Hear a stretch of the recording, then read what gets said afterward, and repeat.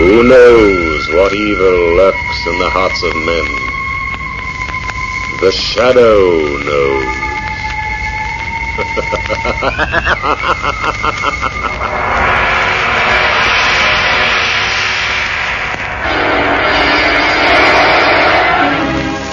Once again, we bring you the thrilling adventures of The Shadow, the hard and relentless fight of one man against the forces of evil.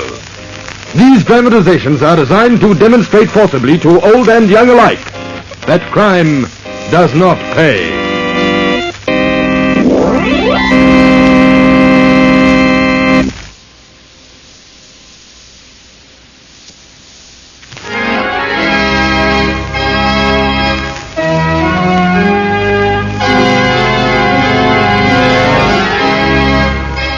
The Shadow, who aids the forces of law and order, is in reality Lamont Cranston, wealthy young man about town. Years ago in the Orient, Cranston learnt a strange and mysterious secret. The hypnotic power to cloud men's minds so they cannot see him. Cranston's friend and companion, the lovely Margot Lane, is the only person who knows to whom the voice of the invisible Shadow belongs. Today's drama, The Bridge of Tragedy.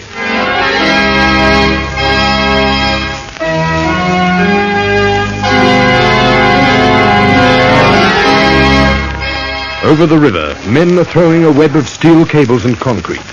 The bridge. Calculating to the thousandth of an inch, figuring stress and strain of steel supports, computing everything to its minutest fraction. The bridge must be safe and strong and last forever, perhaps. But there is one thing that is not calculated, not figured, not computed. And that, perhaps, is the most important element, the most vital part of the bridge. The workers. The bridge workers.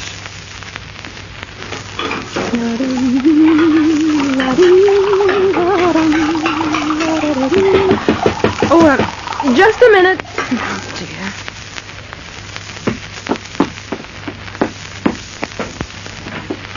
Why, Bill, what's the matter, dear? You're home early. Oh, nothing's the matter, sweetheart. Everything's perfect. I've got a job. Oh, Bill, that is wonderful. But what kind of a job is it? Well, you're not going to be too keen on it. But it's my type of work. Not the bridge, Bill. Oh, you promised. Myra, listen to me, please. I tried to get other kinds of work, but there just isn't any other work for me. I'm a bridge worker. I can't let you and the baby starve. I've been out of a job now for 6 months. Oh, but Bill, you know how I feel when you're up there. Never knowing whether you'll come home each night. Dreading to hear a knock at the door and someone waiting to tell me you've fallen.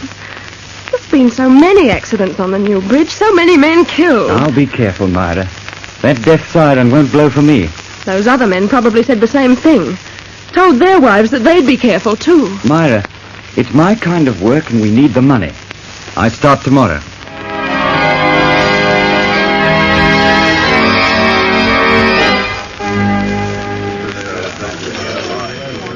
Oh, I beg your pardon, but could you tell me where I can find Jim McVicker? Jim McVicker? Yes, that's right. He's a friend of mine. He told me to come here today and said there'd be a job for me on the bridge. Well, what's the matter? You haven't heard? Jim was killed yesterday afternoon.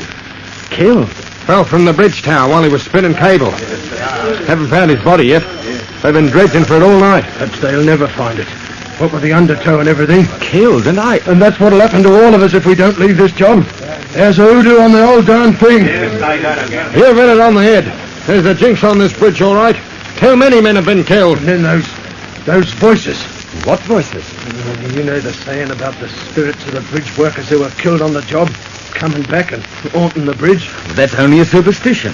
I never heard any voices. Superstition, eh? Yeah, that's what I thought. But I don't anymore. Jim McVicker heard the voices 2 days before he died. Yeah, and so did Joe and Tom and Tiger and Shorty and all the rest of them that are dead. The voices warned them to leave, but they didn't. Believe you me, if I hear them voices, I'll leave as quick as that. Who do I see about getting a job? You still want one? I need the work. All right, mate. George Austin. He's the contractor for this job. His office is over there. He's doing the order now. But you can't say we didn't warn you. Thanks.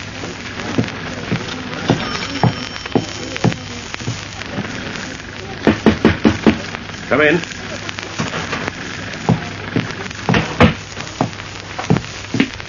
Mr. Austin? Yes? What can I do for you? My name is Bill Wilson. I'm a bridge worker. I want a job. What was the last bridge you worked on? The Great Western. That was about 2 years ago. Yes, I know. Now, I took on different kinds of jobs after it was built. You see, I got married, and my wife worried when I understand. And now? I need the job. Seems like I'm not fitted for other kinds of work. I see. Well, before you start, you know it's dangerous work, don't you? We've had quite a few casualties. I know that. You know? Yes, some of the men told me. And I know about the voices, too. Are you sure you still want the job? A man has to work. I see. All right. You're hired. Oh, thank you, Mr. Austin. Just a minute. I'll call Calvin. He's the foreman. He'll tell you what you have to do. Cal? What is it, boss? I want to see you for a minute. Coming right over, Mr. Austin. What is it? Come in. Calvin, I've just hired this man. I want you to show him round, get his name on the payroll. Right. How are you, Mr. Wilson, Bill Wilson. Pleased to know you, Bill. Think you can find something for Wilson to do right away? We're behind schedule, you know. Well, he can work with me on the tower. Oh, fine, Cal. Yes, you are short-handed there. Yes, since yesterday. Bill here, well, he can take old Jim McVicker's place.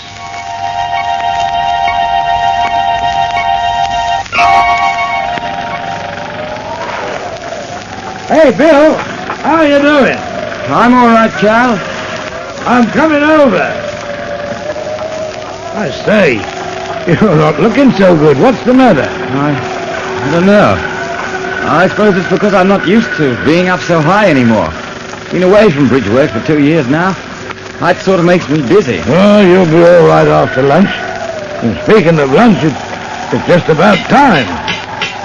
Well, I'd better tie things down back there. With this wind blowing, it'll be gone right over in no time. Yes, it is blowing pretty hard. Bill Wilson, you're the next to go. What? Did you say something, Cal? You call me, Bill? I thought you said something to me. No, I haven't said anything, fella. It must be the wind. It's not the wind, Bill Wilson. Leave while there's still time. Leave this bridge. There is death here. The voices. The voices. Cal, I heard the voices. I'm leaving. I'm going down. Oh, hey, wait a minute, Bill. What's the matter? I heard the voices. The voices that the others heard. Well, I didn't hear anything. But I'm going down, Cal. Now, look here. Perhaps you just imagined you heard those voices. No, I heard them, I tell you. They warned me. Oh, well, all right. I suppose you'd better knock off for the rest of the day. Yes, I'd better. Bill! What's just that? Bill! Let me help you. I'm going to fall. Oh!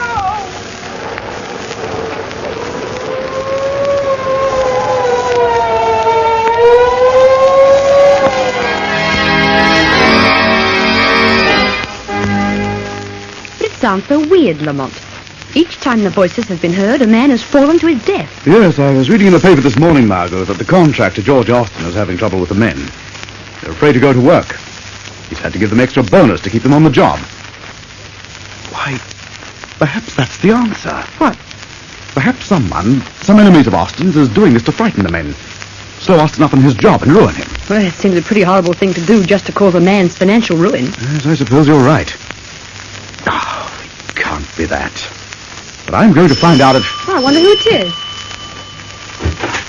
Red. Hello, Miss Lane. Hello? Well, what brings you here? Well, I was cruising around in my cab. I was cruising around and I got to thinking to myself. So I thought, now isn't this a beautiful sort of day, I thought? So then I thought, Miss Lane ought to be out riding. She's all alone, so she's all alone, is she? And what am I doing here? Oh, I didn't... I didn't know you were here, Mr. Cranston. I didn't say... Oh, gosh. I reckon that was a fox pass all right, that was. No, it wasn't, Red. It was very thoughtful. Come on in. Well, I only thought Miss Lane might want to go shopping or for a drive or something. I thought... You just wanted a customer, Red. Isn't that it? Yeah, that's it. A customer. Oh. Well, Red, you've got a customer. Me. Well, where are you going, Lamont? Well, first we're going to Red's house. Yeah, first we're going to my house. What? Red, do you have an old suit that I could wear? Old suit? I'm wearing my old suit now. You can have my new suit if you want to, Mr. Cranston. No. Now, wait a minute. Let me see. Yes, I think the suit you have on would be just about right for me. What? Red, have you a brother? No. But I got 2 married sisters, Isabel and Clarissa. Well, now you've got a brother, too. Me. I'm your brother. Stan. Stan? But you aren't my brother. I don't understand. You're not the only one, Red. Lamont, what is all this Stan business? Margot, I'm going to get a job on that bridge as a worker. I want to hear those spirit voices with my own ears. Come on, Red. We've got a job to do. As bridge workers.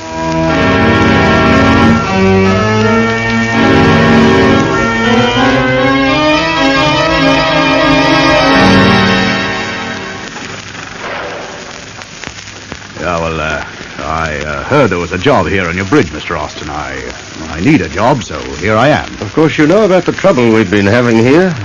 The men killed. Yeah, I read about it.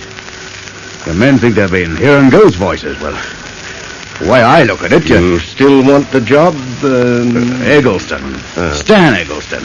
Of course I want the job. I'm not afraid. My brother Red always says that if you... Oh, just a minute. Come in. Hello, George. What do you want, Bascom? Hell, now. It's not a fine way for a man to talk to his creditor. I warned you that I didn't want you spying around here. Now get out. I just wanted to check up on how the work was progressing. I've good reason for wanting to know. 150,000 good reasons. You'll get your money. Don't worry. Oh, I'm not worrying. But perhaps you are. I read about the trouble you've been having down here, and I just wanted... Just a minute, Bascom.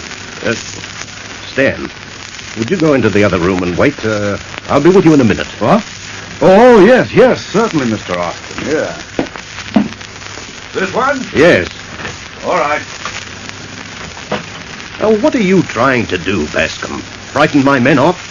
You know I've been having trouble. Yes, that's right. Losing quite a few men, aren't you? Behind schedule, too. That's none of your business. Perhaps not, Austin. But it will be my business if you fall down on your commitments. If I do, you'll win. You'll get everything I have. But I haven't failed yet. No, you haven't failed. Yet. But you've only got 30 days more. Get out. Get out and stay out, or I'll have you put out bodily. The siren! That means another man has fallen.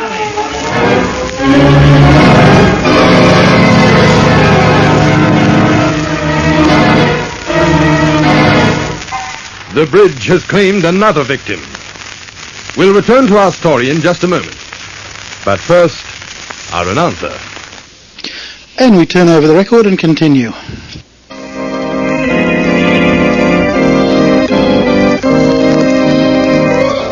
And now, back to the shadow. The long, mournful siren that signals death amongst the construction gang blows once again. Contractor George Austin listens stunned to its one-note requiem for a moment, then strides across the room and opens the door. Mr. Austin! Davis has fallen! I'll be right with you. It won't be long now. No, Mr. Baxter. Perhaps not. If you're allowed to continue your work. What? Who said that? Men call me the Shadow. I can't see you. No man has ever seen the Shadow. What do you want with me? What do you know of these accidents? What have you to do with them? I have nothing to do with them. I don't know what you're talking about. If George Austin fails to complete the bridge by the specified time, you will profit, Mr. Bascom. I lent Austin the money to complete the project. If he fails, I'll get everything he has. But And Austin will be ruined. Isn't that right? You want to see him ruin, don't you? Austin undercut me on this job. He took it away from me. Now, why shouldn't I like to see him fail? He'd do the same to me if he got the chance. That is the argument that all men like you make, Bascom. What are you going to do? Nothing yet. I have no proof that you had anything to do with the deaths of these men. But remember, Bascom, you will be watched. Austin still has a chance to complete this bridge if he's not interfered with.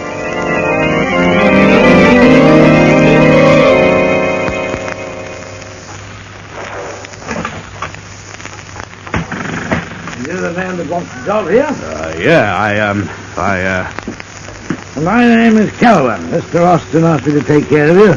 He's busy. How do you do? Ever work on the bridge? Well, no. I've been doing... What are you doing here, then? Well, I understood there was a job here. And how do we know that you haven't something to do with these accidents? Well, now, look here. I never been near this place before. What makes you think you can do this kind of work? Well, if you'll just give me the chance, I'll tell you. Go ahead. You see, I've been doing construction work almost all my life. I see. What kind? I'm a riveter. Think you could learn to spin cable? I'll have a crack at it. All right. You're hired. Report for work tomorrow morning. Right. I'll be there. Wait a minute. What's your name?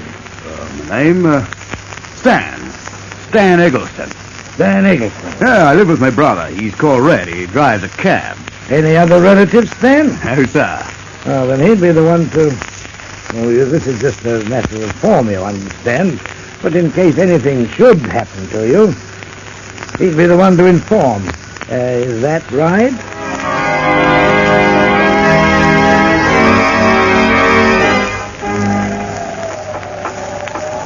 Well, you're getting along better than I expected for a new hand, Stan. Well, thanks, Cal. I'm doing my best.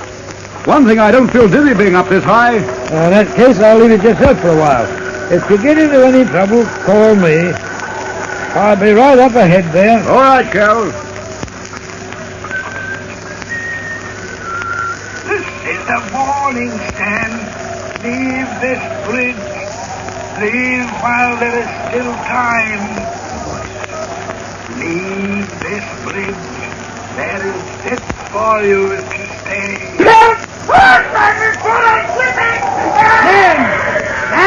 Stand! Another one gone.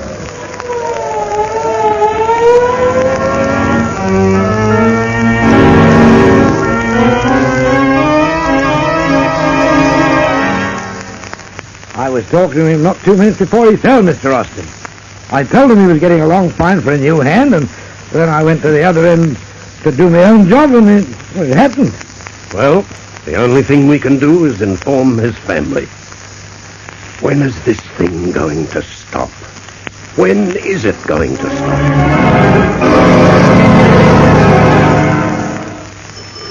Oh, just a moment. Oh, hello, Red. Hello, Miss Lane. Red, something's worrying you. What is it? I've got something on my mind, Miss Lane. Can I come in, Miss Lane? Please, can I? Why, of course, Red. Come in. Thanks. Aren't you feeling well? No, Miss Lane. No, I'm not. Well, I'll call a doctor. No, Miss Lane, no, it's not that kind of sickness. What is it? Bad news? Yeah, I'm afraid that's it. Bad news. Very bad. Tell me. Perhaps I can help you. It's the report. The report from Mr. Austin. It said... Austin? Red, are you trying to tell me? Please, Miss Lane, I was only trying to break it gently. Please. Please don't cry. You gotta be brave. Red, tell me what happened. Well, Mr. Cranston got the job at the bridge like he said he was going to. And, well, like the others, he fell, too. No, please, Miss Lane, you must try and pull yourself together. Oh, I had a feeling that Lamont shouldn't have done it. Poor Mr. Cranston. He was such a great fella.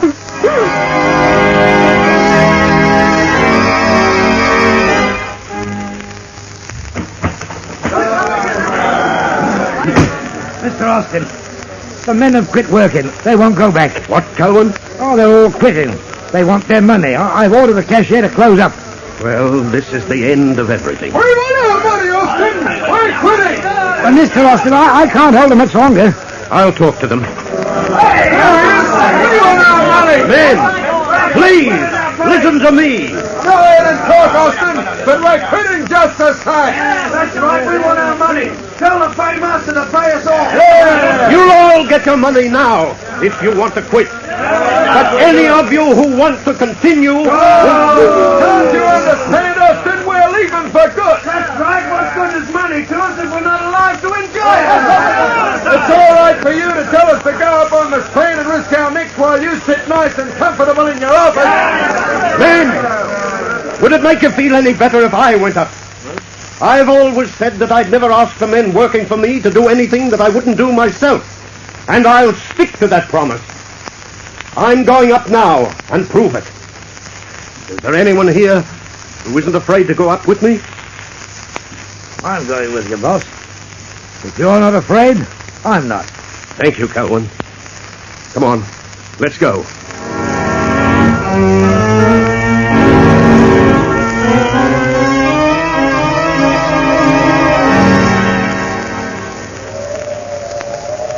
How long have we been up here, Calvin? About half an hour, Mr. Austin. Well, I should imagine that will show the men that the bridge is safe to work on. We'll go down in a few minutes. If the accidents would only stop, I could get more money from the bank. Look at them down there watching. Yes. They expect us to fall. Yes. They're so sure we're going to, it almost seems a shame to disappoint them. What? You're going to die, George Austin. What? And at last I have you up here. I wanted you to die the way she died, falling down, down, down. Calvin, you are the voice. You've done all this. Yes, I'm the voice.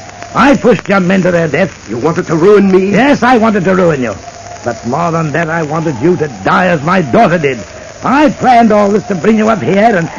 No, you couldn't. You're my friend. I've known you for years. I'm your friend, eh? Your friend. But my daughter wasn't good enough for your son, eh? I had no control over that. It wasn't anything I could do. He wasn't in love with her. It was you who persuaded him not to. You who sent him away. And she wasn't good enough for him, you thought. Calvin, you're out of your mind. Yes, perhaps I am. Yes. Perhaps if you'd seen your daughter jump to her death, then you'd be out of your mind, too. It's all your fault. All yours. Calvin, let's go below and talk this thing over. You're mistaken, I tell you. Ah, yes. You'll go down, all right. Oh, yes, you'll go down the quick way, turning over and over. It'll only take a second or two, but in that second you'll suffer. Yes, you'll suffer as she suffered. Calvin! Let go of me. We'll both go over. Let go. That's the truth I do. I have nothing to live for now, and you'll die. I can rest then. Calvin, I'm slipping. I can't hold on much longer. No, you're going to die if you've got any prayers to say them. No, Calvin, you fail. My throat. Let go. I'm choking. Austin. Are you all right? What? Who said that? I can't see you. Men call me the Shadow. You can't see me because of a hypnotic mist I've cast before your eyes. Shadow? Yes, I've heard of you. Calvin, where is he? He's lying there, unconscious, Austin. He tried to... Yes, I know. But justice has caught up with him, as it does with all criminals.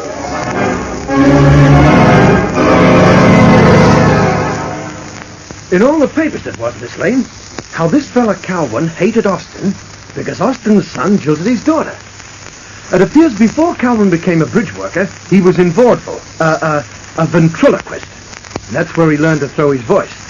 Then, pretending to help the new hands, up he'd go with them, scare them with this weird voice, and then push them off the bridge span. And very clever he was, too, pretending to be so innocent. Please, Red, let's not talk about it. Oh, yeah, I'm sorry, Miss Margot. I should have more sense. Red. I won't say another word. Now, just you stay right here, Miss Lane. I'll answer it for you.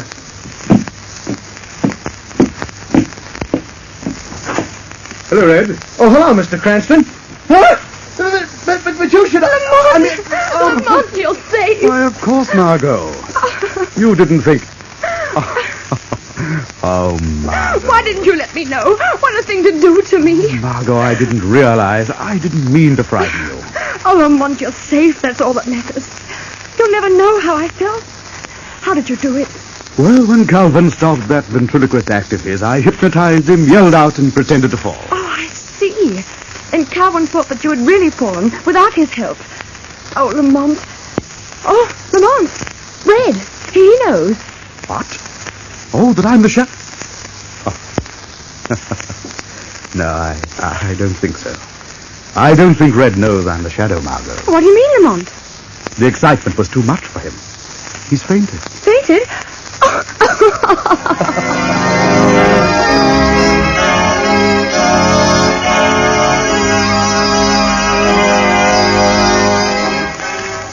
In a moment I shall return with further news of the shadow. But first, your announcer. Next week, same time, same station, we bring you another thrilling adventure of the shadow. Be sure to listen. Crime does not pay. The shadow knows.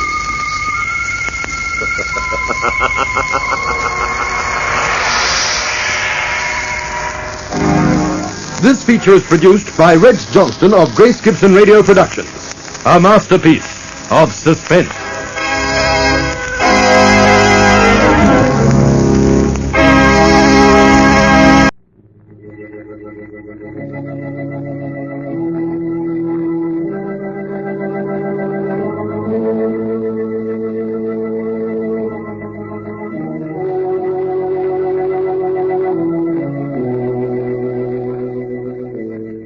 Who knows what evil lurks in the hearts of men? The shadow knows.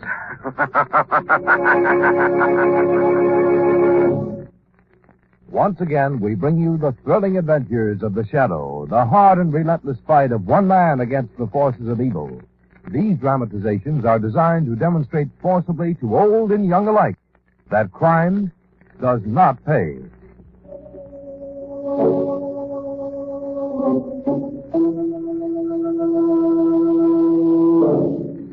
The Shadow, who aids the forces of law and order, is in reality Lamont Cranston, wealthy young man about town.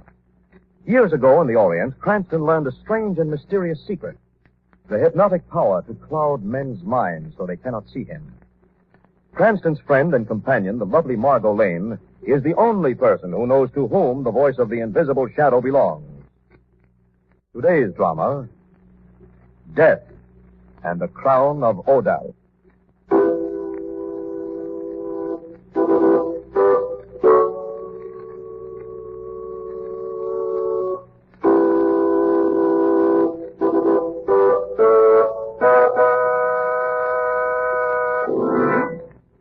On a morning of glittering ice and blue water, 1,200 years ago, the followers of Odal, the Avenger, were assembled on the shore before a long-prowed warship to witness the funeral of their king. The body of the old Viking chieftain lay in state on deck as the spokesman raised the jeweled crown of kingly power and placed it upon the head of Odal. Then raised the ship's anchor and set the Viking monarch afloat upon the wide, uncharted seas. Perhaps Phoenician pirates sighted the Viking ship as it drifted across the Aegean, or a Byzantine galley boarded it in the open Atlantic. At all events, the crown of Odal turned up down the centuries on the markets of Paris and Amsterdam and Brussels, and men paid high price for it in blood and death.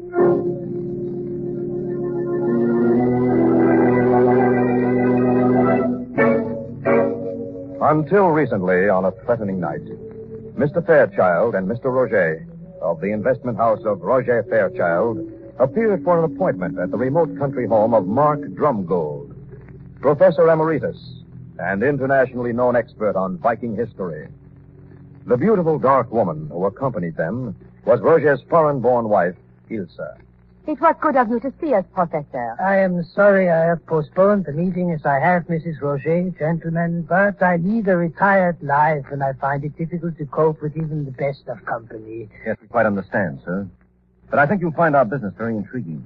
You see, Professor, our firm has come into possession of the crown of Odal. The crown of Odal? You have heard of it, of course. Why, yes, Mr. Roger. The crown of a 7th century Norse king, I believe. Exactly. It was actually my idea to come here, Professor. I persuaded my husband and Mr. Fairchild that if you would give us a documented statement of the authenticity of the thing, it would allow us to ask a higher price when the time came to sell. Of course. When may I see the crown? At once, we have brought it along. It's here in this case. There. The crown of Odal. But how could you have been so foolish as to carry this priceless treasure around in the night without protection? Oh, we have protection, Professor Drumgold. Protection of secrecy. No one in the world has the slightest idea of the thing's whereabouts or its worth. And therefore it will be perfectly safe to leave it with you for a few days, as long as you may need it. You will undertake the job of appraisal, Professor Drumgold? Indeed, Mrs. Roger. I am most intrigued. Oh, excellent. Come along now, gentlemen, and let the professor work. Yes, good idea. Sir? I will phone tomorrow. Very good, sir. Thank you. Thank you, sir.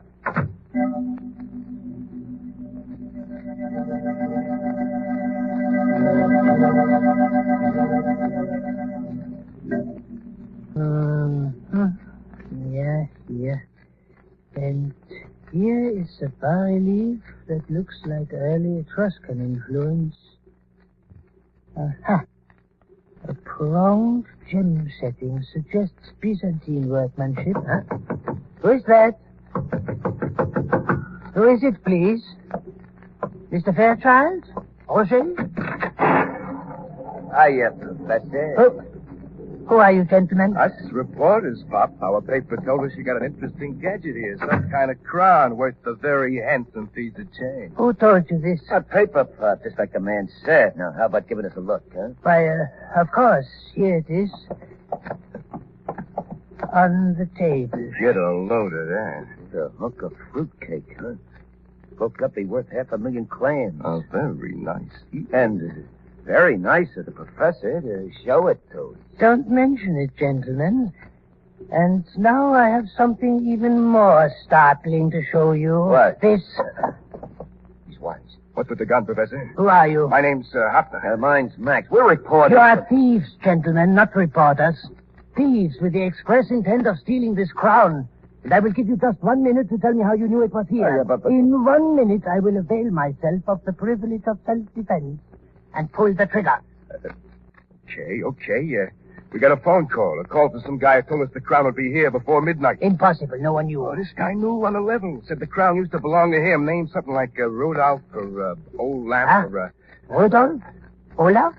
You don't mean Odal? Yeah, that's it. On the button, Professor. Odal. You are either mad or a liar, Mr. Hoffman. No, I tell you the truth. Nonsense! The informer you mention has been dead for 1,200 years. The story is fantastic, my man. Stand where you are, please. I'm calling the police.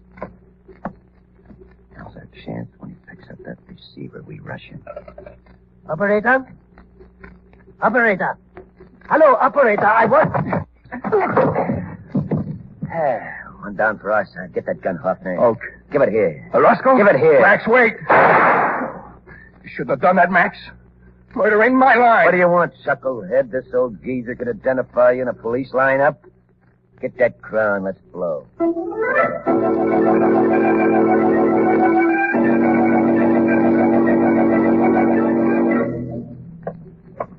All right, here's the hotel room. Now keep the dingus under your coat until we're inside. Okay, Max. All I gotta say is I wish you hadn't... Are you the Messieurs Max and Hoffman? Hey, who the... What are you doing in here? The bellboy was kind enough to let me... Yeah, he's a very kindly punk. Now, what do you want? I'm sorry to intrude, but the crown of Odal, the rare 7th century relic, was stolen half an hour ago from the home of Professor Mark Drumgold. What?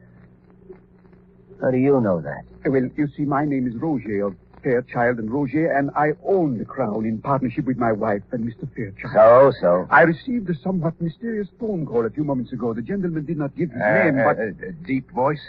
Yes. Strange voice. Weird. Far away. Hey, the same tomato that called us. What goes on Shut up. here? What did he say to you? Well, he said that you two might be able to help me locate my property. Could you? It means a good deal, you know. I can imagine.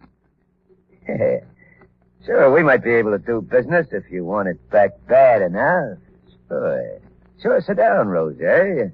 Sure, we'll have a nice long talk. Oh, well, that's very kind of you. However, some friends of mine drove me over from my apartment, and Mr. Cranston and Miss Lane, they are waiting downstairs in their car. Perhaps I could invite them up? Don't invite nobody up. Now, what's it worth to you to get that crown back? Oh, a great deal, a very great deal. Not only the material loss, there's also the matter of principle. What do you mean by that? I mean that if I can catch the thieves, I shall prosecute to the extreme letter of the law. Oh, yeah? Too bad you said that, Roger. Why? Because you're talking to him right now. What? Put up the gun, Max. Gentlemen, please. Pack our stuff up, and then we'll get on with the fire escape and head for the beach hideaway. Max, wait. This is number 2. You heard me. Yeah. Oh, what are you going to do? Guess.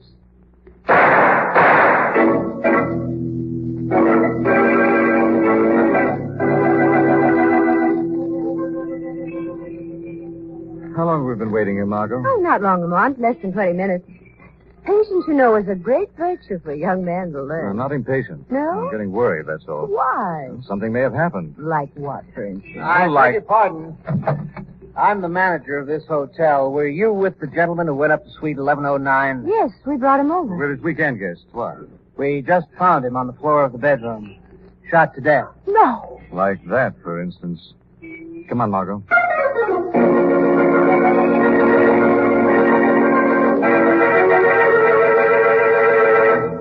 You try that number again, operator.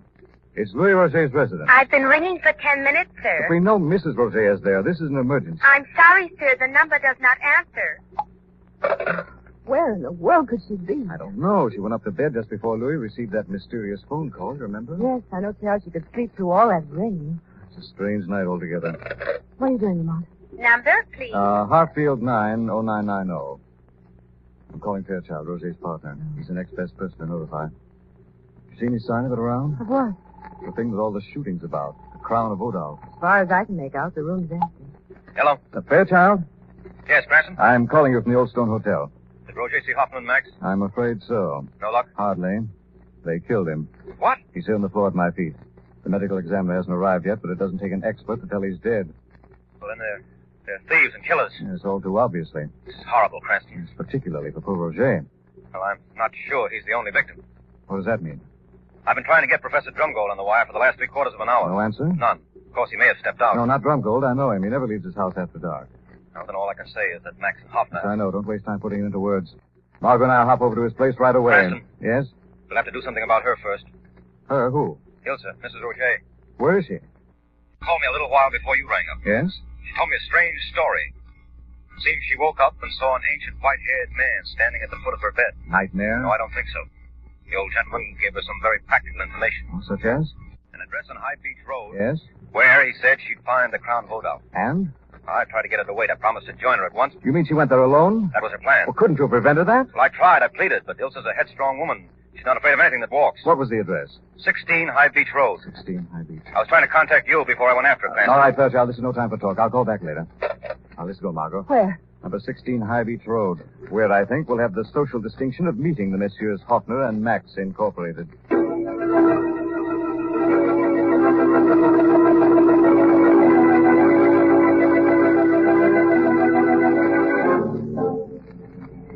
Hoffner. Yeah? Get downstairs, try that phone again.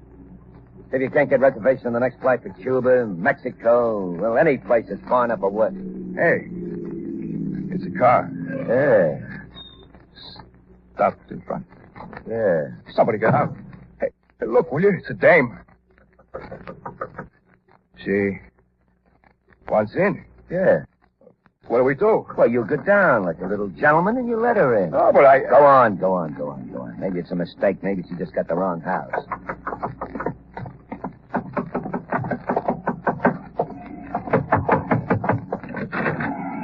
Is this number 16 High Beach Road? Yeah.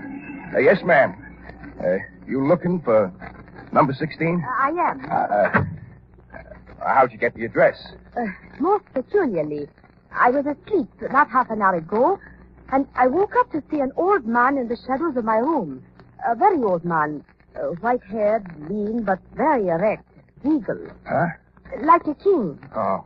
He told me to come here, then turned and walked away and practically seemed to vanish.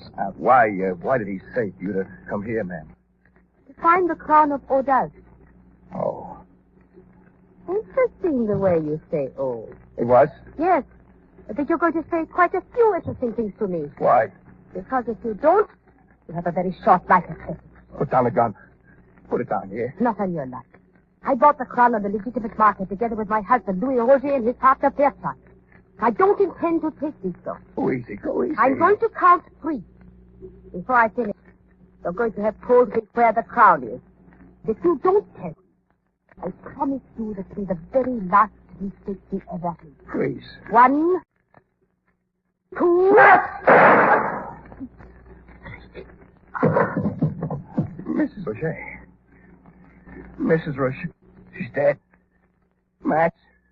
She's dead, too. Yes, so what do you want us to stand there and let her plug you? It's too much. Too much blood. Too much. I can't take this, Max. It ain't for me. Tighten up, your John. I can't. We're in this up to the waist. Going to have us with murder and more murders. Like, we're cursed. If we cut that diamond-studded dingus, we're cursed. What's the matter? You afraid of the No, cops? ain't that. So? I got a feeling we're dealing with something here. Worse than cops. What? I don't know, Max. I don't know.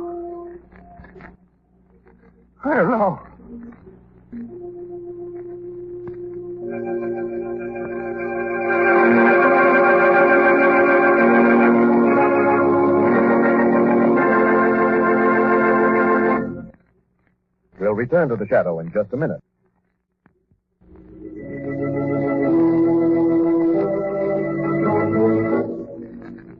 Sir Roger had come to the house on High Beach Road, seeking the crown of Odal, and finding death. A few moments later, Lamont and Margot drew up in front of the darkened hideaway.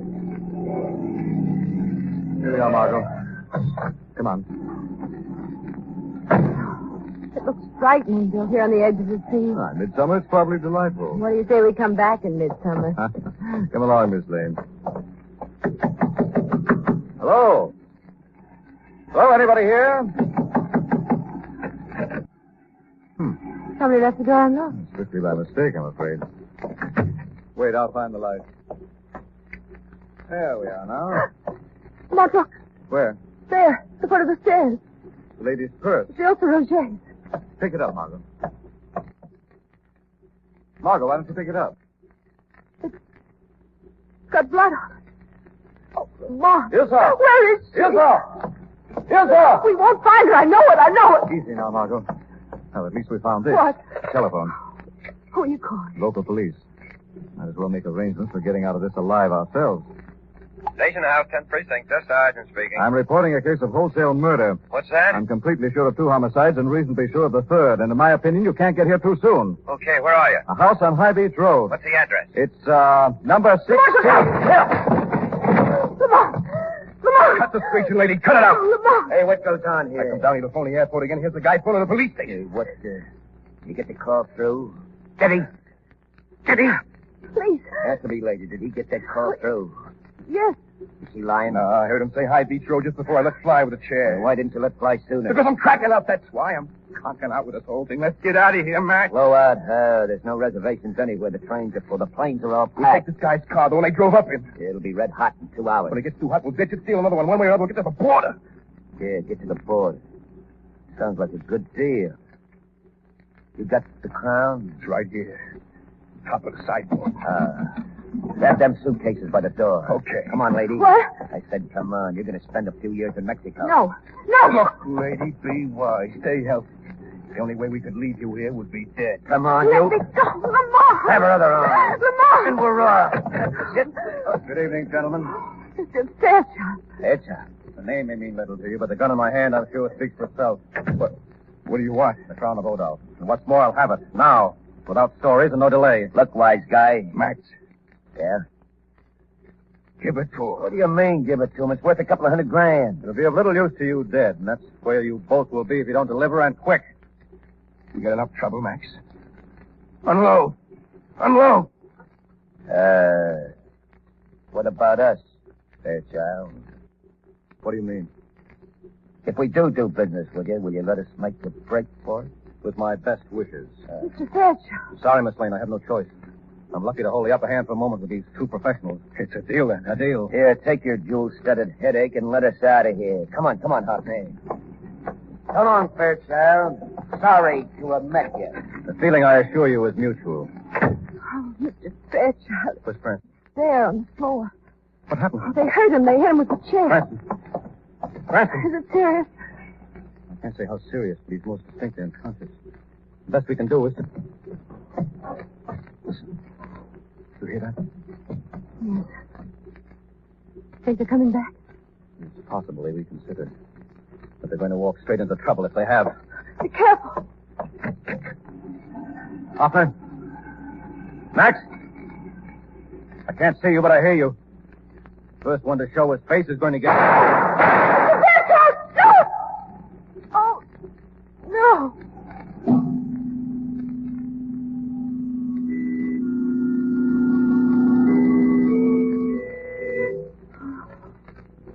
Where is it? Where am I? In the attic, my dear, of number 16 High Beach Road. You fainted, you see? Who are you? We have met before socially, Miss Lane, several times, I believe. Oh? What? Professor Drungle. Exactly, Miss Lane. I'm very flattered that you remember I'm me. awfully glad to see you, Professor. I've had a dreadful time. I understand, my dear. I have had rather an exciting night myself. You have? Oh, I remember now. We thought you were dead. I'm very glad to announce that my death was a mere matter of mechanical illusion. Mechanical illusion? I allowed the Messrs. Hoffner and Max to deprive me of my revolver and kill me with it. But not, however, without first being careful to see to it that the cartridges were blanks. You did that, Professor? Why? It was part of my plan, my most excellent plan, which started this evening when I called Max and Hoffner and told them the whereabouts of the crown of Odal. Wonderfully clever. Don't you agree? I don't know whether I do or not. If you hadn't told them, then they never could have stolen it in the first place. But I wanted them to steal it, Miss Lane. But it led to all the murders, Professor Drumgold. And I wanted all the murders. I don't understand. I wanted the crown of Odal, Miss Lane. I, all for myself. And I was resolved to get it. I arranged it so that Max and Hoffner could steal it, hoping and knowing that they would then have to kill each of the real owners to protect their ill-gotten gain. I helped keep the murders on schedule by use of a few mysterious phone calls. And I must say I was lost in admiration at the success of my strategy. No. Oh, but yes, Miss Lane. Of course, the ending had been planned differently. I had hoped that Max and Hoffner would keep their courage up long enough to kill Fairchild, too, as well as Roger and his wife. But they let me down, and I was forced to dirty my own hands with Fairchild's blood. Oh, no. But things worked out quite well. The three original owners are dead, the thieves have fled, and I have the crown of Odal. And now, Miss Lane, one bit of unfinished business. Don't hit me! I will leave no stone unturned to assure my victory, to secure myself in possession of the crown of Odal. What was that? Who is it? Who's in this room? Someone laughed. It was I, Drumgold. Who are you? The Shadow. I'm here in this room, though you cannot see me. What do you want, Shadow? Justice. Retribution for your clever, heartless murder. I did not intend to kill. I had planned to keep my hands clean. Of course. You were using poor, stupid Hoffner and Max for your criminal marionettes while you worked the strings in safety. Well, Professor, they are already in the hands of the police, and they'll pay a heavy penalty. No. And your penalty should be all the heavier. You, the mastermind who connived and planned to arrange the deaths of the victims to make appointment after appointment for murder. Who is that? Your opposition, Drumgold. The male fist of the law. The police? Yeah. They can have me, Shadow, but they will never get my treasure. Shadow, he's got the crown. Put it down, Drumgold. It returns to the sea from which it came.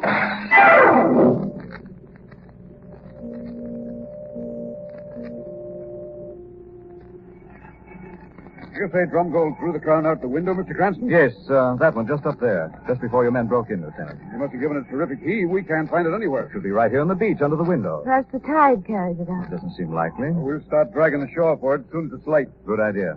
Well, good night, sir. Good night. Good night, Miss Lane. Good night. Come on. Yes, Margaret. I don't think it's possible that he threw it out to sea, do you? Frankly, no. Then where is it? It's almost as if somebody spirited it away. What was that? Came from over the water. You know what it sounded like? Foghorn? Hardly. Freighter whistle? Not a bit. It's eerie and majestic, like trumpets of an ancient Viking king putting out to sea. You know what I think, Margot? What? I think we both need a really good night's sleep.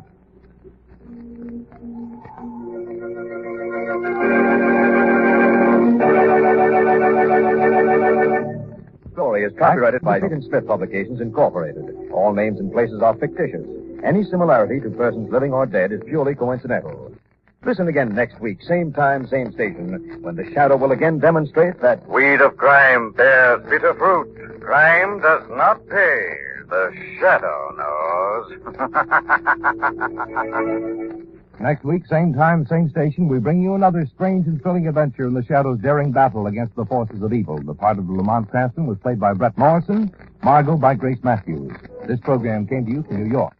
Stay tuned now for Quick as a Flash. This is the Mutual Don Reed Broadcasting System.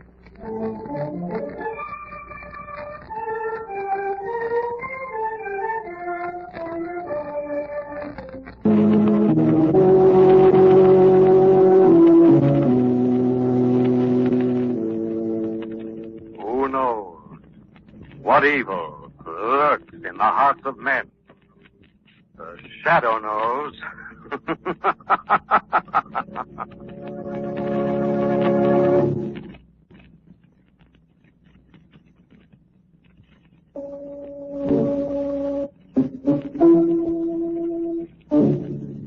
The Shadow, who aids the forces of law and order, is in reality Lamont Cranston, wealthy young man about town. Years ago in the Orient, Cranston learned a strange and mysterious secret, the hypnotic power to cloud men's minds so they cannot see him. Cranston's friend and companion, the lovely Margot Lane, is the only person who knows to whom the voice of the invisible Shadow belongs. Today's drama, The Living Head.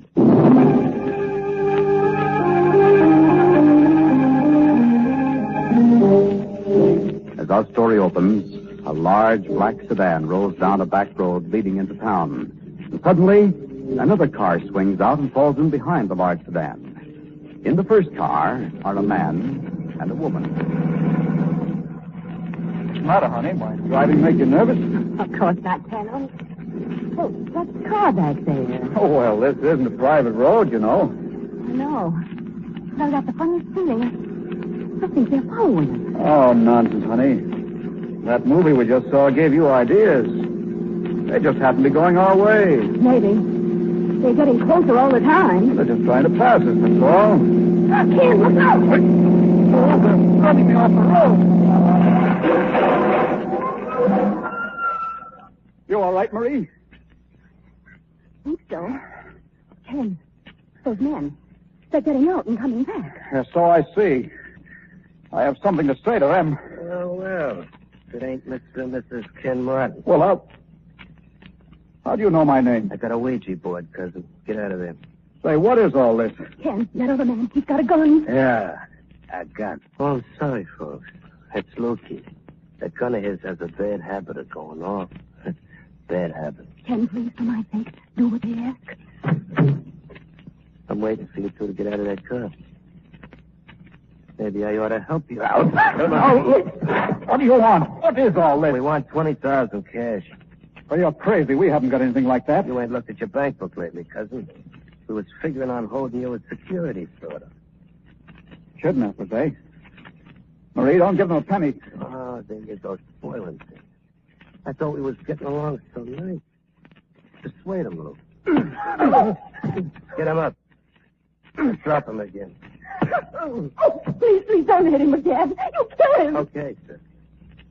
You behave and he don't have to get any more sleep. You don't? I will. I'll do anything you say.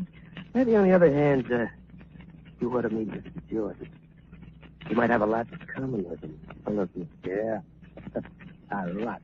You see, Mr. Jordan had 20 grand. He could spare two, only tried how smart instead. In a car ready. Oh, my husband, what about him? He's coming with us, too. I want both you nice people to meet Mr. Jordan.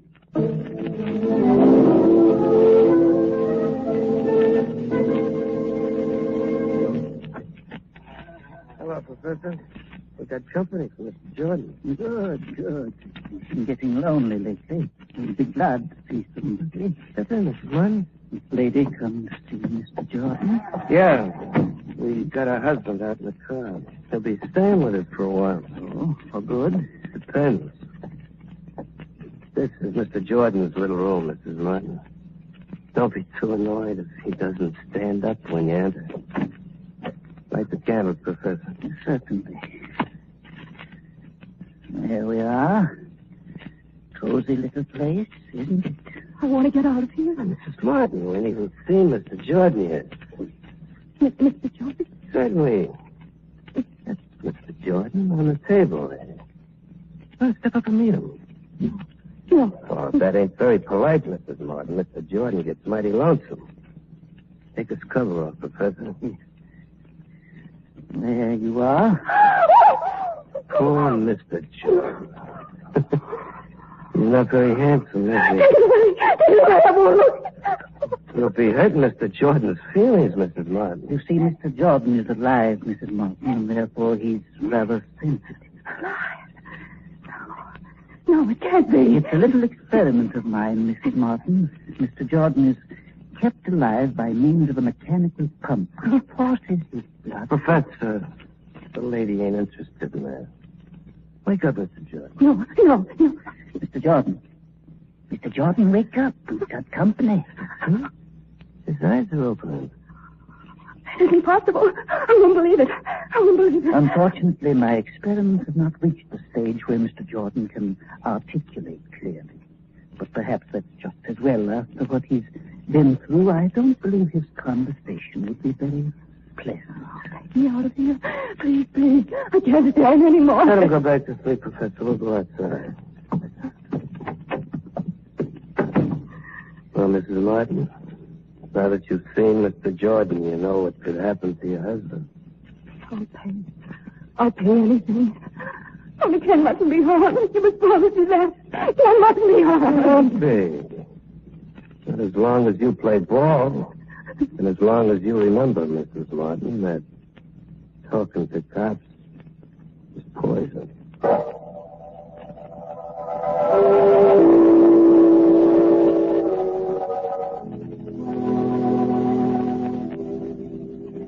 Commissioner Ken Martin was only an acquaintance of ours, but I just wanted you to know if there's any way I can help in breaking up this rotten kidnapping racket, I'll do it. I think any decent citizen would. Well, there's nothing I'd like more than to bust this kidnapping gang wide open, but right now our hands are tied. Well, do you have any idea who the gang might be, Commissioner? We've had every creep and stool and mug in the city into the lineup, and we haven't had a lead yet. What about the families of the victims, Commissioner? Well, they won't tell us a thing. Somehow this gang has put something that must be even worse than the fear of death into these people. Have you talked to Mrs. Martin? And she won't say a thing. Admits her husband's missing, sure. But we can't get another peep out of her. Well, Lawton? Yeah, I know. Send him in. Here's another example, Cranston. This fellow Lawton was in a car with his partner Marcus when Marcus was murdered. But Lawton won't say a word. Come in, Mr. Lawton. You want to see me again, Commissioner? Yes, Mr. Lawton. We need your help to break up this filthy racket. You saw the man who killed your partner. You must have. You can help free the city from their terror if you'll talk. I'm sorry, Commissioner. I can't help you. But you must, man. We'll give you protection. Could you protect Marcus? Could you protect any of the others? So you're afraid. You'd rather let those rats go scot-free than risk your own eyes. Sorry, Commissioner. I can't help you. That's final, Mr. Lawton? Sorry, yes. Okay, that's all. See what I'm up against, Cranston? Yes, I see, Commissioner. This racket has to be smashed if the citizens themselves have to turn over every stone in town and crush what runs out from under it. Yes, but how? How? I don't know. But we'll help any way we can, Commissioner. Any way. Well, thanks, Lamont. I'll let you know if there's anything you can do. Darling, we ought to be going. Yes, well, goodbye, Commissioner. Goodbye. I've never seen you so wrought up about a case, Lamont. It's not just the case. This whole business of kidnapping, Margot. The vilest crime in the book. Yes, it is. There was only something we could do, though. I think the first thing is to have a talk with Marie Martin. She didn't talk to the police, and she may not talk to us. But she just might give us some kind of a lead.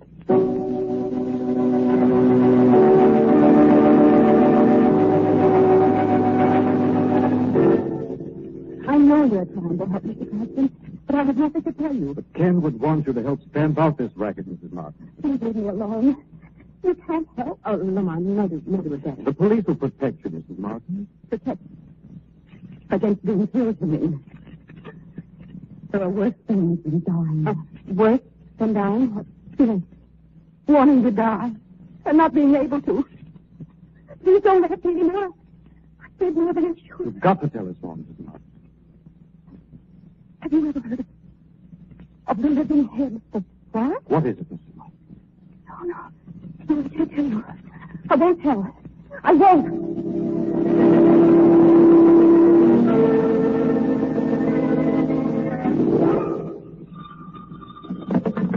Yeah? This is Lukey, boss. You're supposed to be watching the Martindale's place, Lukey. I am, boss.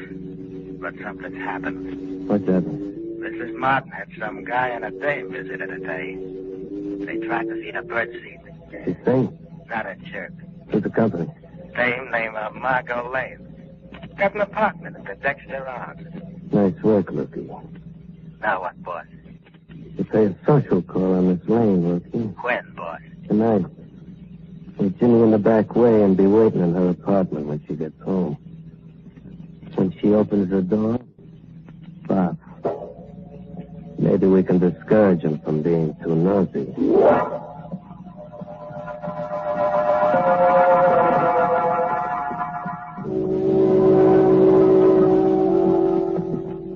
Well, here you are, Margot. Delivered right to your doorstep. Don't you want to come in for a minute, darling? No, I'd better not. Thanks just the same. You're worried about the kidnapping, aren't you? Yes, Margot.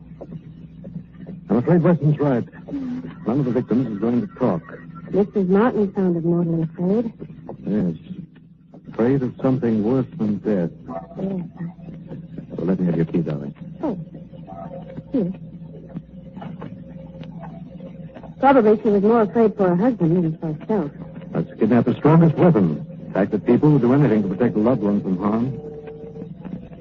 He's stuck. Oh, there we are. Good. Come on in for a minute. It'll help maybe if we talk the thing out. I'll make you some coffee. I shouldn't, but I guess a few minutes won't hurt a bit. Of course it won't. Wait a second. What's the matter? Thought I heard something. Oh, don't be silly, darling. There's nobody home. Probably just my imagination.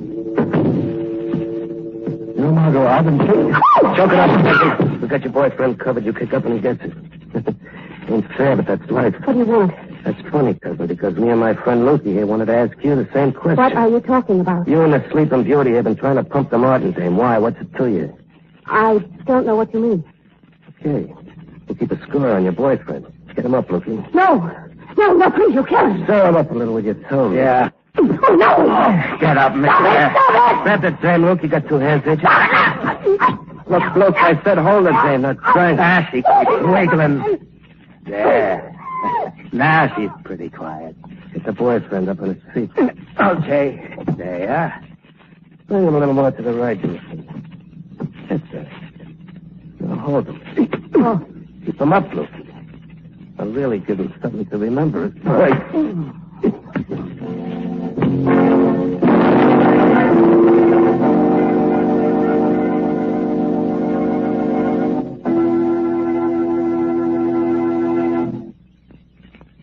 They say that misery loves company, but wouldn't misery a lot rather have some honest-to-goodness relief? Now, folks, anytime you are burdened down with the usual miseries of a cold, there's relief waiting for you at your druggist under the name of Grove Cold Tablets. What a medicine it is, a multiple medicine compounded like a doctor's prescription. Here's no mere headache tablet, but a combination of 8 active ingredients. Yes, 8 medicinal ingredients that'll take right hold and work internally on all these usual cold miseries at once.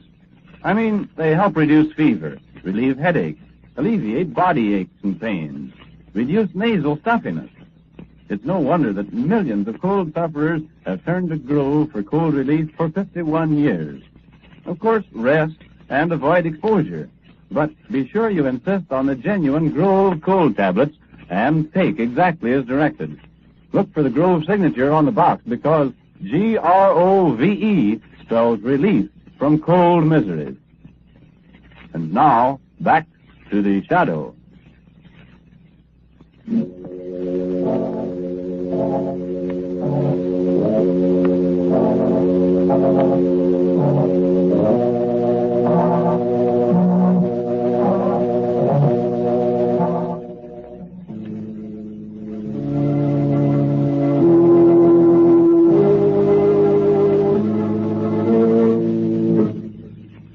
Cranston and Margot Lane, on the trail of a kidnapping ring, are ambushed by the gangsters in Margot's apartment and are viciously beaten. The gangsters manage to slip out the back way when they hear a pounding on the door. Miss Lane! It's Sweeney, the janitor! Miss Lane! Miss Lane! Oh, good heavens! What's happened? Lamont. It's Lamont. It's Mr. Cranston. There he is on the floor. He's been beaten bad. What's happened? Gangsters. They were in my apartment when we got here. Mr. Sweeney, would you get some water, please? Sure thing, Mr. Lamont. Oh, my head. Margot, you all right? I think so, dear. The water, Miss Lane. Mr. Cranston, all right? Yes, thanks to you, Mr. Sweeney. You must have scared them off when you're not. Here, darling. It's cold water will make you feel better. It's all right, darling. I think we'd better get you to the doctor. No, that won't be necessary, Margot. I'll be all right. Okay, if there's anything else I can do, you let me know. We will, and thanks again. Thank you. So this did it, Margot. It's a personal matter now. Now, wait a minute, darling. You better rest. No, I'm going to track that gang down if it's the last thing I do. I think the Shadow can get some information, Margot. Are you going back to see Mrs. Martin? No. A visit to Mrs. Martin now might jeopardize her husband's life. Lawton, the man we saw in Commissioner Weston's office today, is the one I want to see now. But he won't talk either, darling. We saw that ourselves. He'll talk to me, Margot. What he's afraid of is his own life. If I can protect him, he'll tell plenty to the Shadow.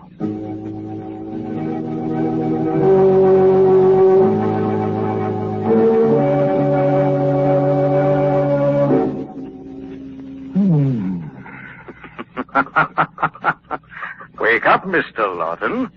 Who said that? Where's the light? There's no one here. The Shadow is here. I can't see anyone. No man can see the Shadow. I'm here to learn the names of the men behind this kidnapping terror and where I may find them. I can't tell you. I won't tell you. You'll tell me, Lawton. I'm going to smash that ring if it takes me the rest of my life. But if they find out I've talked, they'll kill me. They'll make me the living head. No man will ever know what you've told the Shadow. I want to believe that. And I'd like to help. What is this living head you talk about? Oh, it's horrible. They keep it alive somehow. It just stares as if it wants to die. The shadow will see there is no more living head, Lawton. If you'll give me the information I need. How can I contact these kidnappers? Who are they? Where are they? I don't know. I'm supposed to meet them tomorrow night. To pay them $5,000 they've demanded to let me live. Tomorrow night? Where? At the old country road. At midnight. You'll keep your appointment, Lawton. But you'll tell them you haven't the money. Oh, no, I mustn't. The shadow will protect you, Lawton. You must do as I say. Meet them as you planned, but do not give them the money, you understand? I understand. I'll do it. I'll do as you say, Shadow.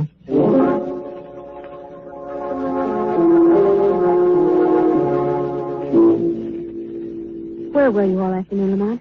Library mostly, Margot. Then I dropped up to the medical college, talked to Dr. Rossinoff, the famous vivisections. And what's going to happen tonight? Lawton's meeting the kidnappers, but he's not going to pay. Darling, what will they do to him? Take him to their hideout, I hope. Won't he be in danger? No, Margot. I'm going to follow as the shadow when they take Lawton to their hideout. Then the shadow will go in.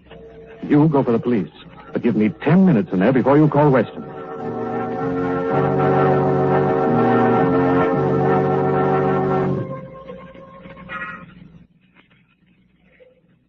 Nearly midnight, boss. Could be Lawton ain't gonna show. He'll show, Loki. Wouldn't be polite to keep us waiting. Hold it. Car coming up the hill. Like I told you, Loki, Lawton wouldn't disappoint us. It ain't polite. Besides, it ain't healthy. Just about on time, cousin. Oh. Yeah, just about. That's good. You got something for me, Lawton? I haven't got the money. Oh. He hasn't got the money, Loki. No money. That's bad. Well, I tried to raise it, but I couldn't. No. Sad, ain't it? Suppose we take a little ride in your car. What? Move over. Look, you'll drive. Oh, no, wait a minute. Wait a minute. I'll get the money. Tomorrow, maybe. You heard the boss. I'll get in on this side to keep you warm, Lawton. You must be cold. You're shivering. Ready, boss? Yeah, Loki. Let's go.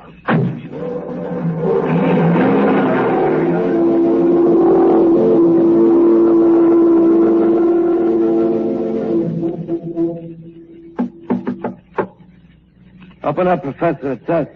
Just a minute. Well, what's this? New material, Professor. Here's a boy going to the head of his class. That's pretty good, boy. Get him inside. Oh, heavy load. Take him into Mr. Jordan. He'll be glad to see him. Very well. Mr. Jordan's been awfully restless. Take the cover off, Professor. Very well. There. So let me out of here. Let me out. I can't. Look, I can't. Don't mark up his face, Luke. You will be needing it. Mr. Jordan will be glad to know that.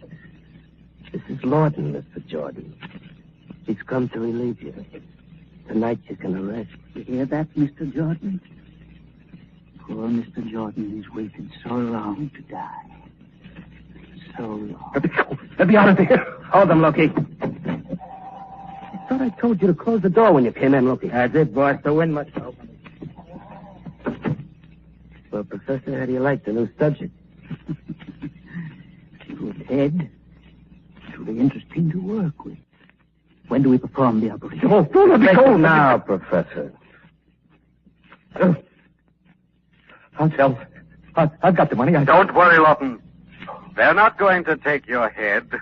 Boss, listen to Mr. Jordan. He's talking. What's the idea, Professor? I didn't have anything to do with that, Rocco. Maybe it's time for me to have my revenge on you, Rocco. Shut the head up, Professor. I can't. I'll shut it up.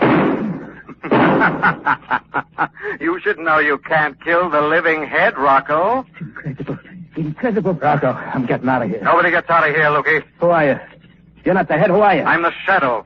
I've come to take vengeance. Put up that gun, Rocco. I'll kill you, Professor. This is a frame. No, Rocco, don't. I said put up that gun, Rocco. What was that? Something knocked the gun out of my hand. Stop it. Let's get out of here. Don't move. Grab that gun on the floor, Lawton. Keep them here till the police arrive. It wouldn't do to have the police find the shadow here.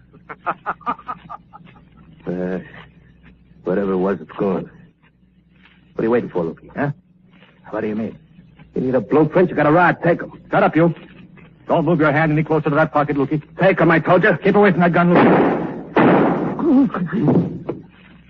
Well, you've just talked your gunsel into suicide, Rocco.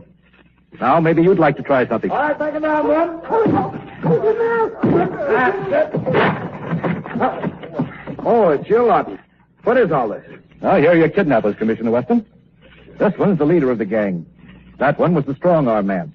And over there's the professor, head of the terror department. Oh, well. I had you all wrong, Lawton. I thought you were scared. Breaking up this gang single-handed took plenty of courage. To tell you the truth, Commissioner, it wasn't exactly single-handed.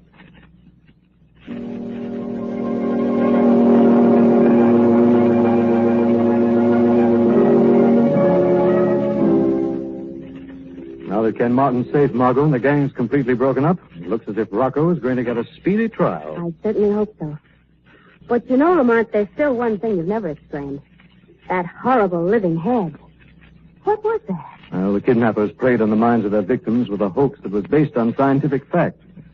They made them believe they'd been able to keep the head of one of their victims alive. How awful. Of course, Russian scientists have been able to keep a dog's head alive. But after my talk with Dr. Rushinoff, I knew they couldn't do it with a human head. But, darling, they saw it move. They said it was alive. A half light of the hideout, it did look alive, Margot. But it was actually only a very realistic wax imitation, adroitly manipulated by the man known as the Professor. What a cruel, terrible trick. Well, it's typical of the kind of men who kidnap. The state isn't going to give much clemency to killers like that. When Rocco and his gang do come to trial, Margot, you and I are going to be right in the front row of that courtroom.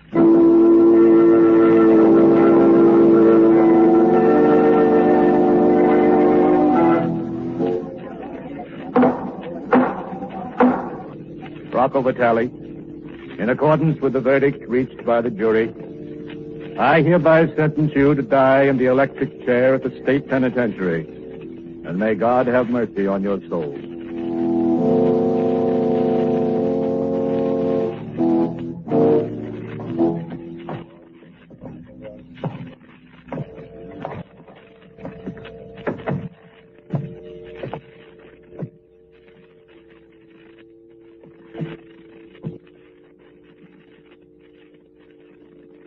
Rocco, my son, do you have anything to say before you die? No, sir. I ain't got nothing to say. Come to your stay on the face. Yes,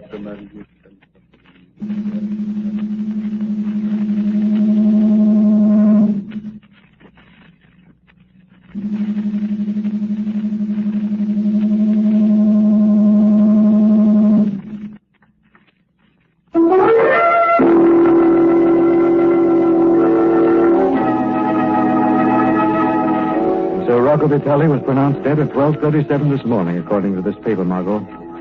And I just hope that every rotten, murdering gangster who even contemplates kidnapping will get the same kind of swift, sure justice.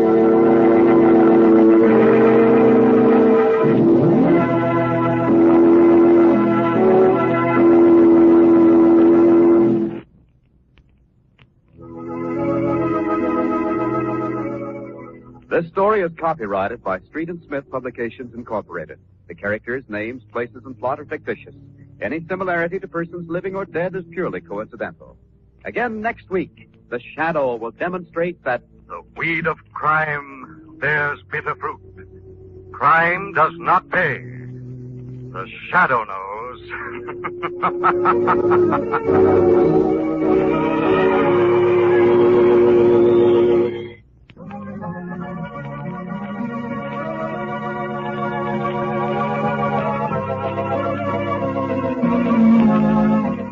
This is the Mutual Broadcasting System.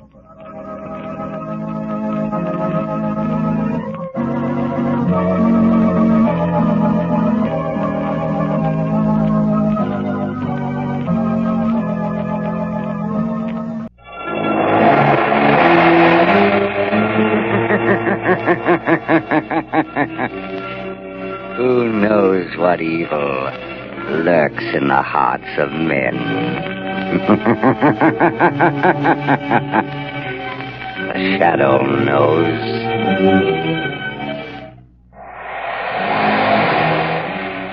Blue Coat presents The Shadow, the mystery man who strikes terror in the very hearts of shopsters, lawbreakers, and criminals.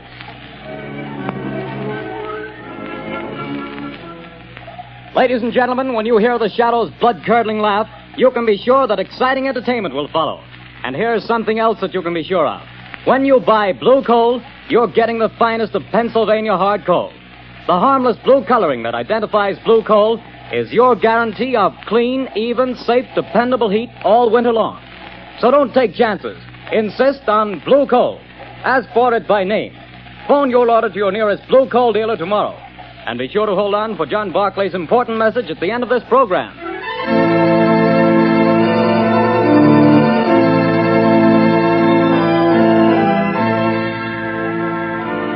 The plot murder announced for today has been postponed. Today, the Circle of Death.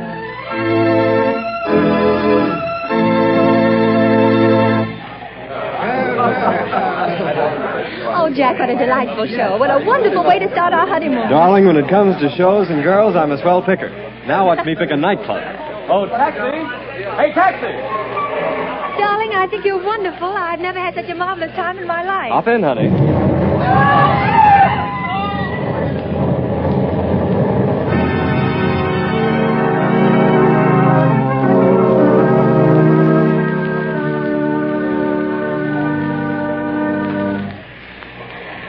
Well, things are pretty quiet around the theater district tonight, Bill. Yeah, pretty thin crowd. I don't blame folks for staying away. After those 3 bombings and 15 people being blown to pieces, I wouldn't be here myself if it wasn't the commissioner's orders. Same here. Boy, has this town got the jitters. Commissioner Weston's hopping around like a cat on a hot stove. I hear the Midtown Association is going to ask for his resignation if he don't catch the nut that's scattering bombs around here like confetti on New Year's Eve.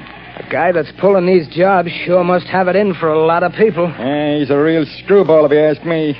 Look at the way he's always sending warnings to the newspapers before he blows another batch of pedestrians to Hades. Yeah, and have you noticed? He always ends his notes by saying, I hate crowds. Yeah. Well, this is the time that crazy goof warned he'd set off another blast. Maybe his watch is slow. Things are going to pop if he pulls another job and kills any more people. Well, maybe all the cops have him scared off. Maybe. Maybe not. Bill, look at that car. Blown to smithereens.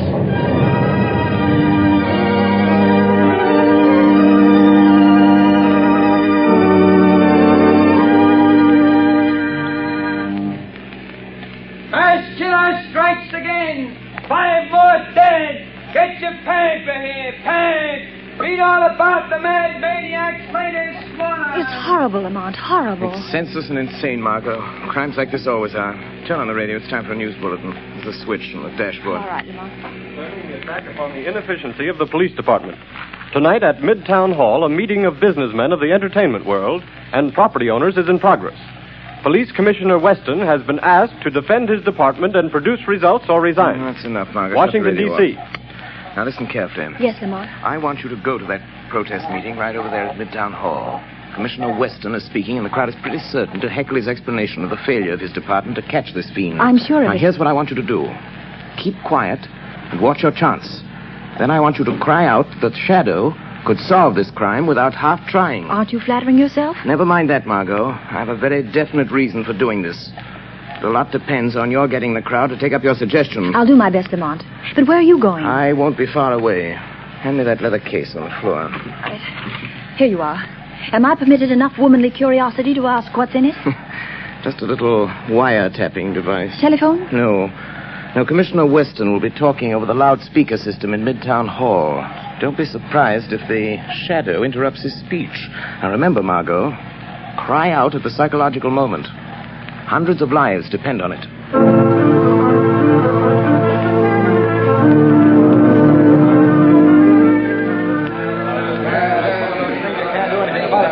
We don't want alibis, Commissioner. We want action, Weston. Crazy man's making a fool of you, Weston. Gentlemen, as I have explained to you, every available resource of the police department has been thrown into catching this fiend. Our bomb squads have combed the city. Every known criminal with psychopathic tendencies has been rounded up and questioned. Not one fragment of a bomb has been found. No buildings have been damaged. No one person has been singled out for death. This is not an ordinary crime. We are not dealing with an ordinary criminal. Alibis! Alibis! We've had enough. 15 people dead. 50 injured, and you talk! 50 business is at a standstill. We're being ruined. The whole city's in a panic. Get this killer or resign, Weston. Get out and let the mayor appoint somebody with brains enough to catch this maniac before he strikes again. Yes. The shadow could solve this crime without half trying. There's an idea. A shadow. Yes, the shadow would get him. He's cracked cases for you before, Weston. Why don't you call him in? He wouldn't have to do much to do a better job of it than the police have. Get the shadow, Weston. What about it, Commissioner? You've done nothing in 2 weeks. You're late. Wait a minute. Hold on. What makes you think this man who calls himself the Shadow is interested in law and order? He's out to trap plenty of criminals, hasn't he? Yes, he's tipped us off occasionally, but it may have been to get rid of rivals. We have no assurance he isn't a criminal himself. What of it? A thief can catch a thief. I don't run my department that way. You're not running it at all. That's a matter of opinion. I bet you're not running it. I was asked here to tell you what we've been doing. You seem to think my department works with the Shadow. We don't. We never have. And as for the Shadow, and you reporters can spread it all over the front pages, I challenge him to uncover one single scrap of evidence that my men have overlooked. I challenge the Shadow to find this maniac. Wait a minute. I am the Shadow. I accept that challenge, Commissioner Weston. I am working on the case. Gentlemen of the press, it will not be necessary for you to print the Commissioner's challenge, but you can print this challenge to the arch fiend behind this reign of terror. Print this, gentlemen. The Shadow will trap the mass killer if he dares walk through the Central Arcade during the rush hour between 5 and 6 tomorrow night. Remember, the Central Arcade between 5 and 6 tomorrow night. I dare him to come to walk through the Central Arcade.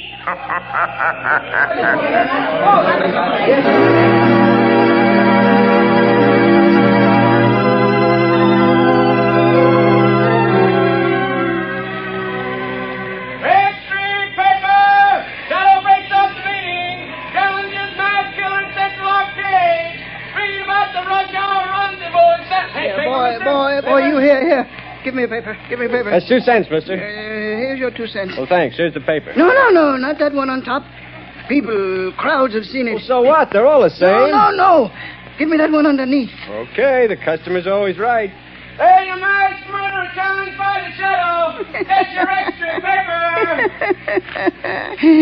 The Central Arcade tomorrow. So he's daring me, this Shadow fellow. He knows I hate crowds, and people pushing and getting in my way, voices talking and shouting. I hate them. But I'll show them. I'll show the Shadow fella, too. I'll fool all of them. I'll accept his challenge. I'll be there at the Central Arcade. And the Shadow fella will know I was there. The whole world will know. After I've gone.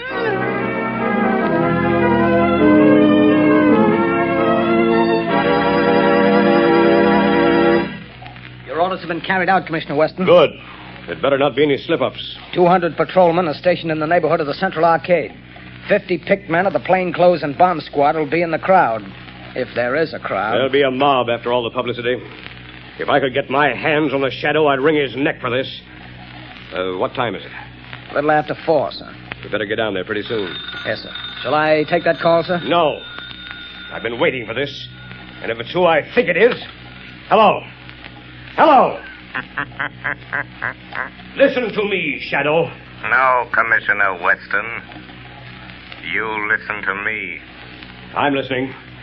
Quick, Collars, trace this call. Yes, sir. Don't bother, Commissioner. You can't trace this call. I've tapped a line, just as I tapped the Midtown loudspeaker system last night. So that's how you pulled that crazy stunt. You're a fool, Shadow. Don't you realize you've endangered the lives of thousands of people? Nothing will happen if you do not interfere. I don't take my orders from you, Shadow. You're not running the police department. I'm not giving orders, but I need your help. Just do one thing for me, and you and not the Shadow will get the credit for the capture of the mass killer. Oh, yes? Well, what do you want? Just keep the crowd moving through the narrow arcade. Just keep them moving. Keep them moving. Everything depends on that. What are you trying to do, Shadow? To find a needle in a haystack.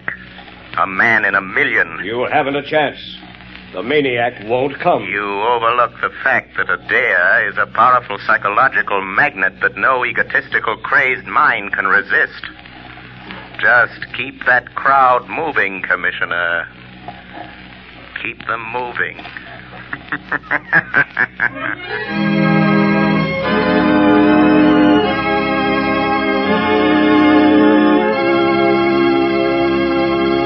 When you start figuring ways and means to save money for Christmas gifts, fuel is probably the last thing that comes to mind. Naturally, you don't want to jeopardize the health and comfort of your family.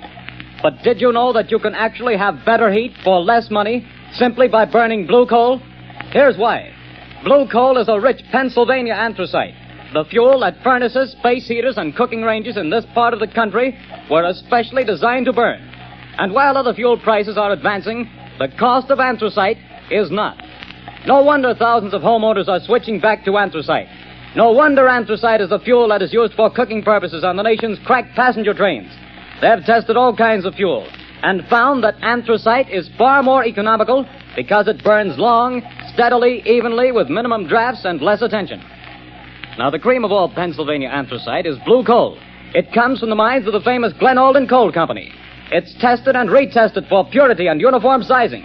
Blue coal is prepared especially for home use, and it comes in all domestic sizes: egg, stove, chestnut, and beef. So if you want clean, even, dependable heat at lowest cost, always order blue coal. Phone your nearest blue coal dealer tomorrow. You'll find his name listed in the Where to Buy It section of your classified telephone directory under the name Blue Coal.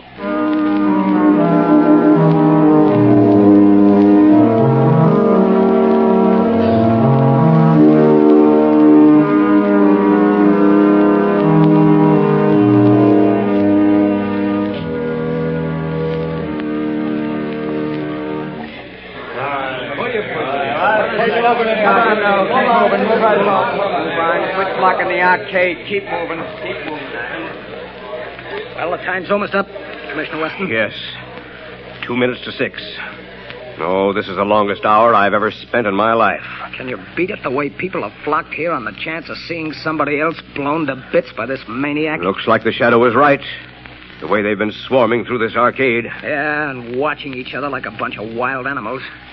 You see what happened to that poor guy with the Christmas box? I nearly killed him before we got him out. All he had was a doll for his kid. I saw it. Well, the time's up, Commissioner. Yes. Thank heavens. Any orders, sir? Just keep the men on duty till this crowd thins out. They'll be going home now. Commissioner Weston, look. What is it? The maniac. He's been here. Look at this piece of paper. Where'd you get it? In the arcade. He must have dropped it. Oh, what's it say, Commissioner? Tell that Shadow fellow I'll kill me a lot more people at 11 o'clock tonight.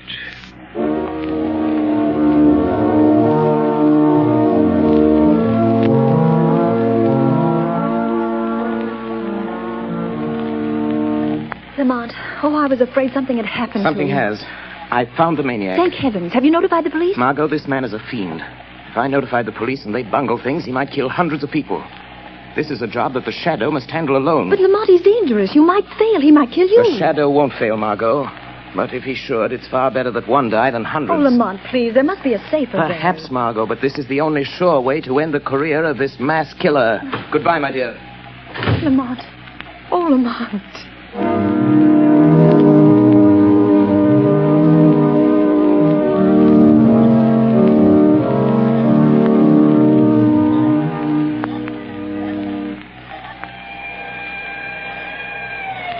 Look lively, Connors. Here comes the headquarters car. Yeah, it's Commissioner Weston's car. He's plenty worried about this maniac's threatening to kill another batch of people at 11 tonight. Well, he'll sure have to go out of the theater area to kill him. They won't let anybody in the district here without a police permit. Wait a minute. Here comes a guy. Hey, you. You. Who, me? Yeah, you. Where do you think you're going? Me? I'm going to work. That's where I'm going. Got a permit? Got a badge. See? Says I'm a night watchman. I got to go to work. What do you watch? Where do you work? I watch things in the ground. Down there. Down where? Down under the street. Down under the planks. Oh, I get it, Bill. He's a night watchman down on the new subway they're building. Yes, that's it. I go down them steps. Every night I go down them steps and watch. Well, why did you say so? Get on with you. Get to your watching. Thank you. Joe Tonetti is waiting for me so he can go home. Every night at 10:30, I take from him the job of watching. Now, that's a job I wouldn't want any part of. Me neither. I'll pound my feet on the street.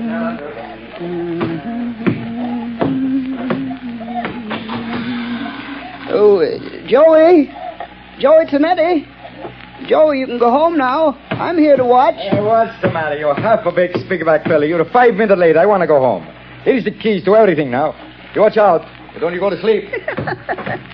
The police don't want to let me come to work, but I show them the badge. You can go home now, Joey. I'll watch everything. Okay. See you in the morning. Goodbye. Goodbye.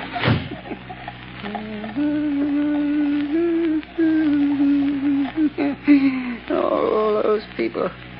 So many people always pushing me. But I'll show him. I'll fix them good. I'll kill him. That shadow fella, I'll show him, too. Now I'm alone. All alone. Not quite, Anton Spivak. You are not quite alone. I am with you. Huh? Do you hear my voice, Anton? Sure. I always hear voices. In the dark, on the street, and here under the street where I watch every night. Yes, Anton. But you've never heard my voice before, have you? Well, maybe. I don't think so. What's different about your voice? It's the voice of the shadow. Oh, you're a pretty smart voice. How'd you find me? Where's that shadow fella the newspapers talk about? I am more than just a voice, Anton Spivak.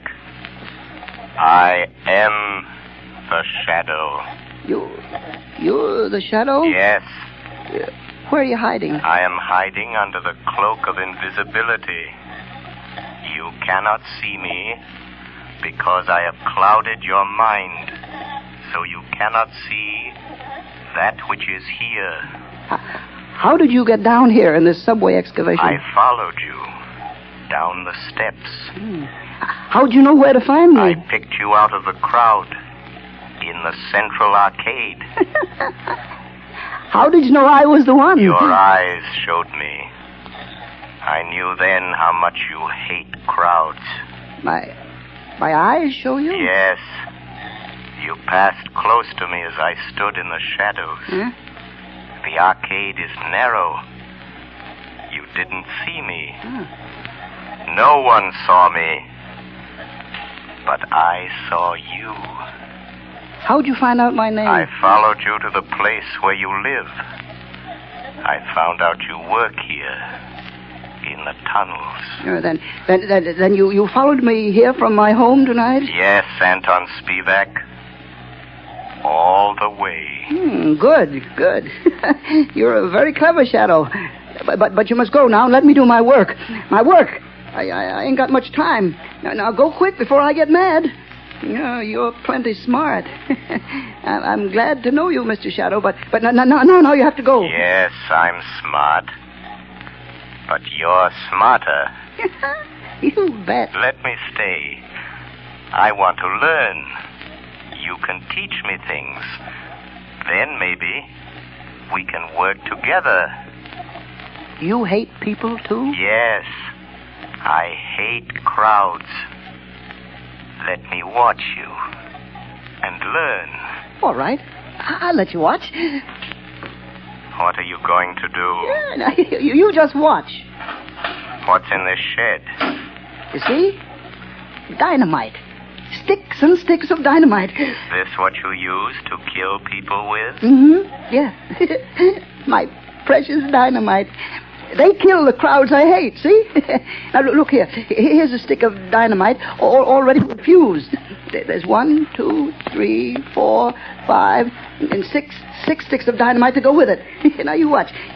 See, Shadow, I tie them in a bundle. But how do you take that dynamite to the place where you killed all those people? It's a block away. How do you carry it? That's where I'm smarter than you, Mr. Shadow. Show me. I'll show you. Now, look, see, it's almost 11 o'clock. Now, here. You see this little hook? I hooked the dynamite to it. Then what, Anton? Wait, you hear that car overhead on the boards? Yes? Well, if the light is red, it will stop right over our heads.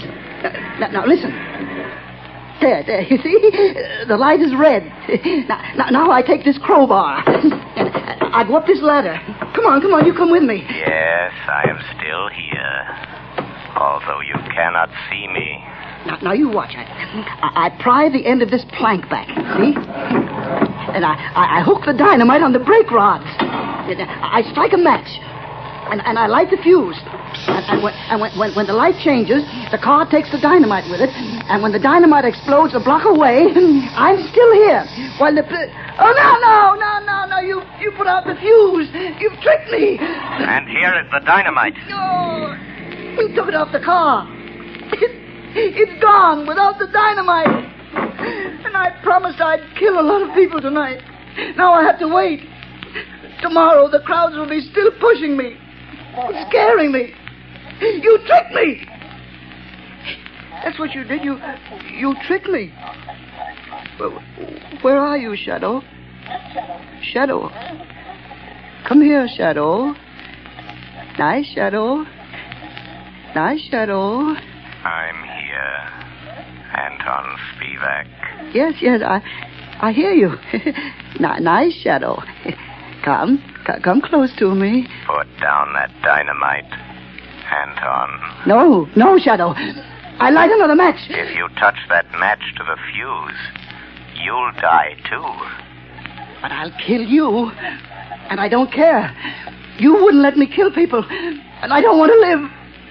I want to die. I want you to die too, Shadow. Wait, Anton. No, you blow out my match. Yes, I have a plan. Those thousands of people waiting up the street. Huh? Yes?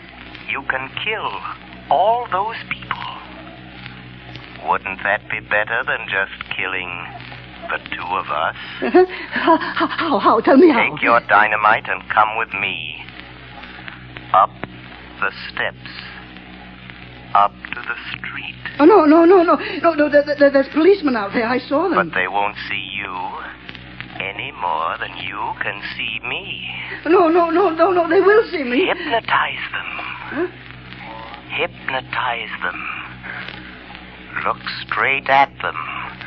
Stare at them. And then they won't be able to see you.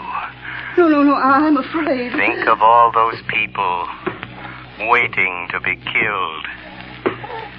Come. Just a few more steps.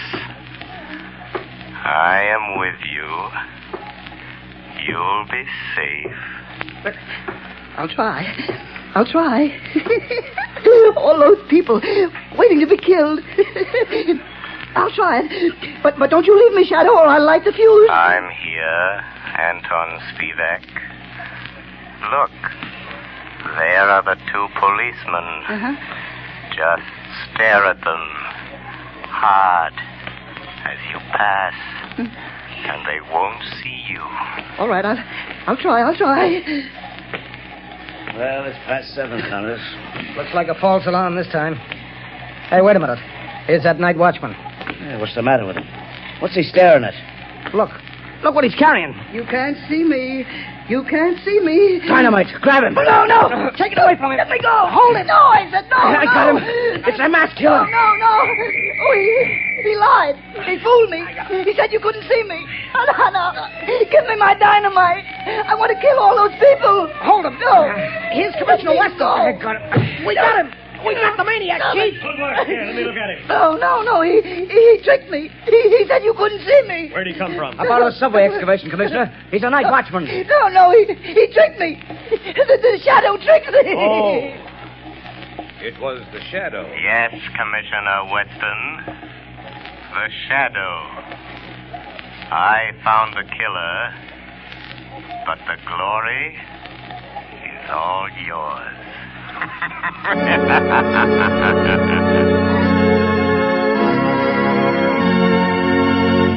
Before we tell you of the Shadow's next exciting adventure, here's John Barclay, Blue Coal's famous heating expert, with an important message I promised you. Ladies and gentlemen, Mr. Barclay. Friends, there are just 2 more days left in November.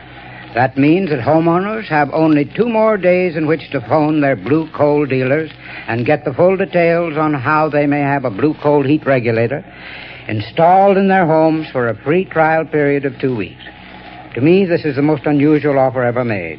The free use of a Blue Coal heat regulator for 2 whole weeks without any obligation on your part to buy. Believe me, friends, until you've used one of these marvelous thermostats, you don't know what real comfort is. Imagine having your home warm and cozy from morning till night without once having to make a trip down to the furnace. And that's not all. You'll find you burn far less coal with this regulator, too. But don't take my word for it. See for yourself. Phone your Blue Coal dealer tomorrow. I thank you. Friends, for your own sake, do as Mr. Barclay suggests. Phone your Blue Coal dealer tomorrow and get full details of this amazing free trial offer.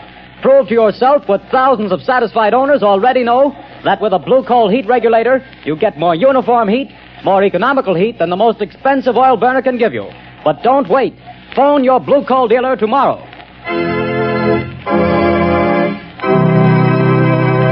The story you have just heard is copyrighted by the Shadow magazine. The characters in this story are entirely fictitious. Any similarity to persons living or dead is purely coincidental.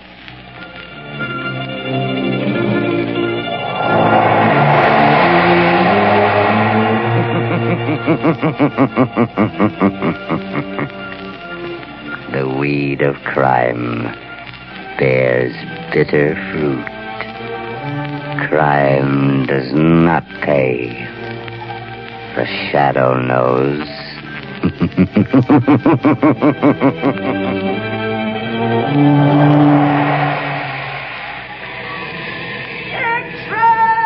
Extra!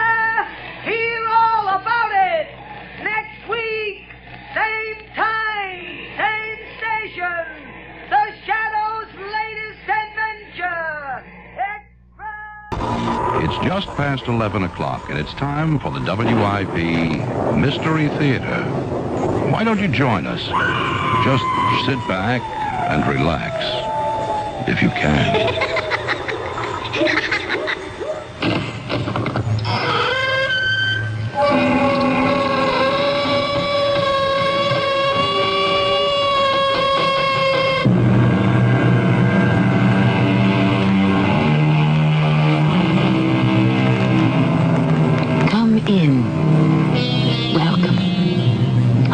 Grimes. The brain can be our friend if we treat it well, exercise it, stimulate it, and listen to it. Scientists have proved, however, sometimes it can be an enemy. Multiple personalities today are as familiar as single ones. What is less well known is that when the nerve fibers connecting the brain's 2 halves are severed, humans behave as if they have 2 brains. In one body, separate learning, perceiving, and remembering. This is our story of a certain man's left hand which had no idea what his right hand was up to. Inspector Graham, those footprints are there. 2 people made them. I saw them with my own eyes. Well, if they are, Philip, Scotland Yard will verify it. You sound dubious. If you don't find the footprints, what does that mean? Perhaps a return of your old sickness. Or that certain persons are conspiring to make you believe you are not mentally responsible.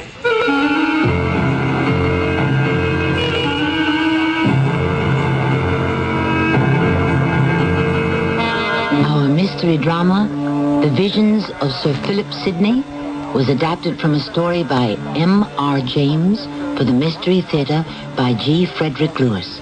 It stars Lee Richardson. I shall return in a moment with Act One. Avoid paying outrageous prices for out-of-season produce next winter by preserving fresh summer fruits and vegetables now with canning supplies from True Value hardware stores. Hi, Pat Summerall to say the Nesco electric cannery for just $24.99 automatically maintains the right temperature for steaming and canning. Or freeze foods in convenient boilable bags with the Daisy Seal Meal 2, now just $18.99. And get a box of replacement bags for just $3.29 at participating True Value hardware stores and home centers. What's red and gold and tastes like summer? Nectarines. Summer fruits, it wouldn't be summer without them. It's peak of the season for fresh nectarines. Fresh from the tree, taste them and see. Juicy and sweet. California nectarines are beautiful right now. Nature's way of smiling. Sunshine on the tree. Nectarines. Sponsored by the growers of California summer fruits. This is Gene King for your Better Business Bureau. If your idea of summer fun is camping out, whether you sleep in the luxury of a recreational vehicle or rough it on the ground with only the stars above you, there's one piece of gear that's a must, and that's a good sleeping bag. A well-made, lightweight summer bag is a good first choice for novices and for those who aren't planning to do too much cool weather camping. But if you're heading for the mountains or planning to take a trip in the spring or fall, a three-season bag will be a better choice. Now, these bags are warmer and more expensive, but they'll keep you comfortable at near freezing temperatures. But when you go out to shop, compare bags carefully. Make sure to check the quality of the zipper to find out if the bag is easy to roll up and store, if it's the right size for comfort, and if it's constructed so that the filler won't come out. A tip from your Better Business Bureau.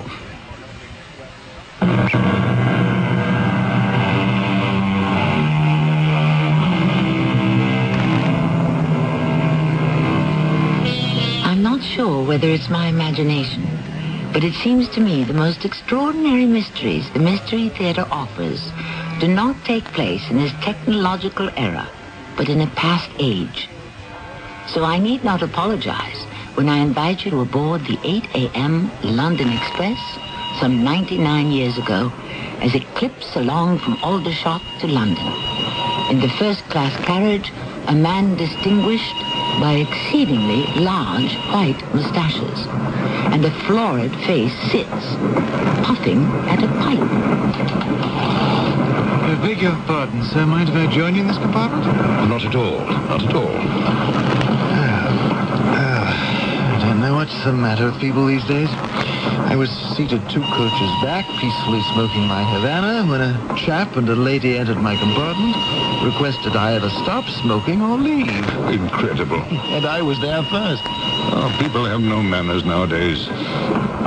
Good smell, that pipe. Like it? Mixture 88 Freiburg and Thomas Piccadilly. So it is. Used to smoke it myself. Uncanny. A lot of people do. Did you get on at Aldershot? Yes, I live there. I got on at Aldershot also. I'm staying with friends. Actually, I was very friendly with this chap's wife at one time, but I'm a friend of both of them now. Paddington Station! Paddington! On time again. Looks like we're here. Oh, the run to London is always punctual. I'm going to go up ahead. Avoid getting trampled on that way. You ought to try Freiburg's 44. Less latakia than the 88. Delighted to have met you. Oh, good Lord. I don't believe it. It couldn't be.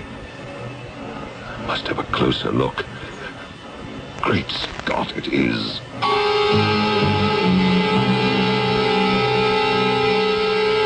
Graham, I tell you, I got the shock of my life. You chaps here at Scotland Yard are probably used to seeing that sort of thing. Sir Philip, do you want to begin at the beginning? Since when do you call me Sir Philip? This is an unofficial visit. So, our train pulls into Paddington, you see. This chap in my compartment gets up, says something about my trying another tobacco mixture, and he leaves.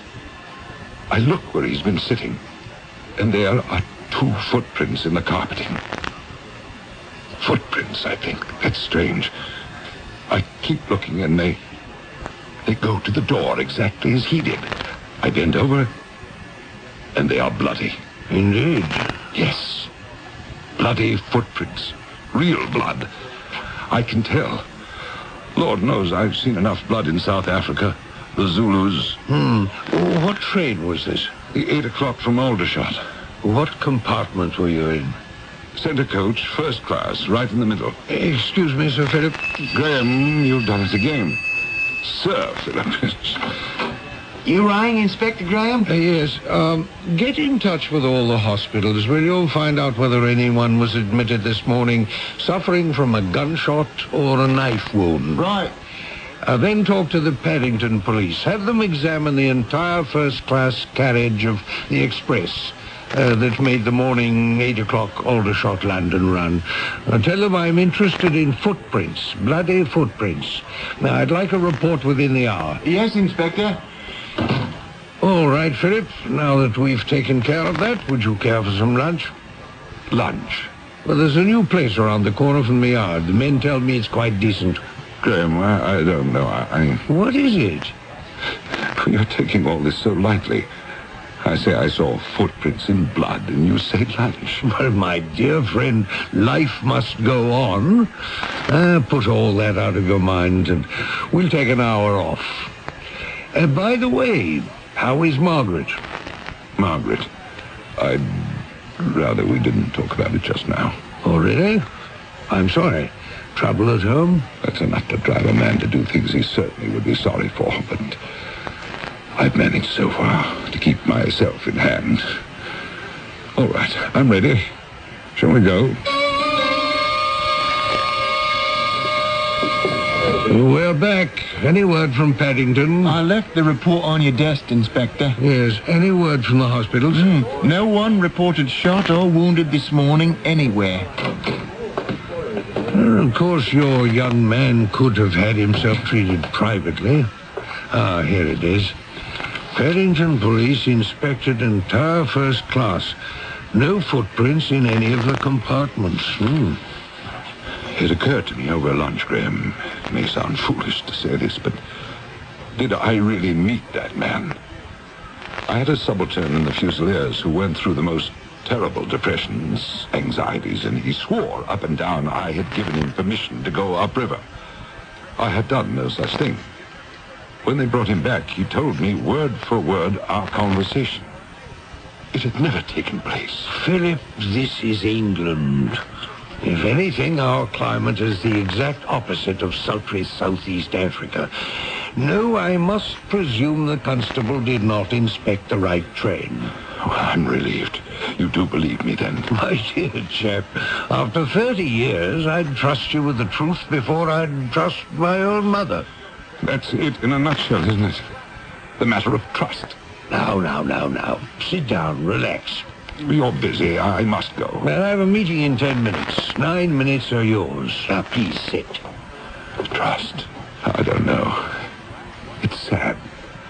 After one's been married as long as I have, one spends a good bit of time closing one's eyes. I suppose you have to. Well, it depends why you're playing ostrich, wouldn't you say? Margaret is a most presentable woman. I don't deny that. During the day, I'm here in London.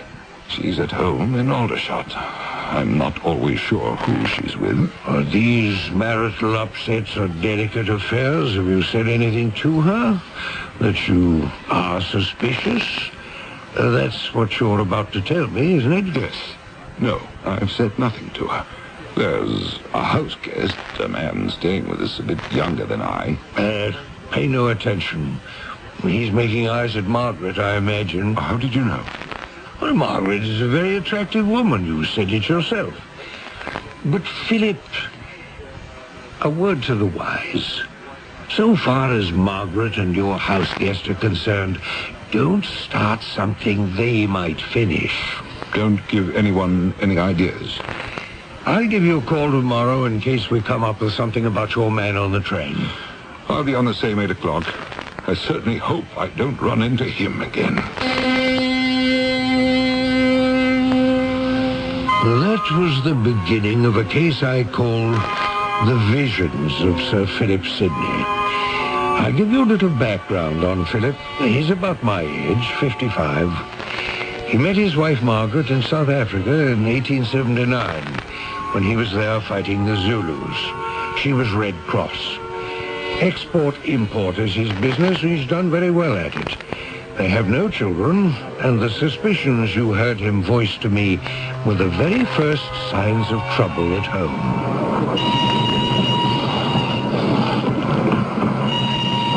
I beg your pardon. I think I've come into the wrong compartment. I'm sure you haven't. It's I who am probably the interloper. Well, this is a smoker, isn't it? Oh, yes. Well, then you won't mind a lady who smokes. Do sit down. Well, thank you.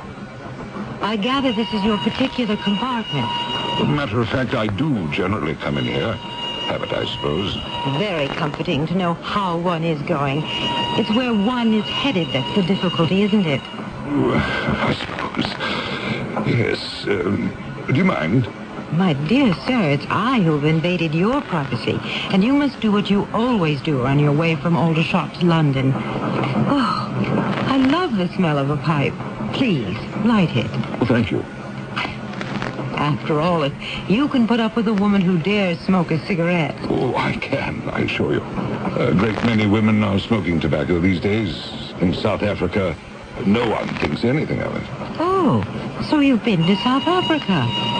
I was with Lord Chelmsford when we invaded Zululand. You live in Aldershot? Oh, have for years. My wife and I are off Sainsbury Road. My name is Sidney, Sir Philip. We live such a quiet existence. I hope I'll be forgiven that your name escapes me. Livington next! We must be getting there. If you'd be so good as to hand me my case, a kind gentleman put it up on the rack for me when I got on. Oh, certainly. Happy to. Oh, here you are, madam. Can you manage it all right? Oh, yes. It's quite light, just a little large. Excuse me, I think I'll walk up to the front of the train. It makes getting off that much easier when we arrive. Well, let me open the door for you. Thank you. Interesting. Beautiful woman. Wonder why she wears a veil with such fine features. I say, no. Not again. Madam! Madam! Madam! Gone. Great Scott. Wait till I tell Graham about this.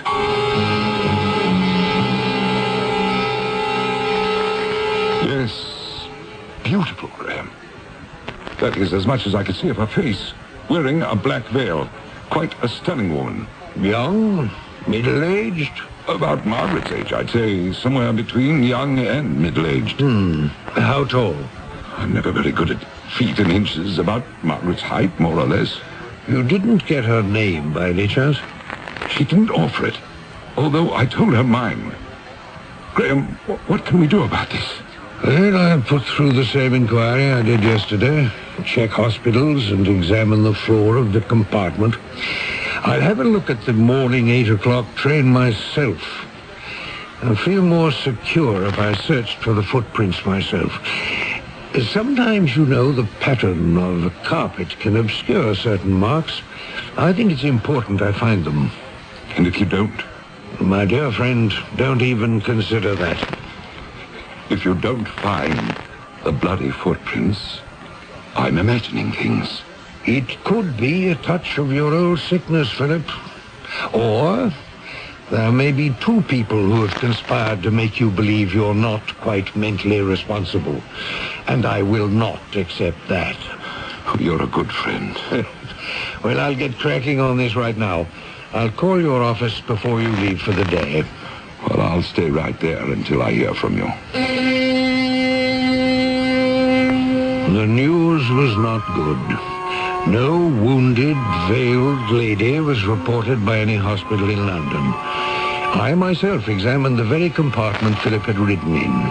Not a trace of blood anywhere. I called him at his office. He took it very badly. To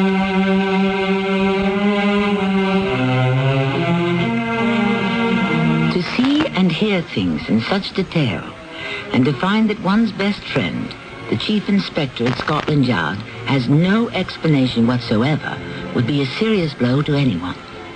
When Sir Philip Sidney returned home, he refused dinner and shut himself up alone in his rooms, not to emerge before the following morning, Friday the 13th. I shall return shortly with Act 2. Hey, everybody, how can you top an Armour hot dog? Hot dogs, Armour hot dogs. What do kids put on Armour hot dogs? Mustard, ketchup, pickles, onions, cheese, salad, sauerkraut. I like mine with chili, please. Oh, hot dogs, Armour hot dogs. The dog kids love to fight. The dog kids love to fight. Countdown to cure. Hi, this is Henry Winkler with a message from the Leukemia Society of America. Leukemia treatment and research has advanced encouragingly during the last 10 years. We are now able to stop the progress of this disease in many cases, especially children. But more than half of all leukemia occurs in persons over 60 years of age. Each year there are 23,000 new cases. So please support the Leukemia Society's countdown to a cure. It's a matter of time. Thank you. Edna? Do you have the key? Oh, never mind. We forgot to lock the door. I'll hang up the coats, Melvin. Good girl. Oop. Melvin. Take a look in the closet. Edna, Yes, Melvin. there's a dog in the closet. Hiya.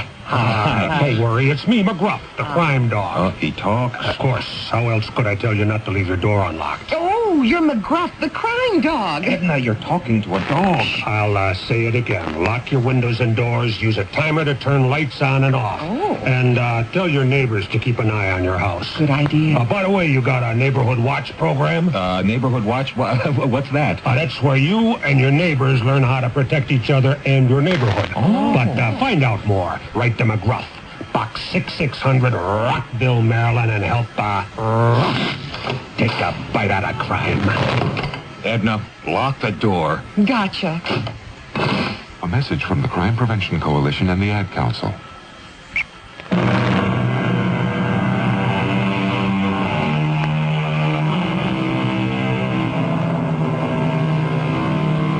When our curtain first rose on this drama, I spoke of the possibility of two halves of the human brain acting independently once their connecting nerves were severed. A physiological effect resulting from a physiological fact. I now propose to assume that this might also happen as a result of a psychological trauma. Let us see, as Act 2 unfolds, whether they bring us closer to the mark. May I join you? By all means. Right, is this a smoker? Oh, it is, yes. Ah, good. I hoped I'd find a compartment where I could smoke, but now I found it, I'd just as soon not. Exactly how I feel today. I only come in here out of habit. Years of going up to London. I generally have a pipe, but I've given it up. Yeah, pity. I could never do that. Smoking calms me. Terrific pressure in my lung. Oh, this is the first day I've stopped. Woke up this morning with a terrible premonition, as though I were reliving the whole raid at Rorke's Drift. Oh, don't tell me you saw action in Zululand. I lost 2 brothers there. No wonder.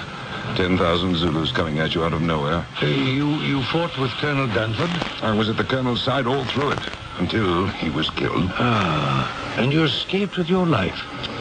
Fortunate man. I escaped, I suppose because they saw me lying there and took me for dead.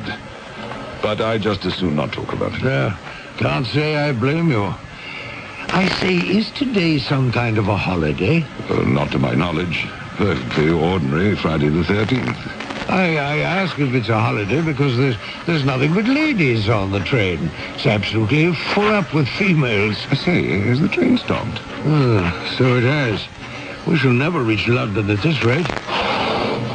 Tickets, please. Good morning, Sir Philip. Well, here you are. Thank you. Here's mine. I say, Conductor, why have we stopped? Just something up ahead, sir. We'll be on our way as soon as you can say Scotland Yard. Thank you. Shall I leave this door open or closed? Leave it open, Conductor. Did you hear what he said? Yes. Shall I leave the door open or closed? No, before that. Before that? Tickets, please. No, something about Scotland Yard. Very strange. Oh, never mind. It's peculiar. There it is again. That feeling of doom. May I ask you a personal question? Oh, by all means. Have we met before? Well, not to my knowledge, no. Do you live in Aldershot? No, I live in London. The train still hasn't started. I think I'll duck out for a moment and see what's going on. You want to come along? No, thank you. I'll stay here. Well, enjoyed talking with you. If I find out anything, I'll be back. Wait! Come back!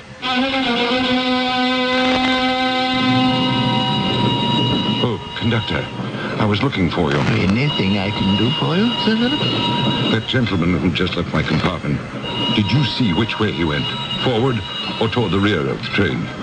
What gentleman in your compartment? The one with white hair. I'm afraid I didn't see any gentleman, sir. What do you mean? You took his ticket along with mine. Are you sure it was today? The train has been very crowded this past week. This is the first day we're traveling practically empty. Are you saying there are not dozens of ladies aboard and the train's not full up? Heavens, no, hardly anyone's traveling. I haven't had one lady, sir. And you didn't take a ticket from a white-haired gentleman sitting with me in the center compartment? Oh, no, sir. I only took yours, Sir Philip. Do you happen to remember the lady who shared my compartment yesterday?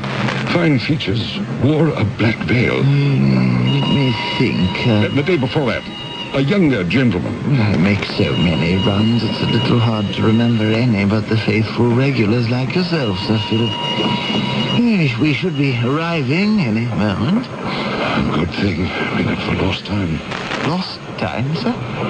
Back a bit when we stopped. Oh, begging your pardon, sir. This train hasn't lost 1 minute since we began this morning's run. It hasn't stopped at all, Sir Philip.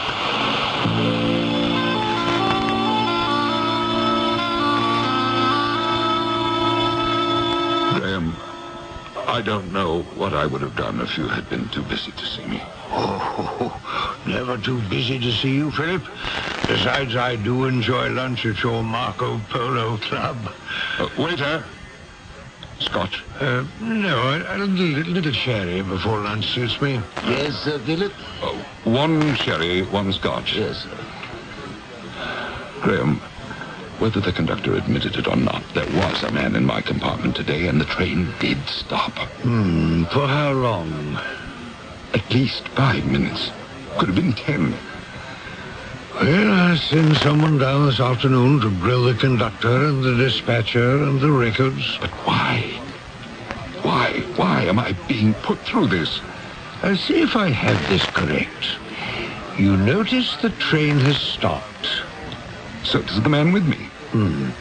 He goes out to investigate, and suddenly you go chasing after him. Why did you do that? I don't know what to make of this, Graham. As he went out the door, I noticed his white hair was cut at the back, exactly like yours, ducktail fashion. What? Well, I said to myself, I wonder if this chap is related to Graham. One sherry, one scotch. Thank you. We'll order a little later. Where was I? Well, you thought the man looked like me from the back. He did. Did he tell you his name? No, he didn't. In the past 3 days, I've shared the compartment with 3 strangers, none of whom identified themselves. Then I go find the conductor, and the rest of that, I've told you. Is that all? I've left the most telling thing for last. I went back. I didn't wish to look at the floor. I knew if I did, I would see it. You know that feeling? Being certain that what one doesn't wish to see is there. I fought with myself Don't look, don't look. I kept my eyes closed until we reached Paddington Station. I got up to go, and there they were. Footprints. The man's footprints. I was horror-struck. I bent down, touched it, put it to my mouth, and then I fainted. What could I do? It was beyond Scotland Yard. Was it hysteria? Were 3 people and a conductor conspiring to send a man around the bend? If so, they must have known of his shell-shocked state when he was brought back from Africa. I decided to spend the weekend in Aldershot at Sir Philip's. Peter, it's so good to see you. It's been too long. Margaret, what a pleasure. I understand Philip has been coming round to your office 3 days in a row. He hasn't told me why. Oh, well, old friends always have things to talk about.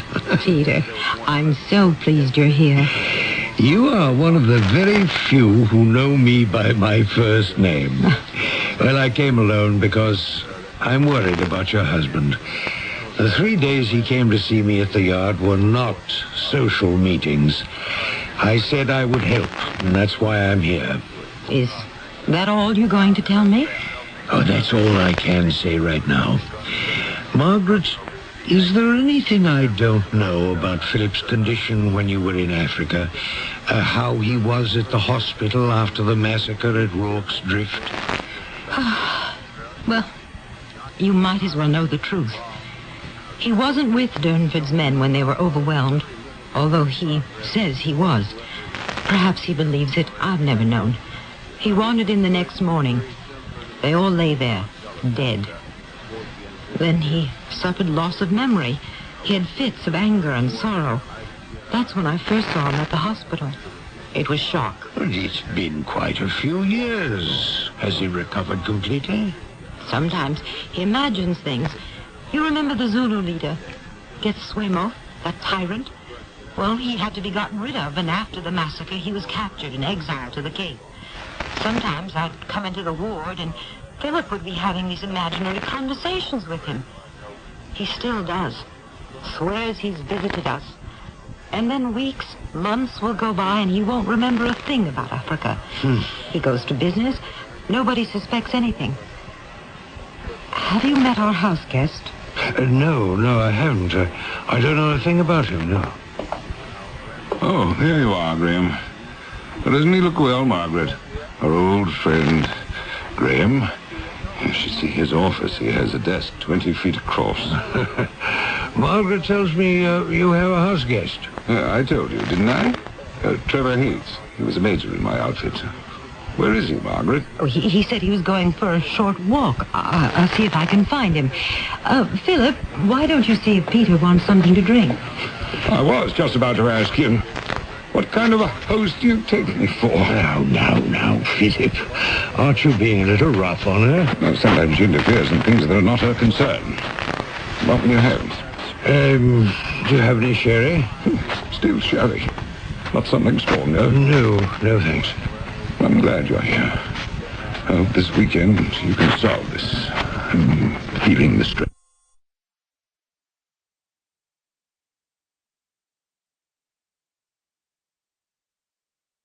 Short with strangers, as you were with Margaret, there are those who wouldn't understand.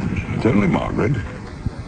I'll be frank. Her actions in the past month have been getting under my skin. I think I've been more than tolerant. Tolerant about what?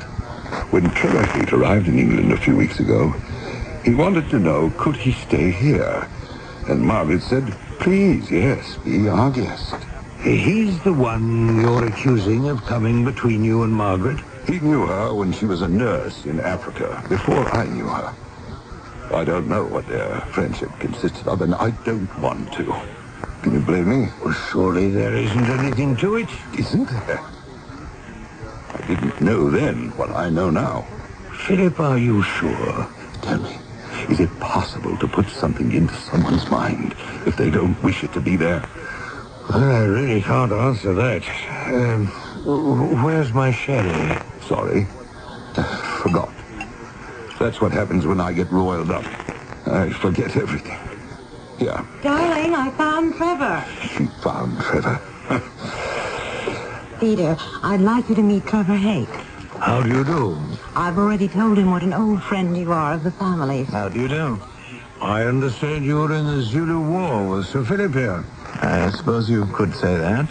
We were certainly on the same side. What do you mean by that? No more than you heard.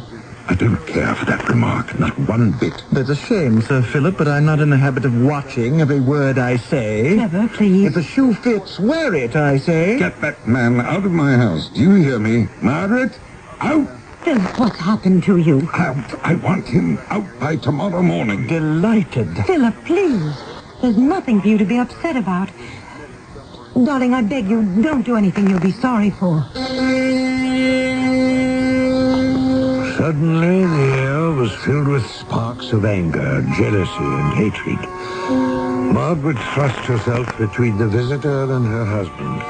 One couldn't help noticing the man she called darling was not her husband. It became apparent I was being placed in the middle of a domestic quarrel, not a position I could particularly enjoy since I knew both men had been in the army and had no hesitation about using guns.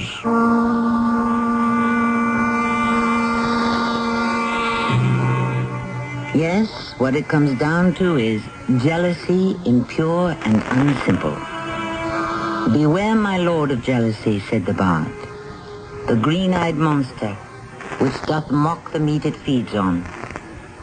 I shall return shortly with Act 3. Weekdays on CBS television. Wake up to comedy with One Day at a Time. You really think you're hot stuff, don't you, Steiner? Ladies in this building don't call me super for nothing. Then, keep laughing as Mel lays down the law on Alice. There is only one rule in the restaurant business, Vera. Get them to swallow it. And The Price is Right with the priceless Bob Barker. That's One Day at a Time. Alice and The Price is Right. Weekdays on CBS television. Check your local listings for the time. When you get it, Itchy red skin. get Kool-Aid.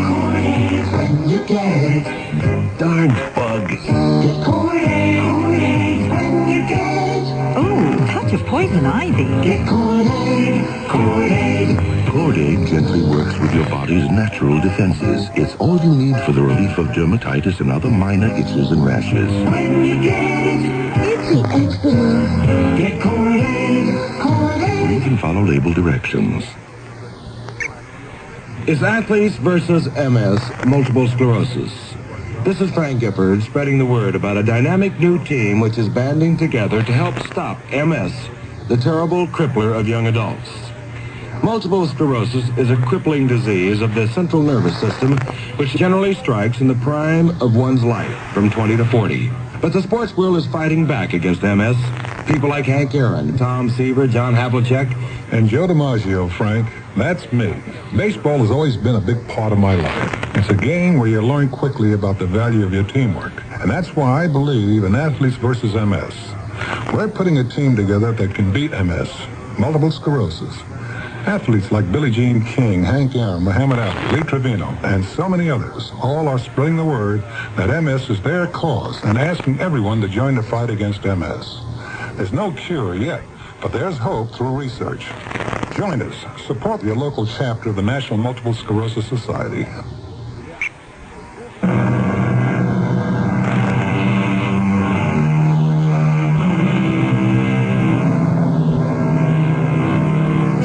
Sir Philip Sidney has shared a compartment with 3 strangers on the train from Aldershot to London on 3 successive days. Each time, the unknown traveling companion has disappeared, leaving behind a bloodied footprint, which nobody but Sir Philip has seen. Spending the weekend with him and his wife Margaret, and Trevor Haight, a house guest, is an old family friend, Inspector P.G. Graham of Scotland Yard. May I come in, Mr. Graham? Oh, yes, certainly, Mr. Haight. They've given you the nicest guest room in the house. Oh, it pays to be the oldest. Your door was open, otherwise I wouldn't have disturbed you. Oh, just sitting here making notes. Do sit down. Are you staying with the Sidneys for long? That's an amusing question. You heard the ultimatum before dinner, Mr. Graham. Mr. Haight, I think you're the only person under this roof who doesn't know I'm with Scotland Yard. Ah. Has a crime been committed? Well, not so far as I know, no. But your question's well taken. We don't generally put in an appearance until after such an event. However, since Sir Philip is an old friend, I'm here to put his mind at rest and unravel a mystery that's been plaguing him. I can tell you, Inspector, I don't want any trouble with the man.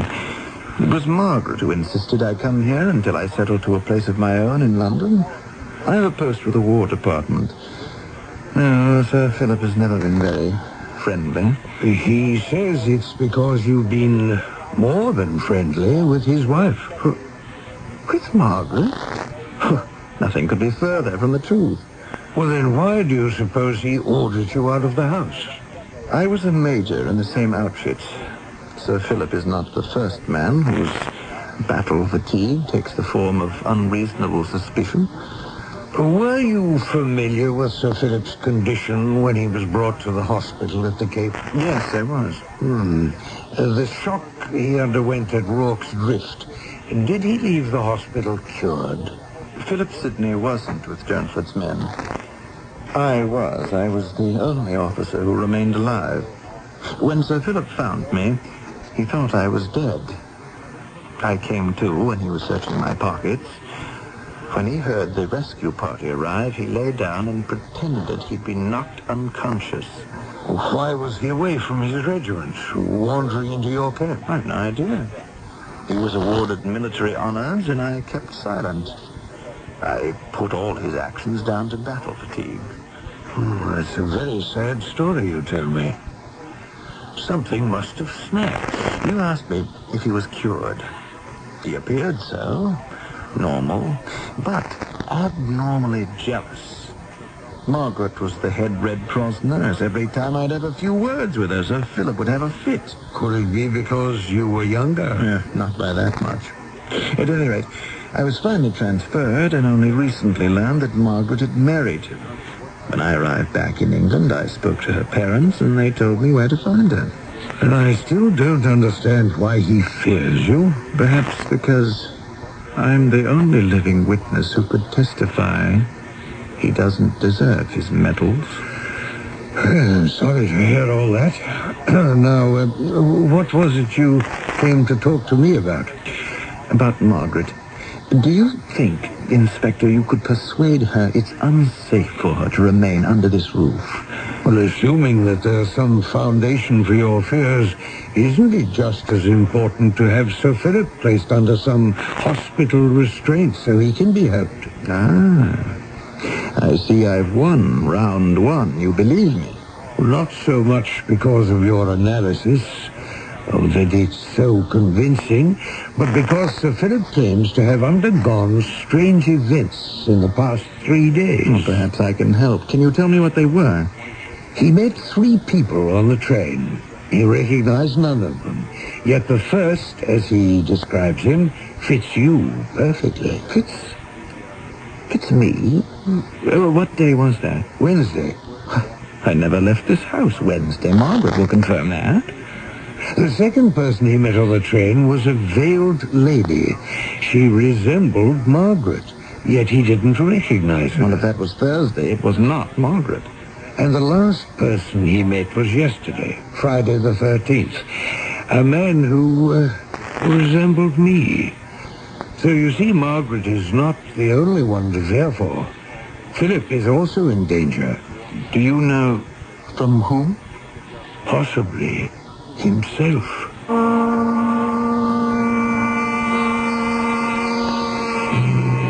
I don't know how long I was asleep.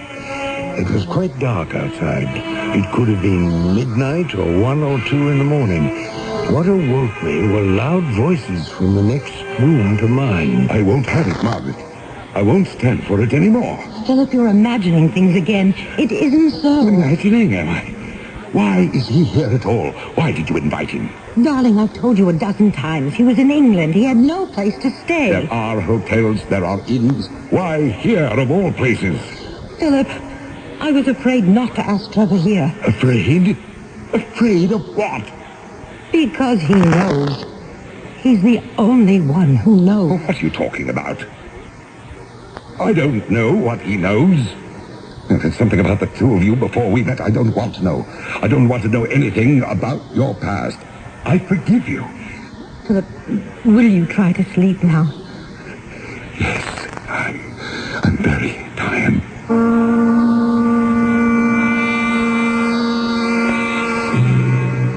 I didn't like being party to that conversation, but there was no way of not overhearing. And then I must have fallen asleep. I woke with a start. A scream outside. I dashed out the door. The new moon shone a half-light over the garden. By a huge oak tree, there was Trevor Haight, trying to shield Margaret, who stood behind him. Philip was brandishing a revolver. I've known it all along, Major Haight. I knew it then, and I know it now. Philip, put that revolver down. Now, don't do anything that you'd regret for the rest of your life. What kind of a fool do you take me for? I wake up. I look for Margaret. She's not in her bed. I ask myself, why isn't she here? Where would she be at this hour? I say to myself, she is meeting her lover. I come out to the garden, and there you both are. Philip, I came out to talk to Trevor about you. By accident. You just happened to be here. No, we had arranged to meet. That is something I believe. I am trying to persuade Margaret to leave here. I'm sure you are. To go to her sister's until such a time when... Until what time? You need help, Philip. You really do. Philip, put that gun down. Graham? You heard me. Put it down. Graham, now don't interfere. You come one step closer, and that's as far as you go. No, Trevor, don't. Trevor, he shot him. Philip, you... Philip! Having weaned both Trevor and Margaret, Philip wheeled around. I dived for his legs, knocking him over, and in the struggle to disarm him, the gun went off a third time, hitting me in the shoulder. Philip entered a hospital for treatment. Time passed. The three of us recovered from our gunshot wounds. I must say, if one has to go to a military hospital, this place has got one of the best kept gardens I've ever come across. What time is it? 3. Inspector Graham's spending a long time today with Philip. Oh, yes, he's also meeting with the doctors. Peter's been simply marvelous, hasn't he? Can you ever forget the way he leaped forward and knocked poor Philip down? And got it in the shoulder for his trouble. Margaret, Trevor. Oh, Peter, you gave me such a start. How is Philip? Well, he really is brighter, more realistic. We have every reason to hope. I'm glad he's all over his confusion, Inspector. You've really been wonderful, Peter, to give so much of your time to these visits. Well, if the shoe were on the other foot, Philip would be doing the same for me. Some things you never forget. How little I was able to do for him when he came to my office describing a passenger to me. It was you, Trevor. But haven't we already discussed that it could not be? An illusion of you. Just as Margaret appeared to him the next day as the veiled lady. And the last phantasmagoria, myself. The doctors analyze it by saying Philip was prey to his own precognition. What does that mean? Well, having imagined he was wronged, first by you, Trevor, because you had pierced his sham as the only survivor at Rorke's Drift in Zululand. Philip really believed that. But how did I wrong him? The apparition representing you was veiled.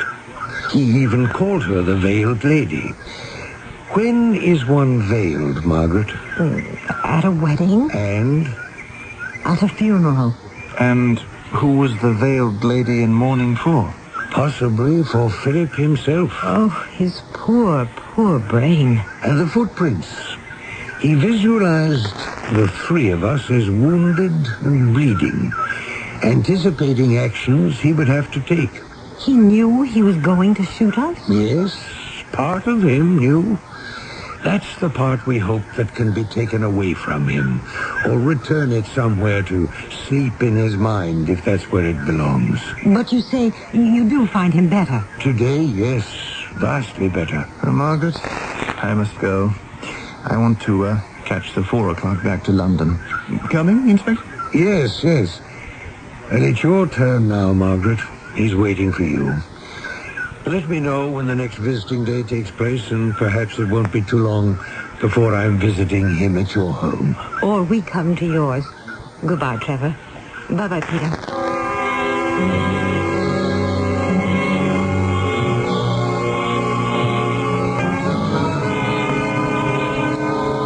Have they left, Margaret? Since only one person is allowed to see you at a time, I like them to be first, so I can be last. Well, that suits me. Trevor looks pretty well these days, doesn't he? Yes, I think he's got a flat in London now, not far from his office at the War Department. He's more settled. Philip. Yes, dear. What do I have to do or say to convince you? About what? I was just noticing you didn't mention Peter and his work at Scotland Yard, and you've known him practically all your life. And he's been to see you every single day. Not a word. But you do ask about Trevor. What did I think about how well he looked? Darling, I don't care how he looks. I only care about you. There was never anything between us. Even before you and I married, there wasn't. Now, what can I do to make you believe that? No, don't say any more. I'm making a fresh start. Well, you'd better. I'm warning you. There are not many women who are grazed by a husband's bullet and still wish to remain married. You're right. What possessed me, I shall never know. I won't accept that as an excuse anymore. And the next time you share a compartment on the train with a veiled lady, I can assure you, it will be your wife who will be jealous. Is that your promise? Because I love you, Philip. Very much.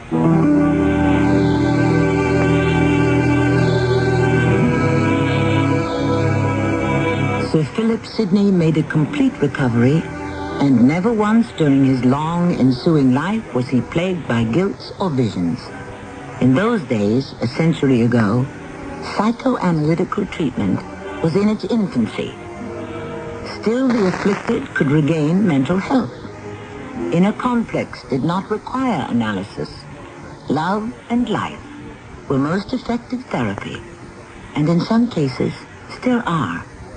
I shall return shortly. Beth, what size does this dress come in? I think only up to 12. Wish I could get down to 12. Well, try a diet. With those diet pills? Something else. AIDS. AIDS? The AIDS diet plan with appetite-suppressant candy cubes. Both AIDS cubes and diet pills help curb hunger, but AIDS Do More help satisfy your need to taste, chew, and enjoy. Cheesecake, Mary? No, thanks. These days you have willpower. I have AIDS. AIDS help curb hunger and satisfy taste. Use only as directed. 2 packs, please. You spend that much for cigarettes every day? Yeah, I'm a smoker. So stop. Easy to say. Get help with Bantron. Bantron smoking deterrent tablets help you break the cigarette habit because they help ease your craving for nicotine. The more you want to stop smoking, the more Bantron helps. What's that? My piggy bank to hold the money I save every day since I started Bantron and stopped smoking. Bantron helps you break the cigarette habit. Use only as directed. If you've been reading about wise money management in your favorite publications, you've undoubtedly heard about Dreyfus Liquid Assets, one of the world's largest money market funds, and about the big yields you can get on your money right now. Start with as little as $2,500. Make added investments as low as $100. With Dreyfus Liquid Assets, your money is yours whenever you need it. Phone for it, have it sent to your bank, or write a redemption check for cash or to pay your larger bills. You keep right on earning that high yield, compounded daily until your check clears. No penalties on interest, no sales charge, no charge for the checks. It's so simple, sensible, convenient. But find out for yourself. Call toll-free 800-228-5000 for free information and a prospectus, including management fee, charges, and expenses. Read the prospectus carefully before investing or sending money. Discover how Dreyfus Liquid Assets can help you get the lion's share of today's high money market rates. 800-228-5000. Toll-free 800-228-5000.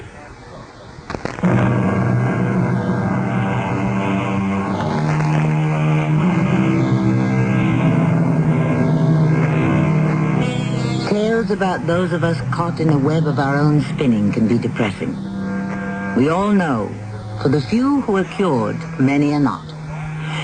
So I make a habit of cheering myself with a little verse of Hugh Mearns which goes, "As I was going up on the stair, I met a man who wasn't there.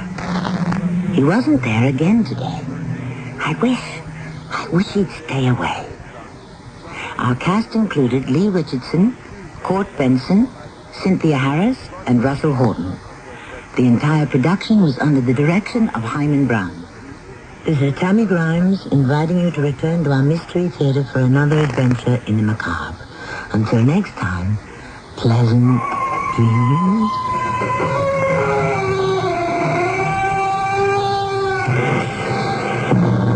This is Nat Wright. Stay tuned to the Dawn Patrol flight, where we'll be playing your songs all night long after the news.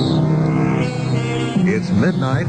This is WIP, Metro Media Radio in Philadelphia. Who knows what evil lurks in the hearts of men? The shadow knows.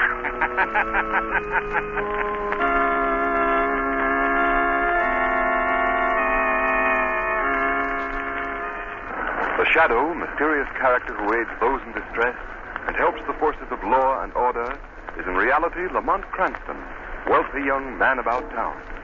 Cranston's friend and companion, the lovely Margot Lane, is the only person who knows to whom the unseen voice belongs. The only one who knows the true identity of that master of other people's minds, the Shadow. Today's story, Black Rock.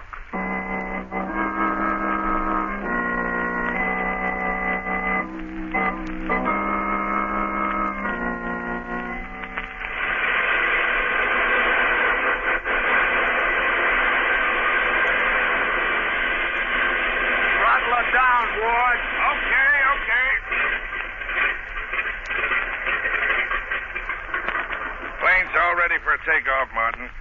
And what a takeoff. Right straight to a watery grave. She only knew it. Listen, Ward, you better not let Burkett hear you shooting off your mouth like that. I ain't scared of that swindler. He ain't got nothing on me. Oh, no. Nothing at all, except that you're a pilot without a license who's been making his living flying smuggled dope. So what? Don't think I can't see what goes on. I know that Burkett swindled his stockholders out of $2 million. And now he's skipping in this plane. Well, what if he is? You're getting paid plenty, ain't you? Sure. Oh, hello, Mr. Burkett. Is the plane ready to take off? Yeah. He's fueled to the limit. Fly 1,500 miles if necessary. The supplies are all loaded, too, boss. Well, you know our course. We're heading for Nova Scotia. Yeah. Mr. Burkett. Harvey, what are you doing here? I followed you. Yes? Where are you going, Mr. Burkett? Well, what's that to you, Harvey? I happen to know that you're absconding with the company's funds. Now, see here, Harvey. Mr. Burkett, you can't do this. Think what will happen to me, to the stockholders, everyone. Harvey, I'm not running out on you. You don't know what you're saying. I do know what I'm saying. I know that in that suitcase you have $2 million of the company's funds. You made me president, and I'm responsible for those funds. I'll be ruined. Ruined, do you hear? Now give me back that money. Let go of that bag, Harvey. Give it to me, I say. You're stealing the company's money. What? Martin, take care of him, will you? Give me that. Listen, punk, shut up. I won't. I want that money. I want that money. Give it to him, Martin. That'll stop that. Nice work, Martin. Throw him out of the plane. Okay. All right. Now, let's get out of here. So you cleaned out your company, huh, Burkett? Robbed your poor, dear, trusting stockholders. You're not supposed to know about this, Ward. Oh, no?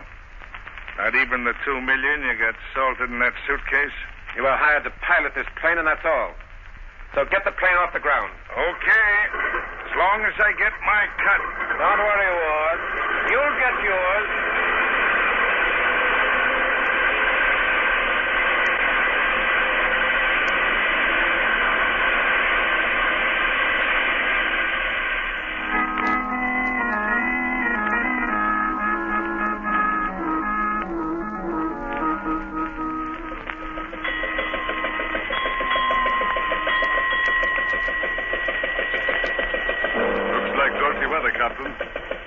Fog's rolling in thicker every minute. Aye.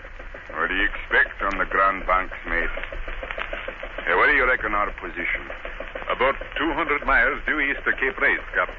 Wreckage off the port bow, Captain! Wreckage off the port bow! Wreckage off the port bow? Cut the engine, mate. Aye, sir. What do you make it? Look out! These old vessels, Captain! Looks like the wing of an airplane! An airplane?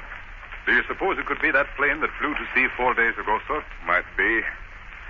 Hey, there she is. Ease her off a bit. We'll drift down on it. Aye, Captain. Look, there's the plane's number on the wing, sir. Can you make it out? X1752. X1752. That's the plane, Captain. I remember the number. I heard a radio broadcast about her last night. So that's what happened to the poor devils. Lost their course and dropped into the sea. Look lively there, lads. Lend a hand and we'll haul that wing aboard. Aye, sir. Get the line ready, lads. Shall I get the dories over, Captain? Not in this fog. We'll cruise about. I've a notion we'll find no trace of the 3 poor devils that were aboard her. Poor devils? Rich devils, you mean, sir? Huh? Burkett stole $2 million from the poor stockholders of the company. Aye. All the money in the world will do them no good in Davy Jones' locker. Aye. The rest of the plane is on the bottom of the banks, and them rascals in it. Aye, mate. Lost. Take my life on it. Lost forever. And $2 million of poor people's money lost with them.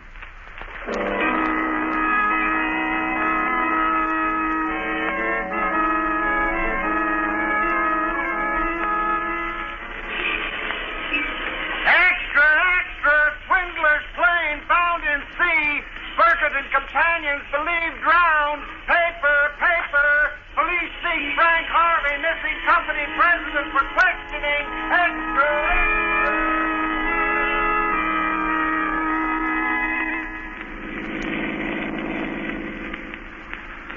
Lamont, do you mean that the poor man really had nothing to do with the money being stolen? Absolutely nothing, Margot. That's why we're driving down here. Frank Harvey is an honest man. He was set up as president of the company by Burkett. Harvey thought it was a legitimate investment house. Then why can't he tell that to the police? Because, unfortunately, that would never hold in a courtroom. As head of the firm, he's directly responsible to the people for their stolen money. Where did you say you'd meet him? He's hiding down by Miller's Creek. Is that right down this road? Yes. I think it's this third cottage here. And let's get out and see. All right, Lamont. Oh, there's someone in the window. He's waiting for us to come in. Yes, that's Harvey. We go in the side door. How long has he been hiding here? About a week, I believe. Mr. Cranston. Hello, Harvey. Come in, please. Thank you.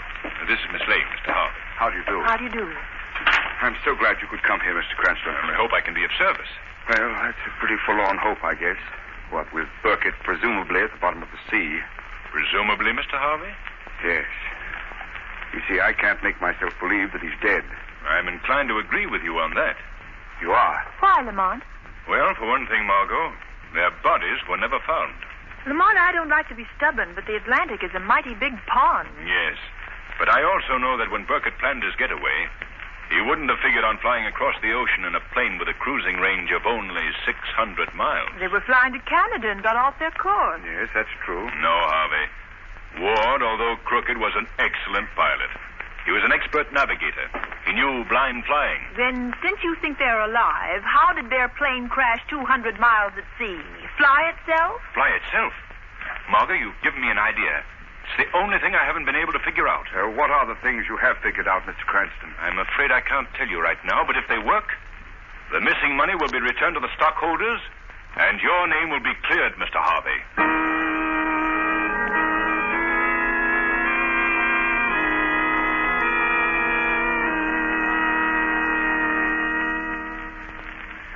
What do you expect to find at the airport at this time of night, Lamont? I'd like to take a look around the hangar where Burkett kept his plane, Margot. Well, what can you learn there? I'm going to stake everything on a shot in the dark. There's no one in that hangar but the watchman. He doesn't know anything, or if he does, the police and the G-men didn't get it out of him. So how can you hope... I'm going to ask him one question, Margot.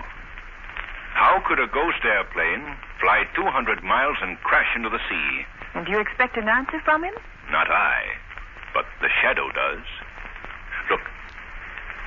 Look through those windows. Yes. There's the watchman. He's asleep. I won't wake him, Margot. It'll be easier for the hypnotic powers of the shadow to force his subconscious mind to answer the question. I'll wait out here, Lamont. In a few minutes, we'll know if Burkett really went to his death in the wrecked plane.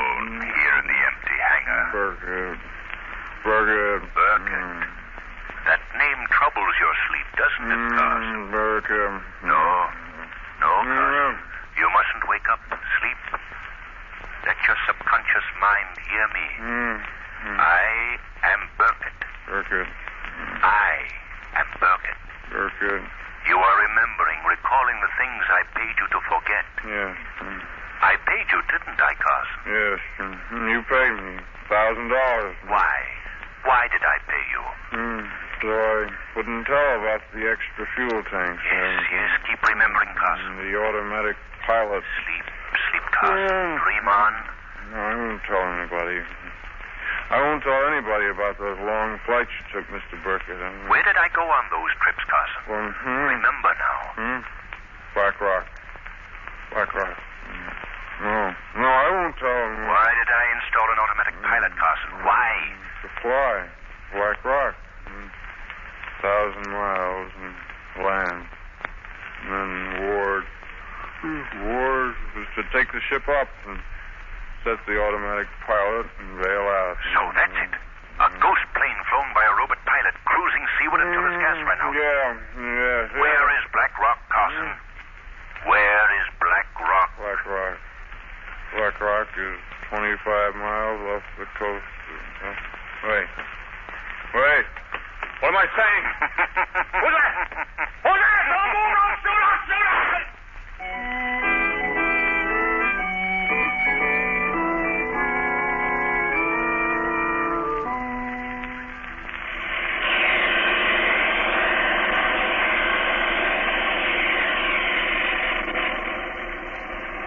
We must be getting near Black Rock, Lamont. Yes, Margot. I hope we reach it before it gets too dark to land the plane. We've come a long way since we left New York this morning. It's exactly 1,000 miles to Black Rock. And how far off the coast of Labrador? About 25 miles. Burkett certainly picked a secluded spot. Just the dot of an island on this map. Margot, hand me the glasses. I think I see land. Where, Lamont? Straight ahead. Yes, that's it, Margot. A loaf-shaped black rock. There's supposed to be a small cove to the landward side. How can this seaplane land with all this ice in the water? I've got to hope for enough open water, Margot. But Lamont, if Burkett and his gang are on Black Rock, they'll hear the plane. Can't be helped. If it's possible to land, I'm going ashore tonight. You want me to stay in the plane? Yes. You'd better keep this rifle, in case they try to board the plane while I'm ashore. Rock gets larger as we get nearer. How will you find them? They may hide until we go. The shadow will find them, Margot. There can't be many places to hide. I don't see a sign of life, not even a hut or a tent. According to explorers' reports, there are several large sea caves. They may be using one of those. There's the inlet on the landward side, Lamont. It's easily free of ice. Yes, I see it. Hold on, Margot. I'm going to try to land in that open water.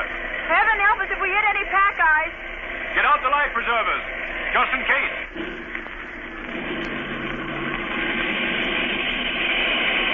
We'd freeze to death in that water. Steady. This is it. You made it, Lamont. You made it. Yes. And now the shadow must do the rest.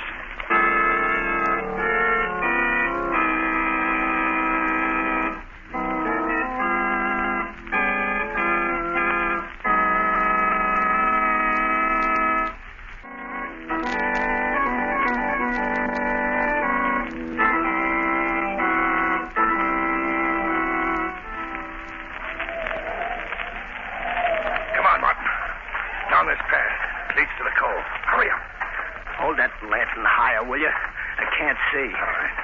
That's better. Hey, sure you know where Beckett hit that boat? Yeah. It's in that little cave, right by the edge of the water. Keep that lantern up, will you? Want me to break my neck? Oh, if I hold it any higher, Beckett will see it. Well, let him see it. I'll kill him if he tries to keep it from getting off this blasted rock this time. Beckett will kill us if he catches us trying to get that plane in the cove. Hey, who do you suppose it is after us? What do we care? It's a plane, ain't it? Chance to get away from Beckett. Well, I ain't leaving without that money. Not after the way he starved us, kicked us around like dogs. All right. We'll get the plane. Then we'll take care of Beckett. All right. Here's the code. Look, I told you we'd find it, didn't I? Yeah. Come on. Yeah. Well, what are we waiting for? Come on, let's pull out to that plane. Oh, we gotta get the... Shut up, Martin. Listen. I heard something like somebody laughing. Laughing at us. You're crazy. It's the wind. Oh. You hear that? Somebody's close to us, watching us. Get down. Maybe Beckett. Hide. I heard it, too. Put out the lantern, quick. It's no use. I'm not Burkett. You cannot hide from me in the darkness. Some guy from that plane. All right, come on into the light and be quick about it, fella. Cover him with your gun, Martin. I can't see him. I'm standing in the light, close to you. But you cannot see me. What do you want? I've come for you. It's the cops, Ward. It's the cops. They found him. No, it's not the police, Mr. Martin.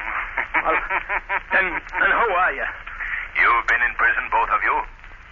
Haven't you ever heard of the Shadow? Shadow? Guy nobody's ever seen. Not the Shadow. Not on this forsaken rock. The end of the world is not far enough to hide you from me. What? That voice. I've heard Cons talk about it. It's him. He's here. There's been a slip. He's come for us. Yeah? All right. But getting us is another thing. Now, don't come near me, Shadow. I'll drill you, even if I can't see you. I'll take you when the time comes. But first I mean to get Burkett and the $2 million he stole and clear the name of Frank Harvey. Well, you can have Burkett, but you'll never get that $2 million, Shadow. Not one of you will escape. How did you find us? That watchman squealed, didn't he? I warned Burkett. Come on, Ward. We gotta find Burkett. He'll know what to do. Yes, go to Burkett. Warn him the Shadow is here. Tell him you'll never leave Black Rock alive. Never live to spend the fruits of your crime.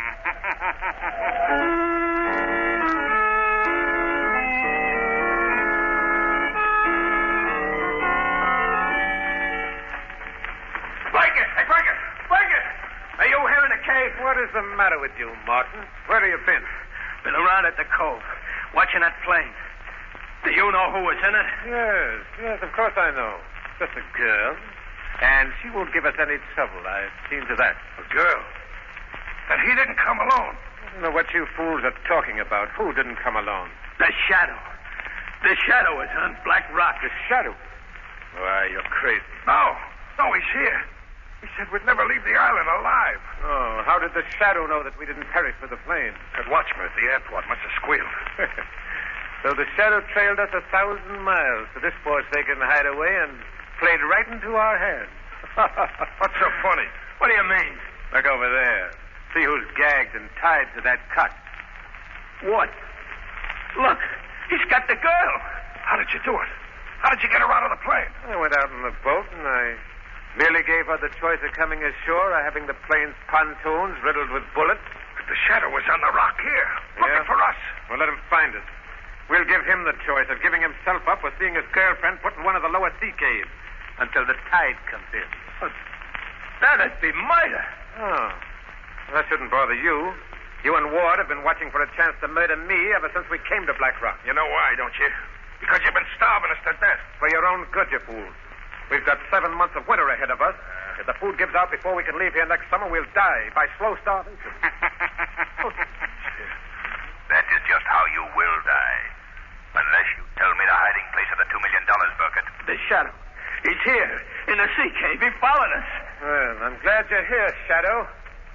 Now we can settle this. I'll make a bargain with you. The shadow doesn't bargain with criminals, Burkett. I've got the girl who came with you. There she is. Look at her. I'll give you 2 minutes to come out of the shadows and give yourself up. Give myself up to be murdered? Drowned in the lower sea caves? Oh, no, Burkett. You have no choice. We'll drown the girl. Burkett, listen to me. Would you have the murder of an innocent girl on your conscience in your last days and hours when you are slowly starving to death on this barren island? You can't scare us, Shadow. We've plenty of food. You had plenty of food, Burkett. But look at it now. Look at the chests of food you have so carefully hoarded. Look at them. Burkett, look. Yeah? The locks are smashed. The chests have been opened. What? Burkett, look.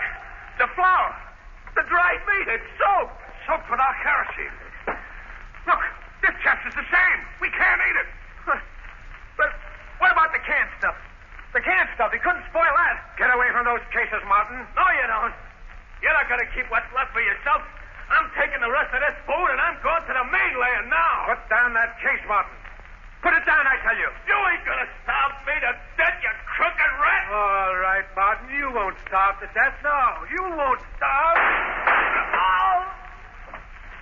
Burkett, you didn't even give him a chance. You shot him in cold blood. You'll do the same to me if I let you. Don't be a fool, Ward. Put down that gun. Now, listen, there's enough food for us, and I need you. I couldn't stay here alone. I'd go crazy. There's only food enough for one man, Burkett. And I'm going to be that man. No, you don't, Ward. You wing me. Wing me, you devil. Go on, finish the job. Finish me. Better than starving to death. I had enough of that. Ward. Ward. I only meant to scare you. Ward is not dead, Burkett. Your bullet's in his shoulder. Shock. Hunger. That's all. Now, what kind of a bargain will you make? I make no bargains with you, Shadow. Remember, I've still got the girl. No, Burkett. She's gone. Look on the cot. Her ropes are cut. She's gone. Gone? You cut her loose? Yes. While you fought each other. If I could only see you. You'll never live to see another human face if you don't give yourself up. No. No, I've sacrificed everything for that $2 million, and I'll never give it up. You've got to give it up, Burkett. Do you want to stay here, starving, freezing to death for nothing? Now, tell me, where have you hidden the money? No. No. Tell me, I say. Where is the money you stole from the thousands of poor and trusting people you betrayed? Oh, you'll never get it. They'll never get it. Burkett, Ward you, Martin you, but you don't seem to realize I have the power to make you obey me. Don't move, Burkett. That's it. Stare into space. Keep staring into the shadows. No. No. Drop that gun, Burkett. Drop that gun. Your fingers can't hold it. Can't hold it. Drop that gun. Drop it. Now, where have you hidden the money? Under the chest. You're a fool, Burkett. Like all criminals. You've told me what I want to know. Margot. Yes. Margot, take the ropes from the cot. Tie Burkett's hands behind him. He can't move. All right, Shadow. Hurry, Margot, hurry. Draw his hands behind his back. Tie them. Tight. Tight. Now, Margot, get out. Get back to the plane. Hurry. Hurry. No, Shadow. Shadow, don't. Don't leave me here to die. I'll give up the money. I'll go back and stand trial. Yes, Burkett, you'll give up the money that was never yours. You'll go back and stand trial, both you and Ward. I've wrecked your boats. You can't escape.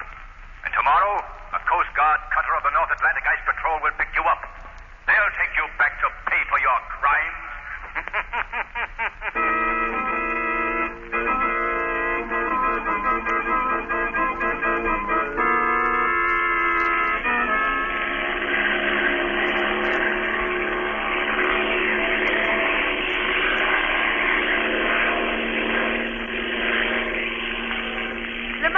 Do you think the Ice Patrol will believe your message? I have the plane's radio tuned in on their regular band. They'll notify their shore base they're proceeding to Black Rock. Ice Patrol cutter calling. There it is now. Hello? Hello? Ice Patrol cutter. Proceeding to Black Rock under forced draft. Proceeding to Black Rock under forced draft. They believe you, Lamont. They believe the shadow. Set your course homeward, Margot. Our job is finished. Oh, Lamont, think what it means. All those poor people will get their money back. They won't suffer. They won't lose their homes. And Mr. Harvey's name will be cleared. Yes, Margot. And this will be a warning to others that even the best laid plans of the smartest criminals can fail. There is no perfect crime.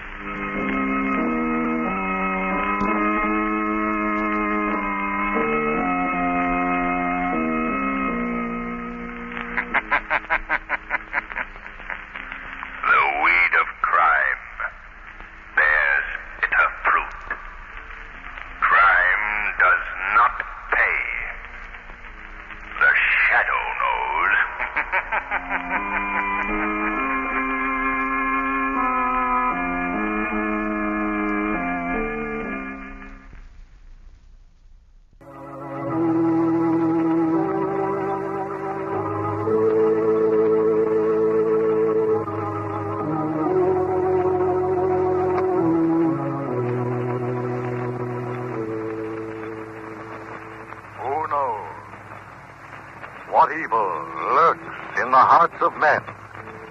The shadow knows.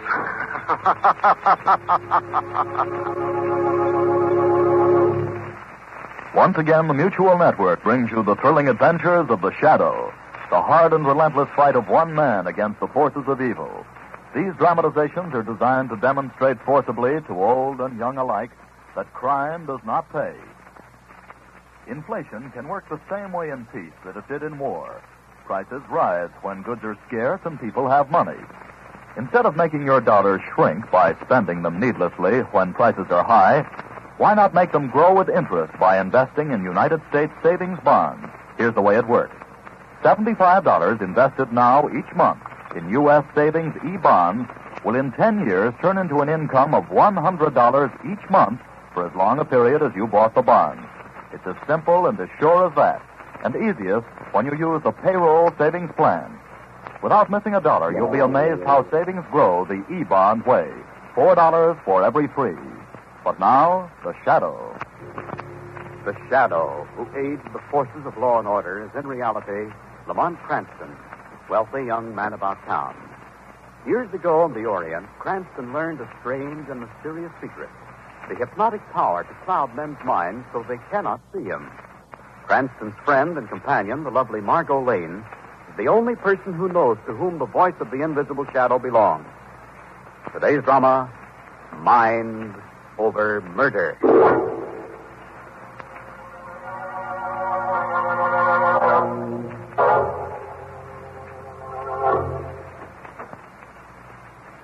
Did you ring, Miss Emily? Yes, Brooks. Oh, yes. Would you like the lamp, please? Very good, Miss Emily.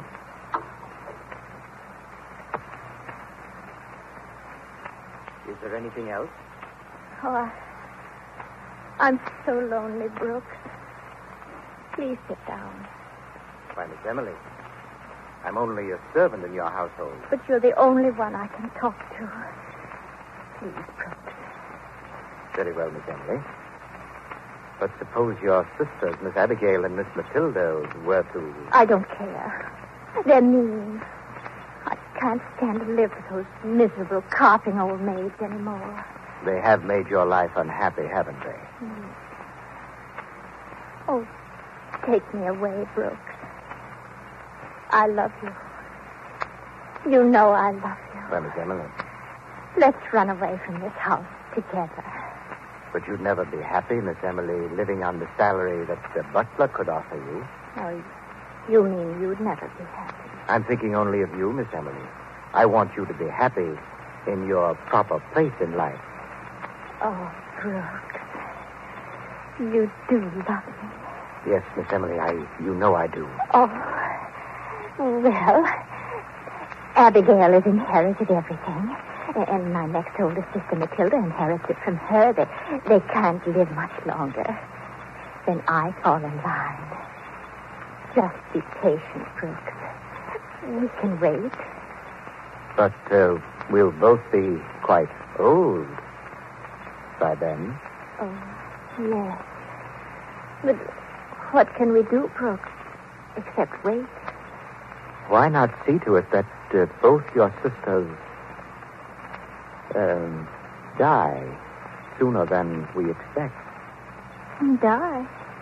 There are ways that they could die which need not involve us. I don't know what you say. Suicide is a way. The town knows how eccentric this whole family is. If it looked as though they killed themselves, it could be so easy, Miss Emily. First the oldest, Miss Abigail, then Miss Matilda next, and then the fortune would be ours. Oh. But I'm afraid I'm shocking you. Oh, no. No, Brooks, you're not shocking me. Suicide. Oh, but do you think they really would do it?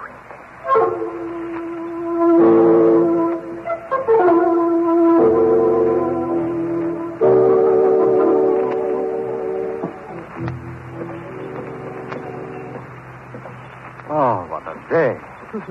Margot, I admire your spirit collecting for the Red Cross. I admire your energy. I admire your stamina. But you're wearing me out. I have just 2 more homes to visit, darling, and then we'll relax someplace at dinner. Now, look at that group of people standing over there. So they're looking up at something in that old house across the street, I guess. Margot, wait. What? Look, there's a woman, an old woman, standing up in that attic window ledge above the street. Oh. She's going to jump. Oh, there's someone behind her. They're going to grab her. I thought I saw someone, too, for a moment. Oh, yes, she is going back in. No, she isn't! Somebody! Oh, Lamont, she did it! She jumped! Maybe not, Margot. Maybe she was pushed.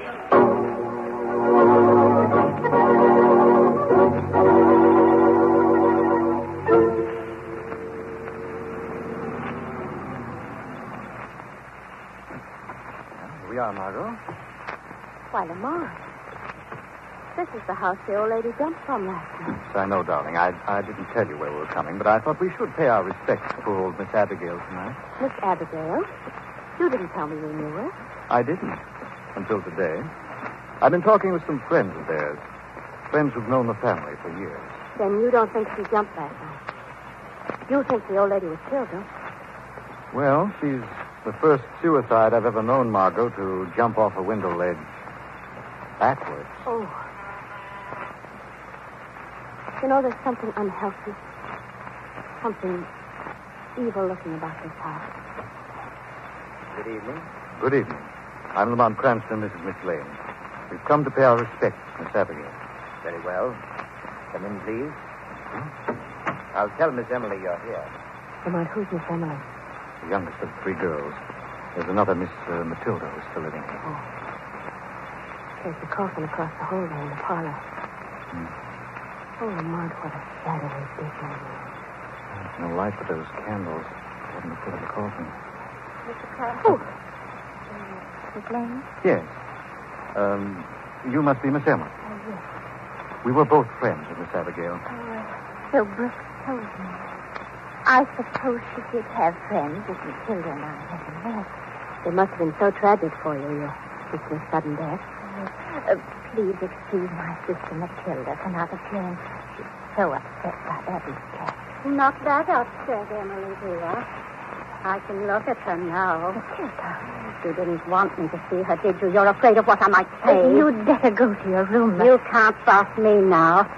I hold the purse strings for this family now. Matilda, keep away from that coffin. I laugh in her face. I laugh in her dead face now. You both think I'm crazy. Oh, I'm dreadfully sorry, Mr. Cranston. My sister's completely undone. Don't you start trying to boss me. Or do you want something to happen to you, too? Lamont, we better leave. Margot, wait. Mr. Carter, our lawyer, he's on my side now. He's my friend against both of you. He told me I inherit all the money now, and I can laugh at Abigail now. You're dead, Abigail, and I've got the money. Matilda, stop this instant. Come away from that. You have the money and Emily the good looks, but I'm in charge now. Matilda! Emily, don't you ever strike me again. I run this house now. I run this house now. Oh, I'm so sorry this had to happen. You can understand why I'm afraid to leave her alone. Mr. Carter, our family lawyer, is the only one who can control her. Oh, of course. Lamont, we really should leave. I'll show you to the door. Thank you. Again, I'm very sorry. She's terribly upset. Quite all right, Lynn. Good evening, Mr. Cranston. Miss Lane. I must go to my sister now. Good night. Good night, Miss Emily. Oh, poor Miss Emily. Yes. Looks like she has plenty on her hands. And Miss Matilda seems glad her sister was dead. Yes. So their lawyer Carter's the only one Matilda trusts. Margot, let's go see Mr. Carter.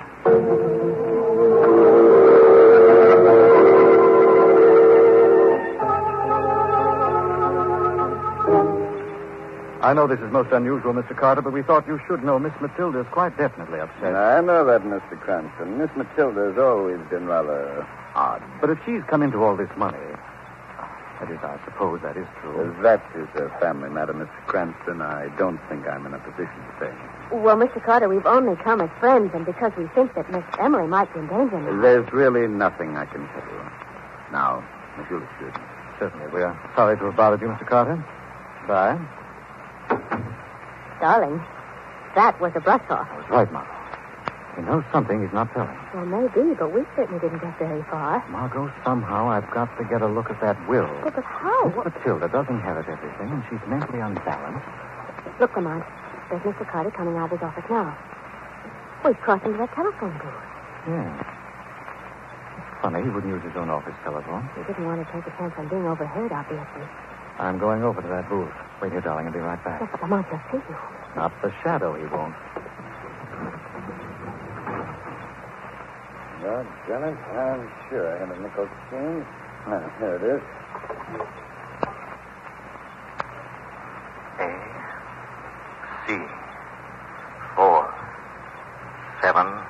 A-C-4-7-2-3. A-C. Ackroy 4723. Hello? This is Mr. Carter. Well, matters must be arranged tonight. We can't wait any longer. Yes. Yes, I'll be there right away.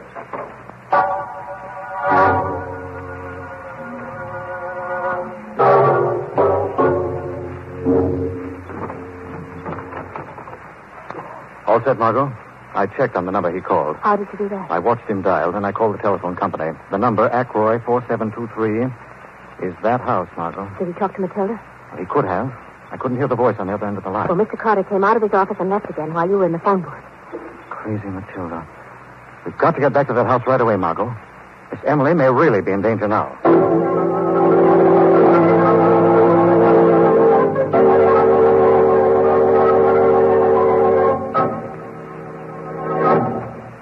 Who's that? It's Emily, Matilda, dear. Oh, what's Brooks doing with you? Don't get excited, Miss Matilda. We both know that you're upset. Why are you closing that door?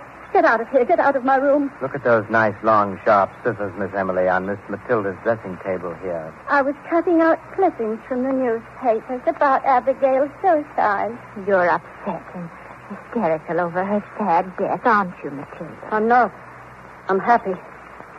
I've got the money now. Oh, no, Matilda. You're so upset mentally, you really don't want to go on living anymore. Yes, that's right, Miss Emily. Our visitors this afternoon can testify that you've gone quite out of your mind with grief, Oh, Miss no, Matilda. no. You want to die, Miss Matilda. Look, keep away. Don't come near me. Put down those scissors. But you want to kill yourself, Miss No. Here, let me press your fingers tightly around these shears. You want to commit suicide, Matilda. To kill yourself over poor Abigail's death. No, I won't kill myself. Oh, now I know. Abigail didn't kill herself. You did it. The two of you. Take the scissors, Miss Matilda. Stop, you're hurting my hand. Take the scissors, Matilda. No, I won't take them. Then I'll give them to you. Oh. Stab me. Yes, and your hands were around the scissors. My hands on top of yours. And when they find you dead, Miss Matilda, only your fingerprints will be on the shears.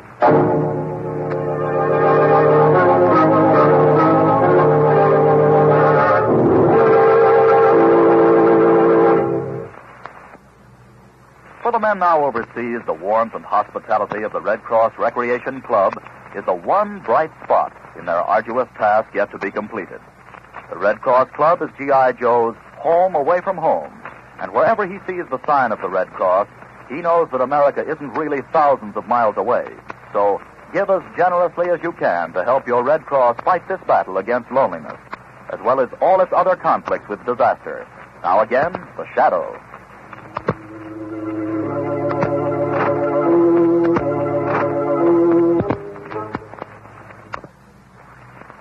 Oh, Mr. Cranston, Miss Lane, Matilda killed herself with her own pair of scissors. We've summoned the doctor. That's who we thought it was when we heard you ring. Oh, Lamont, it's horrible. Where were you, Miss Emily, when this happened? We were downstairs. I was serving tea. Miss Emily asked Miss Matilda to join her, but she refused. Miss Matilda's been acting rather peculiarly lately. I see. Miss Emily, where is your lawyer, Mr. Carter? I just tried to phone him, Mr. Cranston, but he's gone out. He hasn't been here? No, he hasn't been here. Of course, he has his own key, and he comes and goes as he chooses. Miss Emily. What's wrong with that? He's known us for years. Someone just came in downstairs. Perhaps that's Mr. Carter now. Wait here. I'll go out in the hall and see who it is. Mr. Carter? Oh, Mr. Cranston, you here? Something's happened. What's wrong? There's been another death in the family, Mr. Carter. Another sister has just killed herself. Miss Matilda. How horrible. I was afraid of that. I must go to her. Mr. Carter, it's Matilda. She's killed herself, too. Oh, Emily, darling, how terrible, how horrible for you. Oh, thank goodness you're here.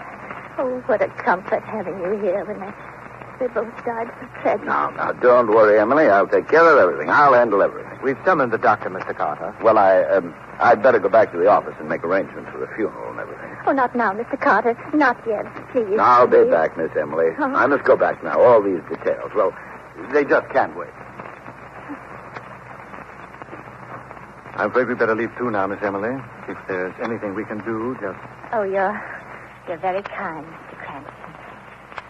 No, there's nothing right now. Thank Come then, Margot. We'd better be going now. We have some business, too, that can't wait. Lamont, you're going in to see Mr. Carter now, aren't you? Yes, Margot. He'll be alone in his office now at this time of night. Well, what is it?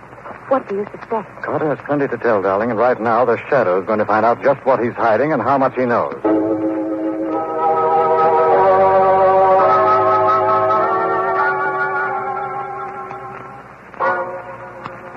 Everything's in order so far. The deed to the house, the money. Oh, yes, here's the will.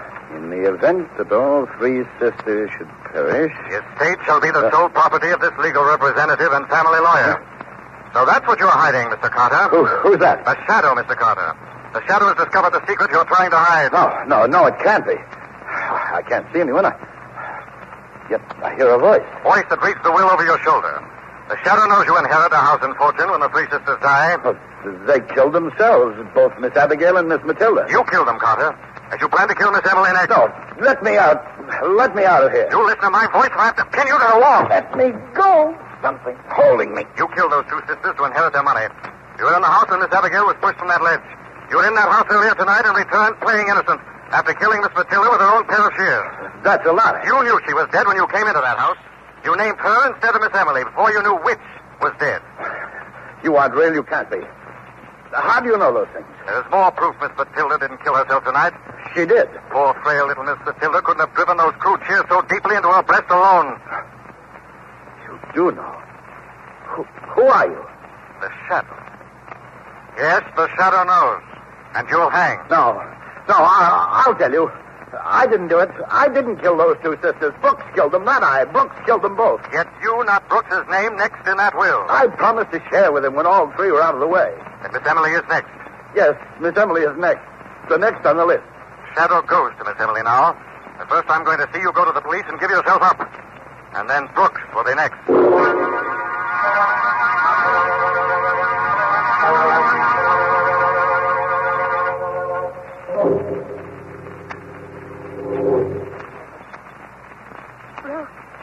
Miss Emily, what are you doing up here in my room?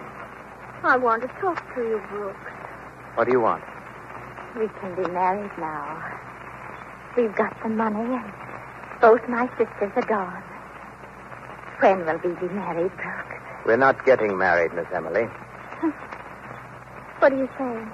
You've been a fool. You said you loved me. I loathe you, Miss Emily. Oh, no. You're all I want. I've nothing to live for if you leave me now.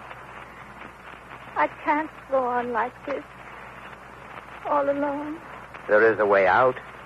Only one way out now for you. What? One way out? The way your sisters chose. They're at peace now. No. Oh, it needn't be in agony with heavy, crude scissors cutting deep into your flesh. Stop. It needn't be a screaming nightmare looking down, watching the pavement rise up to smash your body and face. No, I couldn't. It could be so quick and easy, Miss Emily. Oh. What's that in your hand? There is an old-fashioned straight razor. Look at that blade, cold and bright. 2 sharp, clean cuts across the wrist. And you have no memories to face. No more years of loneliness in this house. Alone. Across my wrist? Yes. Just run your finger across that sharp blade. Yes. There, you see, you've cut yourself. Your finger's bleeding. I didn't even feel a thing. No, it could be as easy as that. Doesn't take courage when one has no other choice. No other choice. No other choice, Miss Emily. I'm going now. Shall I leave the razor with you? Miss Emily, you want the razor? Yes, Brooks. I'll take the razor. Will that be all, Miss Emily? No. No, that's not all, Brooks. I have the razor now. And I'm going to slit your throat. You fiend, you devil! I'll slit your throat. You can't leave me. Got your hands. You can't harm me now. You thought you could talk me into killing myself. You'd like that, wouldn't you? All you want is the money. Yes, you fool, and I'm going to get it if I have to kill you myself. They'll never find your body. You're coming down into the cellar with me. The cellar? Yes, the furnace. There's a roaring fire burning down there. No, Bruce. No. One blow will do the trick. That did it, Miss Emily. Now I'll carry you down to the basement and the furnace.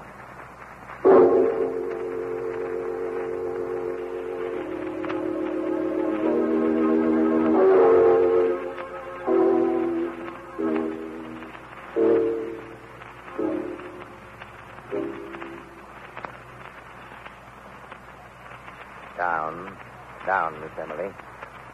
Asleep in my arms. It's warmer already, even though you can't feel the fire in this dark cellar room. Look at that heavy furnace door. Too bad you can't see. I'll throw open the door. Perhaps you can hear the roar of the flames. Listen to the roar of those flames, Miss Emily. They shout death. Can you hear? Yes, Brooks. The flame shouts death. But to you, not to her. That voice in the flames. It's coming out of the fire. Cleansing, burning fire. Bringing justice to your crimes. There is a voice coming from the fire. The shadow has found you, Brooks. And takes Miss Emily's body from you now. Somebody snatched it from my arms. Face the fire, Brooks. fire of truth burns brightly. Carter's confessed. You'll go down for your sins with him. Carter, somebody knows. The voice knows. The shadow speaks the truth, Brooks. I'm not afraid of a voice. You won't get me. I'll get out of here. There is no escape now, Brooks. I'll get out of this cellar. I'll get out of here. Oh, something's grabbed me. But I can't see anyone. Nothing but the shadows of the flames, casting fear in your heart.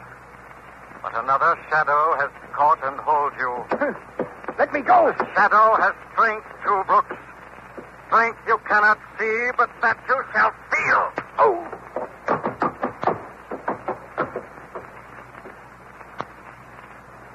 Your body will rest there on the cellar floor, beside Miss Emily in the firelight, until the police arrive. The shadow will see that justice is done.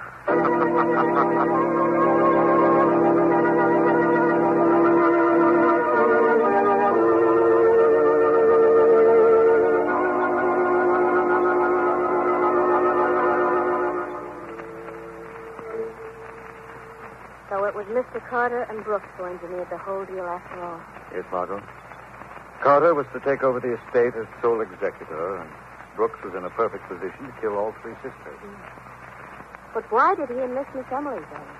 A perfect blind, in case anything went wrong, Margot. Having one of the sisters trusting him and on his side. And then he meant to kill her as cold-bloodedly as the other two. Yes. The irony of it is, Margot, that in her unbalanced way, Miss Emily must have really loved Brooks. Her reaction when she heard the verdict pronounced, the sentence Brooks received. Because if she hadn't been restrained, she'd have been the only one of the three strange sisters who really did commit suicide.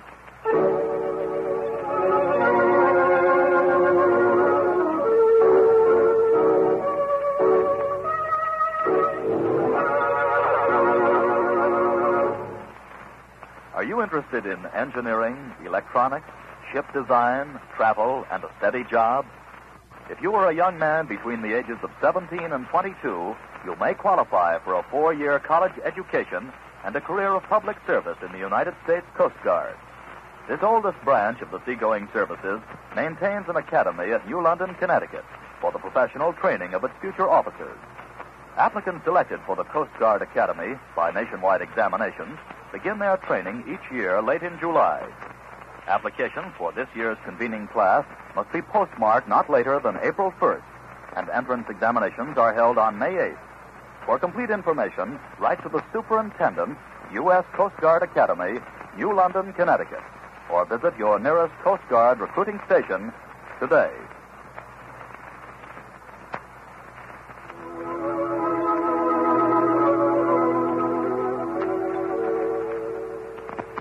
This story is copyrighted by Street and Smith Publications, Incorporated. The characters, names, places, and plot are fictitious. Any similarity to persons living or dead is purely coincidental. Again, next week, the shadow will demonstrate that the weed of crime bears bitter fruit. Crime does not pay. The shadow knows.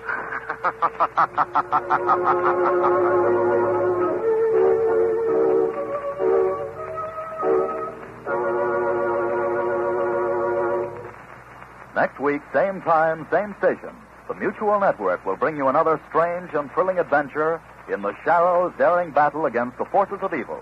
Be sure to listen. Remember, give to the Red Cross for its wide and diversified program of service to humanity. This is the Mutual Don Lee Broadcasting System. To humanity. This is the Mutual Don Lee Broadcasting System. It's just past 11 o'clock, and it's time for the WIP Mystery Theater. Why don't you join us? Just sit back and relax, if you can.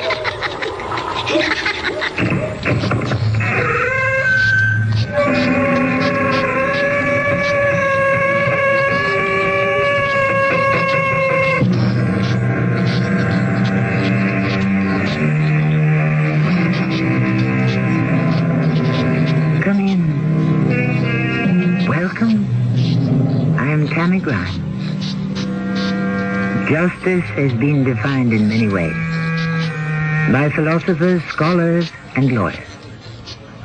Caesar put it one way, Seneca another, Sophocles had his words, Mark Twain and Tom Jefferson had theirs. And Shakespeare's Portia, to whom I admit a keen kinship, asked that justice be always tempered with mercy. Such was not always the case concerning those Anton Chekhov described in his stories, particularly in the Mystery Theater's tale of today. It is wrong for me to love you, Natasha. You are married, I am not. I should not have allowed our friendship to go this far. And if I were not married? But you are. And your husband is in exile here in Siberia. Could you love me if I had no husband? If I were a widow? How could that be? Unless he were to die. Perhaps that could be arranged.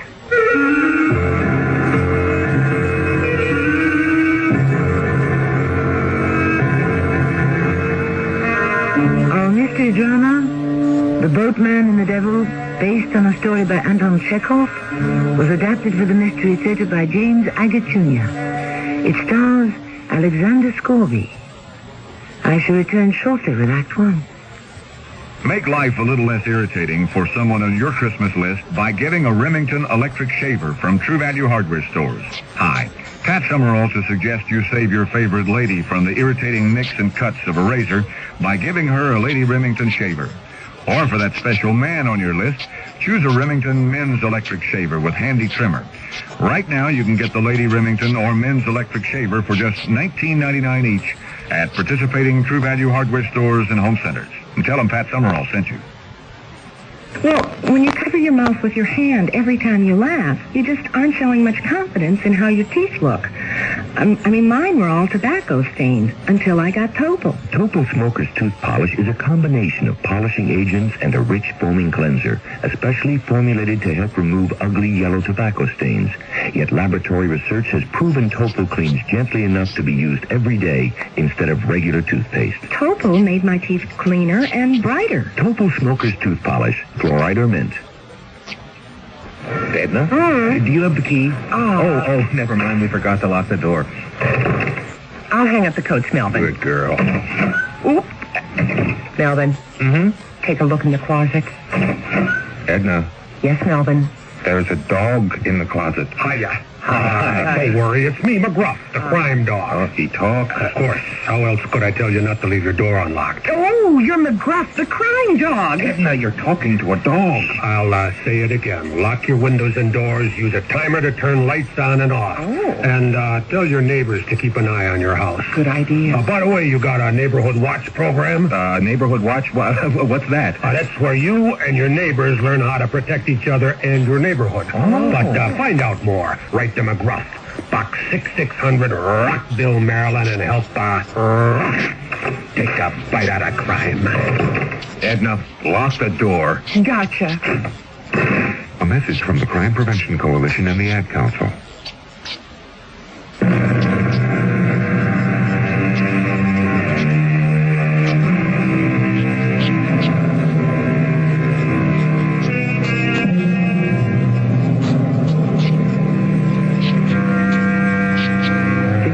We shall examine exile. From 15 to 50 years in some Siberian outland, deprived of family and friends, left alone to survive or die. One man in the Russia of 1890s is the boatman who conveys the convicted across the river from Russia to Siberia. In the boatman's hut are two exiles. One, obviously a man of position, asleep in a fur coat, the other very poor and younger, who warms his hands before the blazing logs. He is waiting to be ferried across the river by the boatman, whose name is Sasha. It is he who will tell our story. Young man, you have just arrived. At this moment, you feel sorry for yourself because you believe you're innocent. That gentleman, lying there asleep in his fur coat, also believes he is innocent and doesn't belong here in Siberia. His name is Vasily. Count Vasily, I believe. What's yours? My name is Radek. And mine is Sasha. I'm the boatman. I advise you to get as close to the fire as you can. When I take you across the river, you will find it very cold there. Sir, can a man be as well dressed as that man, Count Vasily, in a fur coat and still have committed a crime? He has been found guilty and exiled. How old are you? 25. What crime did you commit? I stole nothing. I robbed no one. I hurt no one. Whom did you offend? The state and the judge. Russia is not a country where one may call a spade, so to speak. There are those in power, and then there are the rest of us. Powerless. My boy, it has always been so. My wife, my baby, my parents. I can't bear to live without them. I shall go mad. You will not. We had a happy life. And then I was unjustly accused of theft, of beating an old man. I broke out of jail and joined a movement of people. They told me there could be a better life. We all ended up in jail. In a worse life. Hardly a life at all. You haven't even tasted it yet. You haven't crossed the river. As soon as the wind dies down, I shall row you across to be officially admitted at the post office at Girino. Don't you understand, old man? I can't accept this exile. How many thousands of times have I heard that? In a week, the river will have gone down, the weather will have warmed, and you will go wandering across Siberia, finding ways to amuse yourself. Never. I shall die first. Oh, one doesn't die of loneliness. You will find a new life here. But I shall always be at this same place, living in this same hut, rowing back and forth across the river, as I have done for 20 years, day and night.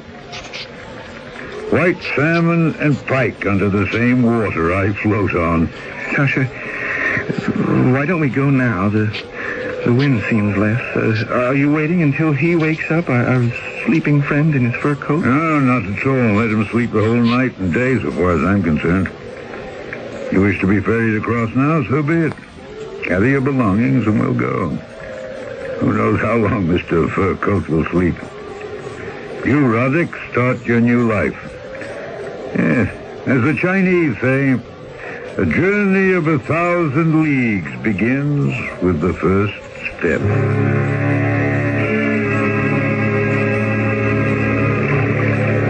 How can you see in the dark?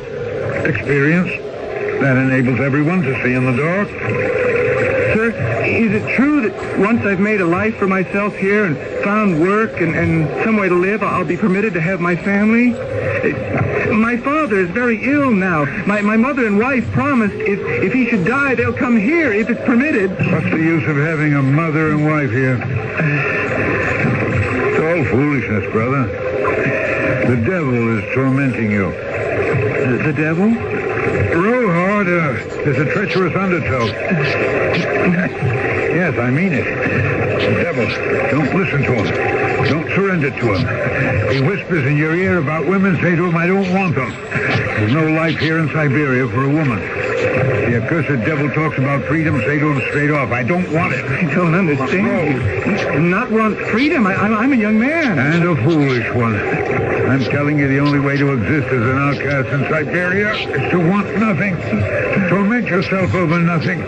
Not father, no mother, no sweetheart, no wife, no children, house or home. I speak that loudly to the devil every day. I don't want anything. Curse your soul.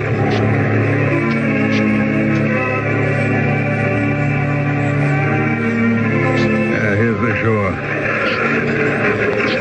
Follow that road where the sign points to Girino for 10 kilometers. You will arrive there. The government office and the post office is always open. Tell them you're here and to mark a check after your name. Is that all I do? You are like a man who has come to the moon. Everything is strange. It is uninhabitable. You must learn from those who live there how one exists. Find shelter. Gains employment. Think of yourself as a lone pioneer. Here. And keep this bottle with me. Take a swig. Oh, thank you. Oh, what a fine taste. Brother, I am no peasant. I don't come from a class of slaves. I'm the son of a sexton. Years ago, when I was a free man in Kursk, I wore a frock coat. But now I brought myself to such a point that I can sleep naked on the earth and eat grass. It is wanting nothing that enables one to survive in Siberia. From the very first day they sent me here. Would you believe it? I don't even remember my crime. From that day, I wanted nothing. You had no family? You left no one behind? As many as you and more. Radek, don't complain. Don't envy. Find some joy in every day. Accept your lot. That is the secret. Take, for instance, that Vasily. Who? Oh, Count Vasily likes to call himself wealthy, well-educated. The man we left snoring in front of my fire in his fur coat. He will not find peace either until he accepts completely the life he has to live. I'm going back across the river now, and I shall tell him that for the umpteenth time. But do you think he'll take my advice? I doubt it.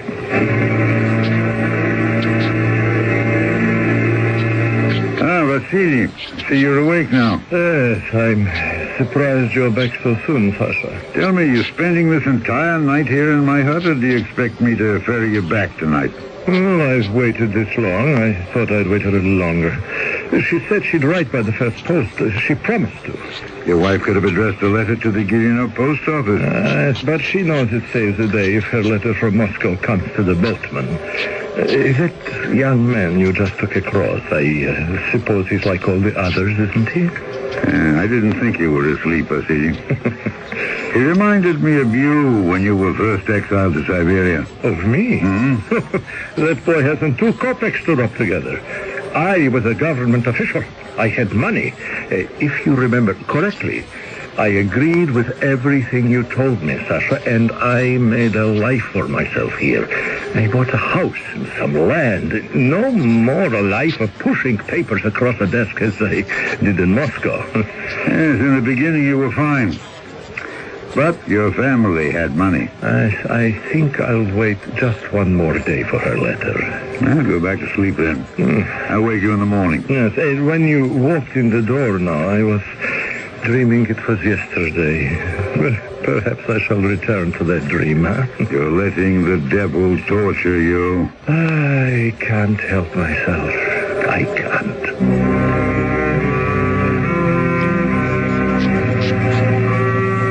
Dreams of the past. It was almost as if I was dreaming by his side. I knew Vasily's dreams so well. I warned him that to want money is only the beginning. His family had it, and so they could send it. Every month he would cross the river with me for a whole year. Every month. Always the same words. Sasha, it's a long time since they sent me any money from home. You don't need money, Vasily. What good is it? Throw all the past away. Forget it as though it never happened.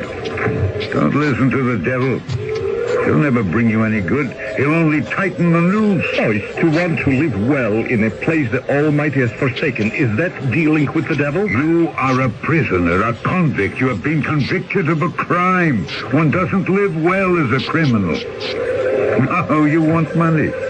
Every month, you wait for your family to send more. My crime was not that great. I forged my father's will so I wouldn't have to share with my brothers. And those same brothers you tried to cheat are now sending you money. Yes, I needed to live. I cannot live without money. To live, a man needs only to be content and happy. And if you wish to be content in Siberia, you must learn not to want anything. You have to despise fate. Laugh in his face. Then fate will begin laughing at himself. was like talking to the wind. Vasily would hear none of it. He would have money. He would have his wife and daughter. He would turn his Siberia into a heaven on earth. For 2 years this went on. For 2 years I ferried him to the Russian side of the river. And one day that man, that Vasily Sergeyevich, met me with laughter. Oh, Sasha, it's happened. It's happened. Think of it, Sasha. She is coming. She is. I am going to Guillemot tomorrow. Would you believe it? To meet my wife. Oh, my Natasha. She has taken pity on me. She's come to live with me. Oh. She has forsaken the gay life of Moscow to live here in Siberia, bad winters and all, and to be with me. She misses me. What do you think of that, Sasha?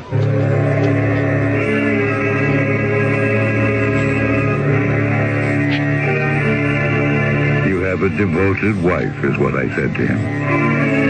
But in my heart, I knew. Wives and prisoners of the state.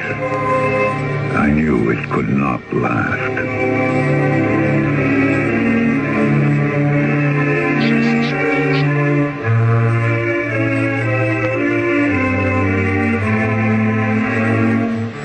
Many have written about the Gulag, the outcasts of Russian society condemned to mark time until their sentence has been served, or they have not survived and died in their cages.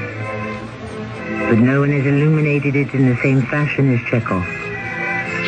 What it takes to become used to this moonscape from which there is no escape. Our boatman will tell us more when I return shortly with Act Two. I bought this gadget by mail. The ad said it would save me a lot of gas. It did. Since I put it in, my car won't start. They said I could make money stuffing envelopes at home. I'd like to give those envelope guys a licking. If you shop by mail and don't get what you were promised, it could be mail fraud, and there are many different kinds, from products that don't work to worthless work-at-home schemes. If you're a victim or even suspect mail fraud, call your postal inspector. It's his job to keep the mail a nice way to shop. The ad said I could lose 20 pounds a week painlessly. What I lost was $20, and that hurt a lot. They said there were hundreds of dollars to be made working at home. They were right. I worked at home, and they made hundreds of dollars. Remember, most of the time when you shop by mail, you do get what you were promised. But if you suspect mail fraud, call your local post office and ask for your postal inspector or postmaster. Don't take getting taken. A public service announcement by this station and your postal service. Mommy, I cut my hair. Oh, no. Mommy. What did I do? Oh, Mommy, I'm bleeding. Can you stop the bleeding? Can you clean the wound properly? What if he stops breathing? What if his heart stops too? How do you handle an emergency at home? Many of us panic when prompt action may be needed to save a life.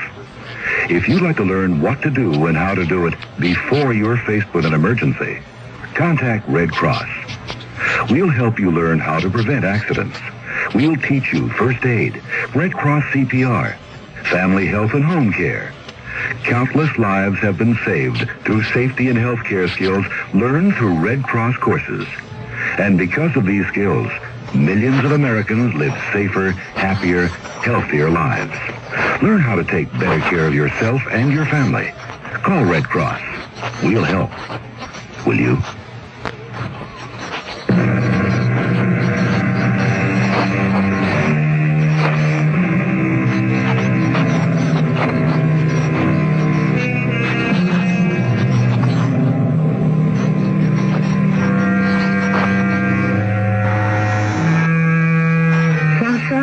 Boatman, who ferries prisoners from Russia to Siberia, tried to soften the blows of this strange new existence to those who were about to enter this barren land.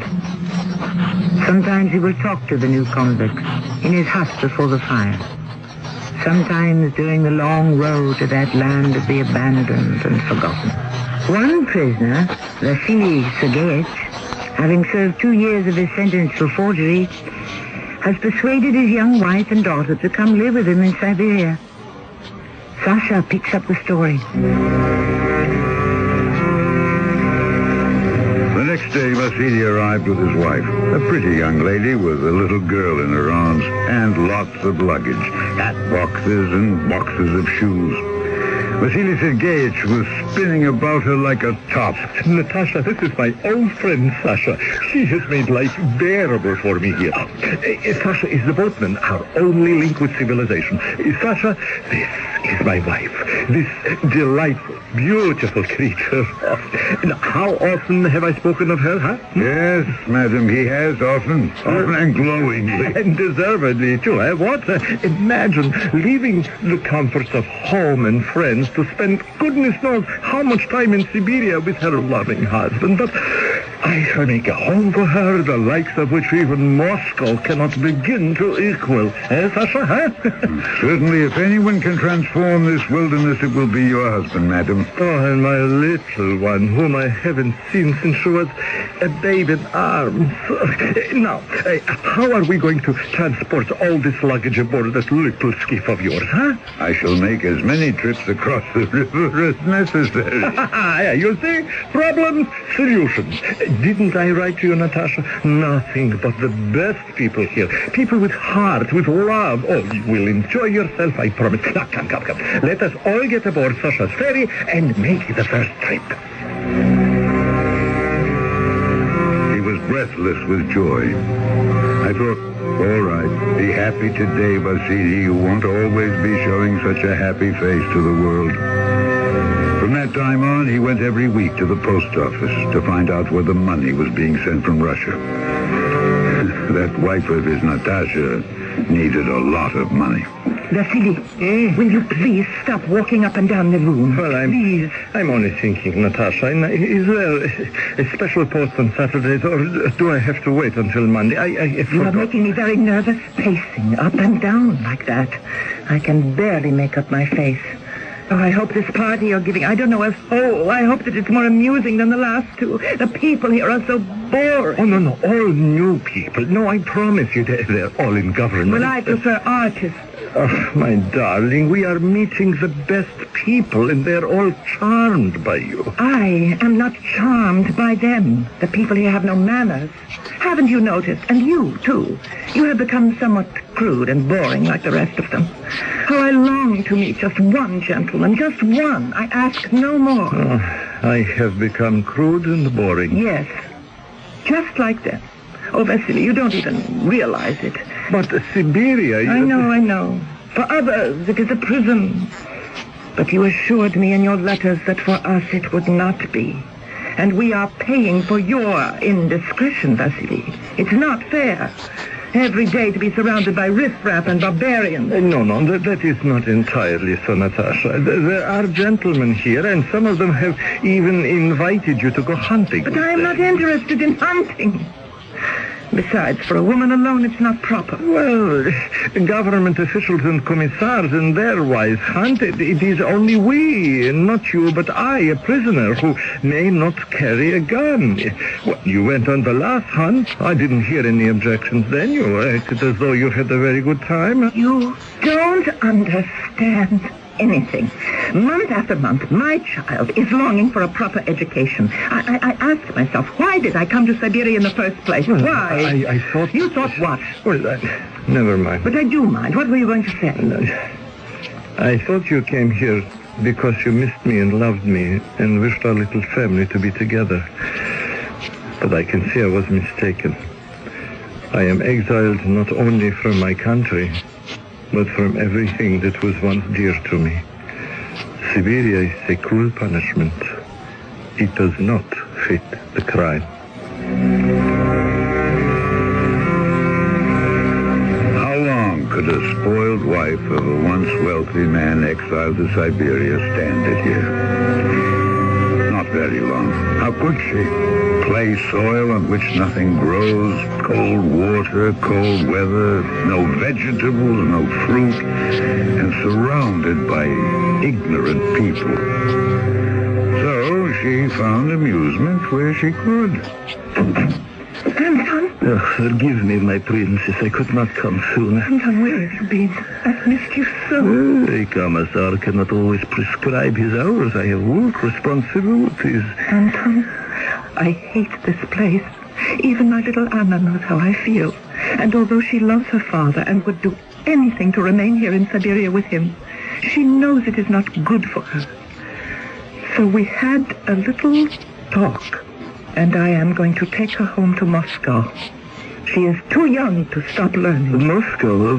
When? At the first sign of spring, April or perhaps May. Now, you will come too, won't you? I cannot leave here. This is my post, my career, my future. I have no way of going to Moscow in the spring. I am taking Anna to Moscow, and as soon as I am certain that she is installed in a good school and her uncle can take care of her, I may return. And then what? We shall see. If you are still interested, I will be with someone who can make Siberia bearable for me. And if not you, then someone else. Crumbs of happiness. It's all wrong. You are married. I am not. I should not have allowed our friendship to go this far. Would you feel that way if I were alone? Alone? If I had no husband? If I were a widow? Then I would demand to be transferred to Moscow. I would pester them until they agreed. In Moscow we could be married. They like my work. I know I should be promoted. Natasha, would you marry me if you were a widow? Yes, I would. I believe in you, Anton. So only one thing stands in our way. Yes, only one thing. Am I to remain the wife of an exile or his widow? Anton, you're an excellent shot. Remember those geese you shot down, one after the other, without scarcely taking aim? Tomorrow I shall tell Vasily that for her sake I am taking Anna back to Moscow. And perhaps, who knows, while I am away, a hunt is organized and accident happens. So that when I return, I find myself a widow. A hunting accident. How long will you be away? I can arrange almost anything. How much time do you need?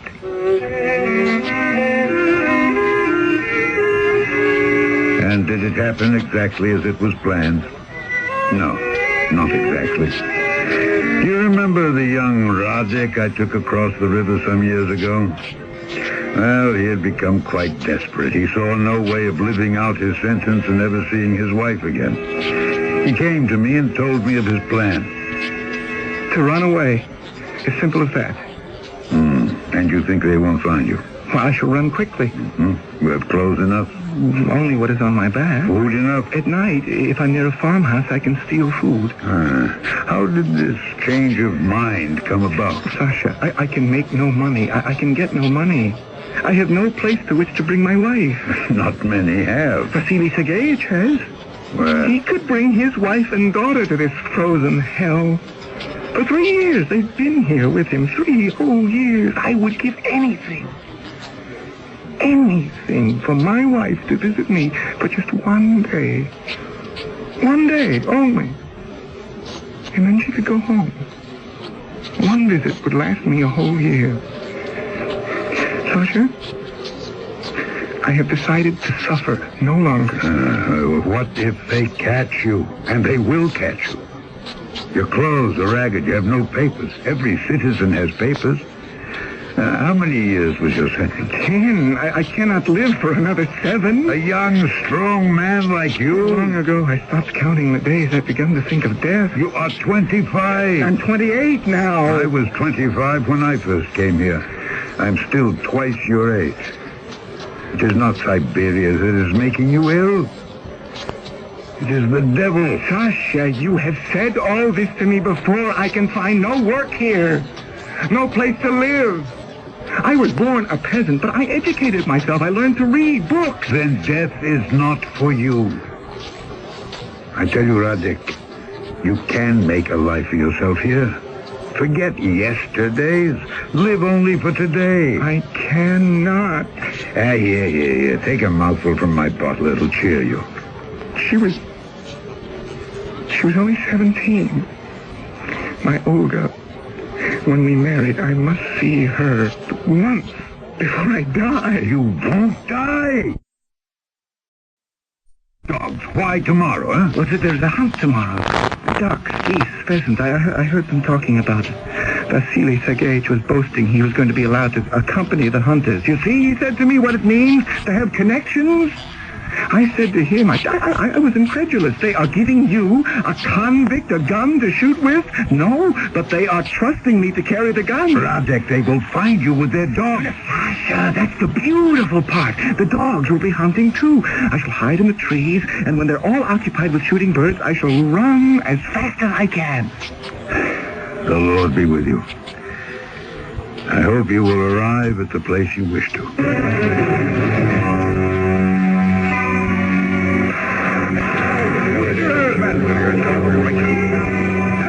Poor Radek. He never left the forest alive. He was shot by accident by one of the government men. One called Anton.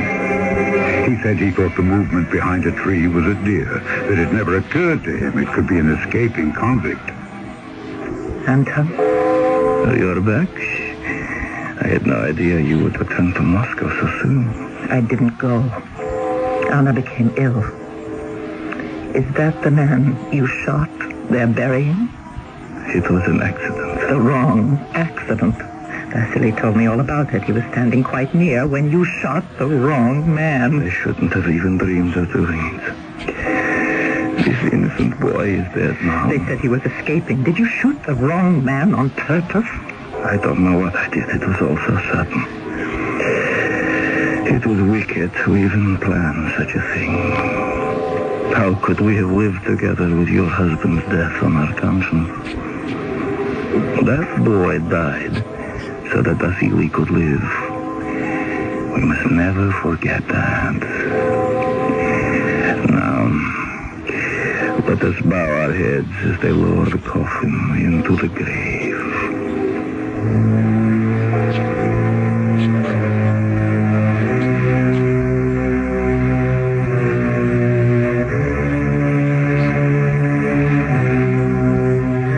The horror of these dead souls. One cannot help wondering, is this happening today? Stories of injustice finally filter through the darkness and we hear of them. Sane men who are placed in institutions for the mad. Those who disappear and are never heard from again. And our story is based on an account published 120 years ago. History repeats itself again and again. I shall return shortly with Act 3.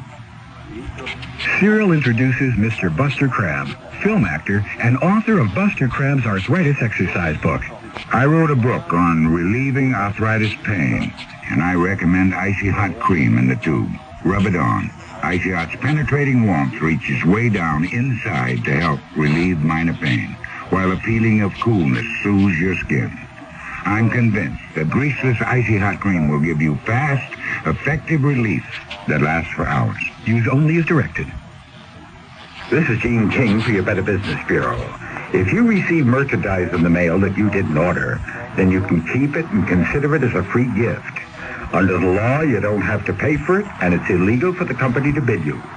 Only clearly marked free samples and merchandise mailed by charitable groups asking for a contribution can be mailed to you in the first place without your prior consent. And even in these cases, you can consider the merchandise as a gift. A tip from your Better Business Bureau. The following is presented by the National Urban League. You know, Alan, when you walked in here and said, I want to be a salesman, I wouldn't have bet a plug nickel you could make it.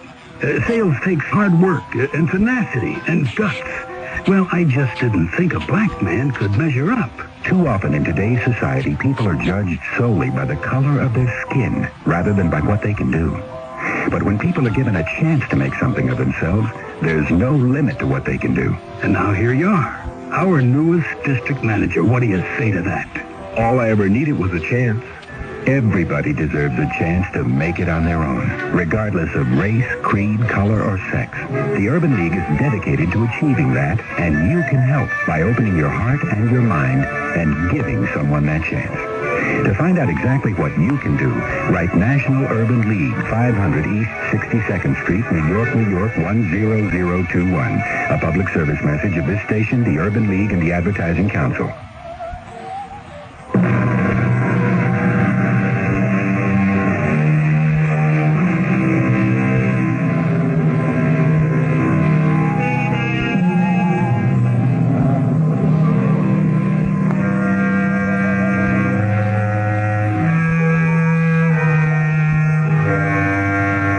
Today, the Mystery Theater's third act curtain rises on a tale familiar to many writers, some who themselves experienced exile in Siberia. We have used Chekhov's account written in 1892 because we hope by 1992 that such bestiality towards man will be forgotten history. Our spokesman is Sasha, the boatman, the link between freedom and living death. He himself is in exile. 50? 60? No one quite knows. And strangely enough, he has forgotten whether he has served out his sentence. For he has remade his life here in Siberia. I stand in a corner of the yard where the dead are placed. It is so cold they cannot dig very deep. Anton, the man in love with a prisoner's wife, has shot and killed the young man who lies in that coffin. From the distance, the bell of death. Coward! You stupid coward! I should have known. Natasha, I ask you to observe the ceremony and contain yourself. Coward! You shot the other man on purpose. You couldn't bring yourself to do away with Vasily. You're all words. I've wasted my love on you. Natasha, for the Lord's sake, stop whispering to me. There's a burial going on. Someone will see you. They will suspect something. You're not only a coward, but a fool. Vasily still lives. My daughter Anna refuses to go to school in Moscow and leave her father. My life is all upside down. Yours goes on as if nothing has happened and nothing has touched you. I was a fool to think that you could free me. Please let me explain all this to you later. There's nothing to explain, coward. I never want to see you again. I thought of Radek, the poor boy, who meant no harm to anyone, who was caught in a chain of circumstances and now would never see his Olga or his mother or his cherished province of Sibirsk. 6 months later, a troika drove up outside my hut, and the driver just sat there. I spoke to him, but he said nothing. Someone had hired him, and he was waiting. And then there was some shouting from the other bank. You! Simon! Boatman! We wish to get across! Well, I brought them across. It was Anton. Even though it was dark, I recognized him with his tortoise-shell glasses. There was a lady with him all bundled up, but I recognized her, too. They had some luggage, not much. They got into the troika, and that was the last I ever saw of them.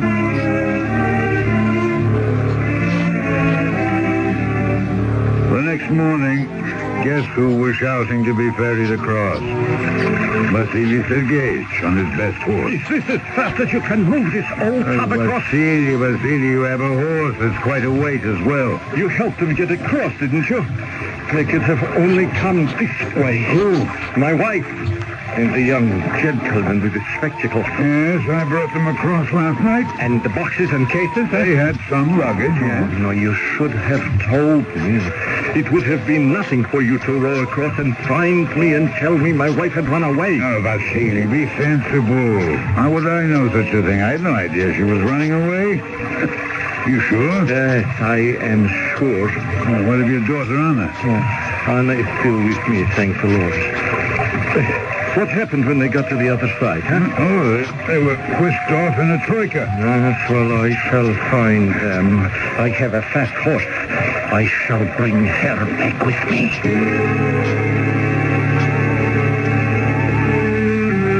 5 days and nights he chased after his wife. Of course, he didn't find her. I won't rest. I won't. I will have her back. I will have my freedom. I must. Who do I see to beg for my freedom? You know all the influential people in Guinea. You entertain them at your house. Whom do I know? They are all leechers and traitors. Is there an honest official among them? Go speak to Pyotr Wisniewski. Tell him you're an old friend of Sasha's. He may help.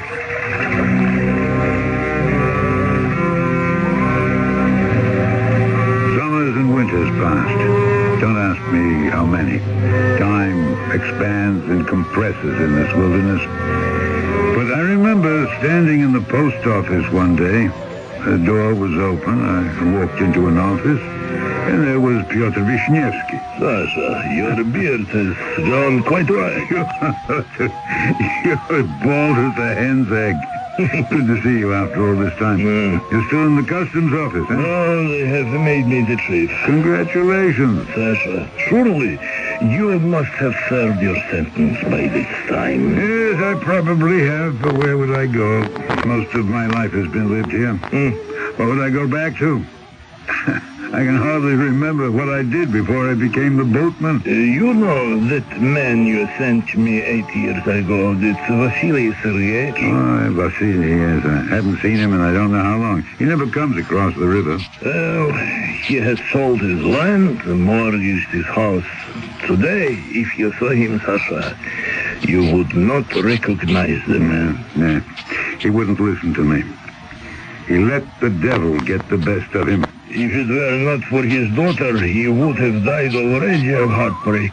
I'm sure of this. I should go see him. Where does he live?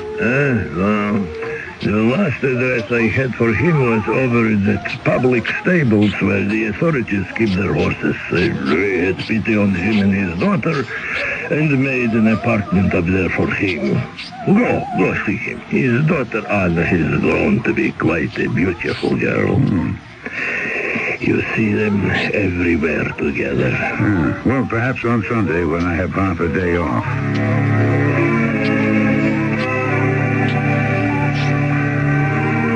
Good morning, Vasily Sergeyevich. Yes, who is it? I can't see very well. Anna, do you see the gentleman? It is a gentleman with a white beard. I think I know him. Yes, I do. You are Anna. Yes, and you are Sasha. Yes, you used to ferry the boat across the river into Siberia. Oh, I still do. Sasha. Did you say Sasha? Oh, my goodness. How long has it been? Of course, I never cross the river anymore. We very simply, Anna and I. You know my daughter, Anna? I would have recognized her anywhere. Oh, how would you have recognized her? She was a little one those days. I was very little when you met me first, but I'm 18 now. Sasha, do you still talk about the devil? Sometimes, yes. Well, for a man who knows as much as you were very wrong. Was he really, Papa? Well, weren't you, Sasha? Come. You're among friends. Come, confess it. What do you want me to say? And I am the proof you were wrong.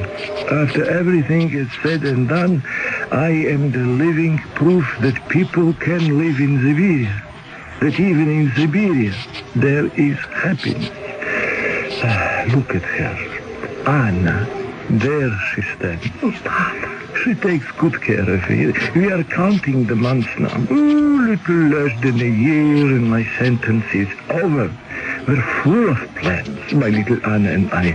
One more winter and that will be it.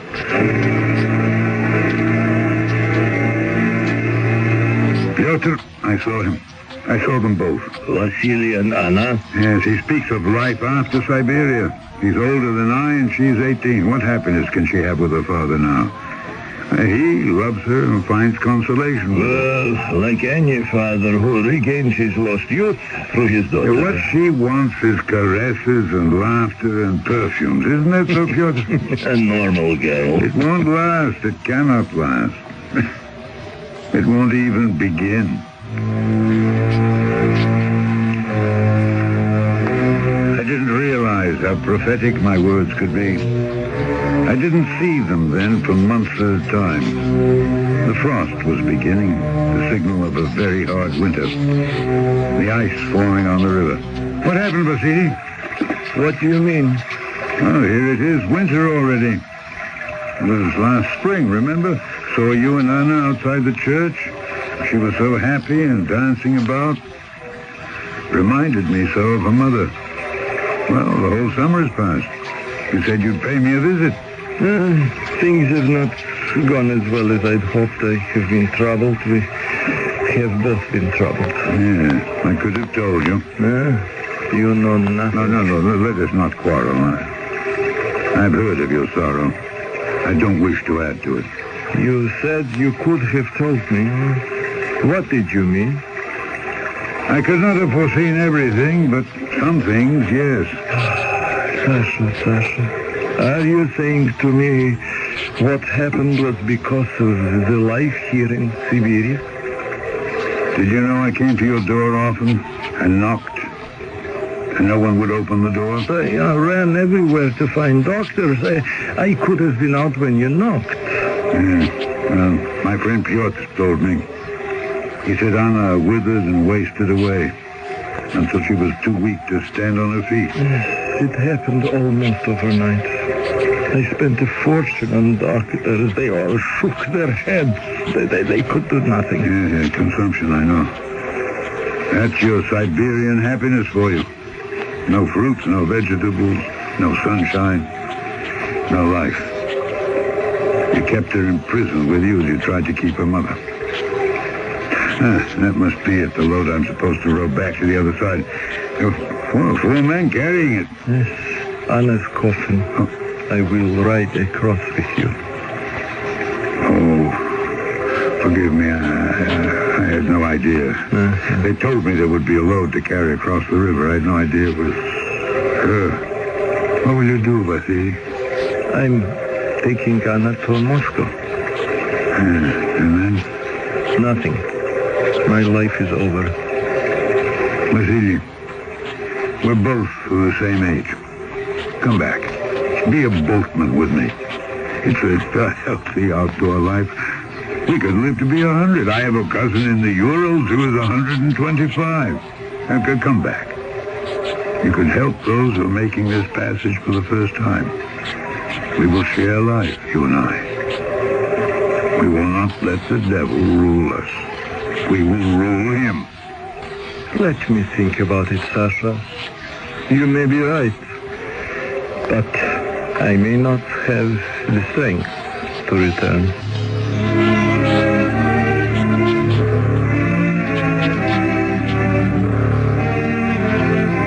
I never saw Vasily Sergeyevich again. Did he do away with himself from grief? Did he run away? Why did he not return here? Some men are difficult to understand.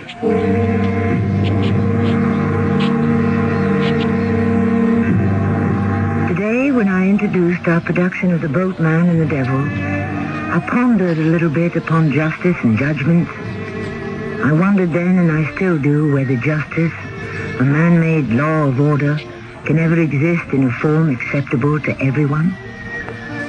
Putting it in our terms, is it because, as someone has said, no one understands a policeman because no one understands the Bill of Rights? I shall return shortly. This is Jason Robards for the National Council on Alcoholism. I'm Jason Robards. I'm alcoholic. There was a whole world out there that applauded me as a success. So how could I be alcoholic? I thought only losers became alcoholics. Then I found out alcoholism is a disease. And my wife convinced me that drinking for me was like committing suicide. I got the facts and got into a program to stop drinking, and I don't drink anymore. Now I really know what success is all about. Not just with my career, but with my wife, my children, and my life. Get help like Jason Robards got. If you or someone you love has a drinking problem, call the National Council on Alcoholism in your area. I'm living proof you don't have to die for a drink. A public service message in cooperation with the Advertising Council.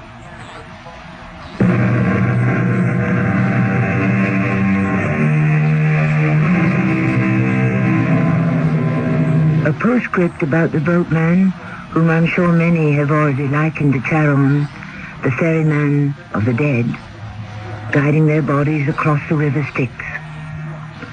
For the fare of one silver piece, Charon would ferry his soul to eternity. Surely, man could do better than bring others to eternal death, the death of places like Siberia. Were my opinion to be asked, I would banish forever exile. Our cast included Alexander Scorby, Marion Seldes, Russell Horton, and Earl Hammond. The entire production was under the direction of Himan Brown. And now a preview of our next tale. Thank you for the coffee. Well, you're very welcome. Come back sometime. Thank you. Thank you very much. Why did you ask him to come back? I don't know. He looks so unhappy, so haunted. So screwy is more like him. Look, he's coming back. He's turned around and he's coming back. Good Lord. Don't be mean to him, Charles. Please don't be mean to him. I won't. Forget something? Please. Don't make me leave. Don't make me go away. I have to stay here. It's important. Believe me, it's very, very important that I should stay here. This is Tammy Grimes, inviting you to return to our Mystery Theater for another adventure in the macabre. Until next time, pleasant dreams.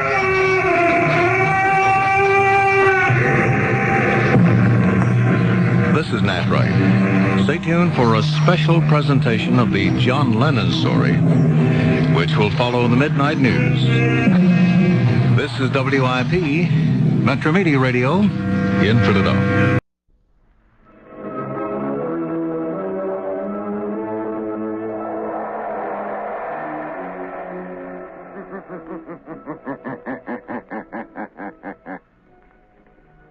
Shadow knows.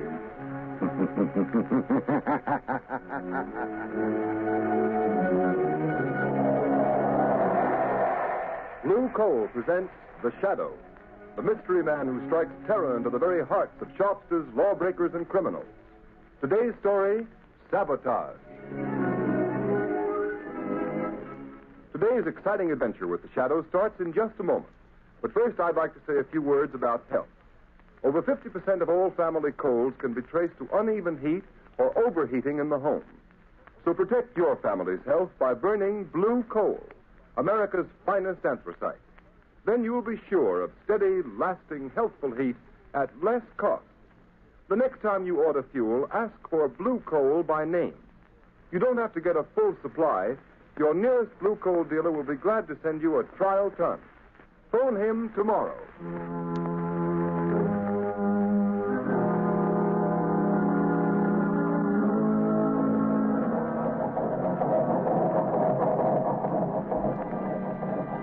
Engine room. Stand by for test number 11. Engine room standing by, Commander. Ship full speed ahead. What the? Engine room.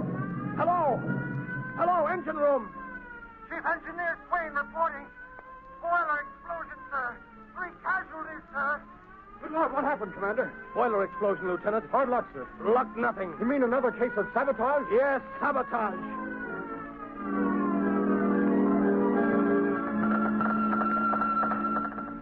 Submarine L-21 calling submarine base. Submarine L-21 calling submarine base. Submarine base answering L-21. Go ahead, L-21. Submarine L-21 in distress. Submarine L-21 down off Diamond Head. Cannot rise. Emergency. Emergency. Pumps damaged. Looks like sabotage.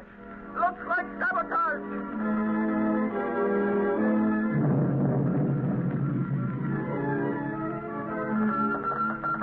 Cruiser returning to base. Cruiser returning to base. Explosion. Explosion in after gun turret. 3 dead, 6 wounded. Suspect sabotage. Suspect sabotage.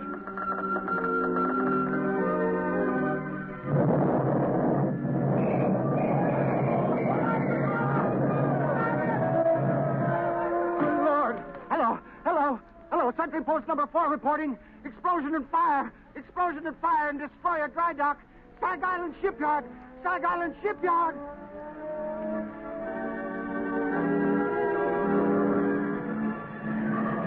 X3, sabotage ring, strike Sag Island Shipyard. Read all about it. Mysterious explosion and fire.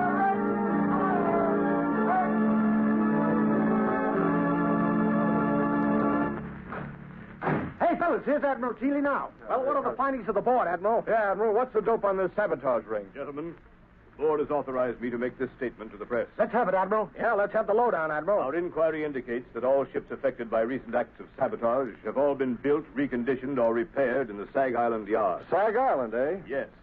And every resource at the command of the government is being directed toward the apprehension of those responsible for the systematic blows at the naval defense strength of the United States.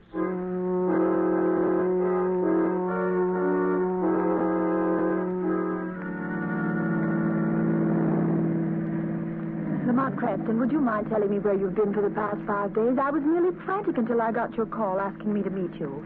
And why those old clothes, and why haven't you shaved? I'm sorry, Margot. I've been at Sag Island. Sag Island? You mean where they're having all the trouble in the shipyard? Yes, it seemed to be a case where the shadow might be of some use to his country. You've uncovered something. Is that why you sent for me, Lamont? I'm not sure, but I stumbled on something last night. It's been a process of elimination. Where are we going? Back to Sag Island? Yes, we're almost there now. Lamont, have you anything definite to work on? It seems so hopeless. You forget, Margot, that I, as the shadow, have a certain gift. You mean what the underworld call the power of invisibility? Yes, and the ability to read other men's minds, particularly the mind of a man who has something to hide. But you've got to find that man first, Lamont. I know.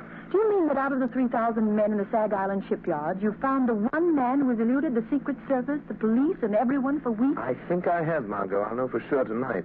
What do you want me to do, Lamont? We're coming into Sag Island now. I want you to go to the Sag Island Hotel, take a room, and set up the shortwave radio outfit. You brought it, didn't you? Yes, it's in the baggage compartment. Good. Now listen, Margot. Tune in the wave I use as the shadow and wait. Wait all night if necessary. Stop the car here, Margot. Yes. Lamont, I know you don't believe in woman's intuition. At least you pretend not to. On the contrary, I have a healthy respect for intuition. Now be careful. I have a premonition myself. Lamont, can't you tell me anything more? I can only tell you I'm going into that bar down the street. If this man is the one I think he is, we will have a very interesting visit in that bar.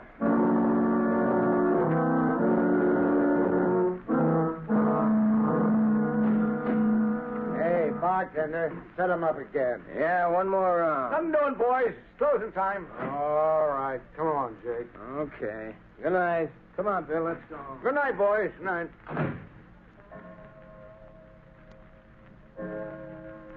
Holy mackerel. 2 o'clock already. An hour passes quickly when a man is talking about himself, Mr. Buckler. What? What have I been talking about? What have I... Say, who the devil are you, anyway? If you're one of them Secret Service guys trying to pump me, you're barking up the wrong tree. I'm not a Secret Service man. And then what's your game? What's yours? You're not looking for a job. You're a phony. I have a good notion to turn you over to the cops. They're rounding up guys like you. Sit down, Buckler. Listen to me, or you'll get us both in trouble. Who sent you here? Who told you to look me up? Would it help if I told you what you're thinking, Buckler? Quit stalling. Who sent you? It's running through your mind over and over again. I see it like a picture on a slate. You're thinking, did Arnheim send him? Did Arnheim send him? You're a liar. I never mentioned Arnheim's name. Never heard of him. Then why are you thinking of a name you never heard? Don't be a fool, Buckler. I know. What do you know? What did he send you for? What's wrong? Why didn't he... Yes. Nothing. Quit staring at me like that, or I... You were going to say, why didn't Arnheim tell me himself? Suppose we go ask him. No, he don't want anybody to know. If you're in on this, you ought to know that. Listen, you. I don't know how much you know or how much... Hey, you two, it's past closing time. Come on, now, clear out. Tomorrow's another day. My friend and I were just leaving. Yeah? Well, you'll have to go out to the alley. I locked up the front door, and I ain't unlocking it again. Come along, Buckler. We can finish our talk on the way. On the way to where? Come along, I'll show you. All right. We can cut through the alley. We can talk on the way. Yes, we can talk. After you, Buckler. Okay, come on. Hey, come on, what's the idea? We're going down the dark alley, ain't we? Hey, you, cut the comedy and come on. Your companion has left you, Mr. Buckler. He saw your hand slip into that pocket where you carry a blackjack. He saw the picture in your mind. And knowing you meant to crush his skull, he asked me to take his place. What is this, a frame-up? Who was that guy? Who are you? Steve Buckler, you're a traitor. You're selling your birthright, your honor, your country's safety for money you'll never live to collect. How do you know all that? Who are you, anyway? This is your first excursion in crime, isn't it, Buckler? What difference does that make? Who are you? What do you want? If you had any contact with the underworld, you wouldn't have to ask who I am. Have you ever heard of the Shadow, Steve Buckler? The Shadow. So that's it. That's who you are. The man who can hide anywhere that no one has ever seen. Yes, Buckler. The man no one has ever seen. Don't move. Shall I tell you what you're thinking? I see the picture inside your head. You're thinking you'd kill me if you could only see me. You're like that other guy. You can tell what I'm thinking. All right, you got me dead to rights. What do you want me to do? Stop taking orders from Arnheim. Is that all? You mean you're not going to turn me over to the Secret Service? No. No, I'm going to give you one more chance, Steve Buckler. One last chance.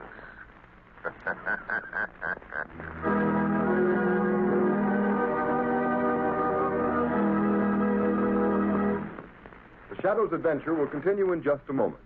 Meanwhile, thousands of homeowners are engaged in another kind of adventure. An adventure in home heating involving the health of your family. I am referring to the purchase of fuel. You know, if you order just any kind of coal, it's a gamble. But it's a gamble you don't have to take. Baltimore families, for example, have found out how to eliminate the risk in fuel buying. They order blue coal by name. That's why the sale of blue coal in Baltimore so far this winter is 40% ahead of sales for the same period a year ago. And this is happening in many other cities. Here is real proof that blue coal, the cream of Pennsylvania anthracite, is by actual test the best of all fuels. It is the only solid fuel actually trademarked with a harmless blue color so that you can tell at a glance that it is the fuel that gives low-cost heating. It is the fuel to buy for cleanliness. Baltimore homeowners like the steady, long-burning qualities of blue coal. This is a decided advantage compared to other fuels requiring so much attention. The Glen Alden Coal Company prepared blue coal especially for home use in 4 home sizes: egg, stove, chestnut, or peat. So I urge all homeowners throughout this area to find out what thousands of Baltimore families have already learned about the greater comfort, convenience, and economy of blue coal. Order your trial ton of blue coal tomorrow. You will find the name of your nearest blue coal dealer in the Where to Buy It section of your classified telephone directory under the name of Blue Coal.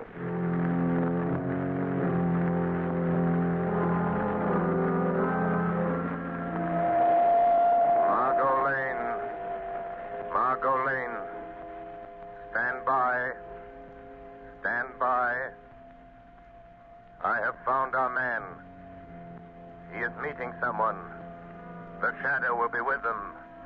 Stand by.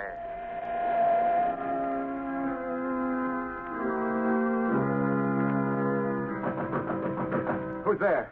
Who's there? It's Rigo. Let me in, Butler. Oh, okay.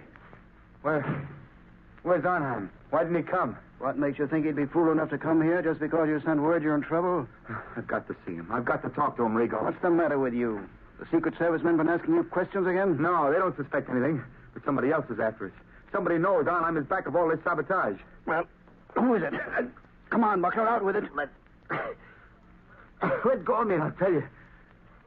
It's the Shadow. The Shadow. Don't give me that. It's the truth. That's why I phoned Arnheim. I got to have the money you promised me. I got to get away from here. Listen, you fool. How did the Shadow get wise to you? How much does he know? I'm not sure, Ivan. How did he find out unless you told him? I didn't tell him. But he can read your mind. Listen, you got to take me to Arnheim. I got to get away. How did you get away from the Shadow? He let me go. Said he was giving me one last chance. You're lying, Buckler.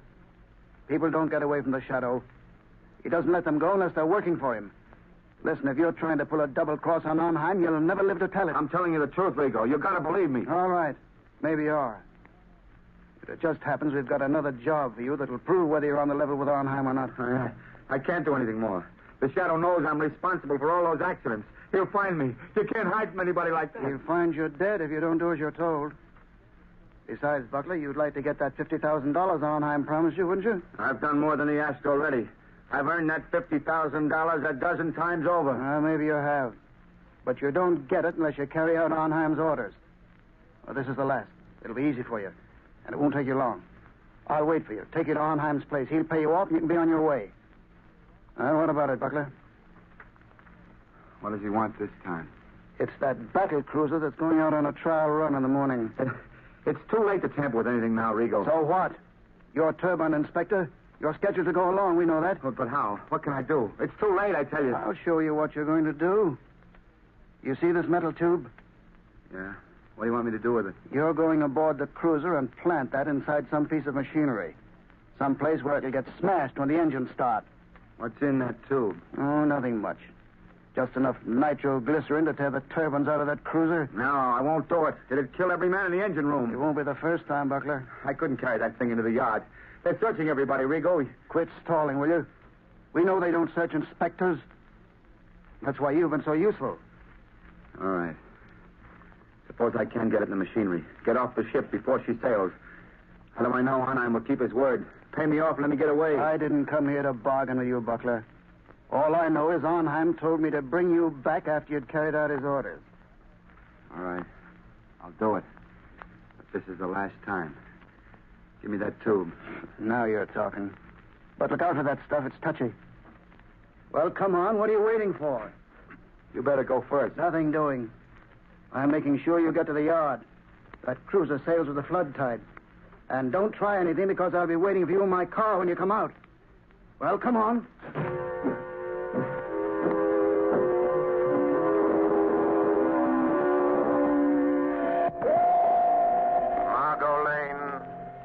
Margot Lane. Drive to shipyard. Watch for black sedan parked in front of red brick building. Our man is Steve Buckler, ship inspector. I am following him into shipyard to prevent another accident. Margot, don't lose sight of that black sedan. It will lead us to the real head of the sabotage ring.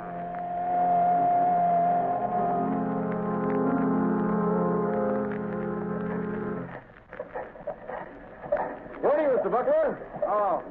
Morning, Lieutenant. Giving the turbines a bit of final inspection before we start on the trial run? Yeah, I thought I'd have a look around. Go right ahead. I have to check the gauges. Let me know if you find anything that needs adjustment. I'll let you know, Lieutenant. I'll show Arnheim. I'll show him I'm not afraid to go through with this. There, now. Just wait till those turbines start spinning. Till they smash that metal tube of nitroglycerin. Just wait. Everything looking all right, Mr. Buckler? Yeah, everything's fine. Just fine, Lieutenant. Fine. Yes. Everything will be just fine. In just a moment. As soon as I've removed this tube of nitroglycerin that Buckler put in the turbine.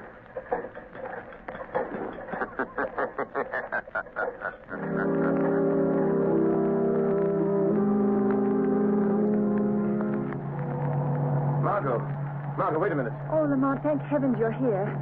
There goes that black sedan. Buckler and a man named Rigo. Follow them and don't get too close. What happened in the shipyard? Buckler tried to carry out another sabotage job for a man named Arnheim. He's the man we want. Did you stop Buckler? Yes, but he doesn't know it. Don't have an accident, Margot. We'll be scattered all over the landscape. Careful, Margot. What do you mean? Just that this metal tube I'm carrying contains enough nitroglycerin to blow us to kingdom come if it's jolted hard enough. Where'd you get it, Lamont? From Buckler? Yes, he left it in a gearbox of the battle cruiser. Oh, so that's why you followed him into the shipyard. Slow down, Margot. You're getting too close to that car. Yes. I had to stop that murderous scheme, even if it meant losing track of Buckler and Rigo. But do you think they'll lead us to this man who seems to be behind all this, Arnheim? I'm sure of it. Look, Lamont, they're turning in that big estate. Quick, Margot. Pull off the road and stop. Yes. Lamont, look at the sign. Redland Sanitarium. This doesn't look like a place where Arnheim would have his headquarters. That's probably why he selected it. Well, Margot, this is it. Lamont, you're not going in there alone. Yes, the shadow is going to return this little metal instrument of death to Dr. Arnheim in person. Doctor? Yes, just look at that sign, Margot. Redland Sanitarium, Dr. Felix Arnheim, resident physician. Oh, please don't go in there alone, Lamont. Let's notify the state police. We can. I have the radio transmitter in the car. Good, and I want you to call the state police on the regular wavelength 5 minutes after I've gone in the house. Well, why not call them now? Margot, we're not dealing with amateurs. They're undoubtedly prepared against police raids. If the police blunder in there, they'll only find an empty house. I've got to go in there alone. Don't take that nitroglycerin with you, Lamont. Well, Margot, I must. This tube of concentrated death is an important part of my plan to hold those men in that house until the police break in. Oh, don't, Lamont. You said you had a premonition, remember? Don't, Margot, worry. Call the police, and in 5 minutes, which is in the lap of the gods. And in the hands of the shadows.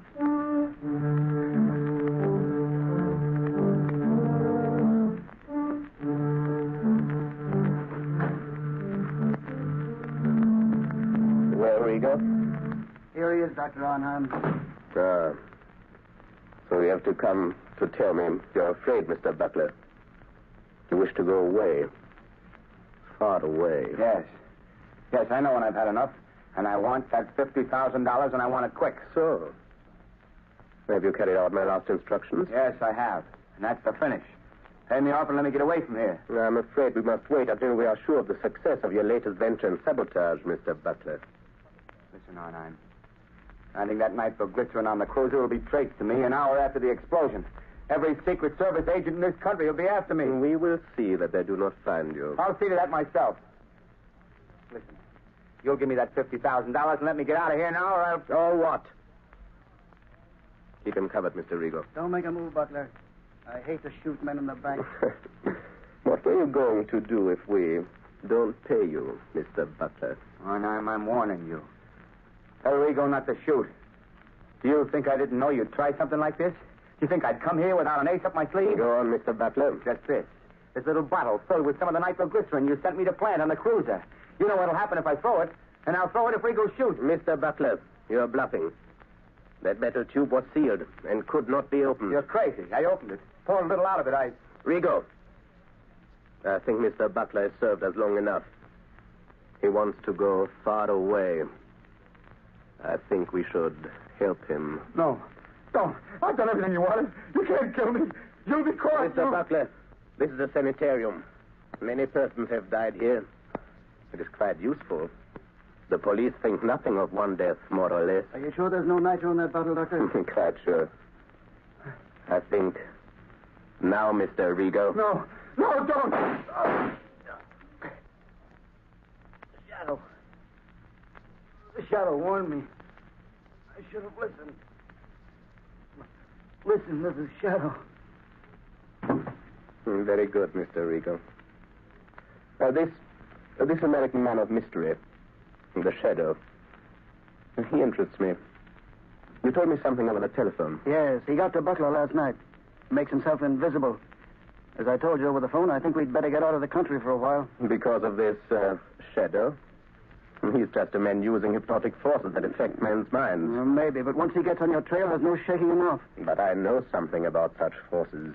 He can appear in a room without being seen. How does he do it? Some call it the powers of angels or devils. But it's the art of mesmerism. Hypnotic suggestion is very old. And certain men of modern science have developed it amazingly. Well, no matter how he does it, I don't want to meet this Shadow. In that case, Mr. Rigo, will you be so kind as to remove that body? I dislike the presence of the dead. All right, I'll take care of it. I'll be in the cellar if you need me. I shall not need you. Say, what's funny, Doc? What are you grinning about? I am looking forward to a conversation I'm going to have. Somebody coming here? Not exactly. Don't concern yourself, Mr. Rigo. This is something beyond your comprehension. Okay. I'll be on tap if you need me. What are you waiting for, Shadow? Why don't you speak? How long have you known I was in this room, Doctor? for quite some minutes, Shadow. While I'm not a master of your art of invisibility, my mind is sensitive to such a forceful concentration as you exert to cloak your presence. I see. Since you sent Rigo away, it is evident you are not afraid of me. Fear is a luxury I do not allow myself, Shadow. Your career of sabotage is over, Dr. Arnheim. I think not. I have never met a man who did not have a price, Shadow. I have only one price for your kind, Doctor. Prison. You could be very valuable to me, Shadow. Don't reach into that drawer, Doctor. A gun is of no use. A gun? That is a crude way of settling a difference of opinion. But, money, I can pay well. Money won't help you. Then you leave me no alternative. You see that little wheel set into this wall? Yes. I turn it, and... Gas.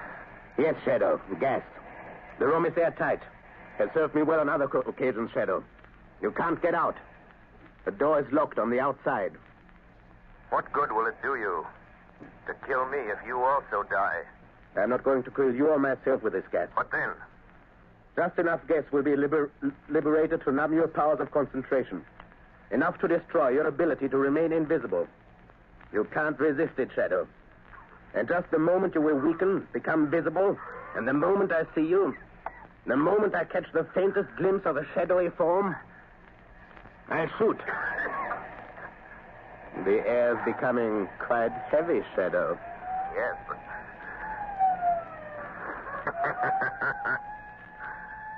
Listen, Dr. Arnheim.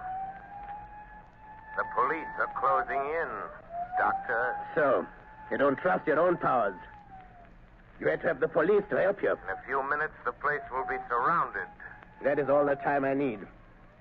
You will become visible. I shall kill you. And then... And then? I'll take the police a little while to break into this room. When they do, they will find a dead Shadow. But I shall not be here. This door behind me leads to a passageway which leads to a bay. A speedboat awaits me there. I know about the speedboat, Dr. Arnheim. You see? The gas is doing its work. You're weakening. Your power of invisibility is losing its... What is it, Rigo? Doctor, quick, the police. The passageway. The speedboat is ready. We can make it. Hey, what are you doing with that gas? What's the idea? Wait, Rigo. The Shadow. He is here in this room. In just a moment, he will become visible. But you haven't time to wait. The police are already in the house. Don't try to escape in that speedboat. I have turned it into a death trap, Dr. Arnheim. Oh, come, quicker. It'll be too late. Wait, Dr. Arnheim. Death is waiting for you in that speedboat. A violent death of your own making. No, you can't bluff me. Don't listen to him, Doctor. Hurry. All right. But remember, Shadow, we shall meet again. I'm afraid not, my friend. But first, let me turn off this gas. Search the place. Round up everybody you find. Wilson, Arnie, Davidson, you men take me upstairs. Rest of you follow me. Try that room, Sergeant. Okay. Captain, this room's full of gas. Sergeant, that iron door there. Try it. Looks like they skipped. What was that? Sounded like an explosion down near the water. Yes, it was an explosion, gentlemen. And there will be no more wrecking of warships. It was the tube of nitroglycerin intended for the new battle cruiser by Dr. Arnheim and placed in the gears of the good doctor's own speedboat with the compliments of the Shadow.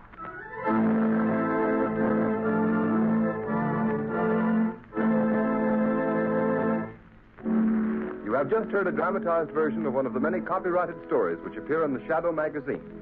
Any similarity to persons living or dead is purely coincidental.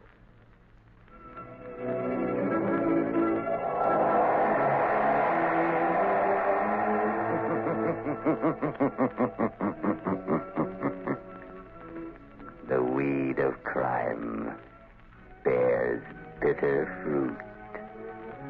Crime does not pay.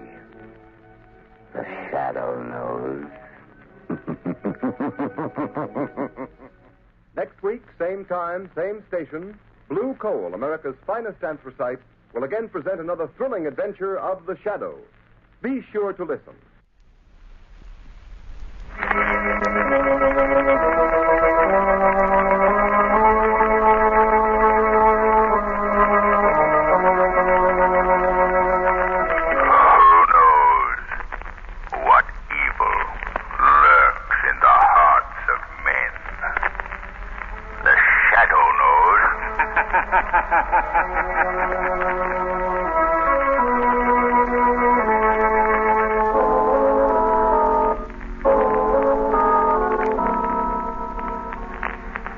Shadow, mysterious character who furthers the forces of law and order, is in reality Lamont Cranston, wealthy young man about town. The Shadow uses his hypnotic power to cloud men's minds so that they cannot see him. Cranston's friend and companion, the lovely Margot Lane, is the only person who knows to whom the unseen voice of the Shadow belongs. Today's story, Prelude to Terror.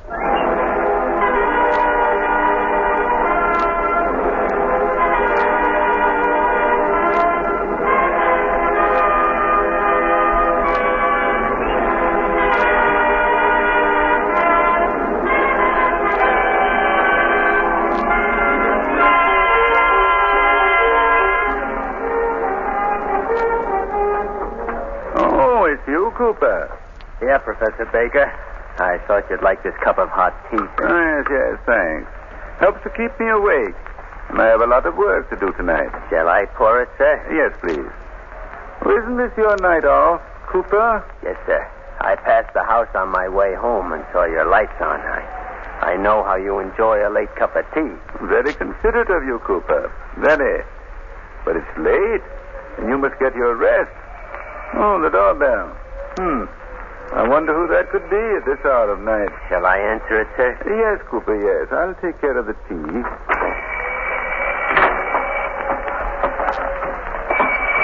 All right. Amy, what are you doing here? Cut the gab. Close the door.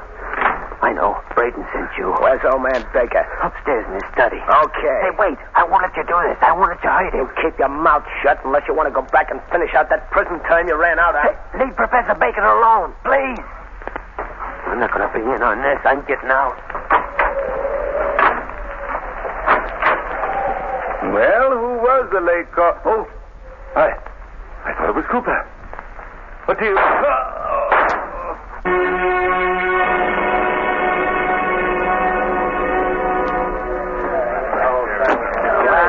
Gee, you're sure jumpy tonight, Braden. What are you walking up and down like that for? Something on your mind? Yeah, big things. Things you'd never understand. I wonder what's keeping Heaney. Should have been here half an hour ago. Think he might have muffed things, boss? I hope not. There he is now. Open up. Okay, boss. We was just talking about you. Yeah, what's this? Well, Heaney, what happened? You have any trouble? Ah, not much. I just put 2 slugs into the old guy, Professor Baker. He's dead. The rest was easy. What about Cooper? He was scared stiff. He lit out. You let him get away? Yeah, you don't have to worry about that guy. He's too scared to talk. You should have put the silencer on him anyway. And you're the boss, Braden. What do you want me to do? Take no chances. Dig Cooper up and close his trap for keeps. Okay, boss. I'll take care of him. You get the stuff I sent you after? Yeah, sure did. Let me have it. Hey, let's see. I get it right inside here. Yep. Here you are, boss. The old professor had it right where you said. Yeah. This is it, all right. What is it, Braden? Looks like an empty bottle to me. It's a colorless, odorless gas. The most powerful explosive in existence. Enough to blow up this whole city. Yeah? This is all there is in the world. Yeah? What are you going to do with it? You'll find out. Hey, Ingerstall. Yes, boss. What's on your mind? You used to be a chemist, right? Still am. The best outside the law. All right, I want you to take this gas out of this little bottle and seal it in that crate of light bulbs I got last night. Think you can do it? I guess so. How much gas to the bulb? Wait, I'll help you. Morgan, Grace, all of you, come here. Well, what's up, Braden? Plenty. When we get these explosive light bulbs fixed up, I want you to go out and plant them in light sockets everywhere. In stores, houses, public buildings all over the city. Well, what's the big idea, Braden?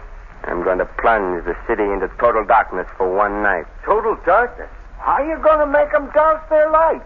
Look, we get these bulbs planted before noon tomorrow. When it gets dark, they'll turn on lights. And some of these places will be blown to bits. Oh, boy. The next night, they won't dare turn on a light. Yeah? Where do we come in? What does that get us? What does it get us, you sap? Don't you see? When the city blacks out, we move in and take over. Wow. Yeah. I've drawn up a chart showing exactly where the explosive bulbs ought to be planted. You ain't missed a trick, huh, Brady? This is a big job. Now we'll need plenty of help for the cleanup. Round up every dip, rod man, gangster, any crook you know. Have them here in the mill tomorrow night. Okay, don't worry, boss. As soon as everything's set, we'll move in under cover of darkness. They poor cops. They will be helpless. Yeah. We'll rob, steal, pillage to our heart's content. We'll take everything that's not nailed down. Boy, what a stunt. Well, that's a crook's paradise. Greatest idea I've ever heard. It's the greatest idea in the history of crime. I'm going to create a reign of terror like this country's never known.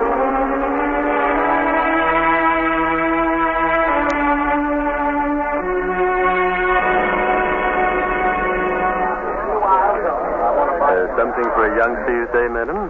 Yes, I don't exactly know what I want. Well, is it a boy or a girl? A girl. I'm her grandmother. Oh, is that so? Well, I have a little girl, too. How old is your granddaughter? She's just 4 months old. Oh, well, then you must see our modern nursery. The infant things are all in there. Will you come right this way, please? So I would like something that's way handbag. Now, you step right in. Thank you. Oh, it's rather dark, isn't it? Well, I'll put on more light. That switch is... Ah, here we are.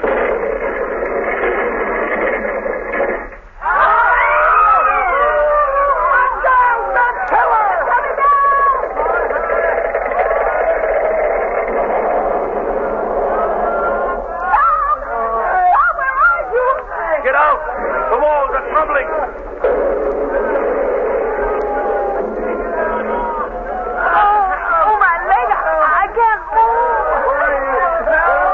Somebody, please give me a hand. There's a child buried under here. The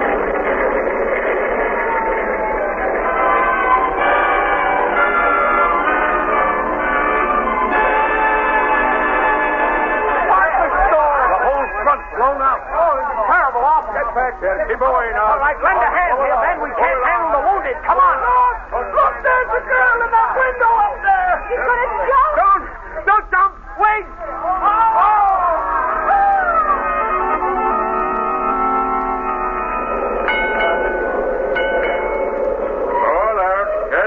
Car burns. Last stop. But, Conductor, I'm going all the way to Henshaw Terrace. There'll be another car right behind you, mister. What do you know? You folks can sit in the waiting room over there.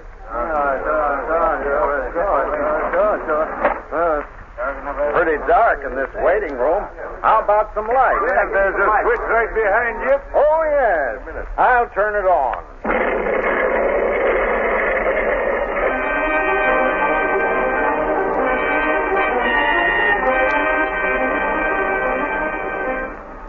Anything else, Commissioner Weston? Yes. Detail as many men as you can spare to the Castle Street car barns.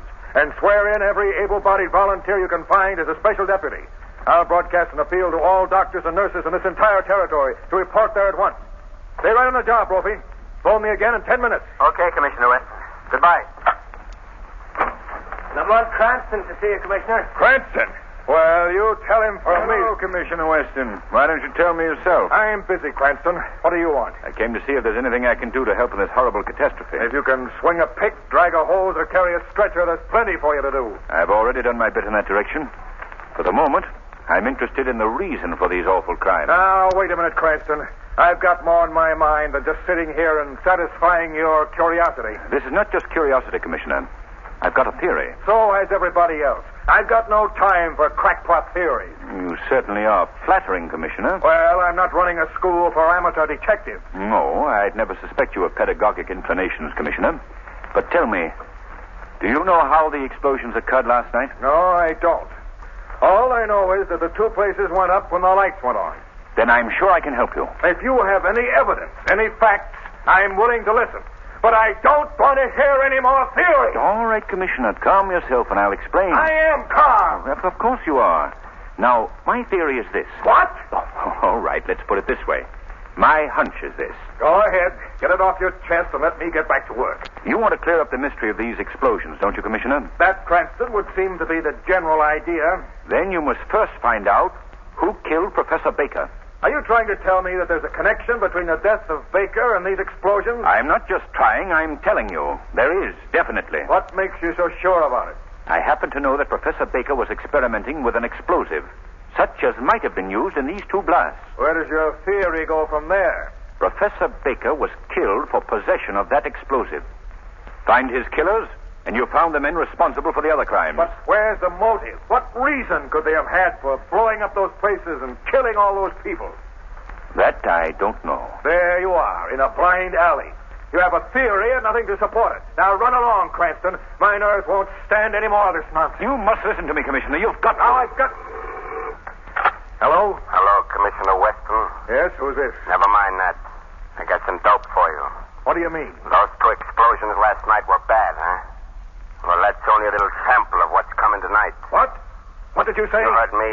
You're going to have a worse mess on your hands if you don't carry out my orders. Orders? I want this city in total darkness tonight. Total darkness? If there's an electric light, auto headlamp, or even a flashlight turned on, you're going to get a bouquet of explosions worse than yesterday. You must be stark mad. You'll never get away with this. Try me and see. Either the lights go out or the city goes up. Hello. Hello, hello. Cranston, did you hear that? Yes, I did, Commissioner. What are we going to do? It'll be dark in a few hours. Commissioner, that man must be stopped. If he's not, this city will be the scene of indescribable horror tonight. We've got to stop him.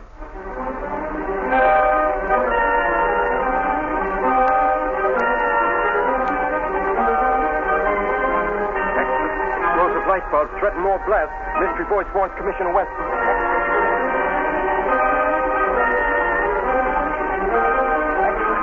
Explosive electric lamps spread through city. Read all about it.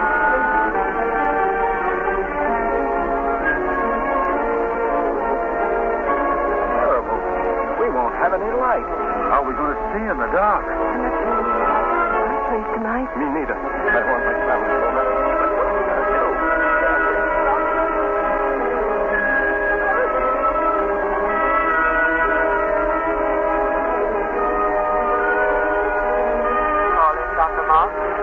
Dr. Martin.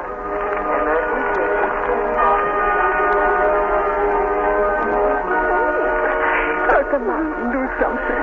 Please save my little bambina. Well, I'll do all I can, Mrs. Vanetti. Your child is very sick. Oh, my bambina, my baby. What are you going to do, Doctor? That child won't last an hour if we don't operate at once. We can't do that. You'll dare turn on the light. Well, we've got to do something. Couldn't we operate by candlelight? Oh, that's impossible. The operation's too delicate. Oh, please, Dottore, help my baby. Nurse. Yes, Doctor. I'm going to operate. But the light, Doctor. I can't stand here and see this child die. We've got to take the chance. Turn on the lights. But very well, Doctor. I'll turn them on.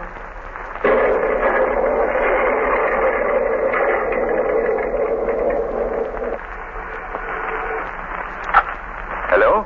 Mayor Hamilton, Yes. Who is it speaking? this is the Shadow. Shadow? Oh, yes, yes. Now, what can I do for you? Mr. Mayor, the hospital has just been blown up. What? The hospital? Good heavens, that can't be possible. It's true, Mr. Mayor. I can hardly believe it. What hellish fiend can be responsible for this? Mr. Mayor, you've got to act at once. You must make any other explosions tonight impossible. Of course, but how can I do that? Order the city power plant to cut the main switch. The main switch? It's the only way. You can't depend on all the people keeping their lights out. But cutting the main power switch will tie up everything in the city. It's that, Mr. Mayor, or death, destruction, and panic. Very well. I'll order the power cut at once.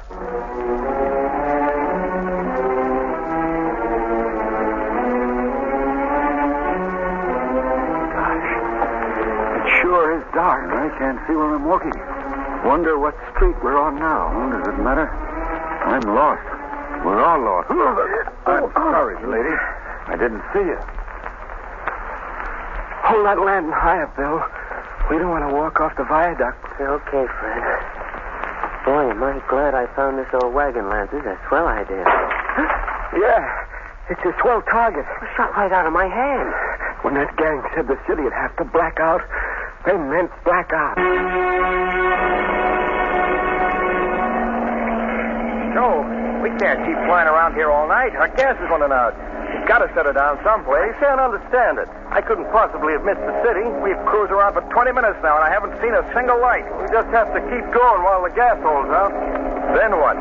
Then we start praying, brother.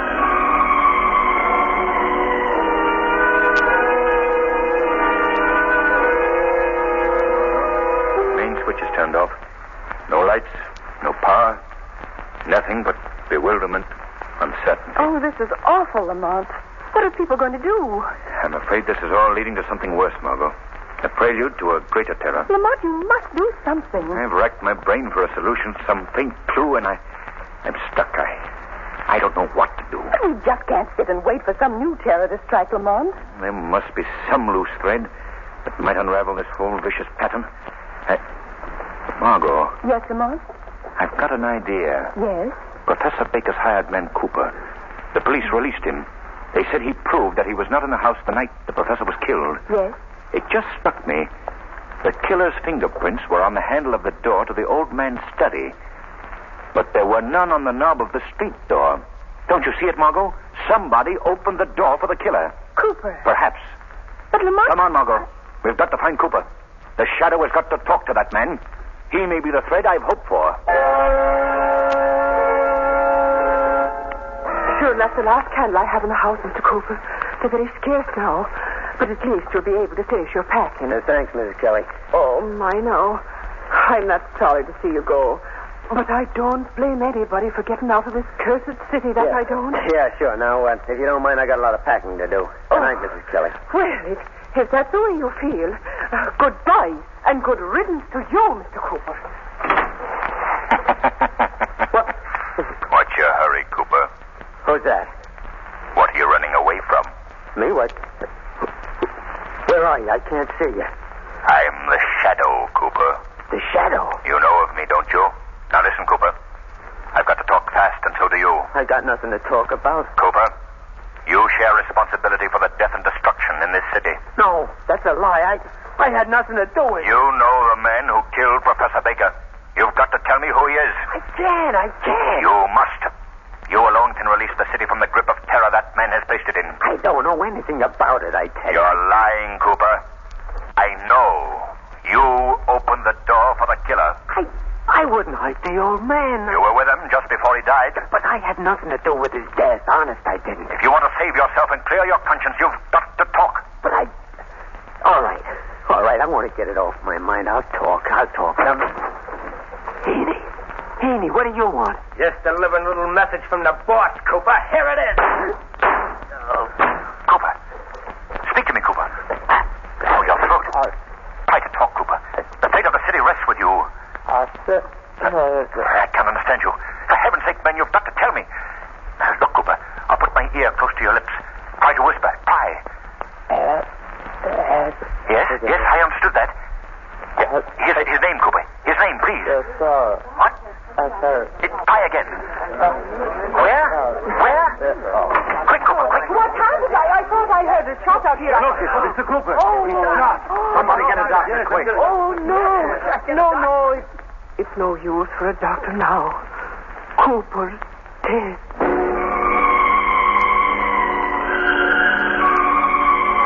Hey, engine stall. Bring me that chart. Yes, boss. Here you are. Have you checked off every place where we planted bulbs? Every one. They're all marked in red. What are we waiting for, Braden? Yeah, let's go. Come on. I'm waiting for the boys to come back from the city and give me the lowdown on how things stand. Say, Braden, how come we got lights with the city power plant turned off? I've been planning this job for over a year. I put in my own power plant. Well, that's smart, I'll say. Yeah, but how did you manage the explosion? See this bulb? Well, it was one of these that blew up the Gullens department store. Oh, hey! All right. Don't worry. They're all safe. This won't go off unless it's put in a light socket and the switch is thrown. Just the same. I feel better if you didn't wave it around like that.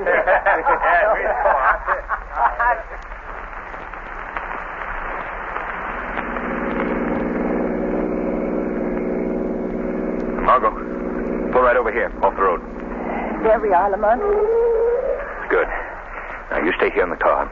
Take this gun. You'll be perfectly safe. Just keep out of sight. But where are you going, Lamont? There's an old mill someplace along here. If I understood Cooper correctly, I'll find the man I'm looking for there. You're not going in alone. I've got to, Margot. I phoned Commissioner Weston as the Shadow and asked him to send some men. Then why not wait for them? I'm not sure they'll get here. I've got the hands full in the city. There isn't a moment to lose. The Shadow's got to work, and work fast.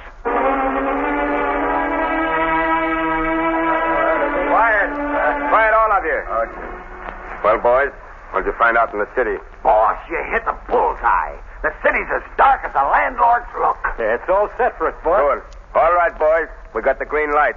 Time to go. Boy, this will be sweet picking, huh? Morgan, you take 6 men and go to the Macy Street Bank. You know what to do. Yeah. Grays. Right, boss. Take 20 men and clean out the Imperial Hotel.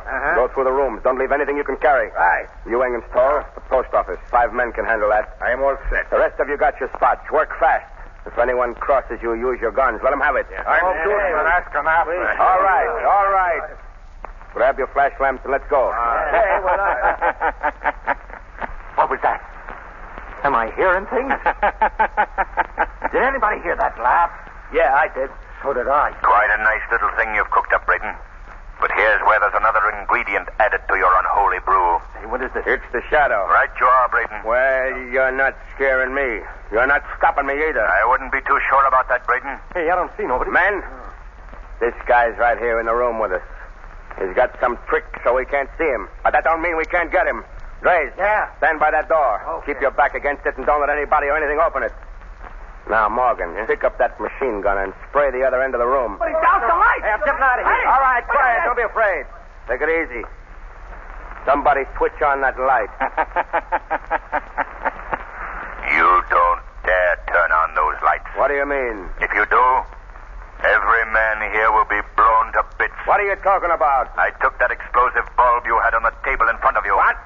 When I turned out the light, I put it into one of the light sockets. Now, Mr. Brayton, do you want to turn on the light? You're bluffing, Shadow. All you have to do to prove that point is to throw on the light switch. Hey, what's that? It's a lot of cars driving up outside. It's the police, gentlemen. They'll never take me alive. Alive or dead, Brayton, you've got to be taken. Hey, what are we going to do? This guy's dynamite. Come out in 10 seconds. I will come in after you. You might as well do as Commissioner Weston commands. Walk out the door with your hands in the air. There's nobody walking out of this place. I know I'm chair bait. I'll die anyway. But there's one thing I'm going to do first. I'm going to take you along with me, Mr. Shadow. Hey, keep your hands off that switch! Get out of my way!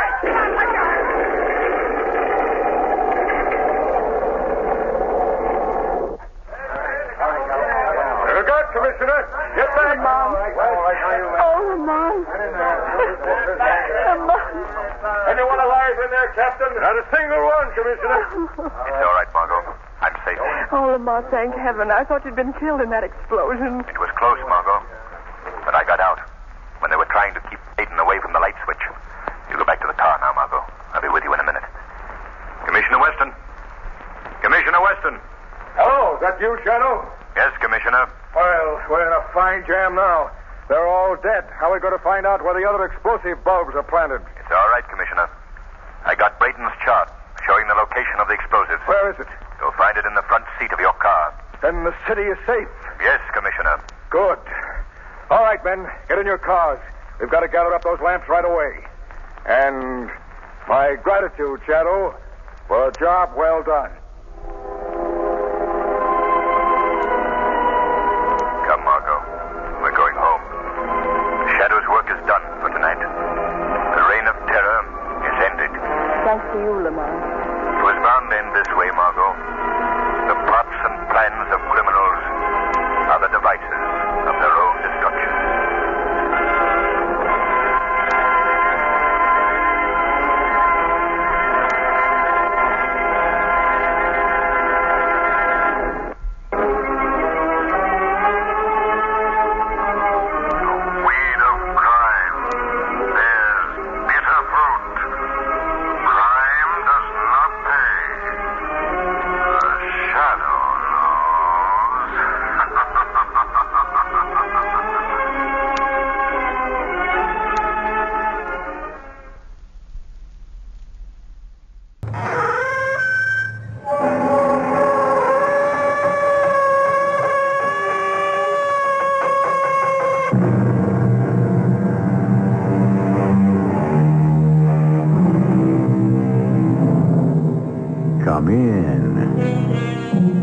Welcome. I'm E.G. Marshall.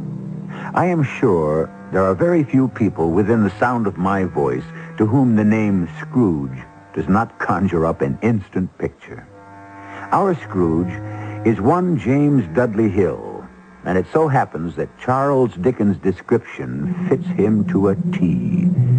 Tight-fisted, squeezing, scraping, clutching, covetous old sinner, secretive and self-contained and solitary as an oyster.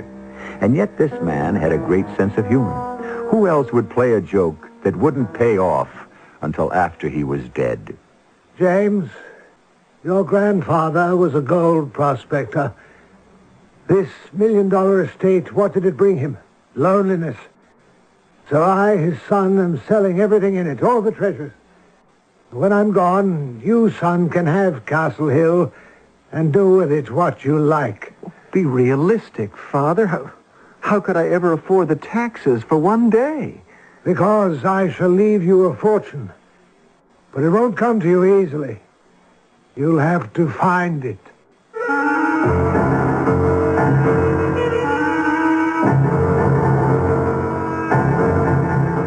Our mystery drama, The Midas of Castle Hill, based on a story by Robert Barr, was adapted especially for the Mystery Theater by James Agate Jr. and stars Norman Rose. I'll be back shortly with Act One.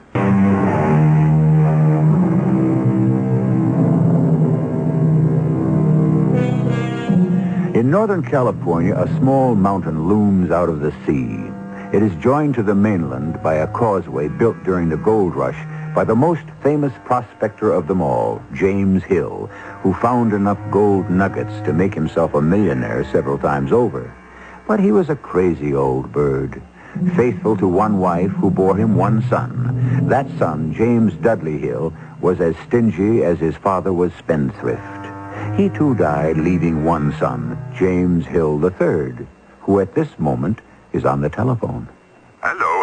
Hello. Is this Monsieur Eugène Valmont, the famous French detective? Oui, yes, this is Valmont. My name is James Hill III. I heard you were here in California for an international conference of police chiefs, and I wondered how long you were planning on remaining. The conference is over tomorrow, and of course I return to Paris.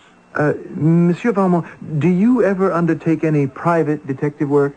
Sometimes, if the case is of interest. May I come to see you, perhaps, to discuss the matter? What does it concern, Mr. Hill? Well, I have inherited the family property of Castle Hill, and No, you do not understand me. I do not wish details. Is it a case of mysterious death, insanity, a disappearance of a loved one, a cryptic note, missing money? Monsieur Valmont, I think it may be all of those. Vraiment? Then I shall be pleased to listen to your problem. Well, I would like to bring you here, if I may. The scene of the mystery, huh? I am free the days after tomorrow morning, Mr. Hill. I shall expect you at the Alexandra Hotel at 10 o'clock sharp. Oh, fine. I'll pick you up at 10.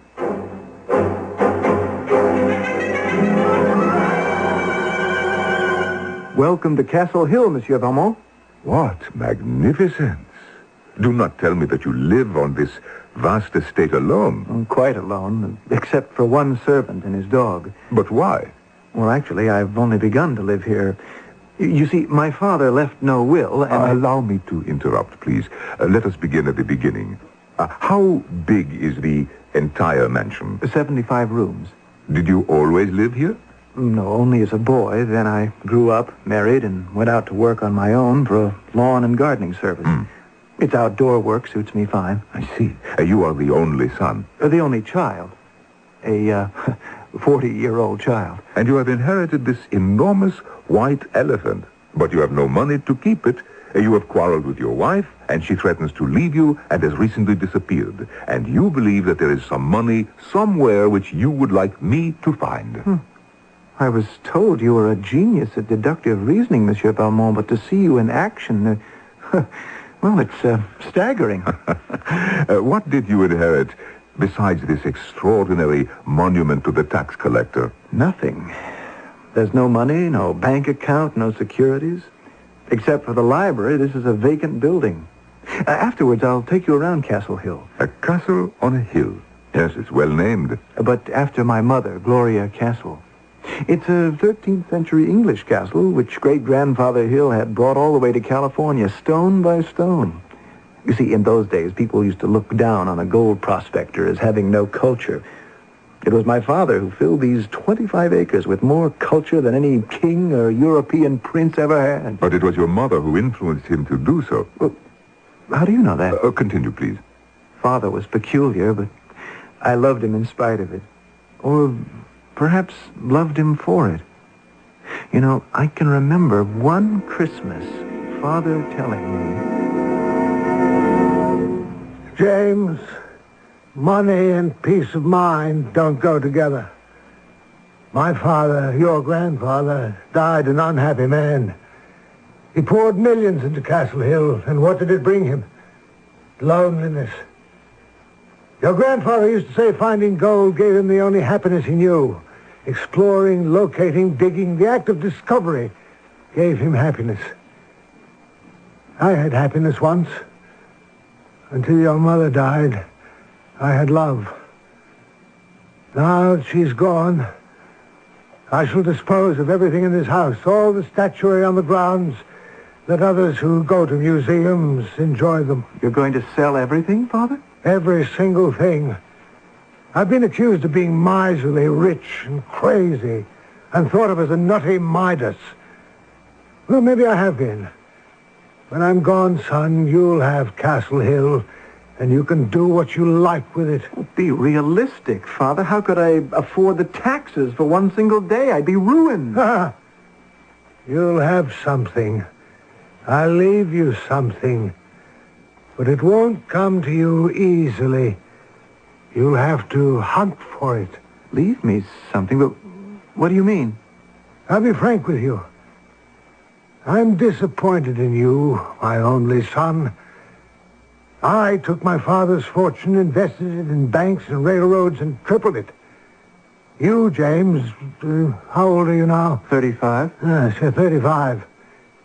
In 35 years, you haven't shown any of the Hill gumption. You scraped through school. Now I hear you're thinking of getting married. At your age? Well, is there something wrong with that? There's something wrong with being a nobody. So I'm going to have my own little joke. Father, if you give me money now, you can have the pleasure of seeing me enjoy it and knowing I'll have enough to take good care of Castle Hill. Give you? You've been on an allowance since you were 5 years old. How much do you make in that garden place you work in?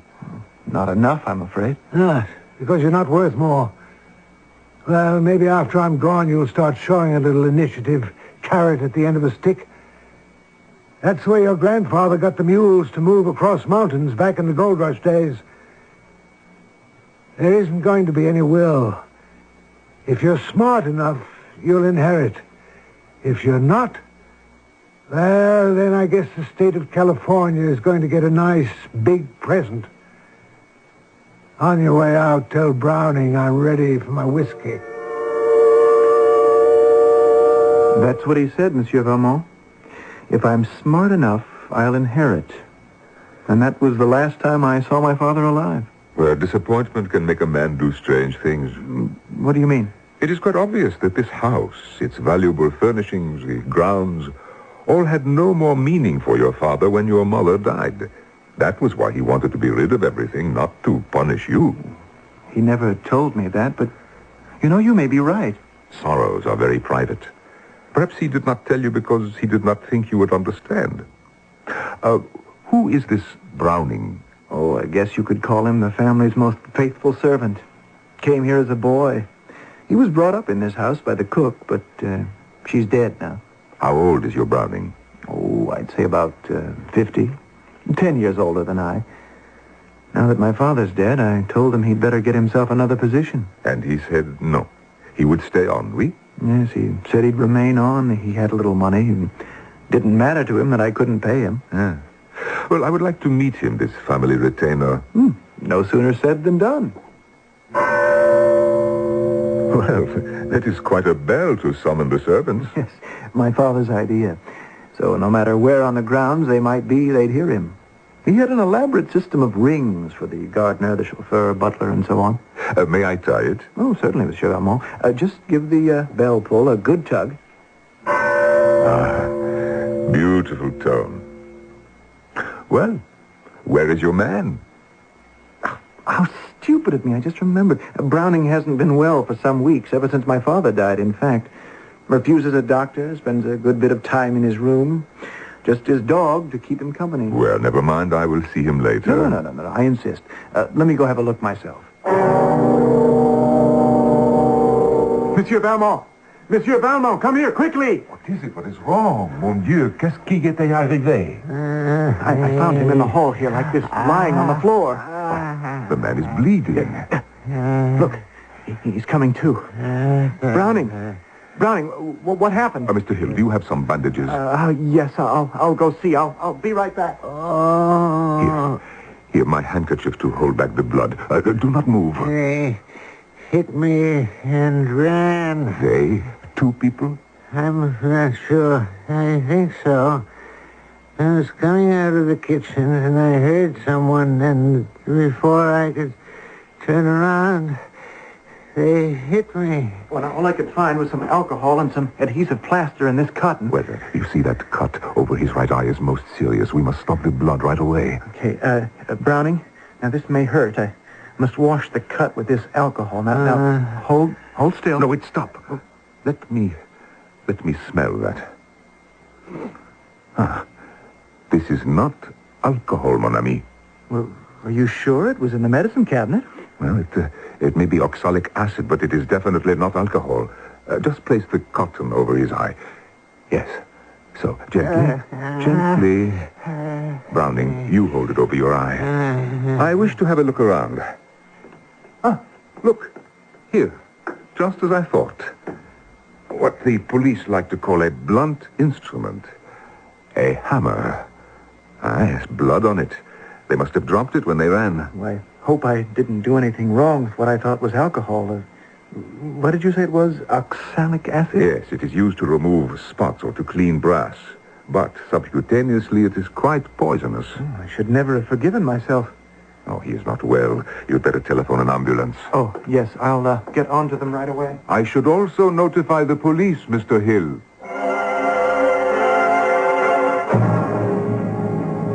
Why would anyone wish to attack me? Me? The very question I was going to ask you, Mr. Browning.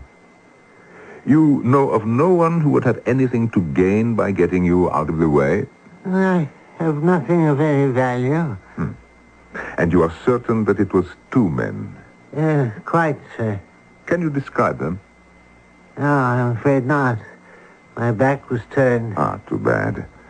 No description, no motive, but at least we have what may be the weapon. Inspector, the ambulance and the police will be here any moment.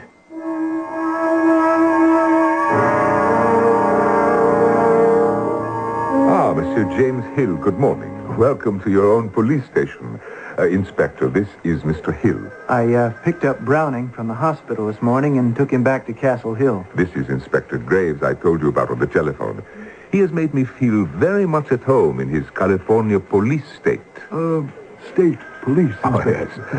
It's an honor to have Eugene Valmont in our little neck of the woods. Mr. Hill, we have identified the fingerprints on the hammer. Oh? You know who it was who hit Browning?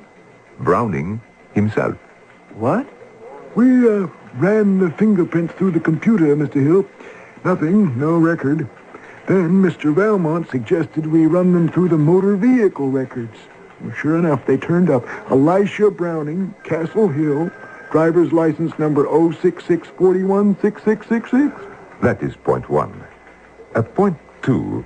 Before leaving yesterday, I went outside and made a careful survey of the grounds. No footprints, no loose pebbles, no flowers crushed, no sign of anyone having run away. The point being that there was no one. Your man, Browning, hit himself, Mr. Hill. Well, that's incredible. Browning tells us he did not see who attacked him because his back was turned. Only that it was 2 persons. But the wound on his head was in front, over his right eye. So Either he was facing his assailant or he is lying and hit himself with the hammer, which means that there were no attackers.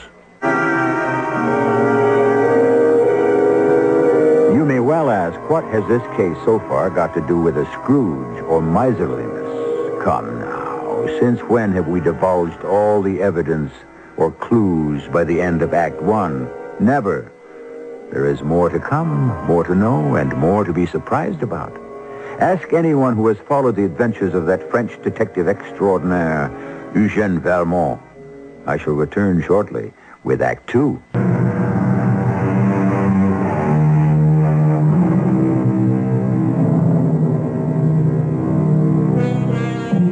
Deceit, the bard tells us, springs from unreasoning fear. If indeed Elisha Browning, servant and longtime friend of James Dudley Hill, tried to deceive Eugène Valmont and James III into thinking he had been attacked, why did he do it? What was he afraid of?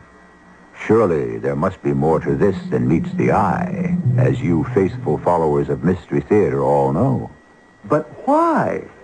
One doesn't hit oneself over the head and draw blood so badly you have to be taken to the hospital for stitches for no reason. Well, one day your Mr. Browning will tell us himself. I think we'd better have your butler in here for questioning. I would rather pursue this case without, how you say, tipping off this Browning. May I? It's your case. After all, if a man hits himself on the head with a hammer, that is not against the law, no? No, but if he wishes to pretend he has been attacked by two assailants, that is also not against the law, no? No. What we must discover, then, is the why, or as we say in Paris at the Sûreté, the who. Who profits from the crime? But, Inspector, there has been no crime. Perhaps yes, perhaps no.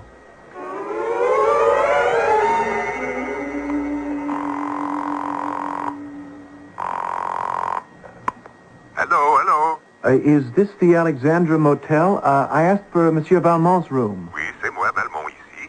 This is Valmont. Oh, this is James Hill. I thought I'd be hearing from you. Well, I've been very busy sightseeing in your California. But aren't you interested in my case? Well, that depends. Monsieur Valmont, look, can I come by your hotel and we can talk? I'm going to your land of the Marines to see the training of SEALs. What? And I'm leaving in practically a few minutes. Oh, to Marine Land to see the trained SEAL, sure. You have been there? Well, let me pick you up and take you. I'll be there in 15 minutes.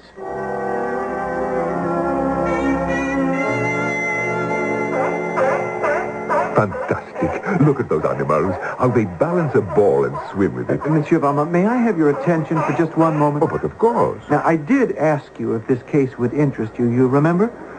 My dear Hill, you spoke of a missing wife, a missing money, missing will, missing brains. But what I have seen so far is not of too much interest to Valmont. But these wonderful aquatical acrobats are of great interest. Mr. Hill, a man hits himself on the head. He is not a criminal. He is weak in the head. But Browning insists Insists? I tell you that he was not attacked by two men. And if he did not hit himself, then it was by someone he knows. So how my father disposed of millions in cash somehow does not interest you? Me? No. You, yes. I understand. You wish Valmont to help you find it. Of course, there is money somewhere, maybe even inside your Castle Hill. Do you believe that? Your father sells everything. Furniture, painting, securities, n'est-ce pas? It must be somewhere. One does not burn money. But I've looked everywhere.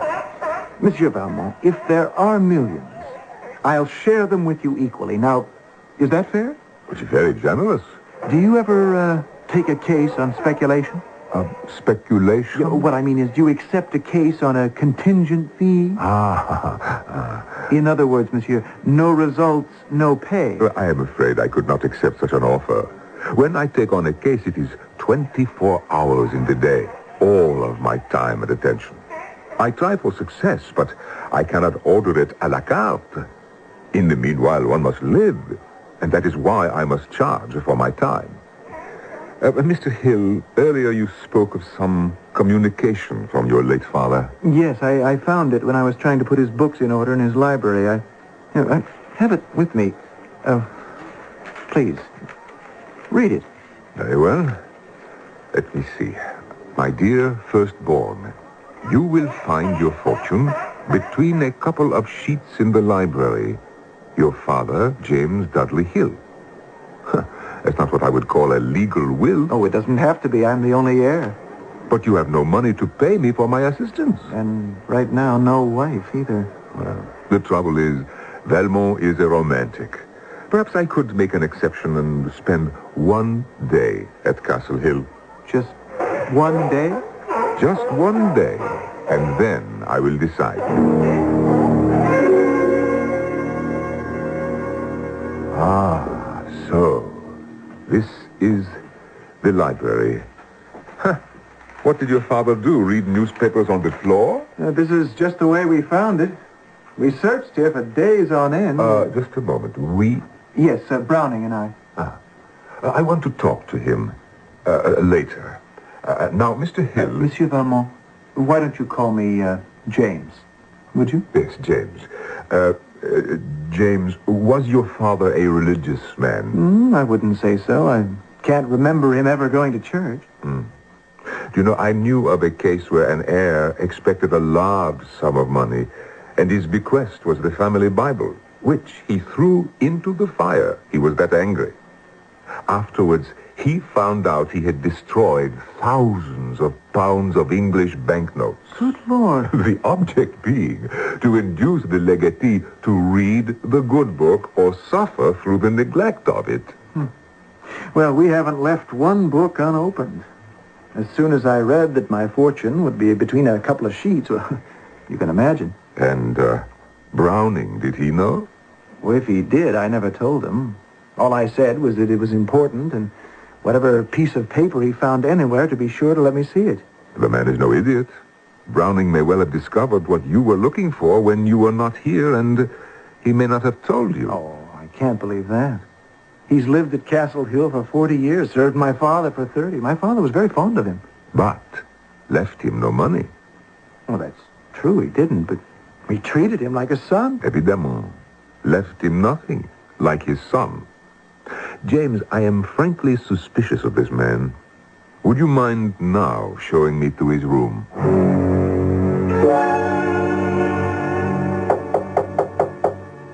Come in. Yes, Mr. Browning.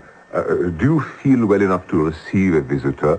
Oh, come in, sir. Come in.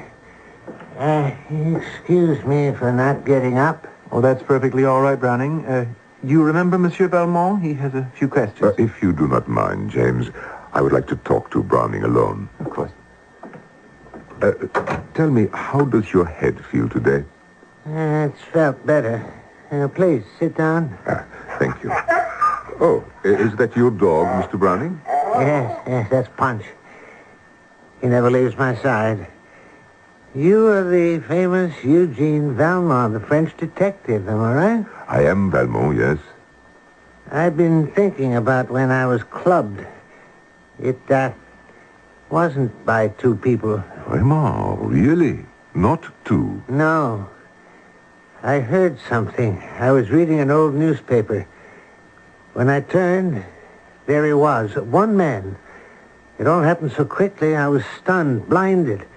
I imagined there were two. Interesting. That hammer you were hit with, do you have occasion yourself to use such a hammer? Well, lately, quite a lot. Master James instructed me to open every wooden box I could find in the cellar. Most of them just contained rubbish, old bills. All over the house, we have all sorts of tools, and they're everywhere. You'll find nails and saws in a bathtub, and hammers in the kitchen. Master James' father did everything himself with his hands. He didn't believe in electricians, plumbers, carpenters. He was a very handy man. Have you seen the master bedroom? No, I have not. What would I find there? The master turned it into a workshop, an iron foundry. A foundry? What is that? Why, if an iron gate needed fixing, he'd melt up the iron and bang out a new hinge for it or something. Oh, he was absolutely mad at the end, mad as a hatter. Imagine keeping tools in the kitchen. That hammer that you were hit with, Browning, did you know it only had your fingerprints on it? Well, I shouldn't wonder. The person who hit me was wearing gloves. You saw that? That's the last thing I did see. Why didn't you tell me before? Well, you didn't ask me. Yes. I do not suppose that you noticed what kind of gloves they were. Yeah, I did. Green gloves, like gardening gloves. We have a pair in the kitchen. Mr. Valmont, sir, am I being suspected of something? At this moment, only of not telling all the truth. Did you find out anything, Monsieur Valmont? He does not remember very much, but he still insists that he was attacked. Well, did you tell him that his were the only fingerprints on the hammer? He explained his assailant wore gloves. Nor was it two men. Now he says it was one man. Oh. Well, did he recognize him? No, but he may, in time. Browning spoke of your father's bedroom, an iron foundry. Have you searched there? Oh, it's a foundry, all right. There's an oven for heating metal, a forge, an anvil. Wait just a moment. An anvil in the bedroom. Please show it to me. There she is. Father made a blacksmith's shop out of this room. The forge is built into that fireplace. He made it for himself with Browning's help. Why, there is even, how you say, a bellows. With all that money, he was extremely stingy. If a garden tool was broken, do you think he'd go buy a new one? Never. He'd take it up here, start a fire going, and before you knew it, he'd beaten out a piece of iron on the anvil and mended whatever it was. A broken shovel or spade, rake, anything. Hated things new. You know, there's not a single book in the library that isn't at least 50 years old. Never bought a new book as long as I've known him. The only thing that makes it a bedroom is that small cot in the corner. Very strange man indeed. Now, what time is it? Yes, 3 o'clock. Inspector Graves has promised to drive me to the Orange Groves this afternoon, so if you would be good enough to take me back to my hotel. But what about the search for my inheritance? Haven't made up my mind yet. Allow me to think about it, James.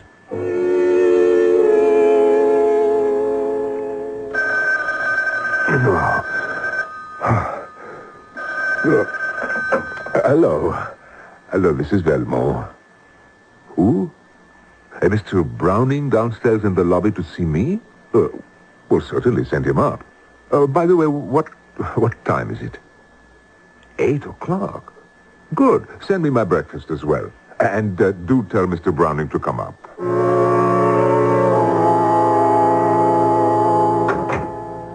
Well, this is very early in the morning, Browning. What brings you here? Mr. Valmont, I have no one to turn to but you. Turn to? What do you mean? My life is in danger. I'm sure of it. At last. Someone is trying to kill me. Good. Jeopardy. Now the case begins to interest me.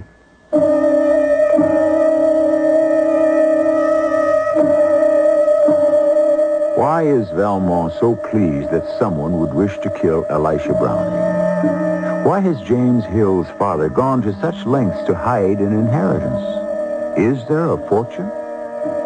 If you have deduced the answers, you can pat yourself on the back because those are the same clues available to the Parisian detective. Remember, you may see the evidence clearly and yet not recognize it.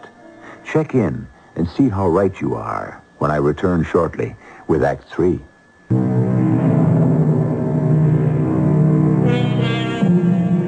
Suspicions, wrote Sir Francis Bacon some 300 years ago. Suspicions amongst thoughts are like bats among birds. They ever fly by twilight.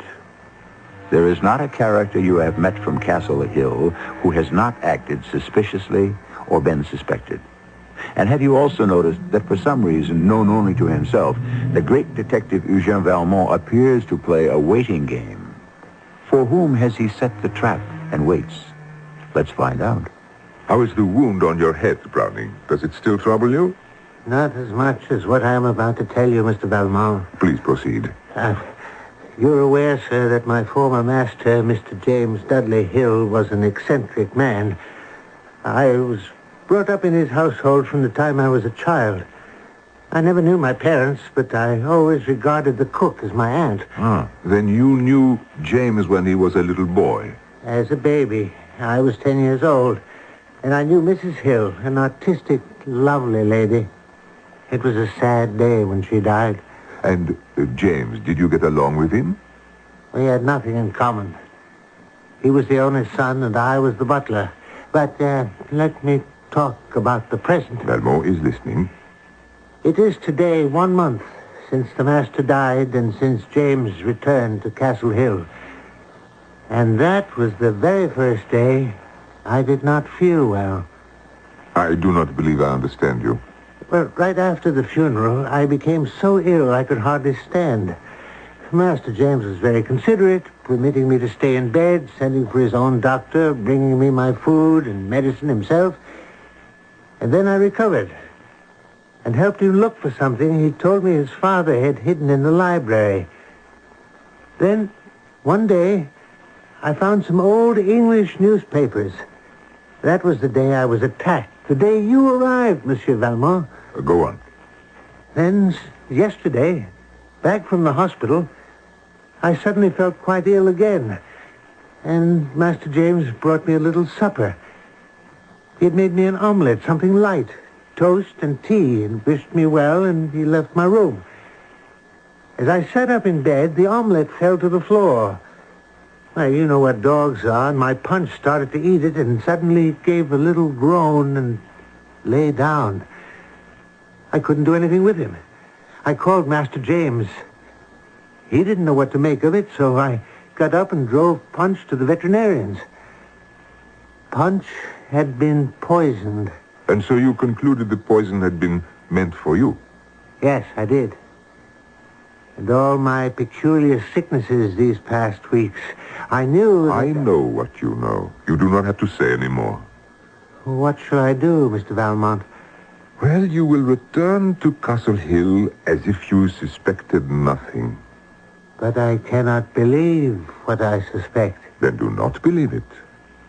Is that all you can tell me?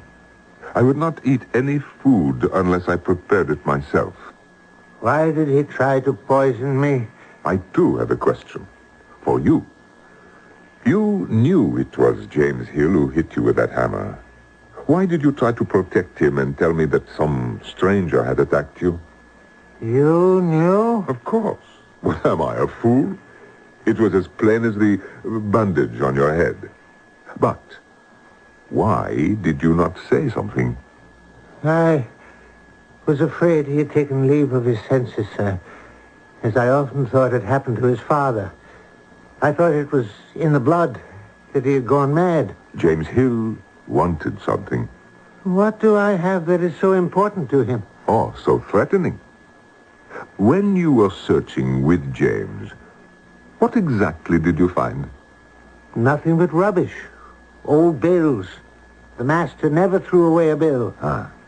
And where are these old bills? Well, they're probably still where I put them, in a barrel in the cellar. We filled several barrels with useless old papers. Then nothing has been thrown out? No, not by me, sir. Parfait. Now, I want you to show me the way to the cellar and then return to your room. Lock the door if you feel it is necessary. When I have made my examination, I shall ask you to join Mr. Hill and myself in the library. I'll be there, Mr. Valmont.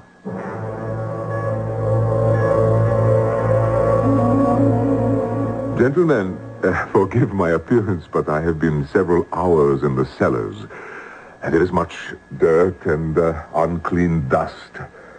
Now, I have found several scraps of paper, which I hope will lead us on the road to clearing up this mystery. But, Monsieur Valmont, this was to be a private transaction between you and me. It doesn't concern Browning. Now, why is he here with us in the library? Mr. Hill, James, believe me, by having you both here, I shall not violate any confidences. Now, I have discovered 3 bills in my search among all that trash you had discarded in the cellars. I hope what I have here in my hand will help us. I still don't see why we have to have Browning here. James, you asked me to solve this mystery. Valmont does it his way, and Valmont insists On that way. Good. Now, here's a bill dated 4 years ago with the letterhead Samson and Sons, booksellers. I happen to know they sell only technical books, handicrafts, do-it-yourself. Unfortunately, the name of the book bought is obscured. Has either of you come across a new book on these library shelves? Not that I know of, sir. A new book? Certainly not. Then I shall contact Sampson's and have them check the invoice number. All right. Here is a second bill for which I need your assistance. 27 rolls of an expensive wallpaper, plus, here attached, another 27 rolls of very cheap wallpaper. Mr. Hill told me he intended to paper the entire house. Alone? Himself? Oh, yes, indeed, sir. He was quite a handyman. It took him over a year to finish papering this library, but he kept at it. Well, now, will you look at this? I've just pulled a corner of the wallpaper back from the door. Huh. Scandalous. I remember now. There's the most exquisite wood paneling underneath. Then there is this bill, also for paper. 10,000 sheets. Delannoy and Compagnie, Paris. Does either of you have any idea why Mr. Hill, Sr., would import special paper from France? James? Not the slightest. Well, I do remember the paper arriving, sir. Large packages about 6 inches in width. Heavy it was. But Mr. Hill took it into the library, and I never saw it again. I don't see how this has anything to do with what you came here to do, Monsieur Valmont.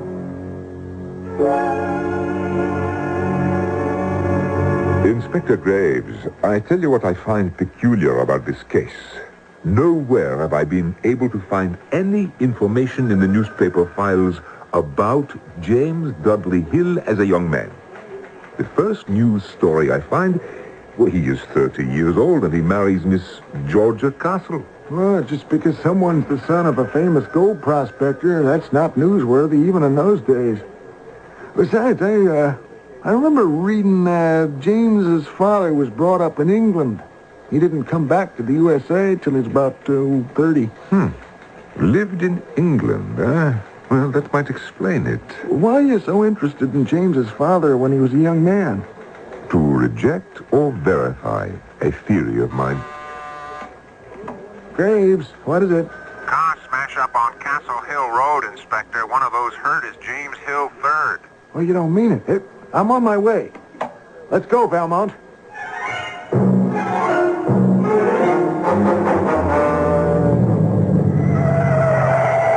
Look at that. One car hanging over the side of the road, held back by one wheel. The other, 20 feet down over the cliff, stopped by a tree. Both people are on stretchers over here. Can you see who that is they're loading into the ambulance? What? It is James Hill. Who's the other one? It is Browning. Browning. Browning, can you hear me? It is Eugène Valmont. Yeah. Valmont. How did you get here? I came with the police. He came after me. I found... Look in my glove compartment. I was driving into town to come and see you. I know now why he... Valmont, the boys want to get into the hospital. Can you talk to them later? Just a moment, please. Browning, what happened? He came after me. Master James. I tried to get out of his way. He followed me down the hill. Right here, this curve. He forced me off the road, over the cliff. Oh, please, do not say any more. You will be well taken care of.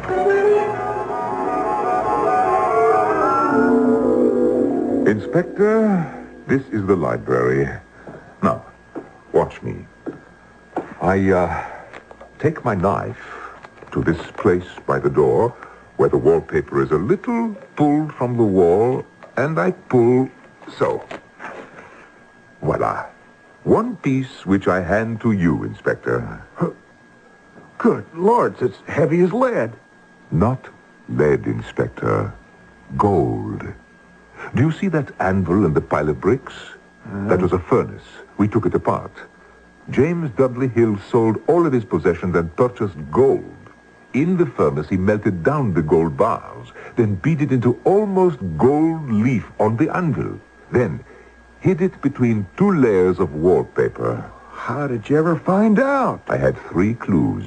A book on metallurgy, which he must have bought to learn how it was done, the 2 kinds of wallpaper, and also a bill for a special kind of French paper, very heavy, of great strength, which is used only to make gold leaf on. You mean this whole room is papered in solid gold?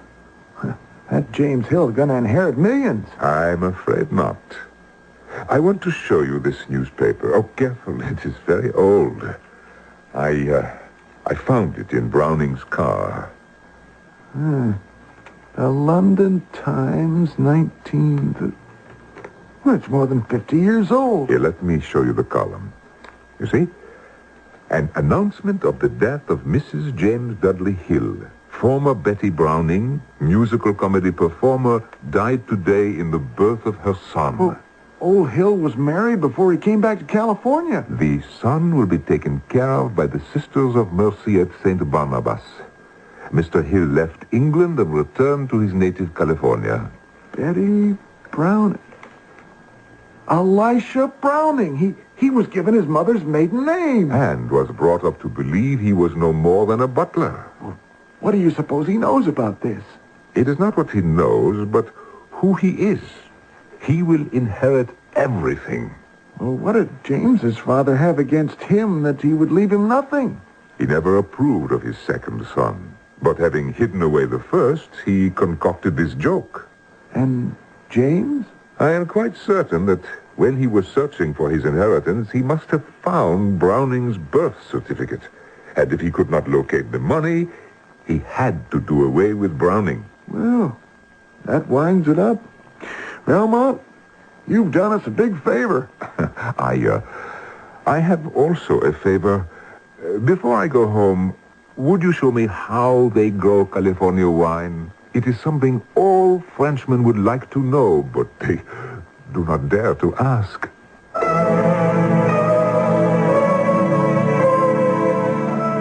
So the private post-mortem joke of James Dudley Hill was that money would bring out the worst in those with the least character.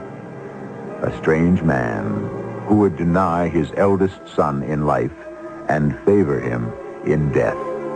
Is it possible, then, that somewhere in the other world, the Midas of Castle Hill has had his last laugh? I shall return shortly.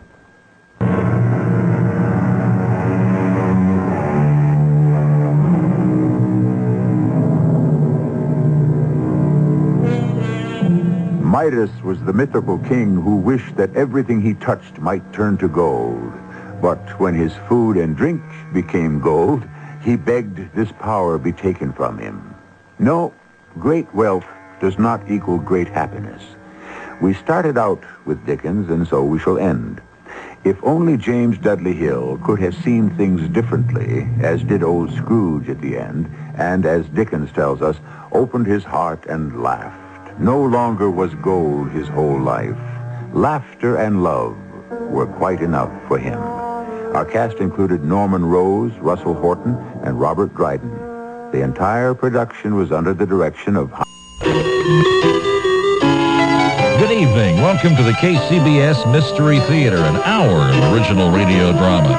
Tonight's episode is sponsored in part by Bank of America, the Academy of Science, Blue Shield of California, Theater on the Square, and Gold Star Building Maintenance. And now from the radio station that lets you use your mind, here's the KCBS Mystery Theater. And now, Mystery Theater.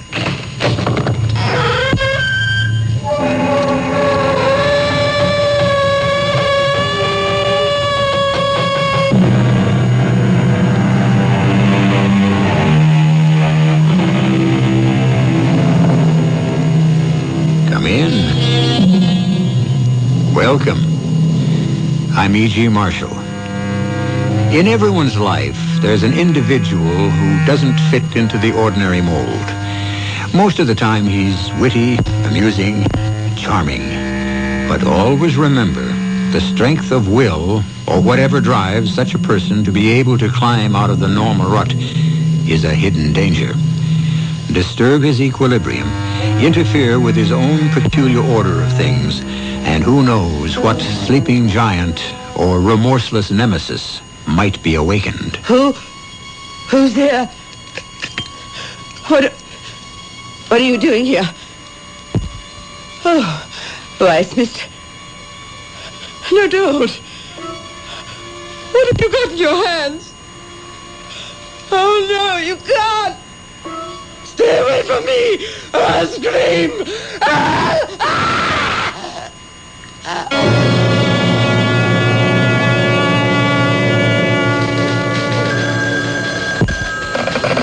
Eighth Precinct, Detective Evans. Yeah? Yeah, where? You got a big one, Evans? Yes, Sergeant. Suspected homicide, Greenville Hills. And this is Gerald Willoughby. Garroted. You mean strangled? Yeah, like what I just said, sir. Suspected? No, sir. She's dead, all right. Somebody made sure of that.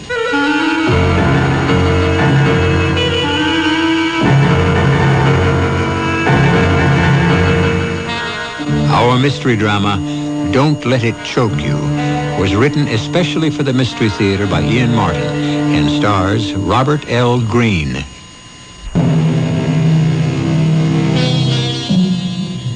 Carlton Isham Nelson Godfrey Fisk is the one and only issue of the marriage of Beecham Fisk of the Boston banking family and Amelia Standing of the Grosse Pointe, Michigan standings.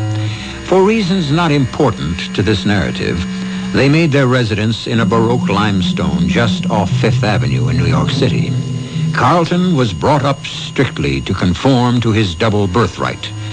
Born late in his parents' union, he suddenly found himself at 20 when his parents died in a flu epidemic, master of their magnificent residence, but unfortunately without liquid assets.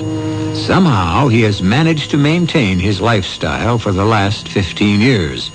Just how is the thrust of our tale. Why, Bascom, still up and about? Oh, yes, Mr. Fisk. Startled me when your cab pulled up in front of the house. What were you doing here in the shop? Oh, just dusting a bit, sir. I often do when you're out for the evening. You know I don't like anyone disturbing my treasures. I think you can trust me, sir. Of course I can, Bascom. You of all people. May I take your coat, sir? What? Oh, yes, of course. Thank you. There's nothing wrong with Miss Elliot, I trust? No, not in the sense you mean.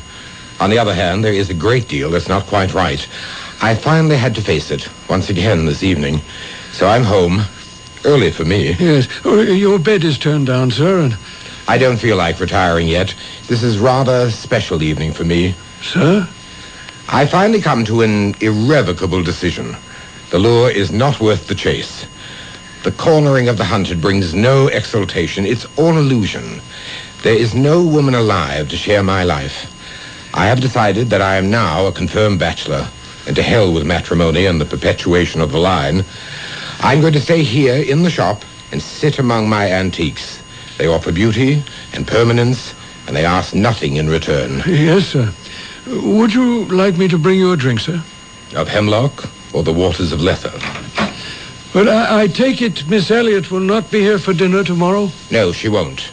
I'm sorry to say Lucille suddenly revealed herself. In spite of her own riches and already unconscionable collection of jewelry, she's acquisitive, greedy, and totally unprincipled. Ah, the witching hour, as sung to us by the rosewood clock. No drink, thanks, Bascom. You can turn in. I want to be alone. Yes, Mr. Fisk. Good night, sir. Rest well. I will, for the next 2 hours. And don't let anything disturb me. Yes, sir. The rosewood clock, the key to my existence. I crossed quickly to a magnificent 17th century armoire that I have priced so high, I hope no one will ever buy it. From a secret recess, I drew out the precious dark green bottle and held it to the light. My heart failed when I saw how little of the liqueur was left. I poured a precious drop or two into a glass, drank, and went to sit in my Venetian armchair, facing the rosewood clock, waiting.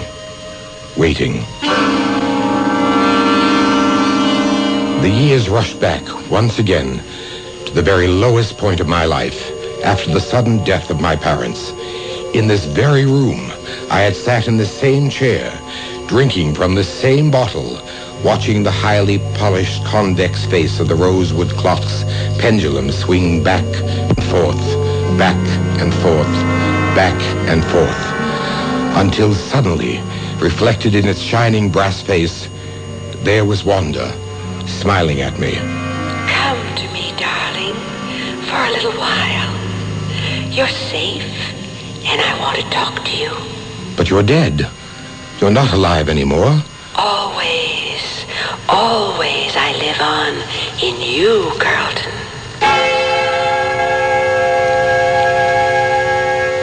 All those years ago, I did come back, and between selling some antiques from the house and investing the money in the market, guided by some incredibly fortunate guesses, I wiped out my debts and became well-to-do again. But I knew where my strength lay and where it came from, and from time to time, I would return to sip from the square green bottles and watch the clock that brought me a magic hour with Wanda. What is this place, Wanda? Don't you remember that first summer we met and my father had the farm? Of course. A bright blue sky, not a cloud. And we wandered hand in hand down to the mill stream. There were daisies. A whole field of daisies. And you told me you loved me. And we kissed. And afterwards, you lay with your head in my lap. And we said it would last for eternity. Only it didn't. The bottle is almost empty. Our visits grow shorter and shorter. What can I do? Believe. Believe? Me? Cynic of the cynics? With all romance buried? Bachelor of bachelors? No, Wanda. It's too late. It's never too late. Spare me the cliches. Or even you. Or even I might turn out to be less than perfect. I never claimed to be. You are the perfectionist. Are we quarreling? Never. Just speaking as openly as we may. Oh, my darling, you're getting to be a hard-shelled old crustacean. Environmental protection. My reputation is enviable. I'm a cynic with a waspish sense of wit and an infallible instinct how to penetrate the armor of others. It's been quite a life lately. I've had to learn to kill not only the enemy, but those who try to take advantage of the love I seem to be able to bring no one. Wanda, why did you leave me? It wasn't my choice, and I haven't. Yet. What do you mean, yet? Well, I won't be forever. You know that, Carlton. You will find someone else. Perhaps there will be a lot of me in her, even if you don't recognize it. Have faith, my darling. Perhaps she's closer and nearer than you think. You are due for a surprise beyond anything you could imagine. It's time to forget me. And time to stop killing everyone you love.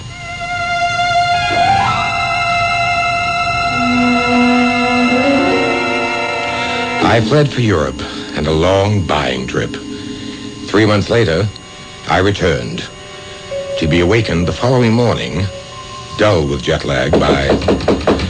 Come. A telegram for you, sir. Let me see it. It was phoned in, sir. I took it thinking it might not be important enough to wake you. And since you have, I may assume that it was. Yes, sir. Your cousin Ralph has died rather suddenly. Cirrhosis of the liver, no doubt. Well, the cause was not mentioned, but he has left you something. Ralph? He owed everyone, including the local minister. I've always suspected the only reason he was an inveterate churchgoer was to pilfer from the offertory. Left me what?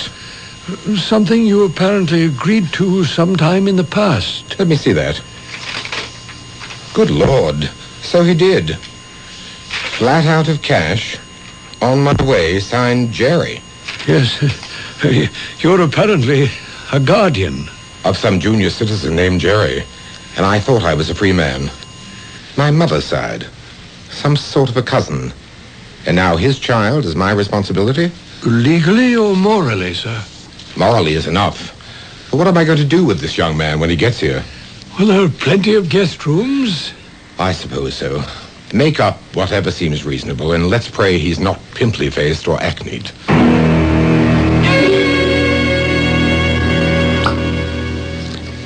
Excellent, Bascom. I wouldn't normally open it, but I'm just a little afraid of this year. Pour me a little so I may taste it. Yeah, enough, sir? Now, let's see.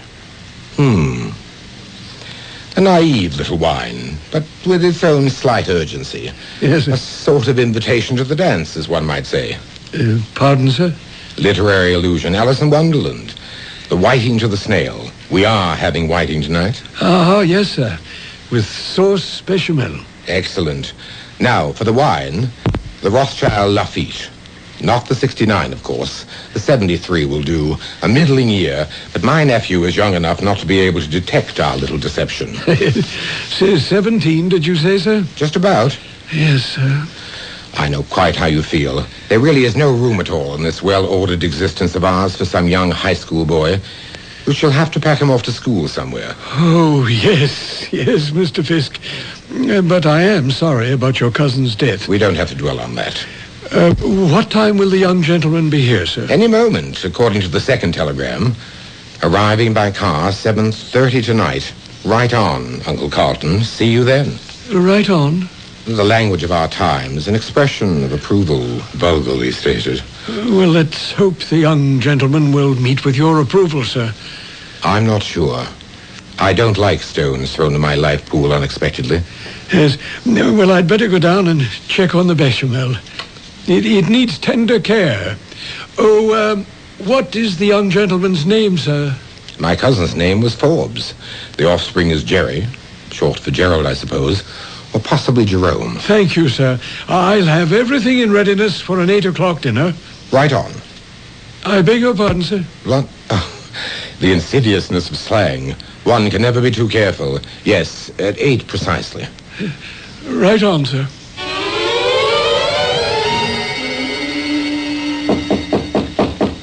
Come. Mr. Fisk, your relation has arrived. Well, see his bags to his room and show him in, Bascom. Yes, sir. Begging your pardon, sir, there is another person in accompaniment. Dear me. Male or female? Well, it's so hard to tell these days, sir. Male, I believe, but that's only a speculation. I see. Long hair, but facially non-hirsute? That's right, sir. Neither is bearded. Blue jeans, I suppose? Yes, sir. Not leather jackets with the studs and decals, I hope. Exactly, sir. Yours has a beaded headband and a feather. And tinted glasses? I'm afraid so, sir. Very well.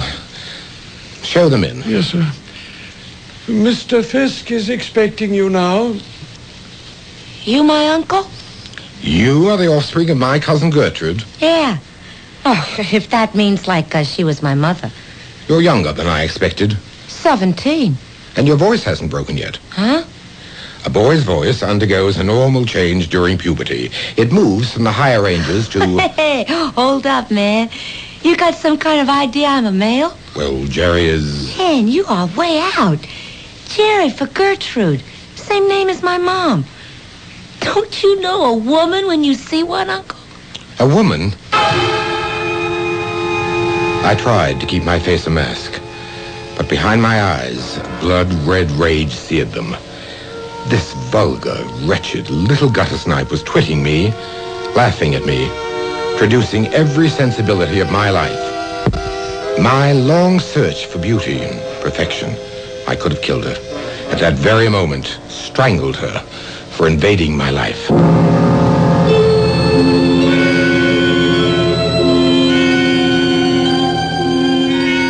The killer lies buried in all of us, and buried less deep than we imagine, until the right circumstances reveal him.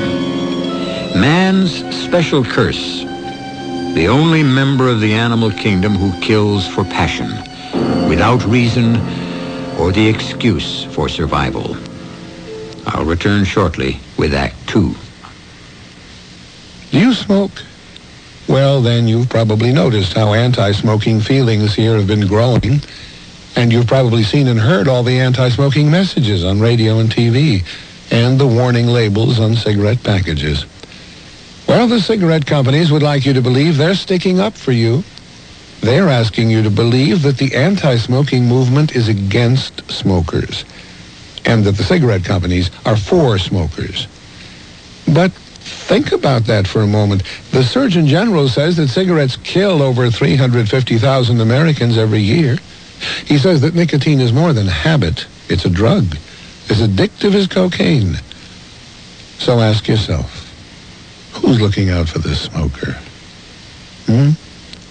This message is paid for by the Martin Himmel Health Foundation in cooperation with the American Heart Association. Someone told me there are dinosaurs in Golden Gate Park, but I said, no, the dinosaurs went extinct 65 million years ago. Or did they? Then they said there are dinosaurs in Golden Gate Park at the California Academy of Sciences. You know the Academy. That's where the planetarium and aquarium are, and that wonderful new hall, Wild California. So I hopped on a bus to see if there really are dinosaurs in the park. I asked the person at the front door, are there any dinosaurs here? And he said, you might say that. So I walked down that huge hall, and what I saw was incredible. There before my eyes was Tyrannosaurus Rex. Then to my left was Ankylosaurus. And when I spun around, Triceratops was there. And you can be there too, in the midst of 11 nearly life-sized automated dinosaurs. DinoFest 89, open every day. On now at the California Academy of Sciences in Golden Gate Park. For information, call 750-7142. That's 750-7142. You're listening to Mystery Theater, an exclusive presentation of News 74 KCBS.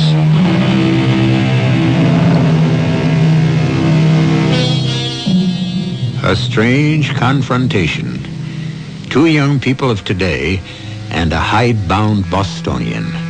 A man who had intellectually decided to turn his back on woman as a companion and to become a bachelor recluse. And now he faces the fact that the ward he has committed himself to be legal guardian of is a female.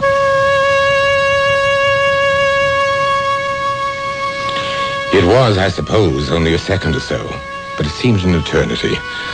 All my years of searching for a woman to share my life, a woman such as I had lost, and now to find that this slovenly child with the long, tangled hair and dirty fingernails, the skin-tight jeans, the cheap beads, and the ludicrous hussar boots, and the face marred by the corpse-colored lipstick and the blue eyeshadow.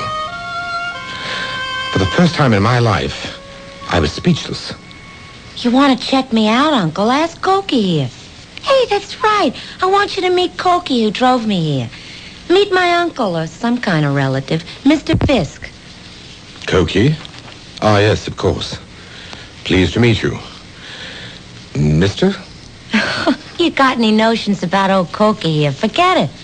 Say hello to the man. Hi, Fisk, man. Crazy joint you run here. Crazy. Crazy? Yeah, far out, man. Hey, hit me with some skin. Just shake hands. Cokie likes the house. I'm certainly flattered. Am I really going to stay with you, Uncle? What do I call you?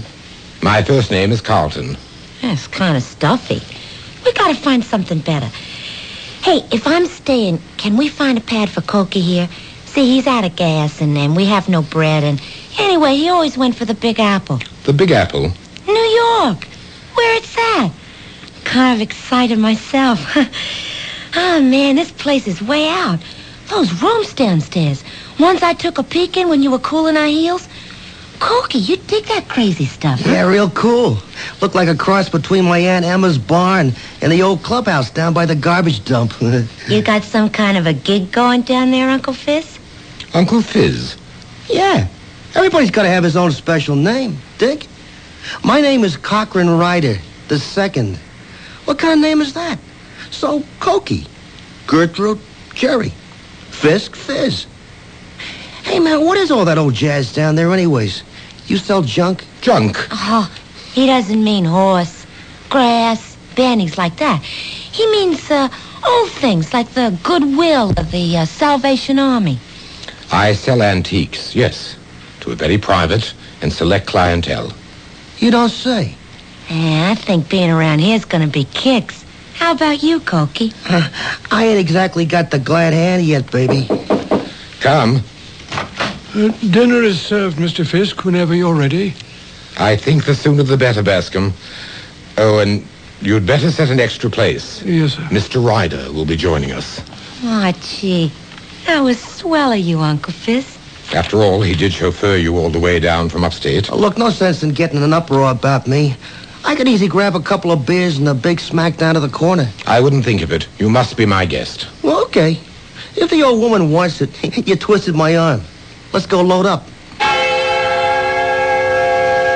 The dinner was an absolute disaster. When the white wine was served... Oh, wow. That tastes like vinegar. You got any sangria or cola? I could go for a beer myself. With a sauce bechamel? You mean this gooey stuff? Oh, it didn't turn out so good, huh? Hey, why don't we send out for a pizza? I won't ravage you with the rest of it. Suffice to say, as soon as the horror was over, I fled for bed and left Bascom to find somewhere for Cokie, the very name catches in my throat, to bed down. By the following morning, I felt almost myself as the bell to my antique establishment announced one of my favorite and most lucrative customers, Mrs. Willoughby from Westchester. Exquisite. Absolutely exquisite. A veritable gem. An escritoire par excellence. Of course, I can't see it very well. My eyes are not what they were. Allow me to see it for you. The wood is sycamore with gilt bronze mounts. The top of the writing table itself is marble, inlaid with plaques of Sèvres porcelain. Undoubtedly Louis XIV. Louis the 14th? The sun god himself. How much? For a treasure like this? I want it. They're like my children. I hate to part with them. If I told you what this has actually been appraised by my peers, but then you are an old and valued customer. I must make what accommodation I can. Shall we say $10,000? That's a lot of money. But then it is one of a kind. Excuse me. Yes, Bascom. The mail, sir, it just arrived. Put it over there, please. Certainly, sir. I'll take the desk. As soon as possible. Any accommodation you desire. Well, I will be in Saratoga for a few days. You make the time. Say next Thursday. It will be cash as usual. You know my quirks. I don't trust banks. $10,000. Oh, are these your new delivery boys? Why? I'm Uncle Fizz's newest antique. I'm his ward, Jerry. This here's my old man, Cokie. Pleased to make your acquaintance. Well, I can't say the same. Mr. Fisk, I've never questioned your taste before. But really, riff-raff like this, it's enough to shake my judgment in you and others of your customers, too. Good morning. Did I say something wrong? Bascom. Yes, sir. Go after Mrs. Willoughby and make sure she gets in her car all right. Yes, sir. Did you say something wrong? Did you say... It isn't just what you say, my dear. It's what you are. You are wrong. That's the problem. You simply do not fit. You've got to go. Oh, no, man, let's not get to throwing our weight around. Hey, lay out, Corky. Who asked you in? I'll handle this myself. Okay. That's the way you want it? You got it. Now, Uncle Fizz, let's you and me get it on the table.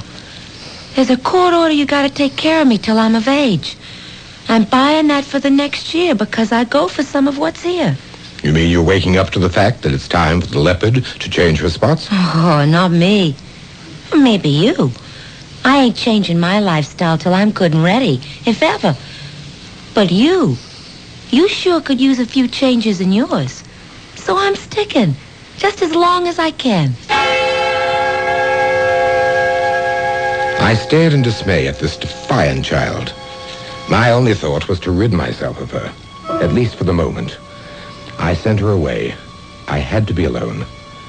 I closed my door after hanging out my sign, tastefully rendered in intaglio on a plaque of cherry wood. Legend read, Mr. Fisk regrets that pressing affairs require his absence for the next 2 hours. Then I sat down, the dark green bottle in hand, waiting for the rosewood clock to strike the hour.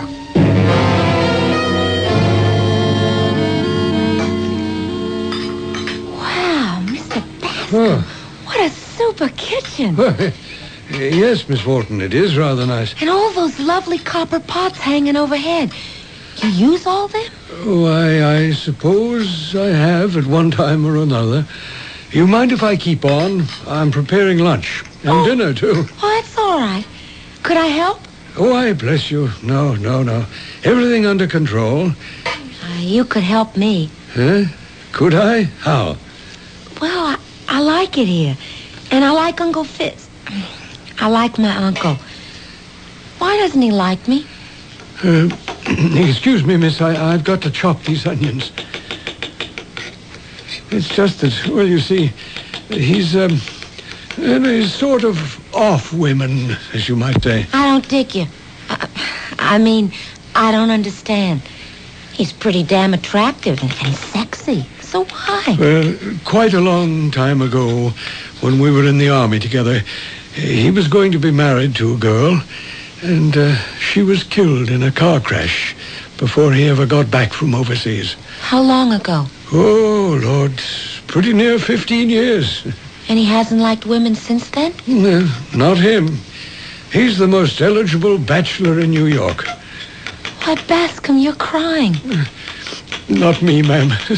Just the onions. You too. No. It isn't the onions with me. I'm sad for anyone who's haunted by ghosts. I got my own closet full.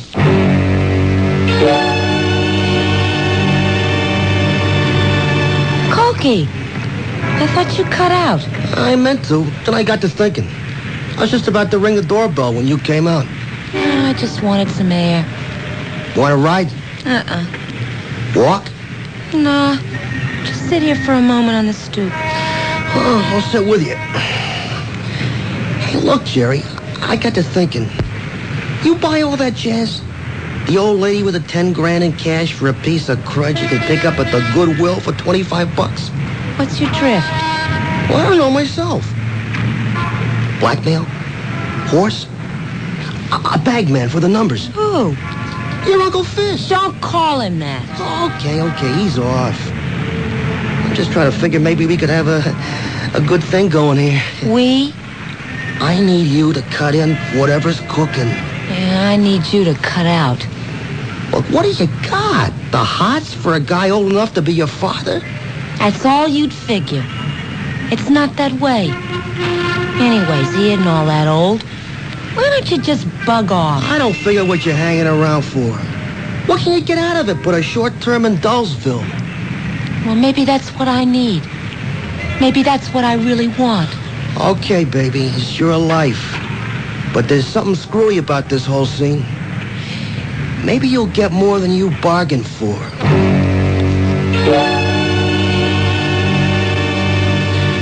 Anything new in the old Willoughby dame, Evans? Nothing much to go on, Sergeant. Except for one thing. Yeah, what? You remember I made a point she wasn't strangled? She was like, garroted? Yeah, with some kind of wire. Yeah, right. Something rang a bell, and I checked around. First thing I dig up is an open file on the 20th. A few months ago, a woman named Lillian Elliott was found dead in the same way. Yeah? Turned out to be a fancy hooker. No leads. Just on a hunch, I had Central Files punch up the computer. And I turned up 2 more in the last 10 years taken out the same way. Yeah? Anything else to tie them together? Nope. First was an Ellen Parkins, American. But it happened in Paris. She was a 30-year-old artist. The second was 4 years later in the Village, 6th Precinct. Woman around 25 in the antique jewelry business. How old was the hooker? 34, maybe 35. Good looker, but getting a little old for the game. And an 80-year-old society biddy worth millions who kept it all in cash and safety deposit boxes in her apartment, pinned to the drapes, and folded up between old newspapers in the basement. Is she the only one robbed? Yeah, as far as we know. Yeah, well, there's not much of a pattern there. Where do we go from here? I keep digging. I don't know why, but I smell one guy in all of these. And I ain't gonna let him get away with it.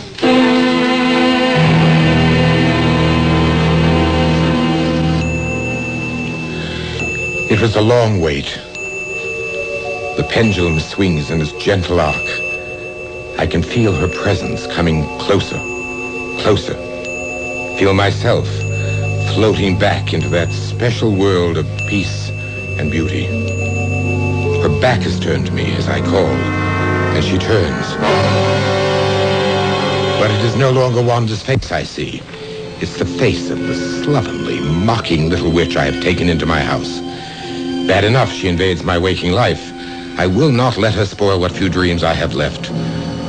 Old instincts explode, and I reach towards her, ready to strangle her for daring to try to take Wanda's place.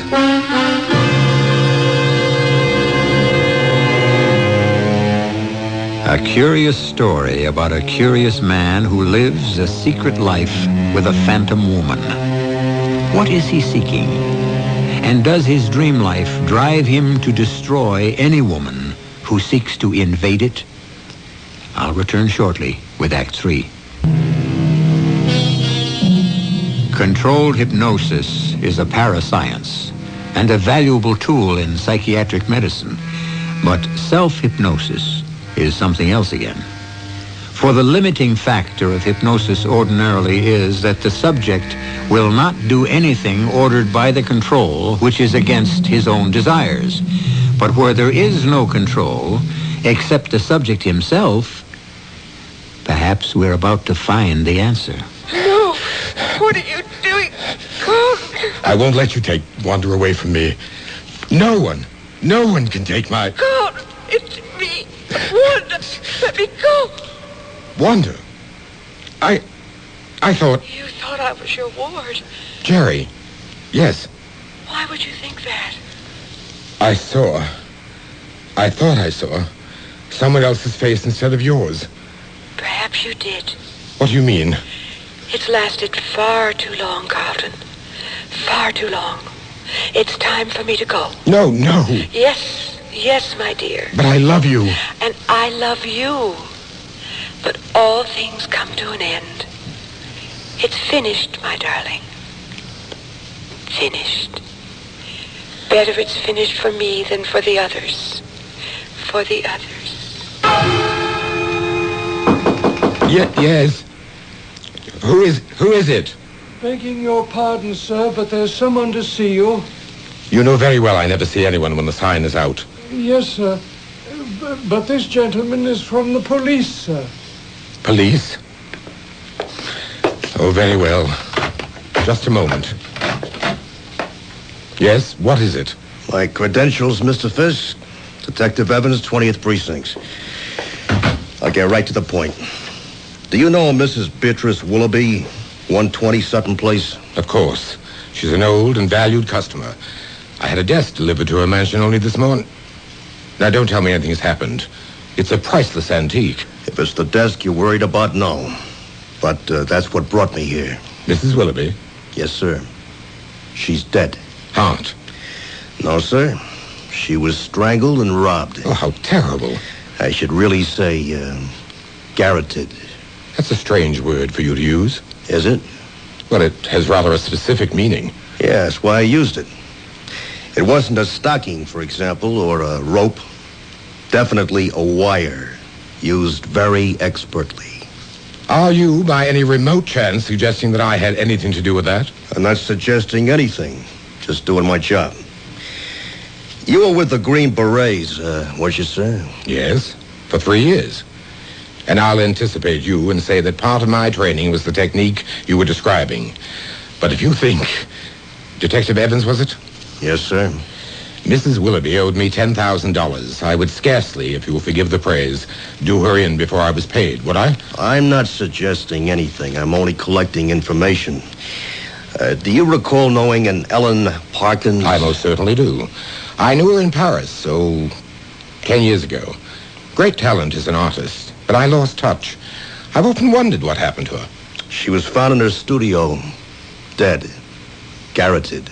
Good Lord, no. When? 10 years ago. Were you also acquainted with a Judith Carlin? Sort of, in your business? Yes, she was in antique jewelry. Had an unerring sense of taste about jewelry, but not about her friends, shall we say. Don't tell me that she... Yes, sir. About 5 years ago. Garroted. Now, sir, a Miss Lillian Elliott. Oh, no. Not Lillian. What is this? Some psychedelic dream? It can't be happening. Bascom, what are you up to? You look like you're eavesdropping. I was just closing the door. See the sign? Oh, no. I wanted to have a talk with my guardian. Well, you can't interrupt him now. He has a very important guest. Come along. Oh, okay, Pesky, okay. But easy on my arm. You got some grip there. I'm sorry, I didn't realize. Let's go in the kitchen, ma'am. I have my work to do. Well, let me help a little. No, there's nothing for you to do. Well, there's a whole lot for me to do. I've decided to be a permanent guest. That is, as long as I'm allowed to be permanent. Just what do you mean by that, Miss Jerry? Well, look. You really love Carl. I mean, my guardian, don't you? We've been through a lot together, he and I. Yes, Miss Jerry. I love him like the son I never had. I'd do anything for him. Well, that's the way I feel. Oh, I know it'll seem silly to you, except... Well, maybe you're the only person in my whole life who could understand. You see, my mother was a drunk. My father was a deadbeat. So I had to develop a shell hard enough so I didn't curl up and die. But I don't need that anymore. I love him. And not like an uncle, like a woman. But you're only 7. Age is relative. If I'd let my parents shape my life, I'd be 117 going on 18. Age doesn't mean anything anymore. Oh, Juliet was 16. Charlie Chaplin, he's about 90. Casals, Picasso. A man is a man as long as he wants to be. And Bas, I'm in love. I love him just as much as you. We're the same. No, not quite. You said I had a strong grip. Well, that's because I've been conditioned all my life. I was a commando during World War II. Special Service Force in Korea, then Vietnam. That's where I met Mr. Fisk. He's like a son to me, as I told you, and I protect him even with my life. You don't think I feel the same? I'd like to say something, if I may. Perhaps it would be safer for us all if you get out of the Master's life right away. For a long time after the police officer left, I lay sunk in my chair, my mind a kaleidoscope of the past. He had forced nothing. I had admitted nothing. But he had shaken me. I went to the armoire and unlocked it. There was the leaden green bottle with its final few magic drops to seek Wanda again. Then I opened another compartment. Within it were the tools of death I had never been able to throw away. The most prominent and of focal interest for the moment was the wire garrote with its handholds that, to the best of my belief, had been shut away since my last patrol. Holding it, my hands were shaking and my stomach was ice. Had I? Was it possible, under self-hypnosis, that I had used it against the women who proved less than perfect? I might have believed that, except for poor dear Mrs. Willoughby. I had a sudden urge for air, to breathe, to walk, to think outdoors. Carelessly, I thrust things away, pushed the armoire door shut without locking it, and left.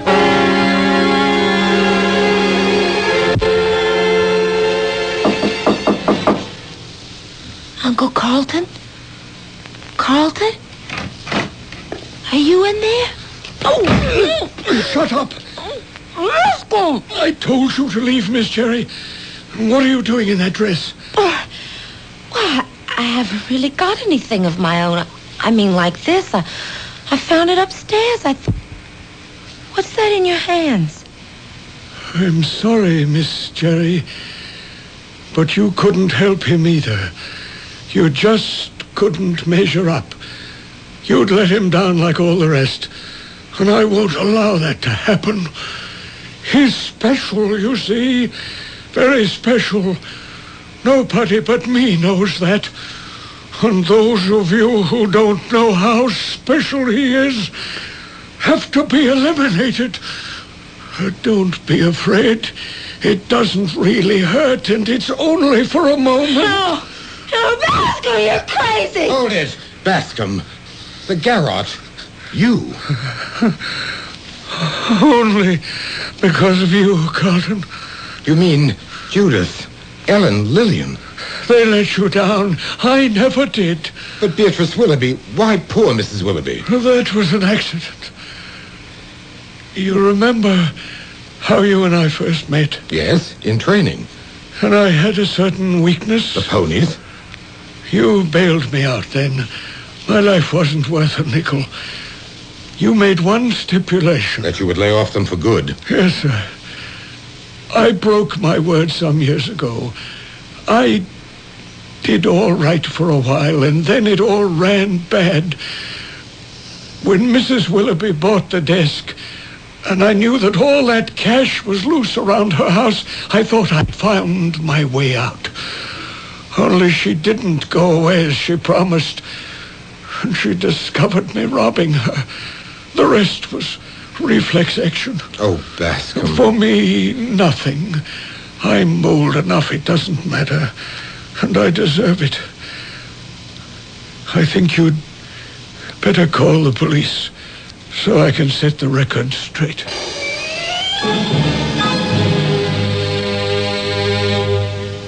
Fizz, Yes, Gertrude. are we doing the right thing? I can't answer that. Once I wanted to be a Pygmalion to your Galatea. I wanted to mold and change you. Oh, that's okay with me. Except that it backfired. You changed me. You took 10 years off my age, which still makes me 35, but that makes me young enough. Well, considering I was the oldest 17-year-old you ever knew. From ward to wife. It's quite a jump. Well, if you don't risk the big ones, you don't end up a winner. A strange twist, but a nice one. Two lost souls found each other, and a life that could have been denied them so easily. And Bascom, for whom there are no excuses, died while awaiting trial from a sudden massive heart attack. The best and kindest thing he could do for both Carlton and Jerry. Their backgrounds alone were enough to make a human relationship a problem without the complication of Bascom's misguided help. I'll be back shortly. If you have not yet prepared your will, please listen carefully. Without a will, the laws of the state and not you will determine who receives your property and in what amounts. Who manages the affairs of your estate? Your choice as guardian of your minor children may never be known. Your loved ones could face unnecessary legal costs and needless court delays. Now, for only $12.95, you can make your own will quickly and safely with the American Will Kit. You'll receive simple fill-in-the-blank will forms with easy-to-follow directions. The forms were prepared by lawyers to be valid in all 50 states. Order now, and you'll also receive free of charge our easy-reading personal protection guide, giving you important tips and special information that can save you money. Now is the time to take advantage of this special mail order opportunity. To order, call toll-free 1-800-542-1212. Only $12.95 plus shipping. That's 1-800-542-1212. Money back if not satisfied. Call now, 1-800-542-1212. Only one long-distance company offers so many ways to save 24 hours a day. With calling plans that can save you money across the state, across the country, and across the ocean. Only one company, AT&T. Our reach-out plans fit the way you call with all the service and quality of AT&T. No one even comes close. Call 1-800-REACH-OUT now. AT&T. the right choice. Savings potential depends upon subscriber calling patterns.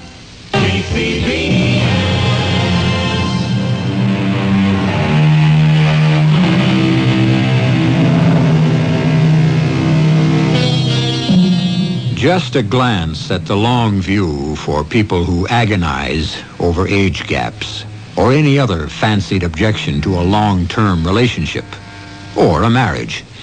As life, or fate as you prefer to believe, arranged it, it was actually Jerry who died before Carlton, but not before they had had over 30 full years between them. The Lord giveth and taketh away, but if you believe in him hard enough, the odds are on your side.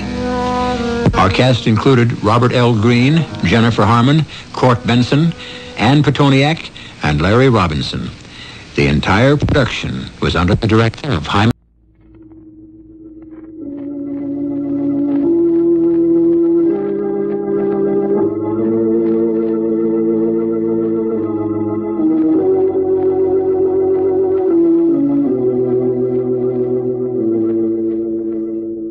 Who knows what evil lurks in the hearts of men? The shadow knows.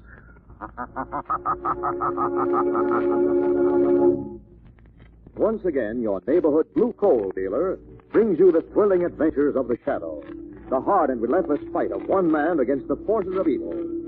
These dramatizations are designed to demonstrate forcefully to old and young alike that crime does not pay. The lucky householders, whose homes are heated with hard coal, are enjoying steady, uninterrupted, healthful warmth in every room. Even when winter winds blow and the temperature dives to zero, there's no need to cut down heat or close off rooms in homes heated with dependable hard coal. Yes, sir, when you have a supply of hard coal in your basement, you're the boss of heating your house. You are absolutely independent of any outside service. Be glad you heat with anthracite, the home heating fuel that never fails. Remember, blue coal is the finest anthracite money can buy.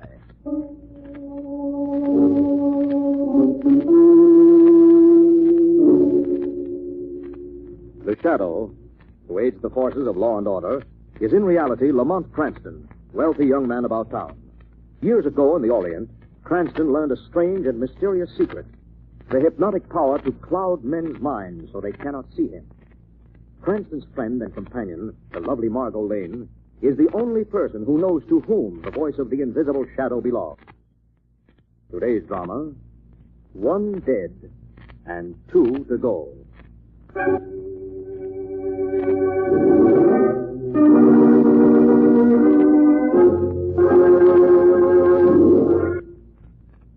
It is midnight. In the dark offices of the Midland Securities Company, 2 men work feverishly behind the guarded beam of a flashlight. Hurry it up, Louis. According to Rocco, the watchman hits this spot every half hour. Hurry, Petey. It ain't that easy. There it comes. Good. Like opening a kid's piggy bank. When Rocco cases the job, there's nothing left to chance. See, the cabbage should be in the upper right-hand drawer. The piles of... He ain't green a restful color. Must be $100,000 there. Yeah, more than that, unless they got crooks working in this joint. Stick it in the bag. Now, let's get out of here. The watchman. Take the bag, I'll cover you. Get the car ready to go. Okay. What's going on in there? This way, out the back. Get that car started. I'll try to stop him. Come on, Petey. Get in. I'm coming. Just one I'm more. going. Hey, wait for me. Wait for me. No more, Buell. Hey, the dirty rat, he ran out on me. Drop the gun. Drop it. Okay, Copper. Except Paige.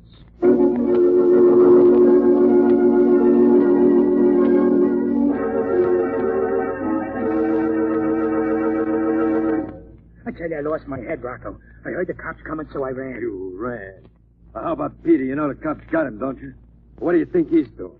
He's probably singing louder than an amateur hour soprano. Well, he would have got both of us, I tell you. The watchman was right on top of it. So you pouted. There was 2 of you to his 1. What do you think he had a rod for?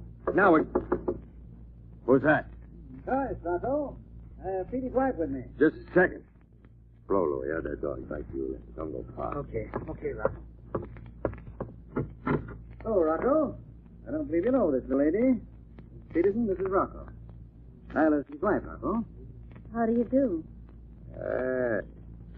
You mean a punk kid like Petey raised a dream like you? Well, now... Rocco. Oh, yeah. Come in, Miss Peters. Thanks. You told her what we want, Joyce? Generally, Rocco. I suppose you tell her the whole story.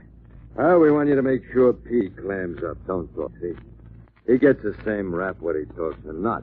But if he don't, he gets his share of 100 G's. See?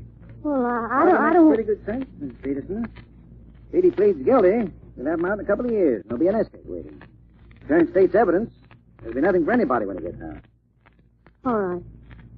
I'll do anything you say. Good. Now, here's the story. He pleads guilty, refuses to tell the cops anything. Takes his rap and then leaves it up to Joyce here to get him sprung later. Okay? All right.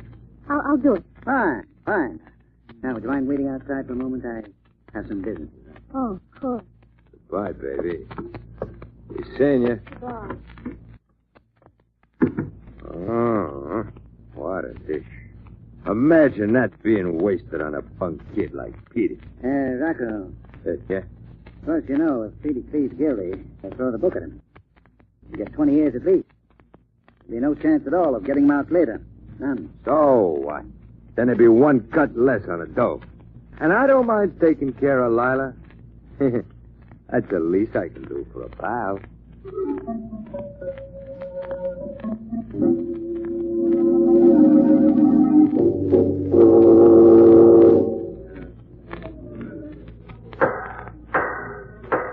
Order in the court.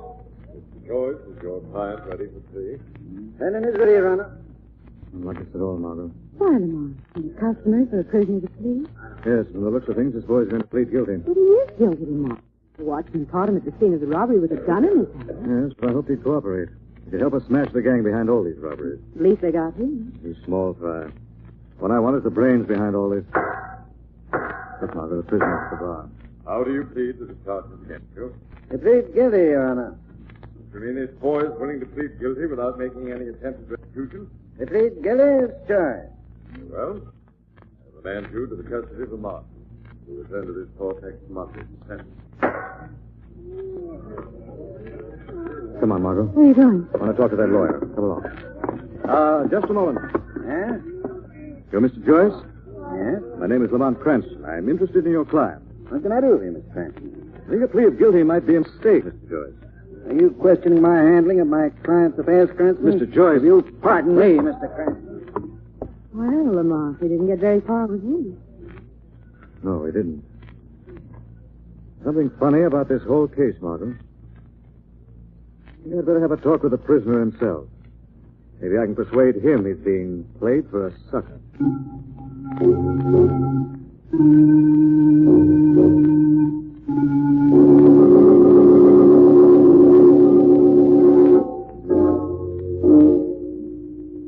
Okay, God, thanks a lot.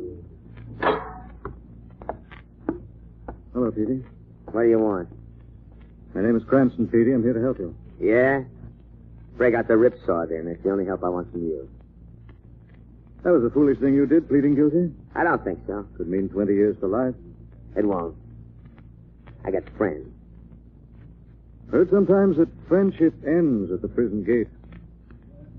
Suppose your friends forget you. I'm the type that's hard to forget. Besides, I might get awful annoyed. But don't worry about that. I'll be taken care of. You cooperated with the police, helped get the money back? You'd like that, wouldn't you? Well, no soap. I ain't talking. Maybe you ought to tell me who the boss of the gang is. Just in case. Now, look, mister. Get this straight. If they double-cross me, all you have to do is read the obituary columns to find out who they were.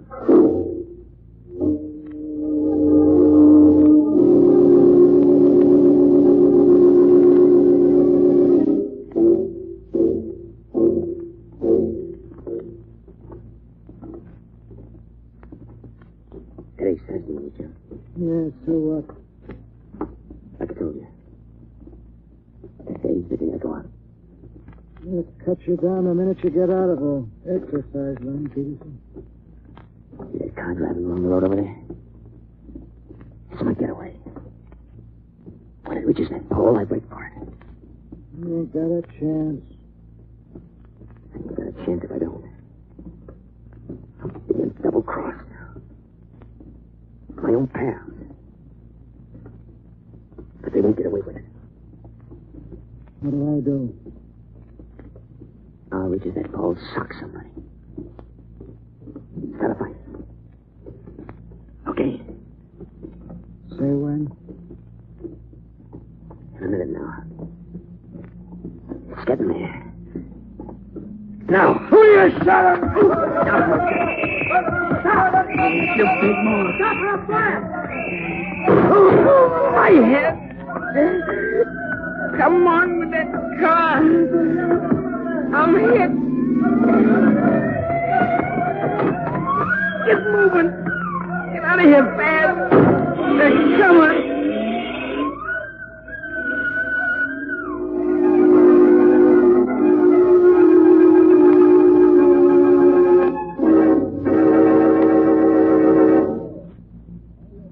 Despite a severe head wound, Peterson, the convict who escaped from state penitentiary this afternoon, is believed headed for the city, where, according to a fellow inmate, he intends reprisals against members of his gang who double-crossed him. Police say... Reprisals, huh? He's after me.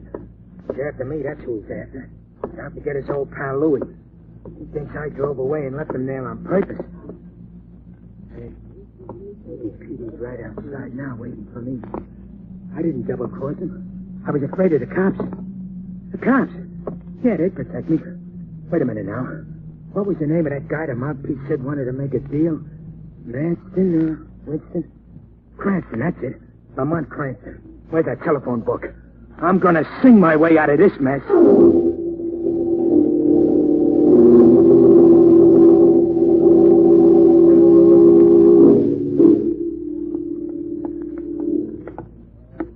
This is it, Margot. 237 Grand Avenue. Mark, don't you think we should have let Commissioner Weston handle this? It may be a trap.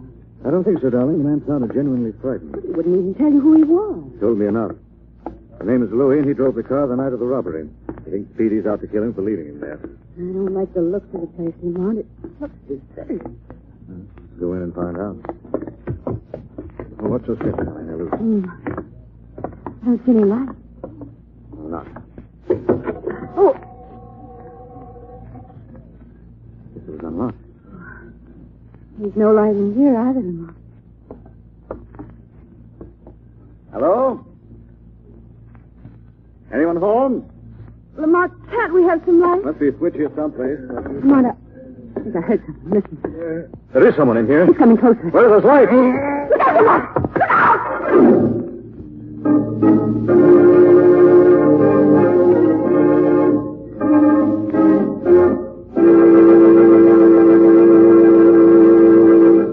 We'll return to the shadow in just a minute. Friends, is your home heated with a type of fuel now hard to get? If so, I'd like to ask you 3 questions. 1, would you like to cut your fuel bill in half? 2, would you like to be sure of plenty of fuel for steady, uninterrupted, healthful warmth in every room of your home? 3, would you like to continue to enjoy the convenience of fully automatic home heat? I am sure your answers are all yes, and there is only one way these things can be accomplished. Switch to hard coal and install an automatic stoker. At current price levels, stoker-sized hard coal will cut your fuel bill in half. Stoker sizes of hard coal are plentiful, and enough can be stored to carry you through the severe part of the winter. Modern, efficient, fully automatic stokers are available right now, and they soon pay for themselves in fuel savings. With a hard coal stoker, the fire is fueled automatically, and ashes are removed automatically. The healthful, even coal fire warmth is automatically controlled by a thermostat in your living room. The Blue Coal dealer in your neighborhood can give you full information about stokers and installation. It will pay you to call the nearest Blue Coal dealer tomorrow. Now, back to the shadow.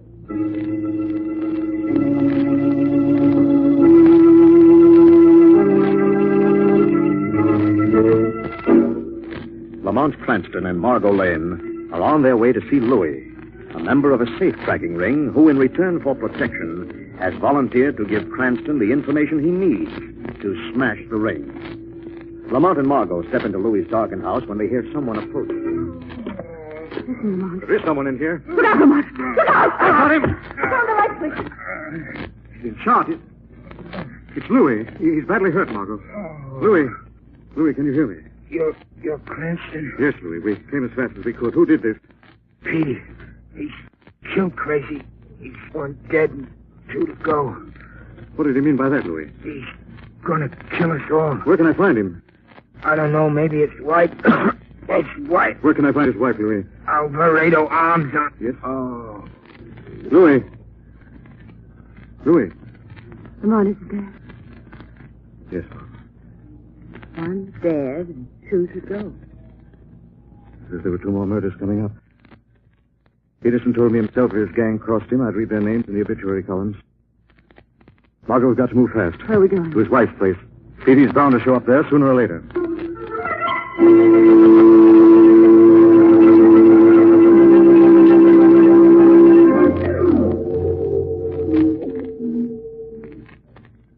You shouldn't come here, Rocco. Oh, what's the matter with coming here, baby? I'm taking you away with me, ain't I? Oh, I can't do that, Rocco. I can't run out on Petey. You want to rot in this here rat trap? What can he do for you? Can he set you up in the kind of joint you should have with clothes and jewels and stuff? I don't know. Yeah, but I can, see? I got over 100 grand. Right where I can lay my hands on it. Come here, baby. No, Rocco. Don't, please. Okay. Have it your own way. I had a little present for you, but... What was the present? Hey, you wouldn't be interested. Let me see it. Please. Okay. Yeah. Feast your eyes on this, baby. Diamond. Biggest diamond I ever saw. That's beautiful. Was that for me, Rocco? Well, it's just the beginning. But you're not interested. A girl can change her mind, can't she, Rocco? Now you're talking. Come here, baby. Rocco. Yeah? When do we leave? I can be back here with the door in an hour. I'll be waiting, Rocco. All packed and waiting.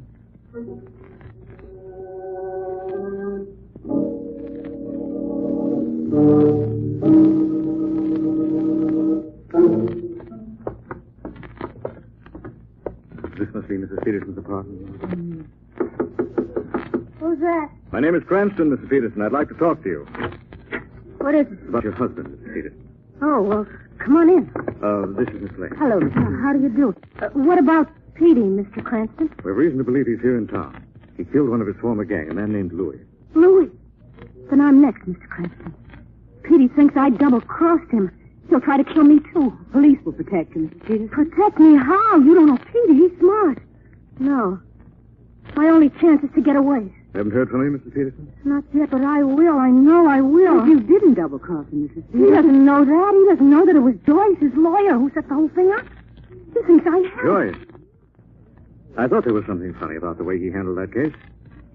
Margot, I think possibly we'd better drop by and see Mr. Joyce. But, Mrs. Peterson... I'll be all right, Miss Lane.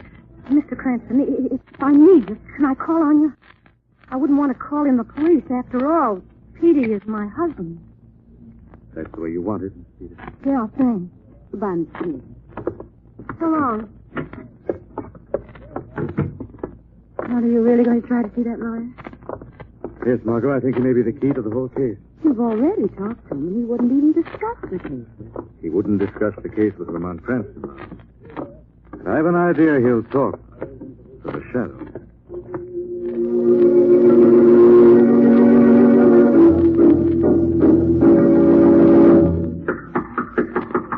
Yeah? Joyce, Rocco.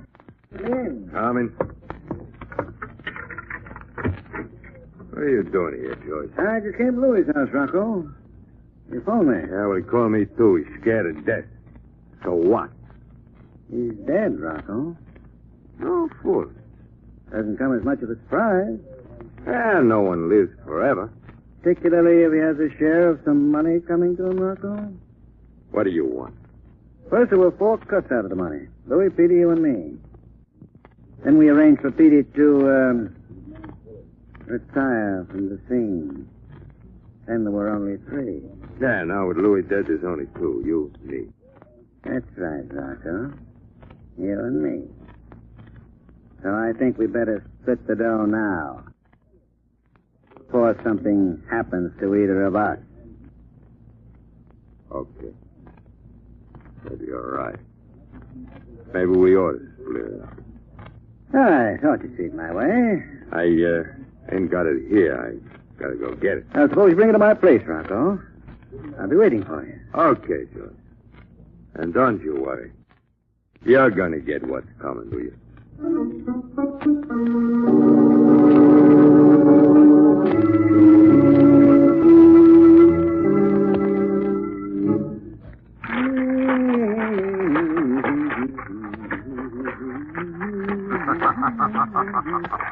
Man, time for a cocktail, Joyce?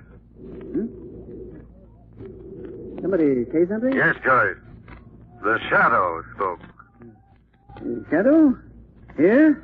Aren't you going to ask me to sit down? Why, of course. Sit down. This chair's comfortable. Thank you. Join me in a drink, Shadow? No thanks, Joyce. This is quite an experience, you know. Meeting an invisible man this way. You don't seem very upset. I'm not, Shadow. As long as I can meet you face to face, I can eliminate you. But I hit you with the bottle. You didn't really think I'd sit in that chair as a target, did you? What do you want with me, Shadow? The truth. About why you railroaded Peterson. I didn't. I did my best for him. You lie, Joyce. Now tell me, why did you do it? I couldn't help myself. I was forced into it. They would have killed me. They? Louis and Peterson, or the head of the gang? The head of the gang. Who is he? His name's Rocco. He's got a place on the boulevard, 916 North. Will I find Peterson hiding there, Joyce? I don't know. I don't know where Petey is. You don't seem terribly afraid of Peterson, Joyce. I'm not, Shadow. And I'll tell you why I'm not afraid of Petey. It's because... Joyce!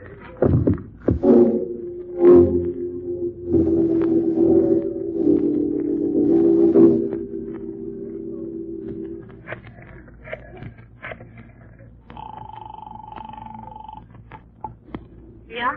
Mrs. Peterson, this is Lamont Cranston. I've been trying to reach you. Thank heavens you called. I've been trying to reach you, too. Joyce is dead, Mrs. Peterson. He was shot by someone outside the window of his apartment. It was Petey who did it. He phoned me, Mr. Cranston. Said he was coming for me. He's going to kill me, too. I see. Look, Mr. Peterson, when he gets there, stall him. I'll be over as soon as I can.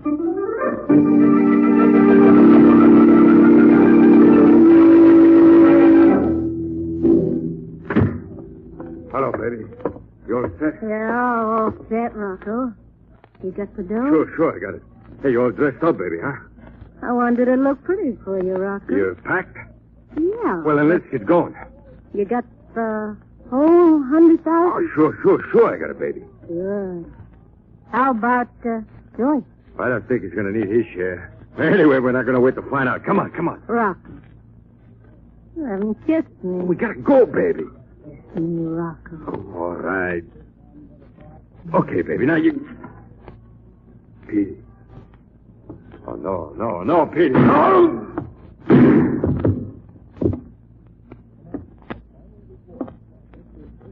Okay, well, good. Did I do okay? You did okay, Petey. You did fine. Now can we go away? Just you and... my head hurts. Sure, Petey. Just let me get that money. There's just one more thing I want you to do for me, Petey. Sure, Lila, sure. Then we can go away. Can we, Lila? Come in. This way, out in the hallway. This is the steps, Lila. Yeah. Are we going now? We're going away now? Not yet. In a minute, a door down there is going to open, Petey. A man named Cranston's going to come in. You want me to shoot him, Lila? No, Petey. He's going to be my witness. I don't understand, Lila. My head hurts. There he comes. Get closer to the edge of the steps. Okay, Lila. Okay. Don't look at me, Petey. Please, don't look at me. Where is he? Why doesn't Cranston come up? I heard him come in. Why doesn't he come? Why doesn't he come? I can't stand this. I can't wait any longer. What are you going to do with a gun, Lila? Get that gun away from me.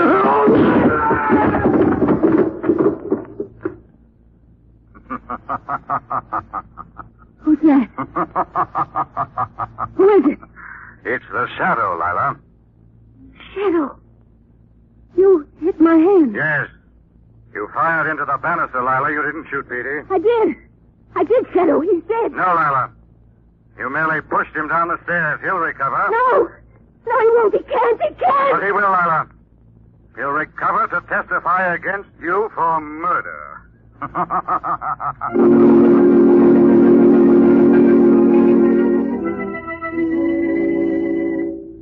So it was Lila Peterson all along, Lamar. Yes, Margot. She was the one who helped Petey escape from the penitentiary in the first place. And when she realized that Petey was almost out of his mind from that bullet wound, she decided to use him to kill Louis and later rob him. She shot Joyce herself. She was afraid he might tell the shadow the truth. When did you first suspect Lila, Lamar? When she spoke to me on the phone, I was pretty sure she was going to try to use me as a witness. As witness to prove that she'd shot Petey in self-defense. She already had the money. Petey's death would cover her trail forever. What Louis said was true then, Lamar. When we found him, he said, 1 dead and 2 to go. Yes, Margot. Now it's 3 dead and 1 to go. Because Lila Peterson will pay for her crimes with her life.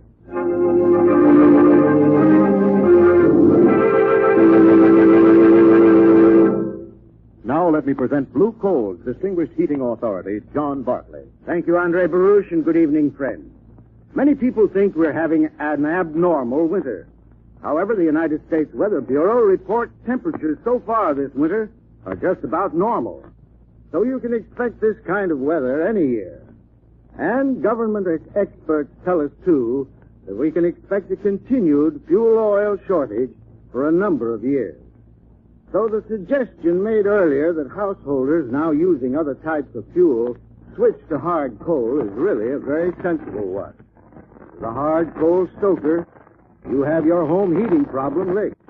You'll save up to 50% of your fuel costs, you're sure of dependable home heating, and you'll have all the conveniences of fully automatic heating and temperature control. I thank you.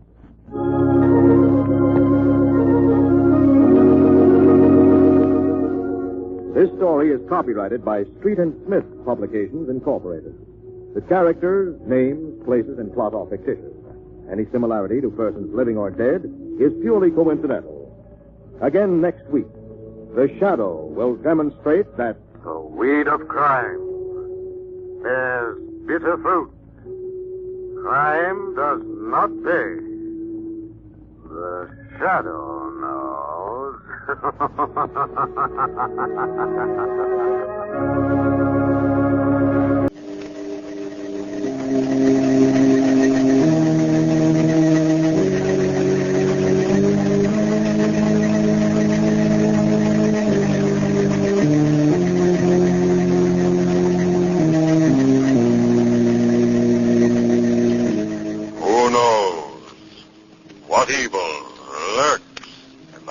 Of men. The shadow knows.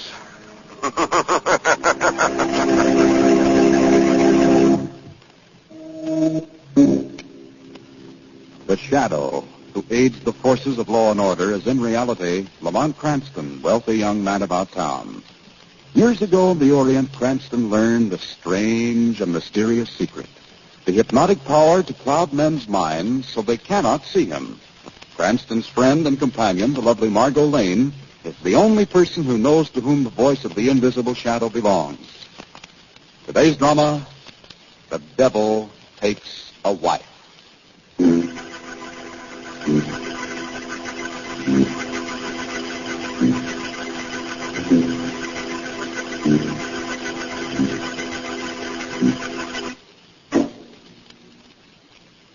The swamp is the home of evil. In it are spawned all those creeping, misshapen things men hate and fear. And deep in its stagnant interior lie terror, madness, and death. Dr. Ellis! Dr. Ellis! I'm coming, Mrs. King. Jim, what is it? My heart, Dr. Ellis. I can't breathe. Something squeeze. It's the swamp curse. Oh, no. King, my bag, quick. Wait. Is he dead, Dr. Ellis? Just a moment. Yes, he's dead all right, Mrs. King. Dead? I've never believed in the supernatural before, Mrs. King, but I've fought this in every way possible, and it's beaten me in every possible way. I'm afraid this is something science can't handle. You're giving up. What difference does it make? Very well. I'll do it. I'll write Margot Lane. Who's she? Someone I knew before I ever came to the swamps, Dr. Ellis. I worked for her family. And I've heard that she has a friend, a Mr. Cranston. Father. Huh? Oh, it's you, Kate. Tell her she can't. Tell her she mustn't write anyone. If she does. Yes, Miss Kate. If I do, you'll regret it, Mrs. King. You'll regret it to the day you die.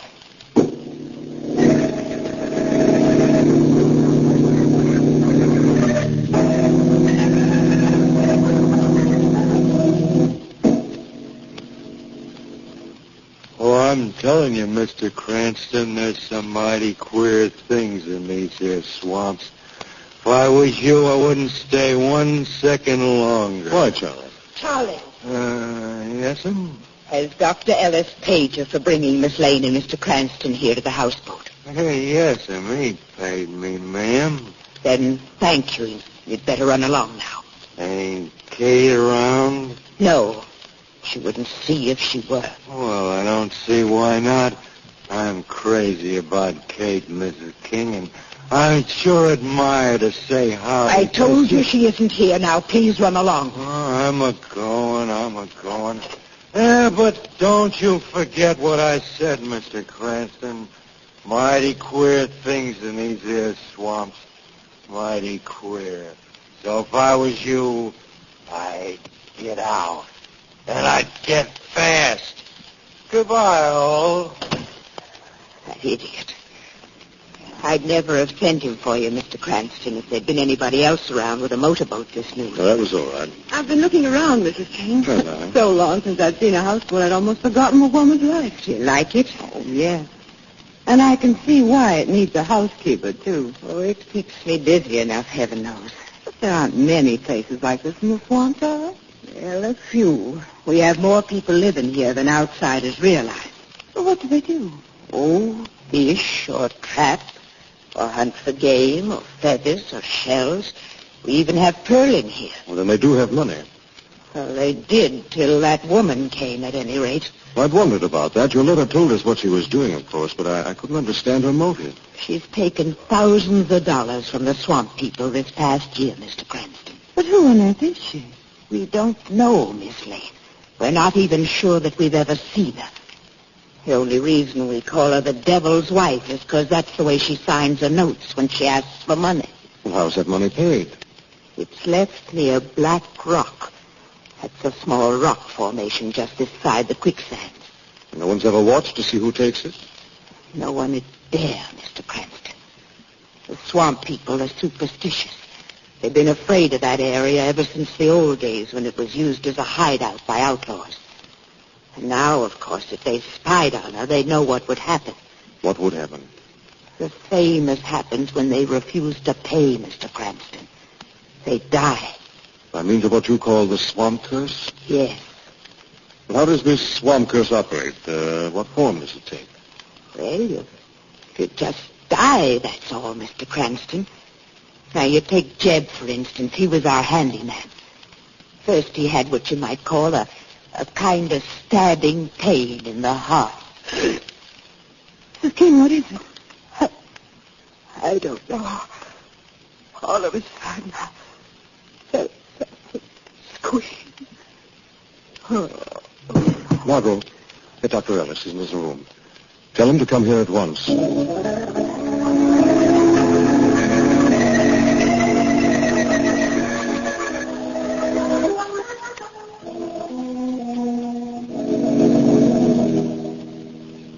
How is she, Doctor?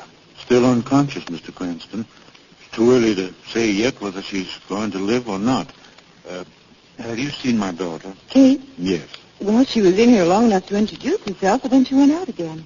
Why, did you want her? No, I only wanted to be sure she wasn't around to hear what I have to say. What is it, Dr. Ellis?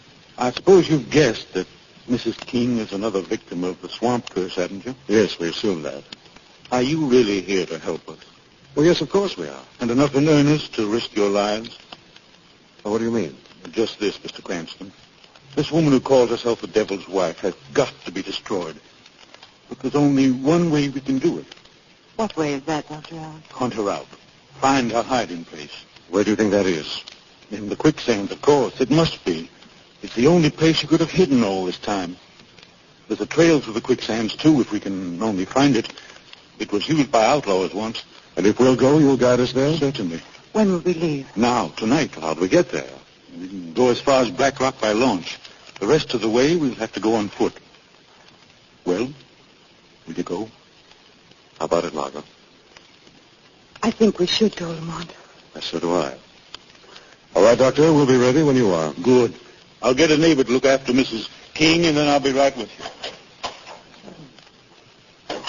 Lamont, wait a moment. I just thought of something. Didn't Mrs. King say that everyone struck by the curse died? Yes, I believe she did, Margot. Then why hasn't she? Did she fake that attack? Was it all put on just for our benefit? I don't know, Margot, but... What? Well, it's certainly worth some thought.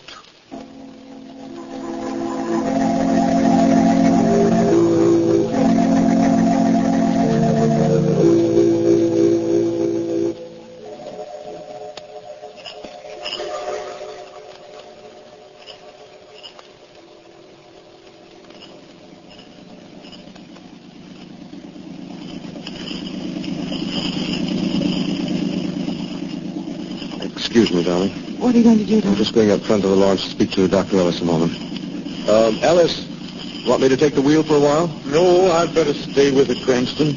Unless you know them pretty well, these bayous are pretty tricky. It isn't far to Black Rock now, anyhow. But it's still dark.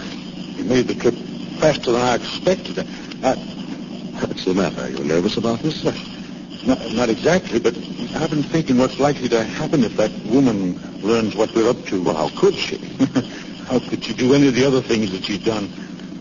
We're not the first to go after her, you know, Cranston. But if we get back, we'll be the first to return alive. You are nervous tonight. Can't help it. It's a feeling I've got. Not as if we're being watched exactly, but as if at any second something might happen. Oh, no use talking about it.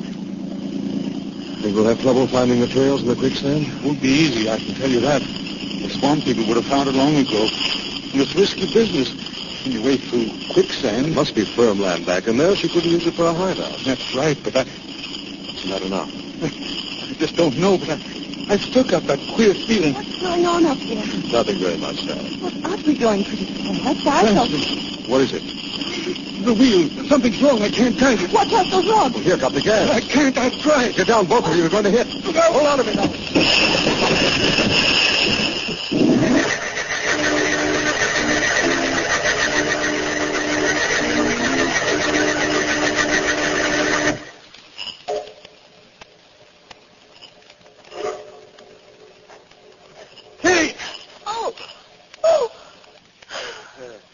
Did I scare you, Kate? Charlie, what are you doing here? I've been watching you, Kate. I've seen you fooling with your pa's launch. I seen that crash back there just now, too. I don't know what you're talking about. Oh, now, Kate, you don't have to pretend with me. I'm crazy about you, and I always told you so. Go. Oh, now, honey. Go, I said. You shouldn't have hit me, Kate. You filthy fool. Didn't you know your pa and them two foreigners wasn't hurt any? Didn't you know they're going right on to the quicksands anyhow? What do I care? That's just what I'd like to know, Kate. That's just what I'd like to know.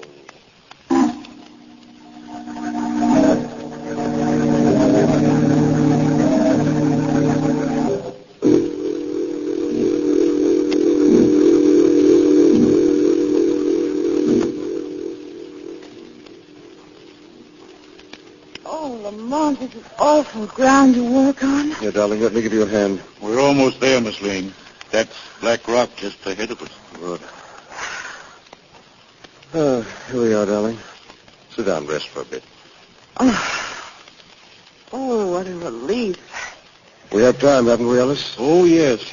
We can't try the quicksand, so we have some light to see by. Well, it just seems to be getting darker. I can't even see my hands. Something else. Haven't you noticed it? What's that? Listen. Do you hear anything? No. Did you hear anything? No, that's just it. Shouldn't we hear something? Crickets or frogs, at least? Wait a second. Say, that is odd. What do you suppose is the reason? The slightest idea. It's just as if... What, darling? As if the whole swamp were holding its breath and waiting, Lamont. Yes. Never felt anything quite like this before, Margot. What was that? Why, it was someone laughing. It came from back in there. Listen. There it is again. Ellis, come on. Wait, Lamont, I can't see. Stay where you are, darling. Wait for us. It must be her, the devil's wife. She's back in this bush. She's over this way. Come on, hurry. Watch out for this bush. Where are we? We're in a clearing. It must be where we heard her first. Which way is she gone? Oh, I don't know. We'll have to wait till we hear her again. And if she doesn't... Come on, help! What? That's Margot. Come on, Ellis. Back to the rock. We've been tricked.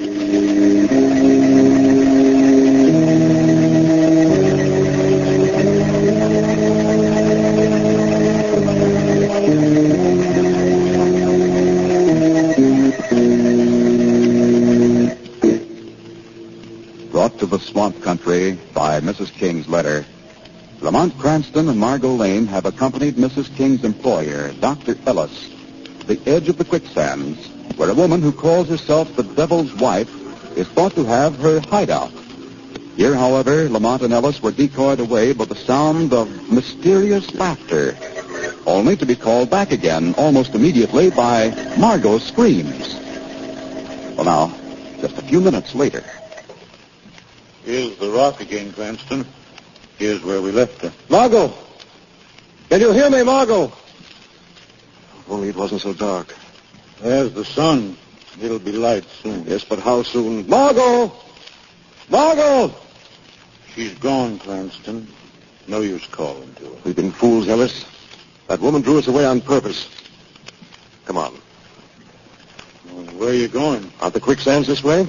Yes. The odds are 10 to 1 this is the way Margot's being taken. But we don't know the trail. We meant to find it, didn't we? Yes, of course. Now we've got just twice as much reason as we had before. Well, you better be careful. Quicksands must start somewhere right in here. Let's see. Yes, there they are. You can begin to see a little something now. We've got to do our best to read signs. Look for footprints or a place where they might have forced their way through this brush. Here, what's this? What? Hey, look here. What is it? A piece of cloth. It's caught on that branch. Do you think it might have been torn from Miss Lane's dress? No. Oh. What's the matter? You recognize it? No, certainly not. I was just thinking. Yes? Well, look, Cranston. If I say something, will you promise not to misunderstand? I'll try not to. What is it? Well, I wonder if we're doing the right thing. You trying to say we should turn back? Well, and leave Margot? Cranston, I feel as terrible about this as you do, but after all these deaths and the way our launch was wrecked and... You wouldn't have changed your mind because of this piece of cloth, would you? Why should I? What's that got to do with it? I've seen the dress this piece came from. Where? On your daughter. Cranston, No one's ever seen this woman, Ellis. Is she your daughter? Is that what you're afraid of? Is that why you want to turn back? Cranston, Kate does have a dress like that. I know she does. But so does Mrs. King. Oh, but we left Mrs. King at the household ill. How do we know she's ill? I examined her, yes.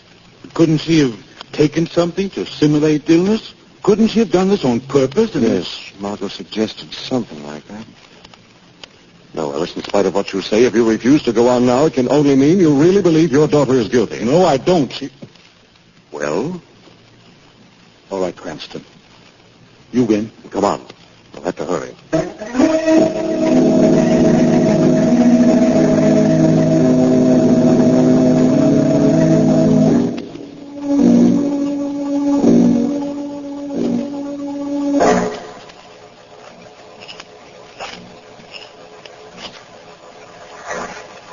It's getting worse, Cranston.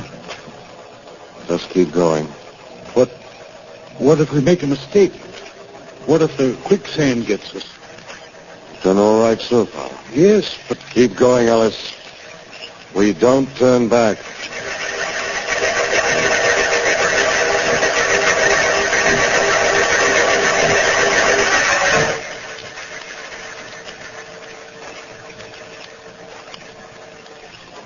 Cranston, we can't...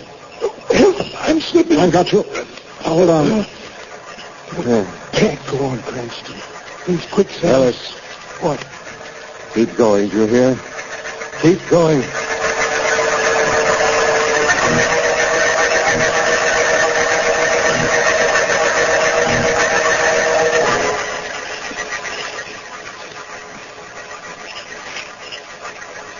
Cranston, I'm exhausted. We've made it, Ellis. Made it? Yes. There's the hideout.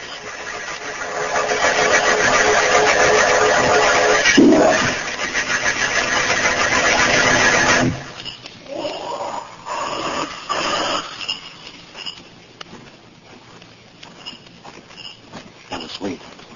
What? You want to be seen? Keep your head below the grass. I don't think there's anybody here to see us. No? Now look over there. Where? Beyond those cottonwoods near that cypress. It's a hut. Right. This is an island in the quicksands. Maybe we've been seen already. I don't know, but that's a chance we'll have to take. What are we going to do? Get as close to that hut as possible before announcing ourselves. Ellis, what is it? We've been seen, Cranston. What? My heart. Squeezing it. Can't breathe. Let me help you.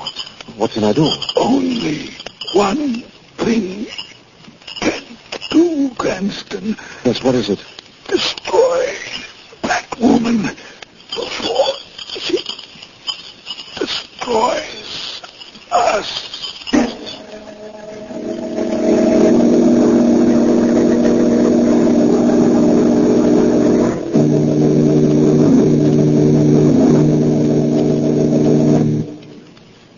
Miss Wayne.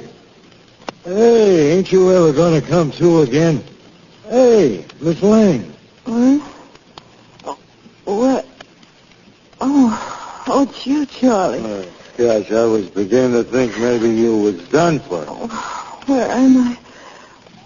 What am I doing in this hut? I brought you here, ma'am. Here, take my hand. You better get up.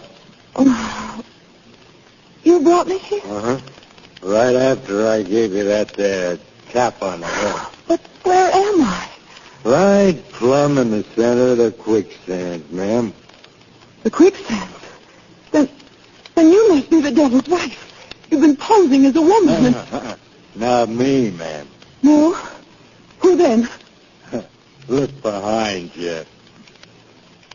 Kate. Yes. You have been calling yourself the devil's wife. Yes, I have. What are you going to do with me? I don't know. Can't let you leave here alive. Better get rid of her and have it over with, Kate. When I should take her to the quicksand. No, Charlie. You leave this to me.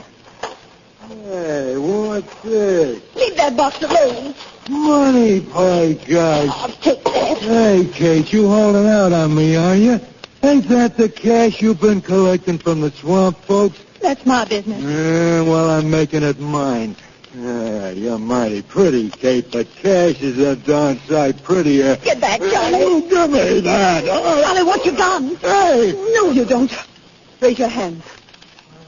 Mighty slick, Miss Lane. I should have kept my eyes on what you was doing. You can raise your hands too, Miss Ellis. Turn around and walk forward, both of you. All right, I'll turn around. Miss Lane! Let me go! Oh, just take that gun back and get her. Hey, who's got hold of me? Who grabbed that gun? What's that? Who's that? The shadow laugh, Miss Ellis. The shadow? What's that? I can't see you. Where are you? No one sees the shadow, Miss Ellis. Oh, I ain't done nothing, Shadow. She's the killer. Kate's the woman who's been calling herself the devil's wife. You're wrong. She confessed to protect the killer. What? The shadow will show him to you. Right inside with you. Father. Hey, that's Dr. Ellis. There's your killer. You haven't got me yet, Shadow. Stop him. He's getting away. Oh, Father, come back. Told you, get away, Shadow. Try to catch me now. Watch out for the quicksand. Look out, you fool. Father. Oh, no. No.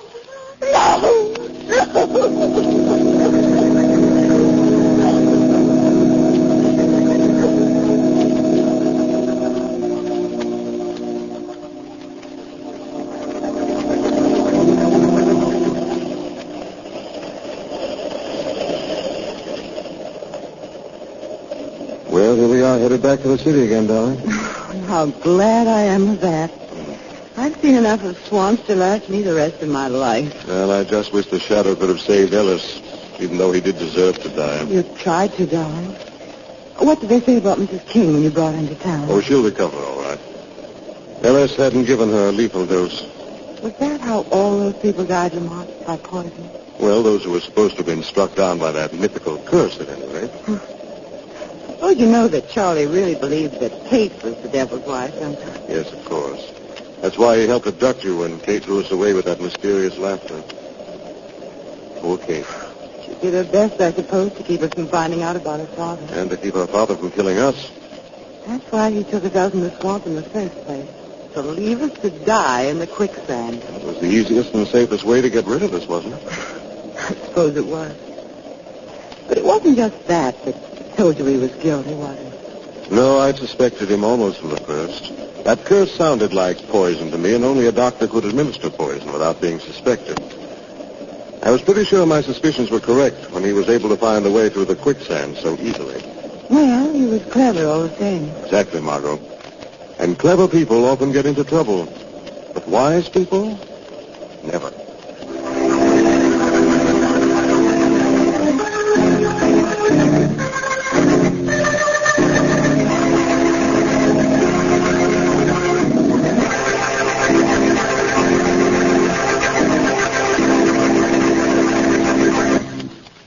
Friends, the Carrie Salt Company is giving away some beautiful prizes. Yes, sir, Carrie Salt is giving away two gorgeous $100 17-jewel Harman Gold wristwatches. One man's watch and one lady's watch every week. And you may win one of them just by writing an interesting letter. Listen to these easy rules. First, write 100 words or less describing some new and unusual way of using any Carrie Salt product. Second, print your name and address on your entry. Third, mail to Carrie's, C-A-R-E-Y-S, Carrie Salt in care of this station. That's all. Nothing to buy, no box tops to send in. You can write about deep penetrating Carrie's brown packaged table salt, or Carrie's mineral supplement salt, or Carrie's pickling or meat curing salt. Letters postmarked before midnight Friday will be judged in this week's contest, and winners announced 3 weeks from today. The judges' decisions are final. All letters become Carrie's property. In case of ties, duplicate prizes will be awarded. Remember, the man and woman who write the most interesting letters describing some new and unusual way of using any Carrie Salt product will each win a gorgeous $100 wristwatch. Send your letter to Carrie Salt in care of this station. Better jot down that address now. It's Carrie Salt in care of this station. Mail your letter today.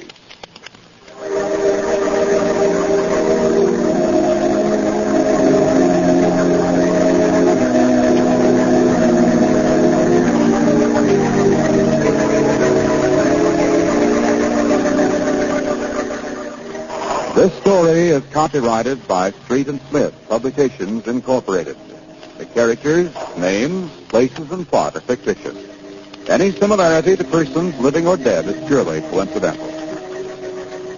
Again next week, the shadow will demonstrate that Weed of crime bears bitter fruit. Crime does not pay. The shadow knows.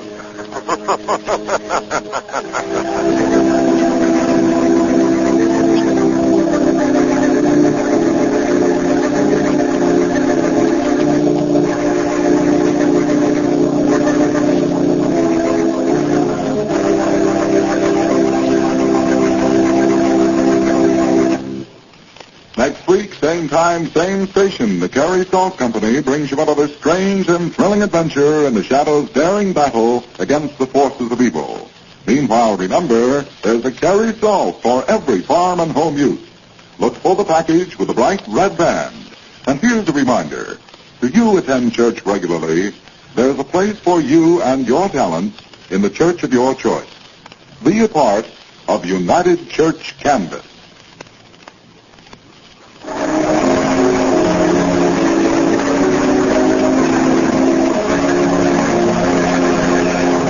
this is the Mutual Broadcasting System.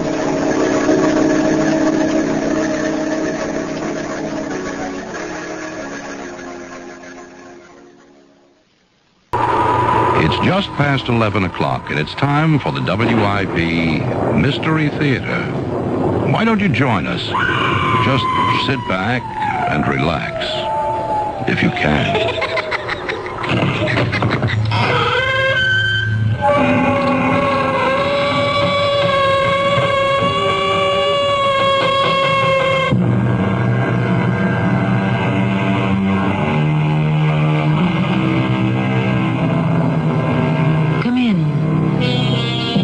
Welcome. I'm Tammy Grimes. The book tells us there's no new thing under the sun. Long before medical science discovered quinine, primitive peoples knew that fever could be brought down by chewing the bark of certain trees. They were also aware of the curative properties in various roots and herbs. The Caesarean operation was named after Julius Caesar, because that's how he was born. Yes. We can say there's really nothing new, except perhaps a variation on that which has been forgotten long, long ago. Look at this thing, Ballard. It's an iron spearhead. So? This piece of iron, smelted by a primitive people, is harder than any metal we know in our own 20th century. No, I don't believe it. They have a certain formula. It could revolutionize the technology of the world. I don't believe that either. It could be yours for $1 million.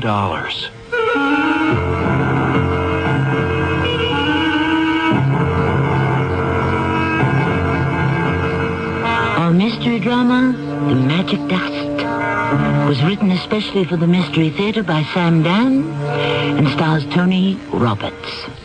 I'll be back shortly with Act One. Whether you need a Christmas gift for someone who enjoys gourmet cooking or late-night snacking, you're sure to find it in the wide selection of gift appliances available at True Value hardware stores. Hi, Pat Summerall to suggest you give the versatile Oster Kitchen Center, including mixer, food grinder, dough hooks, blender, and more, to cut big kitchen chores down to size. Then for quick meals and snacks, choose the Oster Hot and Toasty Grill that cooks 4 sandwiches in minutes. You'll find them at participating True Value hardware stores and home centers. And say that Pat Summerall sent you. Irene, you just dropped a day's pay in dishes. Yeah, and strained my back besides. Oh, no. Look, leave that mess there while I get some Doan's pills. You've got some here? In my purse. Lifting trays like we do, I always keep Doan's pills with me. Good advice. Doan's pills for temporary relief of simple backache pain due to overexertion, stress, or strain. Use only as directed. Irene, you finished the shift because Doan's pills were on the job. They really work. Mommy, I cut my hair. Oh, no. Oh, what should I do? Oh, Mommy, I'm bleeding. Can you stop the bleeding? Can you clean a wound properly? What if he stops breathing? What if his heart stops too? How do you handle an emergency at home? Many of us panic when prompt action may be needed to save a life. If you'd like to learn what to do and how to do it before you're faced with an emergency, contact Red Cross. We'll help you learn how to prevent accidents. We'll teach you first aid, Red Cross CPR, family health and home care. Countless lives have been saved through safety and health care skills learned through Red Cross courses. And because of these skills, millions of Americans live safer, happier, healthier lives. Learn how to take better care of yourself and your family. Call Red Cross. We'll help. Will you?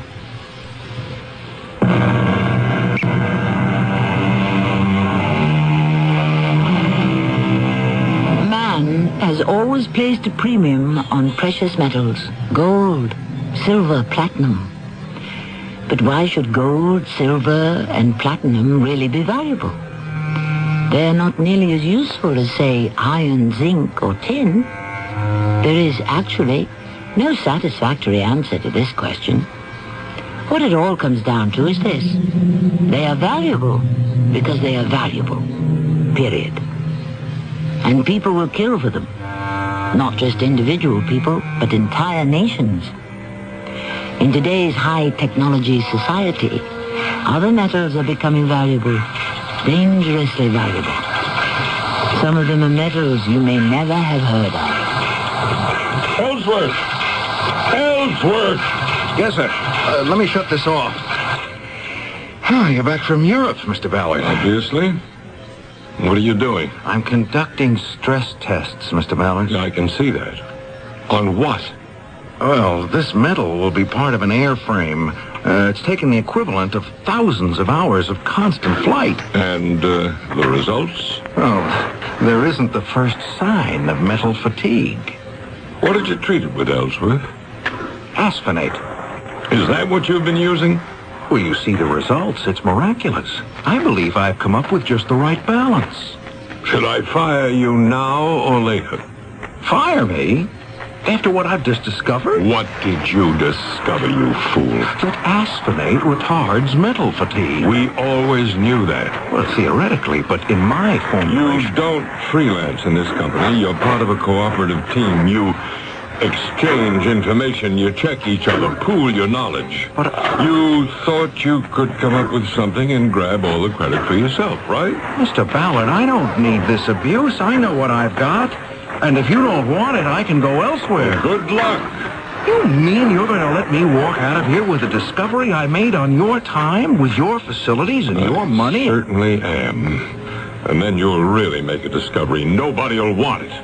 Why not? Because you're dealing with the most expensive mineral in the world to produce. Yes, but it could double, even triple the lifespan. Even allowing for that. Mr. Ballard, with research... Everybody knows about asphenate. They call it the miracle mineral. Because it's a miracle if you can refine a ton of it for under $1 million. So, for all practical purposes, what did you do? You reinvented the wheel.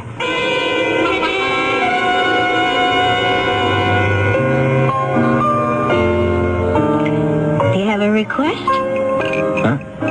What? Do you have a favorite tune? Oh. Well, no, I don't think so. Hey, everybody's got to have a favorite. What do you want me to play? Oh, whatever you like. What songs do you know?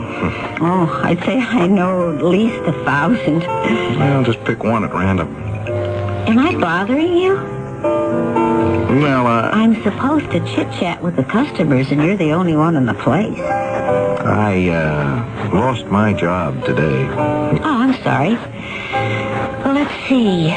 Do I know a special song for somebody who's just been fired? There wasn't exactly fired. No?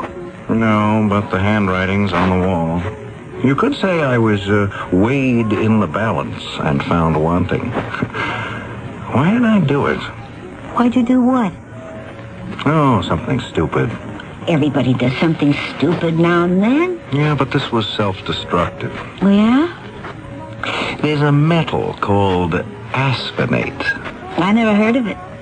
Well, the average person, I'll wager, has never heard of most of the metals. That's so. Well, there's iron, copper, tin, nickel. I guess I'm scraping the bottom of the barrel. Oh, gold and silver.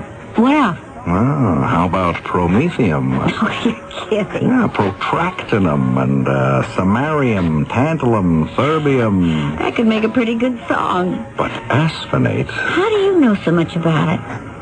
I'm a metallurgist. That could change our industrial society. Oh, for the better? Oh, of course. How can you even ask such a question? Well, it never hurts to ask. Well, the problem is it costs a fortune to produce. It does? So it's economically impossible. Well, better luck next time. What made me run those experiments? I mean, what was I thinking about? Why did I completely overlook the economic factors? Why? Are you asking me? Well, I have to ask somebody. Why don't you go to a shrink? I've been to one. All I want to talk about is my childhood. Well, maybe that's where the answer is. Well, why should I want to relive my childhood? It was unhappy enough the first time. Oh, why? You sure you want to hear the story of my life? Shouldn't you be playing the piano? I'll give you a little obligato. You know what I'd like to hear? Name it. A Strauss waltz. Which one? Anyone. It doesn't matter. Well, how about... Yeah, okay. Why did you ask to hear this? I don't know. Today there's so much I don't know. Why did I commit to those experiments with asphenate when I should have realized it was a practical impossibility? Couldn't I see I was only proposing to cut my own throat? Maybe you have a death wish. There must be a reason. I'm not stupid. I'm not impractical. What was the reason? Oh, let's see. You said you managed to make it through your childhood and into college. Did things get better there? Yes. Because at school I could lose myself in study. And I did. I discovered science. Oh, you've been playing, Yes, I've been playing. What's your name? Diane. Diane, what were you playing? Vienna Life. I've heard it before. Where? You could have heard it anywhere. In a movie, theater. No, I don't go to those places. I don't have the time. But I heard that song. I know I did. Well, if you don't listen to music, then why did you ask me to play a Viennese waltz? I don't know. Are you Viennese? No. Were you ever in love with a Viennese girl? I was never in love with anyone. Oh, why not? Don't have the time. You don't seem to have time for very much, do you? Still, why did I ask to hear a Viennese waltz? Did you ever know anyone from Vienna? No. Wait. Yes, I did. Who? Francesca Platek. I knew it. Dig deep enough and you'll always find a girl. Oh, she wasn't a girl. Francesca Platek wasn't a girl? Well, she was a woman. Oh, it's even better. A professor of anthropology. Yes, I had to take a course in anthropology in order to graduate. It was a small class, and sometimes I'd go to her apartment. Oh, then you did have a romance. No. The class would meet in her apartment. Oh. Was she pretty? Well, she was an old lady. How old? Well, maybe she wasn't an old lady. It's just that when you're 20, a woman who's 40... Anyhow, she was very plain, but she was very pleasant.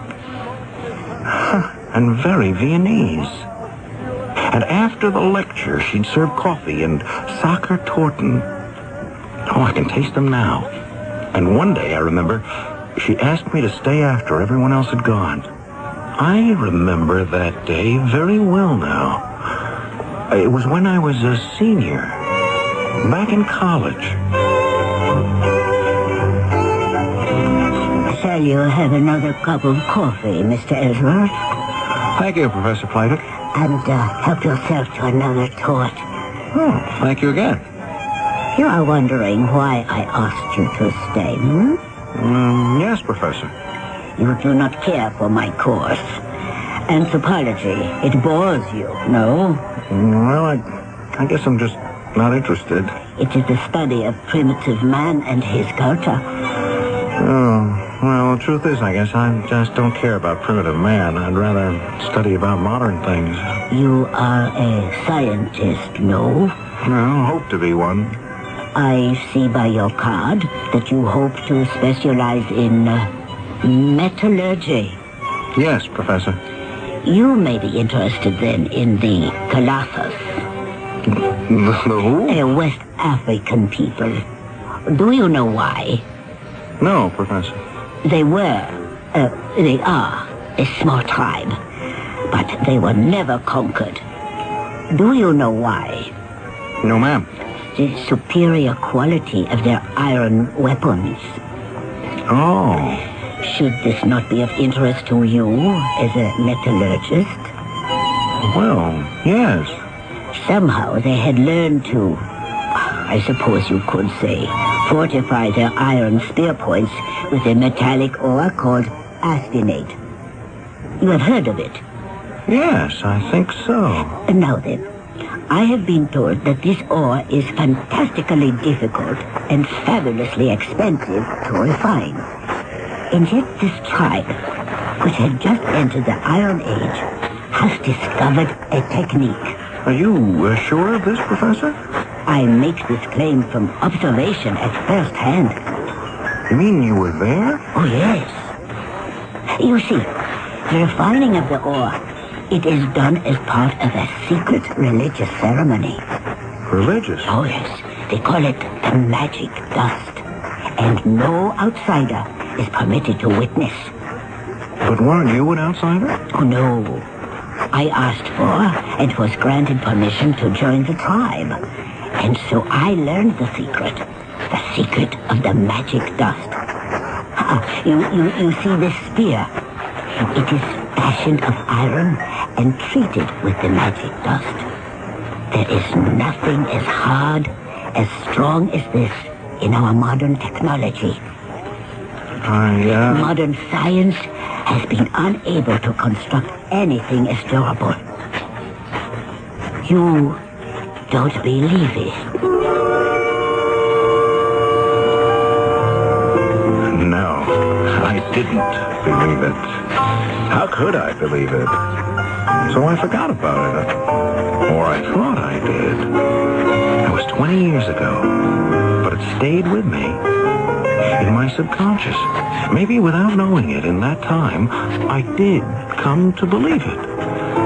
And that's why I committed myself to the asphenate. Because I knew there was an answer, a way to refine it. Well, all I can say is you can thank old Johann Strauss. Do you realize what this means? Oh, sure. You're going to make a bundle. Oh, I don't care about the money. This could mean tremendous things for the economy. Well, you just make sure you get yours. Hey, is there a phone in this place? Oh, I see it. Excuse me. Hello? Mr. Ballard, this is Joe Ellsworth. Do you know what time it is? Mr. Ballard. I've just about made up my mind to fire you, and this isn't helping. You must listen to me. Why? I have to talk to you. Well, see me in the office. Oh, it can't wait. Why not? I found it. Well, what did you find? The dust. The magic dust. Are you crazy? I'll be at your house in 20 minutes. The magic dust. It sounds like a hustle, a scam, a flim-flam. But don't we have all this on the authority of a highly respected college professor of anthropology? Well, you never know. And besides, who says it isn't possible? In this world of ours, can't and doesn't anything happen? The second act will happen shortly. I think the reason that people put their hands over their mouths when they smile is they're embarrassed by their tobacco-stained teeth. I mean, I was embarrassed until I switched to Topol. Topol Smoker's Tooth Polish is a combination of polishing agents and a rich foaming cleanser, especially formulated to help remove ugly yellow tobacco stains. Yet laboratory research has proven Topol cleans gently enough to be used every day instead of regular toothpaste. Topol gave me back my smile. Topol Smoker's Tooth Polish, mint or fluoride.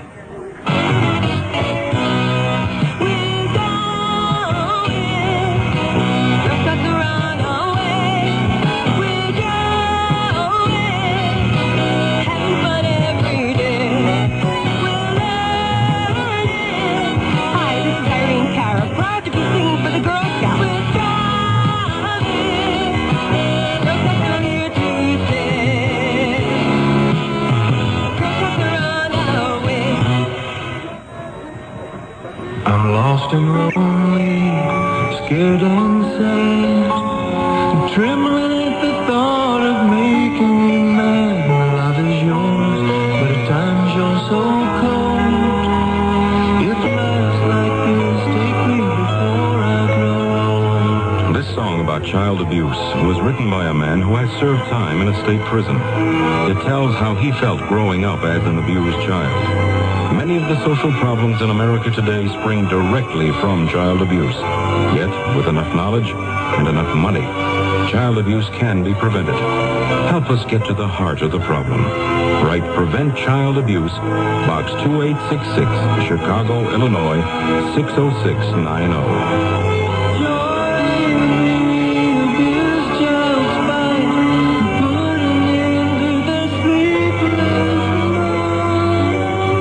Message of the Ad Council and the National Committee for Prevention of Child Abuse.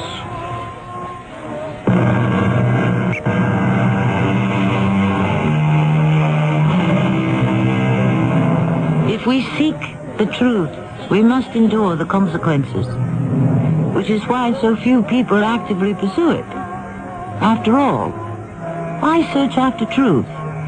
If it turns out you may not like it once you find it. Indeed, you may not even recognize it.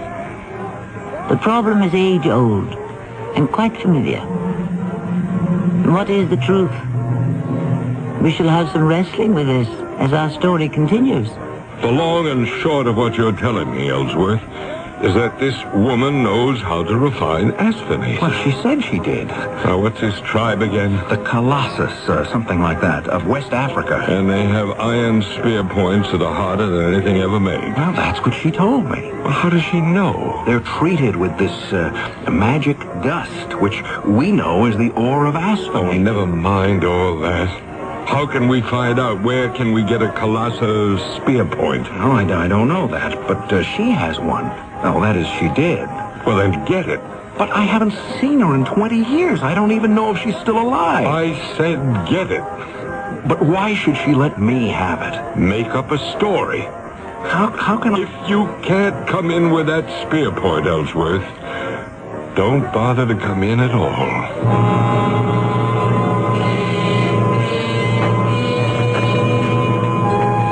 Of course, I remember you, Mr. Ellsworth. Some coffee? And I recall you used to love these Thornton. Oh, thank you. And a little music.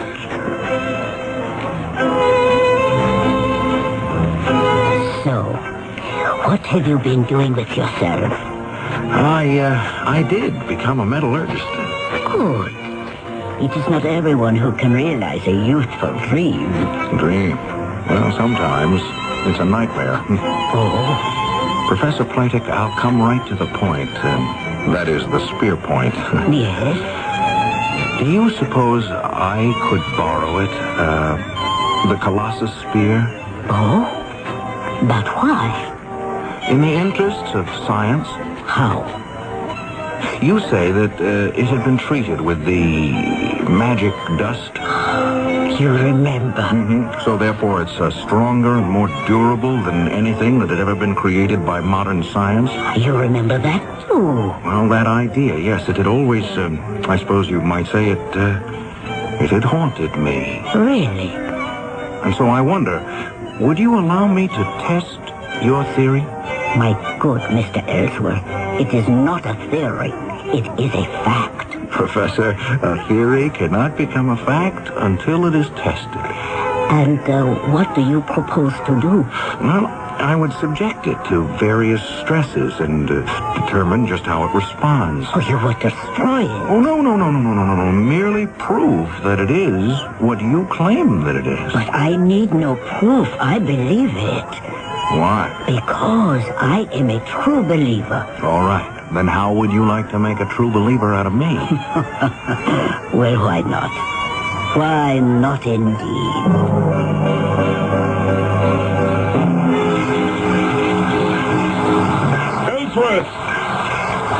Ellsworth! Yes, Mr. Ballard. How's it coming? Look at this. Look at it. It's impossible. Maybe it's impossible, but it's true. This chunk of iron, this primitive spearhead, it cannot have taken this much punishment, this much stress, this much heat. You have the evidence of your own eyes. All right.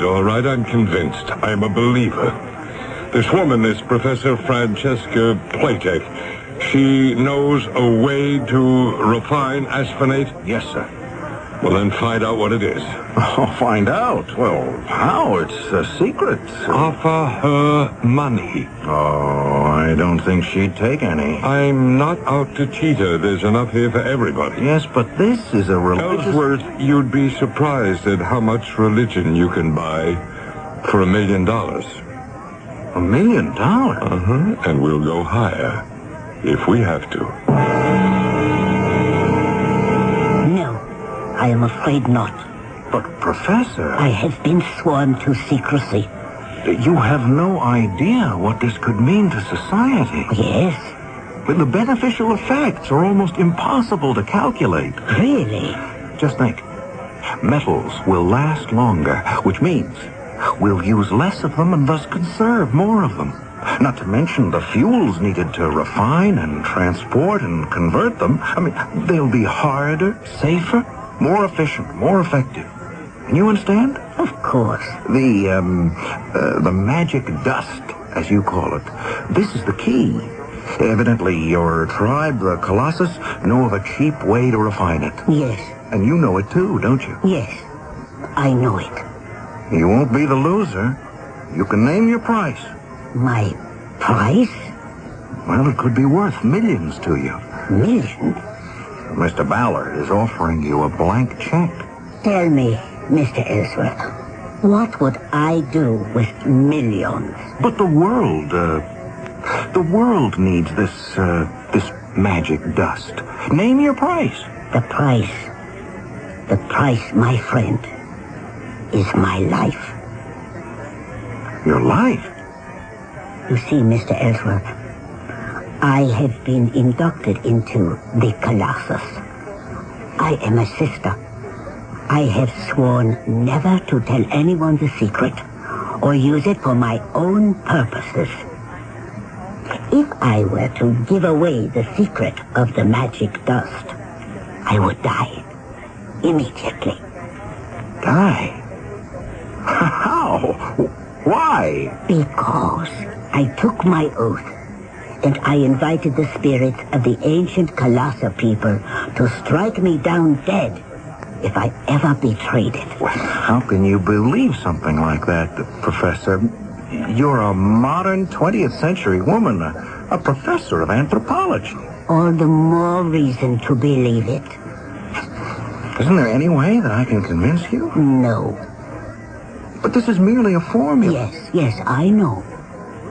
I wish that I could convince you of the value. Another cup of coffee, Mr. Ellsworth.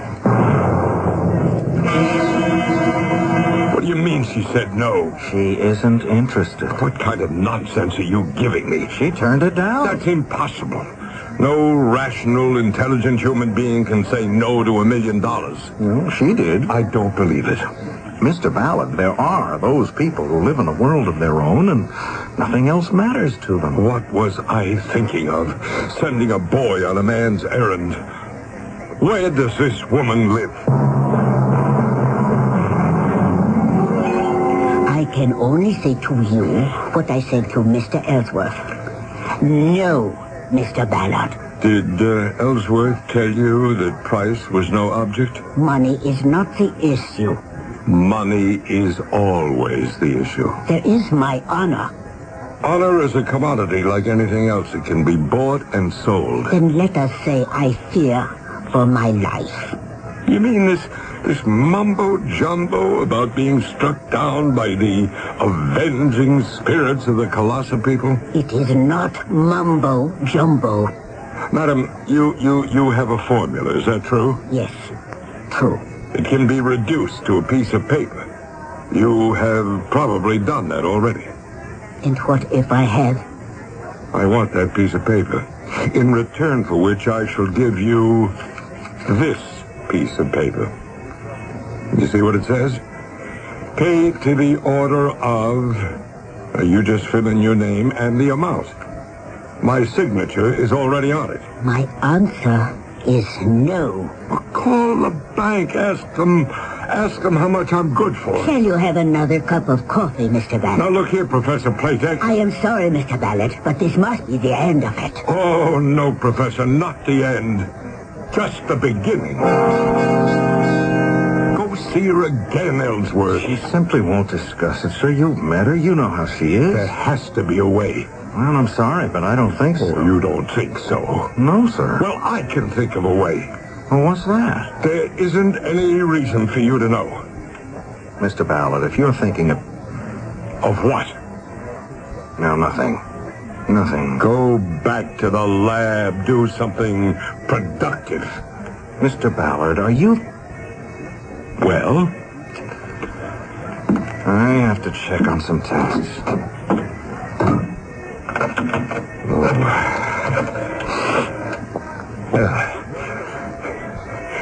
Caraway? Yeah, Frank Ballard. You told me that you know some very reliable people? Yeah. Well, there's something that I need.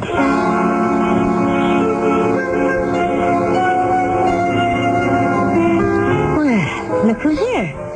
How'd you make out with the Viennese professor? Oh, all right. The old spark still there? I don't know. I don't know what to do. Oh, about what? I don't know. Something would have happened to her. I could never forgive myself. Oh, what could happen to her? Maybe I better warn her. Warn? No, I guess advise would be better. About what? That's what I'll do.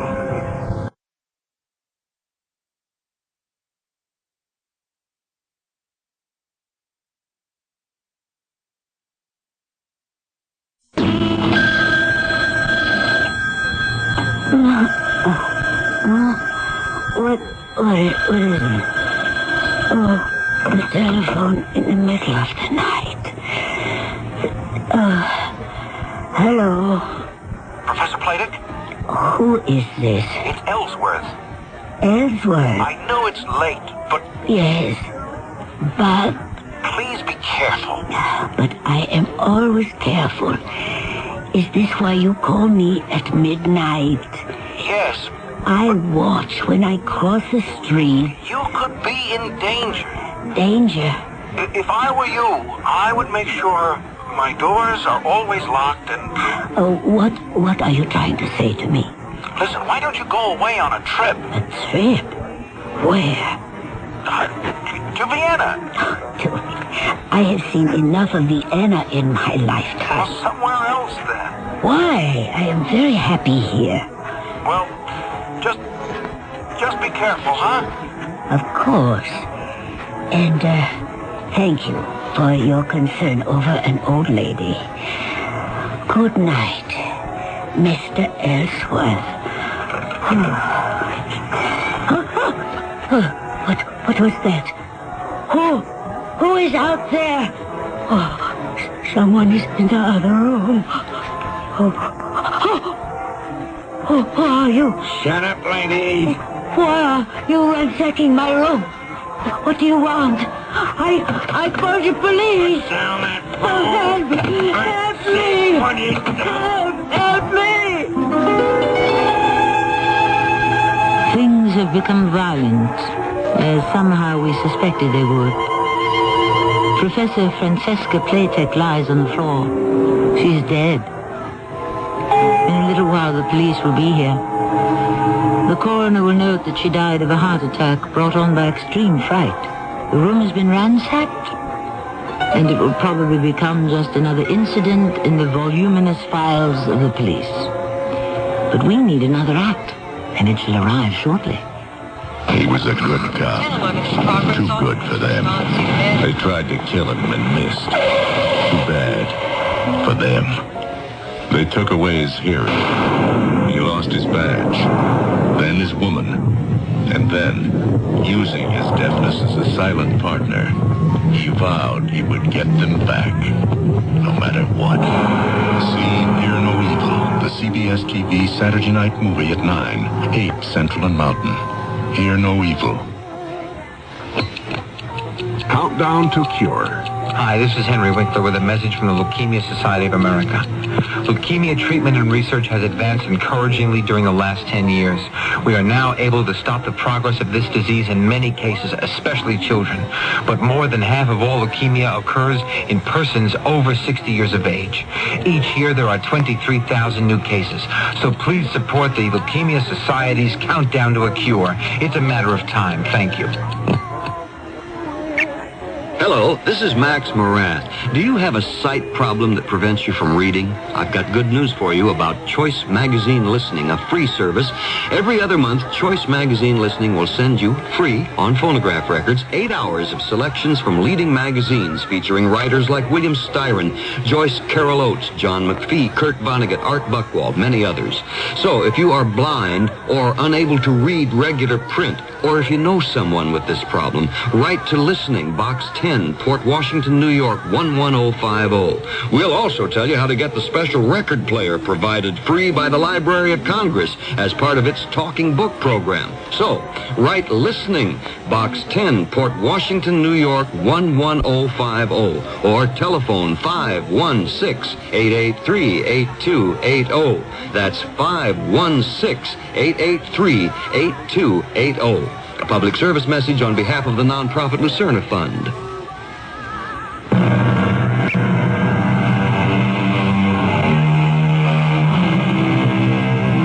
He wanted to help her, poor Ellsworth. So he telephoned her in order to warn her. But in so doing, he woke her up from a sound sleep. And that's when she noticed that there was a burglar in her room. The burglar had no original intention to kill her. We know why he was there and what he was looking for. Just think. If Ellsworth hadn't called her to warn her, she would have slept through the attempted burglary, and perhaps she would still be alive. But that's why we have stories. She's dead. Yeah, I read about it in the paper. I understand some burglar... No, not just some burglar. A specific, a definite burglar. Oh, yeah? Who? You mean you don't know? How would I know? You didn't hire somebody to ransack her apartment? Well, why would I do that? To find the formula. What formula is this? The formula for the magic dust. And what is that? Aspenate, that rare and difficult to refine metal. How could you pretend? Now listen, Ellsworth. I don't know this magic dust, whatever it is, and you don't either. But I never heard of this Professor Francesca Playtech. I told you about her. Well, I'll deny it. You went to see her. You can't prove it. Mr. Ballard. It was one of those unfortunate things. A very skillful and competent man was assigned to steal her papers. She was fast asleep. It was going very well, and then do you know what happened? The telephone rang. The telephone? Somebody called her. At midnight. At midnight? Yes. And that woke her up. So she became hysterical. The fellow tried to shut her up, but, well, what can you do? So then, that's the end of it. And you must have lots of work to do.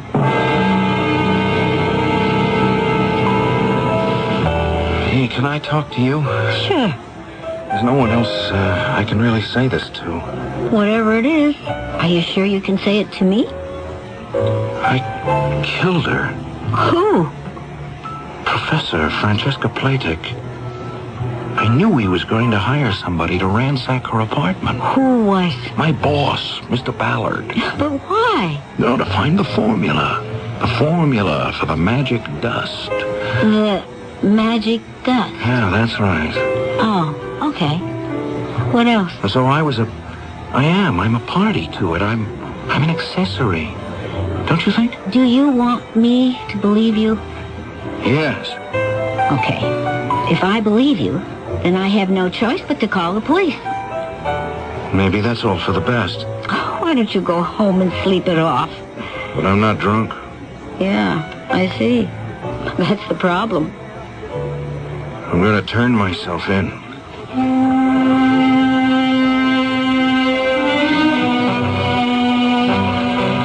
Where is he, Lieutenant? He insists that we hold him in a cell. Guess it's my fault. I've been working him too hard lately. He's been under a great deal of pressure. Yeah. There's a connection between this poor murdered old lady, what was her name, Professor Platek, and Ellsworth. She used to be his teacher back in college many years ago. That's what he keeps saying. If you want to know what I think, the news of her sudden death must have shocked something in his mind. She taught anthropology, you know, primitive peoples, magic, formulae, and whatnot.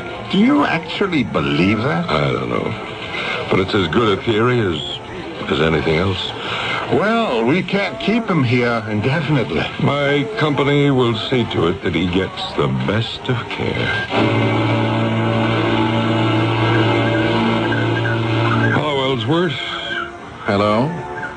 You feeling better? No. I'll never feel better. Oh, come on now. And neither will you. But I don't feel bad at all. Well, you should. You killed her. The fact is, you killed her for nothing. No, I didn't kill her. Well, you had her killed. You keep telling this kind of ridiculous story, you see where it gets you. Into a sanitarium. You want to stay here for the rest of your life? You're responsible for her death. All right, that's enough. You're going to pay for it. You're not doing yourself any good. I'll find a way to make you pay for it. Here. Where have you been? Away. That little problem. Get it settled? Oh, sure. Everything going to be okay? I think so. What happened? Well, you showed me how to handle it. I did? When? Just now. Oh, yeah? I was listening to you play the piano. And that did it for you? Yeah. The song. How? Oh, if I told you, you'd really think I was a nut. I think you're a nut anyhow. Do you? Mm-hmm. But a nice nut. Good night. I'll see you when I get back. Oh, from where? Africa. You? Hello, Mr. Ballard. Well, what are you doing here? I'm allowed out. May I come in? Well? What are we going to do about the magic dust? Well, what can we do about it? She's dead. But does the secret have to die with her? What do you suggest? Well, how did she find out about it? How? She was an anthropologist. She went into the field. Wait a minute. Where is all this leading? To the Kalasa tribe near the west coast of Africa. Why don't we go there? Well, what for? Well, to discover the secret of the magic dust. How? I looked through my old school papers. I found the notes I took in my anthropology class. Listen. Oh, now, what is this nonsense? I spent time with the Kalasa tribe. This is Professor Platek speaking. I said to Chief Leoto, Chief, I would like to become a member of the tribe. And he said, then you must become my sister. And we shall have the ceremony when we burn the magic dust. You see that, Mr. Ballard? Well, what am I supposed to see? That is where and when they refine the asphenate, and all who join the tribe are told the secret. How would you like to become a member of the Kalasa tribe? Me? And learn how to refine the magic dust. You know what you're saying? Do you realize what that could mean to the company? Yes. But how could that be arranged? Pick up the telephone, Mr. Ballard. Have your secretary make arrangements for us to fly to West Africa. We have company branches along the way. Have a local manager arrange for us to travel to the territory of the Kalasa tribe. We can be in West Africa by the day after tomorrow. What's that? Drums. What kind of drums? The guide told me the chief is being informed of our arrival. Hey, where is everybody? Our guides? They left us, all the local help. You mean they've deserted us? No, and we're in no danger. It's just that we are now in the Kalasa country. So? Well, it's considered a place filled with magic and spirits and so forth. The country here must be rich in asphanes. The trick is to know how to extract it. And that's what I'm going to find out. Hey, somebody's coming. Well, that must be the chief. All right, you're on your own, Mr. Ballard. Before it's too late, are you sure you want to go through with this? Why shouldn't I? Because once they teach you the secret, you're not allowed to betray it.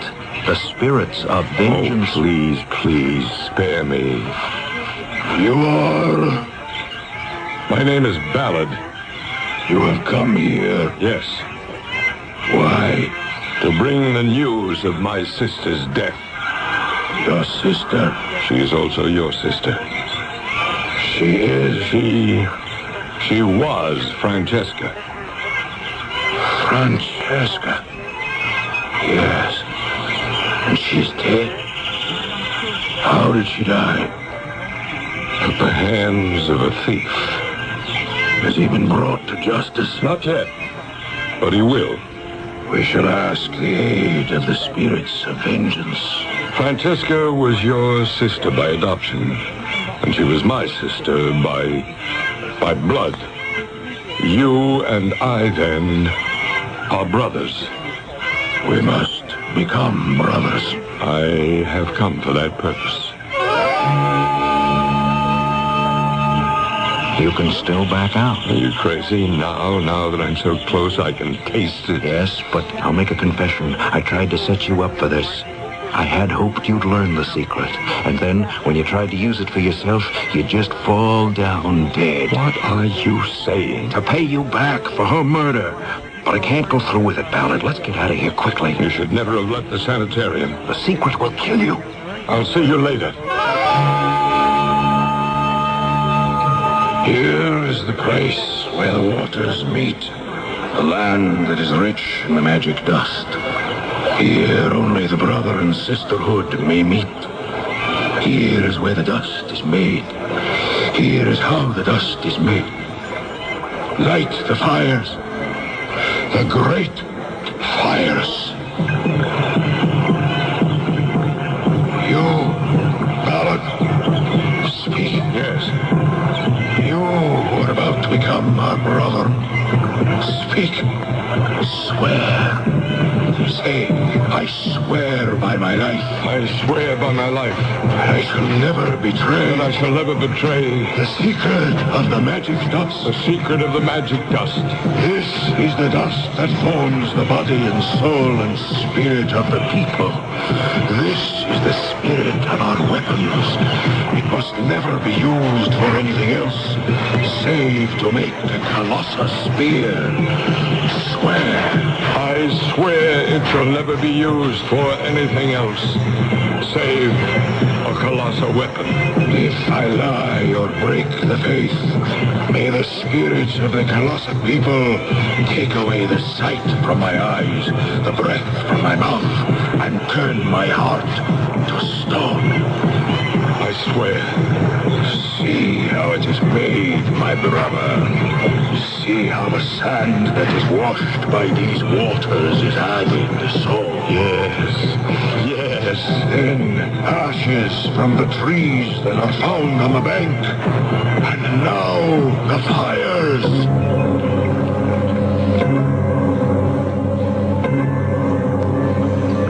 Are we ready? Is all the raw material here? Yes, but... Then I'll have to feed the formula into the computer. Don't, Mr. Ballard. The moment you do that, the spirits of the colossal people will take vengeance. You are a hopeless nut. Now move aside. I have to punch this out. No. There we are. Now watch. Mr. Ballard, you cannot do that. Who says I can't? I do.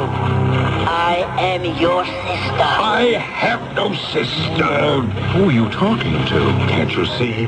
It's Francesca. Who? She's standing right beside you. How could she be standing here? She's dead. You must not use the formula. Nonsense. Nonsense. So as the sight shall be gone from your eyes, the breath shall be taken from your mouth. That's nonsense. Mr. Ballard. And your heart shall turn to stone. I don't believe it. Shut down the computer. Never. Very well then. Mr. Ballard. I can't see you. What's wrong? I can't see. Stop the computer. I can't breathe. I can't breathe. Mr. Ballard. Mr. Ballard.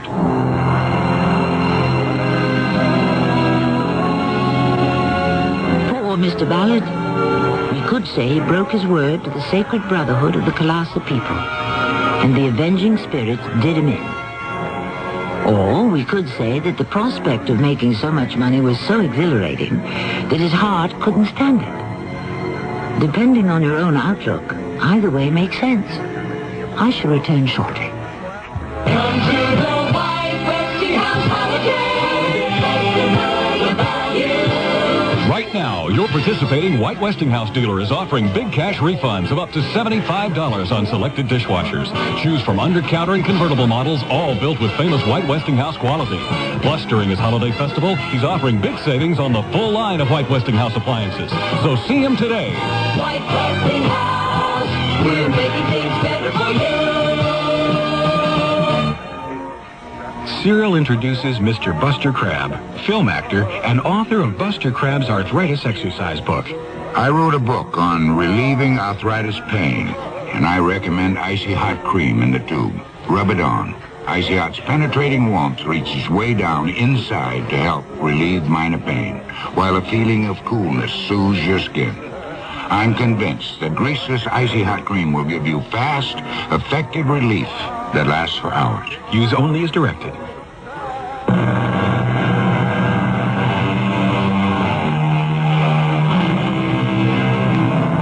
The past may be forgotten, but it never dies.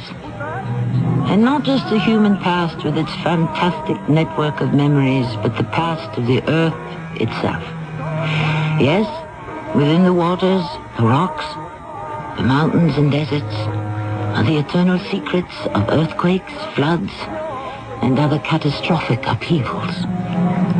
And these follow certain rules of logic that no human mind can ever hope to understand. Does a grain of sand, a droplet of dew, have a mind of its own? How can we answer that question? Our cast included Tony Roberts, Arnold Moss, and Evie Juster. The entire production was under the direction of Himan Brown. And now a preview of our next tale. Here's one of Laura's house slippers. I use it for comparison with plaster casts of footprints from the murder scene. Splendid. Give it to me, please. It's all bloodstained. Much the better. Now, I go back to that night of April 3rd. Yes, I see it. What? I see the blood.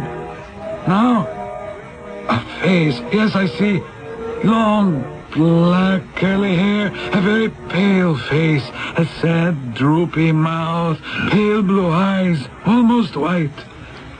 It is the face of the murderer. Hey, wait a minute. That sounds like Stevie Harris. He is your murderer. No way. Not Stevie. He couldn't kill anyone. What? Well, I've known Stevie since the day he was born. Yes, my dear Sheriff. But have you read the fellow's mind? Radio Mystery Theater was sponsored in part by White Westinghouse Appliance Company. This is Tammy Grimes, inviting you to return to our Mystery Theater for another adventure in the macabre. Until next time, pleasant dreams.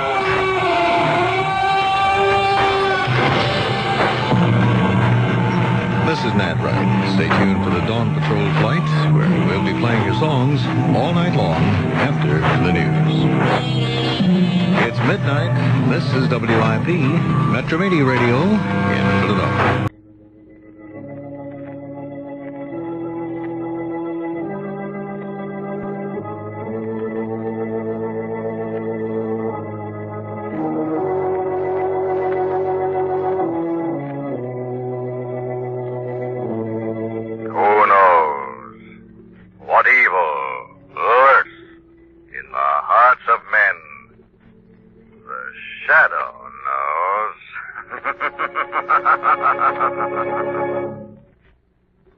Once again, the thrilling adventures of the Shadow, the hard and relentless fight of one man against the forces of evil. These dramatizations are designed to demonstrate forcibly to old and young alike that crime does not pay. The Shadow in a moment. At first, motorists look out when it's dark out. National Safety Council records show that dusk to dawn hours have only 1/3 of the traffic, but 2/3 of the fatal accidents. So heed such nighttime precautions as these. Lower your headlight beam when meeting another vehicle, whether or not the other driver dims his light. It's safer for you if one driver can see, even if it's the other guy.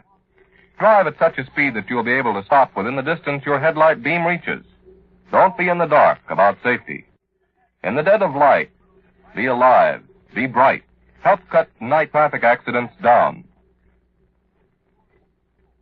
And now, to the Shadow.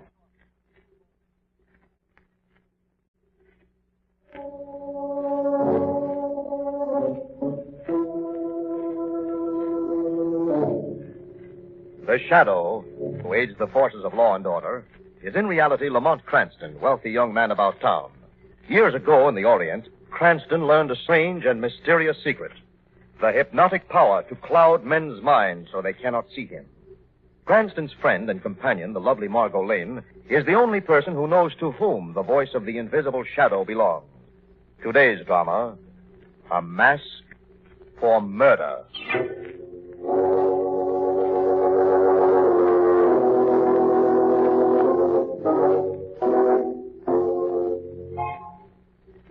The dignified man in the blue pinstripe suit stops before the door at the end of the dim-lit hallway. He stands there for a moment, looking around him nervously. Then he knocks. The door opens, and the man peers into a dead, dark room. Then suddenly, from the black recess of the room, a beam of white light stabs blindingly into his face. You're late, Gardner. I couldn't make up my mind. I wasn't quite sure if I should go through with it. You're sure now? Yes. Come in. Close the door. That light in my face. I can't see you. That's the idea, Gardner. I see you. You don't see me. That's the way I run my business. Sit down. Price is $500. Yes. So you said on the phone. First, I'd like to know something, Diano. About what? How you go about it. How you operate. I use a 38. One shot. If you miss? I don't. I follow them wherever they go. I don't let up. When I got them where I want them, then I don't miss. What if they should ask you for mercy? They don't know what's coming. They don't even know what I look like, any more than you do, Gun. I see. Who do you want to get? Where and when do I pick him up? You may begin tomorrow night.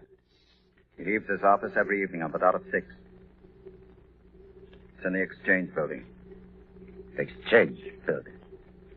Tomorrow. 6. How am I gonna spot it? What does he look like? Like me. Oh? You're looking at him right now, Diano. What? Is this a gag or something? No, Diano. It's no gag. I want to die. I'm hiring you to kill me.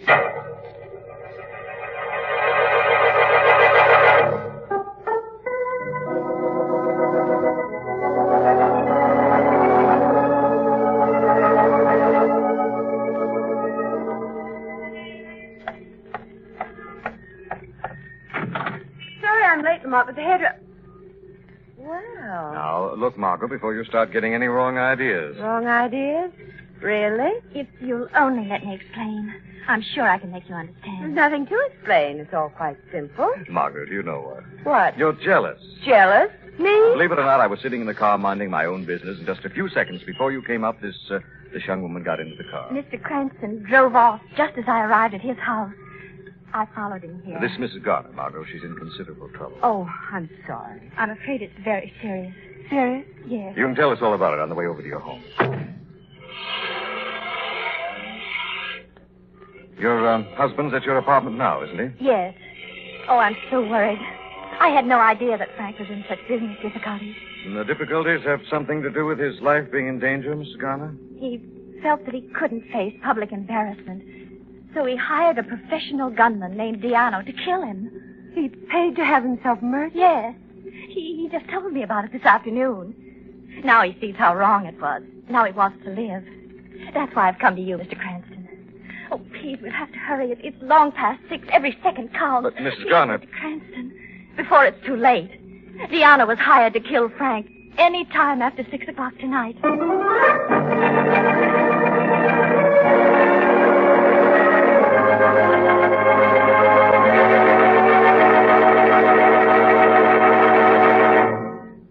Frank! Oh, Frank! Frank! Mr. Cranston, he's not here. Frank's nowhere in the apartment. He said he'd be waiting here for us. He's dead. Frank's dead. Now, Mrs. Garner, you mustn't think anything like that. He wouldn't know him any more than a passerby. Come on. What? Behind you on the terrace, a man. Well, stand where you are. Frank! Oh, Frank, darling, you're all right. Oh, Vera, who are these people? you can put the gun away, Frank. This is Miss Lane, and this is Mr. Cranston. Oh, Cranston, thank heavens. You might show your gratitude, Mr. Gardner, in a more concrete form Huh? by putting that automatic away, as your wife suggested. Oh, I'm sorry. Yes, the gun, of course. Frank, what happened? Where have you been? In the streets. I don't know for how long. Seemed like hours. Why didn't you wait here? Diano came here. I saw his shadow move out on the terrace. I was almost out of my mind. I ran through the streets. I couldn't see him, but I could hear his footsteps behind me. I didn't know what to do, where to go. I ran down side streets and through back alleys. I finally shook him off. But he'll find me again. I know he will. Oh, Frank. There was only one sure place for Mr. Garner to hide until Diana's captured. I think I have just the spot we need for Mr. Gardner. He won't be able to get to me, Mr. Cranston, eh? That's right, Mr. Well, look here.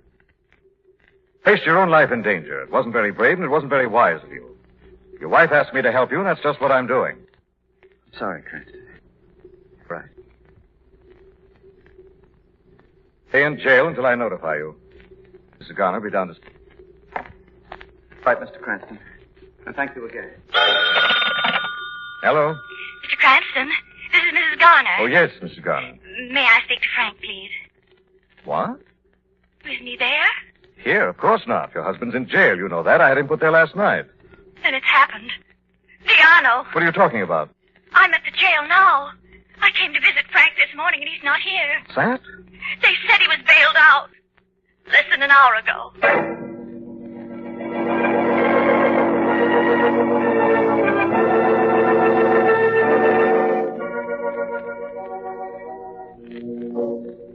This is the office, Margot. William Seeley, bail furnished at reasonable rate. Seeley, he's the one. Come on. Afternoon, folks. Hey, Mr. Seeley?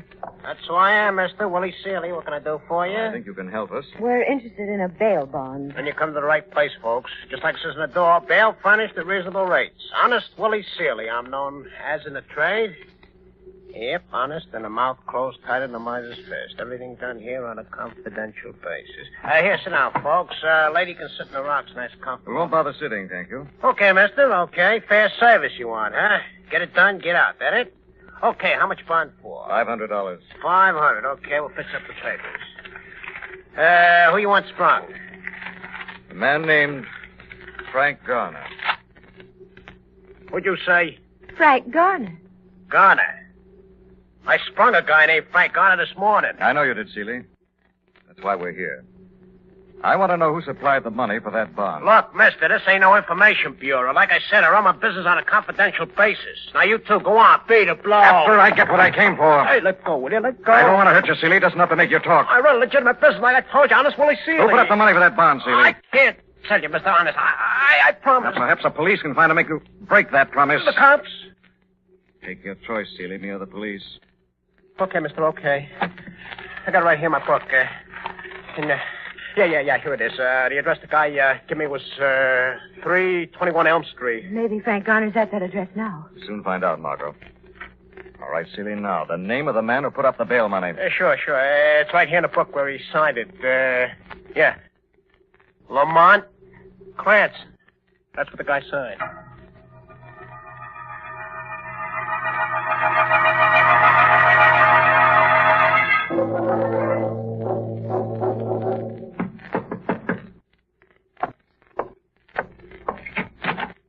Yes, what is... Hello. Who are you? You don't know the face. The voice. You remember the voice, don't you, Garner? Diana. That's right. Diana. How did you get here? I told you, Garner, I get around. Diana, wait, please. Put that gun away. You're a tough guy to keep up. Diana, listen to me. It's not supposed to be like this. It's all a mistake. In my business, no mistake. I don't want to die. I changed my mind. A deal's a deal. That's the way I run my business. You don't understand. I can explain. Diana, please. Please, for heaven's sake, don't.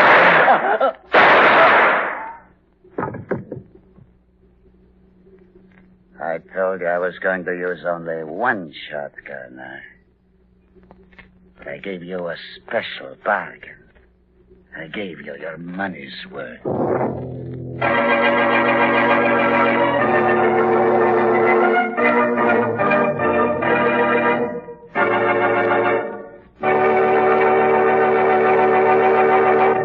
Between now and Election Day, give a lot of thought to the men you're going to vote for.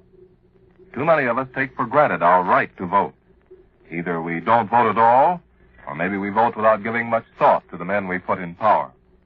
And it's wrong. It's all wrong. For we should be concerned as to whether we end up naked or clothed, fed or starved, deceived or trusted, protected or destroyed. Remember, our right to vote is one of our American freedoms.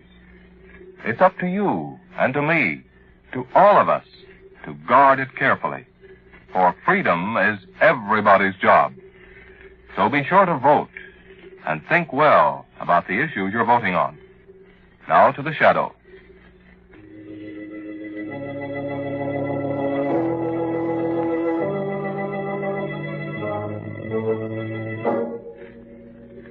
When Frank Garner, who had hired a gunman to take his life, was mysteriously bailed out of jail, Lamont and Margot began a search for him.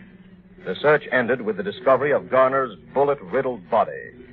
Now we find Lamont and Margot with Mrs. Garner in the bleak identification room of the city morgue.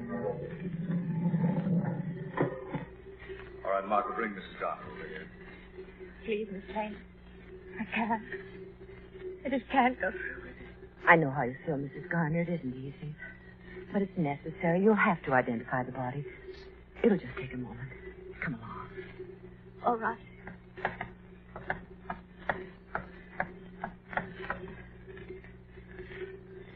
Frank. Oh, Frank. Frank. It's only a formal question, Mrs. Garner. For the police record, do you positively identify this body as that of your husband, Frank Garner? Yes. Frank. That'll be all, Mrs. Garner. Margot will take you to the car. Thank you. I'm all right. I'd rather go alone.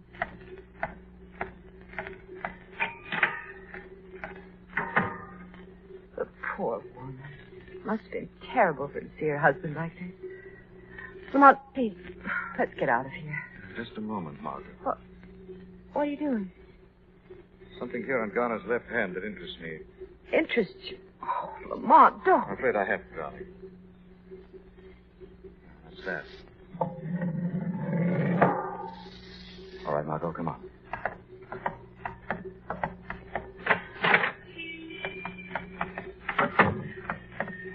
Did you find something back there?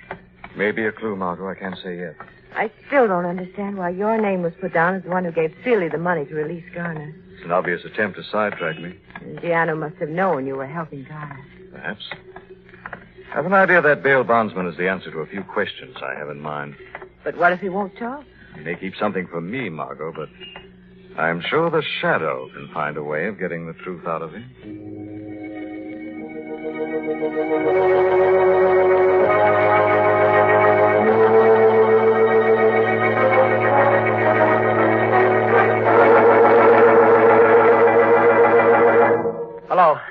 Hello, this is Willie Seeley. Hey, what about that plane ticket? Okay, good. 9 o'clock, huh? Okay, I'll come right down to pick it up. Yeah. Hey, the lights. Who turned them off? Who's in here? Who's that? Who is it? Going someplace, Seeley? Who's laughing? Who is it? Who's laughing at me? Turn on the lights, Seeley. See who's laughing at you. Yeah. Oh, too bad. You're over-anxious, Seeley. You stumbled over that chair. Who's playing a trick on me? Come on. Will you tell me who it is? The light switch, Seeley. Then you'll know who it is. That switch, all right. There. There ain't nobody here but me. I hear things ain't there. I better take a drink before. Before you leave? What? You're not going anyplace, Seeley. There is somebody here in my room. Yes, Seeley, there is somebody. But I don't see. I don't see nobody. No one sees the shadow. Shadow? What? What do you want with me? What'd you come here for? The truth. Truth about what? Who gave you the money to bail out Frank Garner this morning? Bail out Garner? Well, Cranston. The guy called himself Lamont Cranston. The truth, Seeley. I told you I want the truth. Oh, okay. This guy just told me to put that name in a book. He said if I told anybody, he'd knock me off. He's a crazy kind of a guy. His room was dark and he kept the light in my face. And his name was Diano? Yeah, Diano, that's right. He gave me the money for the bond and he told me to beat it. I didn't know he was planning to knock off that Garner guy honest. Why are you running away, Seeley? Well, Diano. Maybe he thinks I know too much. Maybe he thinks I should get bumped off, too. You're not leaving town, Seeley. You're staying right here. But Diano... If you try to leave, you have more to fear from the shadow than Diano, Seeley.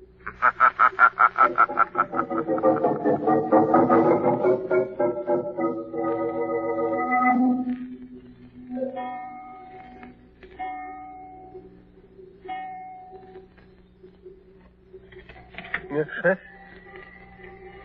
Okay, man. Shadow? You come back? Hey, who is it? Who's there? Oh, I'll find out. Touch that lamp, Seeley. Diano. Stay right in bed, Seeley. That's where you're going to die.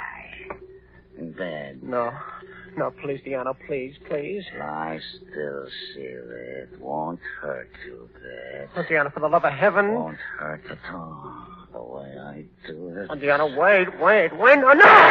Oh! Switch on the light, Margot. Got it. Cranston. What is this? Drop that gun, Diana, or my next shot will be through your head. Yeah. Okay. Cranston, huh? How'd you get here? I had a hunch Gianna would pay you a visit, Seeley. Oh, it's lucky for me. He was going to knock me off. Gianna's business is foreclosed as of now. I'm keeping his bankruptcy a secret just long enough here to make a phone call for me. Phone call? What are you talking about? A business call, Diano. A very important one.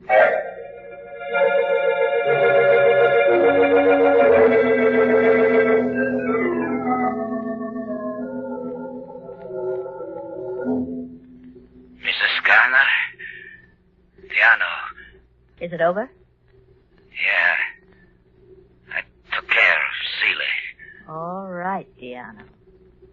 We'll have the money tomorrow. Is that Diano, Vera? Yes, Frank. Seeley's dead. We don't have to worry about him anymore. Everything's all set now. Excellent. Excellent. Come on out here on the terrace, Vera. Well, don't you think we ought to be getting packed? No hurry, Vera.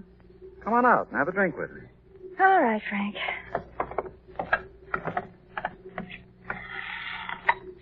Here you are, Vera. Thanks. Now let's drink to us. If it's all the same to you, I'd rather not have a drink now. Why, darling, we have so much to celebrate. I know, but I'm frightened. I want to get away from here. I want to get away as fast as I can. Frightened? Why, we're on top of the world. After all, the least you can do is drink to the happy success of your very clever husband's very clever plan. Just that I'm so afraid something will go wrong. What could possibly go wrong now? The actor I hired and trained to double for me is dead in my grave. He was hammy, but quite good. Particularly in the voice impersonation. But Cranston still might find out. What can Cranston find out?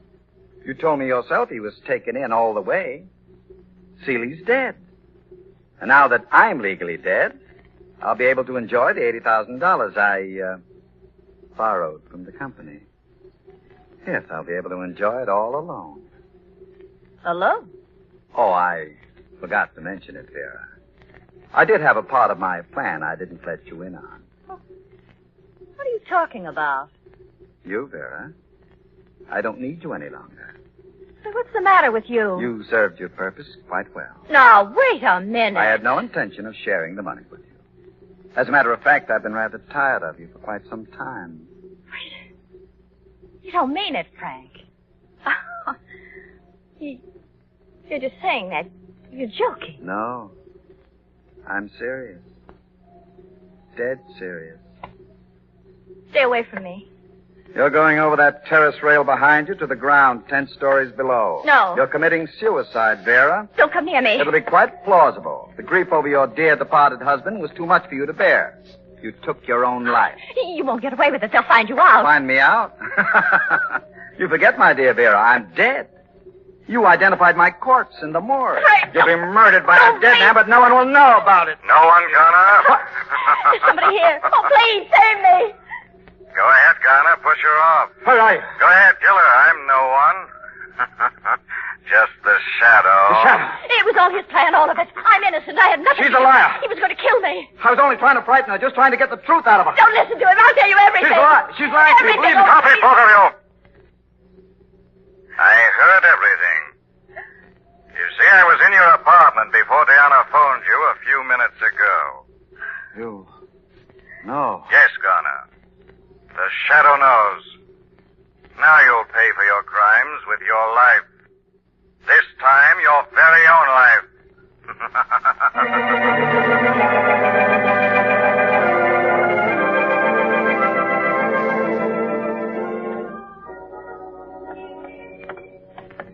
Well, Margot, that ends the Garner affair. Now we can spend a pleasant evening devoted solely to Miss Margot Lane. I'll bet. Help me not even a mention of crime or violence, all right? Mm-hmm. Lamont, Yes, dear. there's just one thing I'd like to know about the case. I promised you no shop talk. I wouldn't think of going back on my Stop word. acting so darn stuffy and tell me why Mrs. Garner came to you in the first place if she was in on her husband's plot. Well, they wanted the plan to look good. They needed an unofficial witness. How did you know there were two Frank Garners, the real one and the hired one? Well, I didn't until I examined the left hand of the corpse in the morgue. Oh, yes, I remember that. The color of the skin under the wedding ring on the third finger was the clue. It was the same color as the rest of the finger. I see. And if the ring had been worn for a number of years, the skin underneath would be of a lighter color. Is that right? Right as a wedding ring. Now, Mr. Cranston, you've hit on my favorite subject. Car's parked just across the street there. It's a nice night for a drive. We're not taking the car, Lamont. Taxi! But Margot. I remember the last time you were going to drive me home, alone. Three's a crowd, darling. Taxi! Taxi! Inside, you. Okay, you win. Where to, folks? Why, Around the park, driver. 100 times.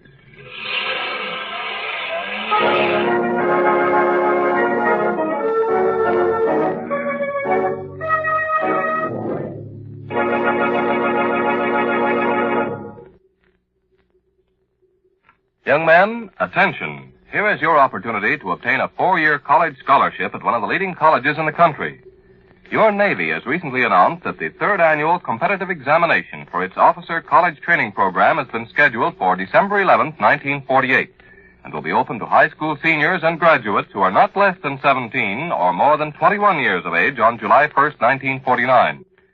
Successful candidates will receive 4 years of college at the expense of the Navy, and in addition, they will receive retainer pay at the rate of $600 per year. Upon graduation, they may be commissioned as ensigns in the regular Navy or second lieutenants in the Marine Corps, and will be required to serve on active duty for a period of 2 years.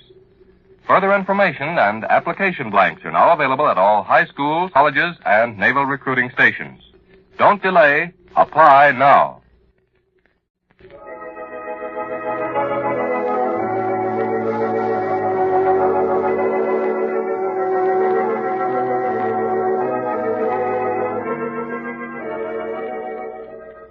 This story is copyrighted by Street and Smith Publications, Incorporated. All names and places are fictitious. Any similarity to persons living or dead is purely coincidental. Listen again next week, same time, same station, when the Shadow will again demonstrate that the weed of crime bears bitter fruit. Crime does not pay. The Shadow knows.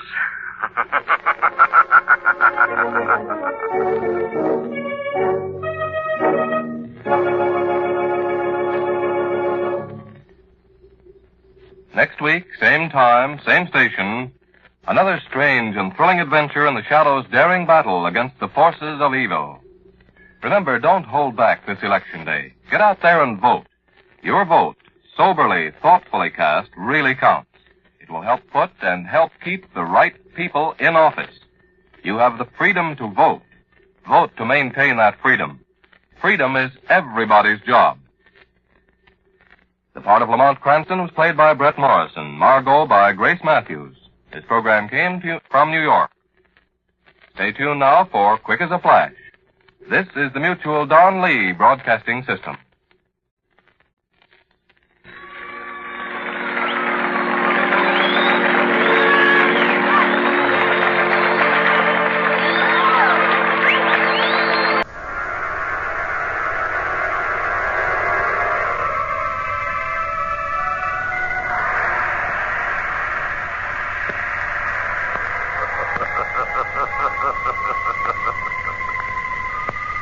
Who knows what evil lurks in the hearts of men? The Shadow knows.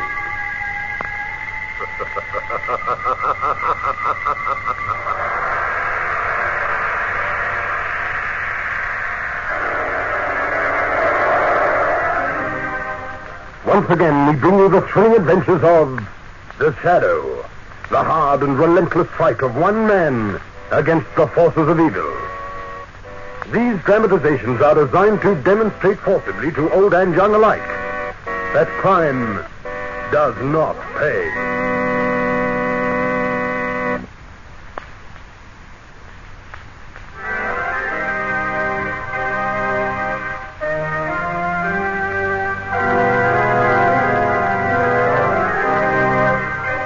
The Shadow, who aids the forces of law and order, is in reality Lamont Cranston, wealthy young man of our town.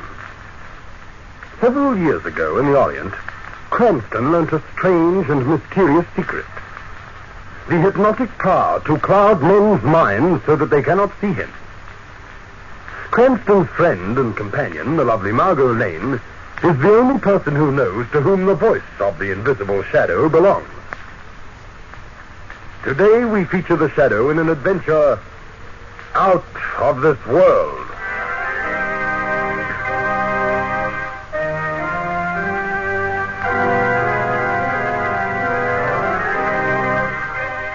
Early morning. The scene, Lamont Cranston's flat. Oh, it's all right. I hear you. I'm coming.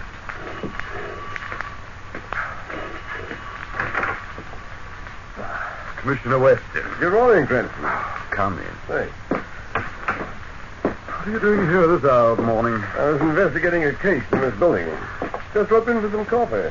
All right, come into the kitchen. Thanks, sir. What case, Commissioner? Well, it's a strange business, Cranston. There's been a wave of assassinations hit this city that's got me confused. I don't know where I stand. Assassination? I haven't heard about any murders lately. Well, we've been keeping them hushed up. We've found 5 men murdered in the last 2 weeks. Each murder looks exactly like suicide. Except for one thing. What? On the palm of each dead man, we found a curious mark. A circle with a small cross under it, in some kind of purple ink. Oh, by the way, do you know a Lester Smith on the 5th floor? He's the latest victim. No, I don't. Circle and cross. Where's the cup? Oh, in the cupboard over there. Oh, thanks. Almost been driving me to drink. And, where's the milk? Just open the service door there. Look at morning papers are left outside. Good. Hey, Cranston, what kind of paper do you subscribe to anyway? The Globe? Why? No, not the Globe, this other one. The one printed in purple ink on grey paper. I thought it was an advertising circular at first. Grey paper? Here, let me have a look at that. Yeah, it was lying underneath the Globe. I've never subscribed to anything like this, Commissioner. Well, I've never seen a paper like that before. Seems to be called the Rune. Exactly. And do you notice the date on top of it? 33rd lustrum in the 9th sequence of the 6th epoch. What's that supposed to mean? I don't know. The turbitality enemy of Arch Ascension Master, been known as Fraser Blackburn, was yesterday aided to new life. Is that English? The kind of English. The kind futuristic writers claim our descendants will speak in a few centuries. Well, if this isn't the weirdest thing I've ever come across... Moment, Commissioner. Oh, good morning, my dear Mr. Cranston. Oh, good morning. Apparently you know my name. Oh, yes, Mr. Cranston. I like to know my neighbors. My name is Bland. I am very much afraid you have my morning paper there, Mr. Cranston. Is this your paper? Look here, Mr. Bland, what's it all about? We're trying to make sense out of it. It's really quite a simple matter. I happen to belong to a lodge. This is our news bulletin. We write in such odd fashion merely to be different. I see. Well, here's your paper, Mr. Bland, only I don't see how anybody can understand it. Oh, it makes a great deal of sense for those who know how to read. Good morning, gentlemen. Commissioner, did you happen to see inside his flat? No, I was concentrating on the paper. It was weird. From what I could see, the furniture and decorations were something definitely not of this world. Now, Cranston, I tell you, I caught a glimpse of photographs on the wall. Hey, look out, the coffee's full. And those photographs could not have been taken anywhere on this earth. Now, forget about it, Cranston. And you heard that music, didn't you? That weird, unearthly, inhuman music. Oh, it's probably all something to do with his lodge, Cranston. Now, don't let your imagination run away with you. There's your phone. It's all right, it's probably the department. They know I'm here. Oh, go ahead, Commissioner. Hello, this is Weston. What? Not again. All right, I'll be right over there. You want to exercise your imagination on something real, Cranston? Well, get your clothes on and come with me. There's just been another of those assassinations.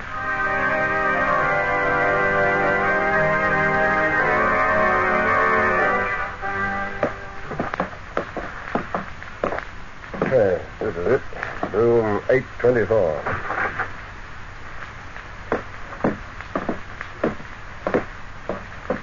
Good morning, Commissioner. Hello, Timothy. Where's the body? Right here, sir. All right, let's have a look at it. Just like all the rest. Seems like a bona fide suicide, doesn't it? Yes, it certainly does, Commissioner. Pistol in the right hand, wound in the right temple. Powder burns and everything. Well, I'd believe it was suicide, O'Shaughnessy, if it wasn't for that mark on his palm. Here. You see, Cranston? Yes. The circle with a small red cross under it. Commissioner, I was thinking. Perhaps all those other men and Mr. Blackburn here belong to a suicide club or something. Wait a minute. What did you say his name was? Blackburn. Fraser Blackburn. Fraser Blackburn. What's wrong with you? Commissioner, don't you remember? In Bland's paper this morning? Oh, that mumbo-jumbo rag? Well, what about it? That item about Fraser Blackburn being aided to a new life. Oh, yes, I say that's right. This is something we've got to find out about, Commissioner. No, wait a minute, Cranston. Now, don't go off on a tangent. That item might have meant that Fraser Blackburn was promoted to a fancy rank in his lodge. Perhaps it could, but then again, perhaps it meant murder.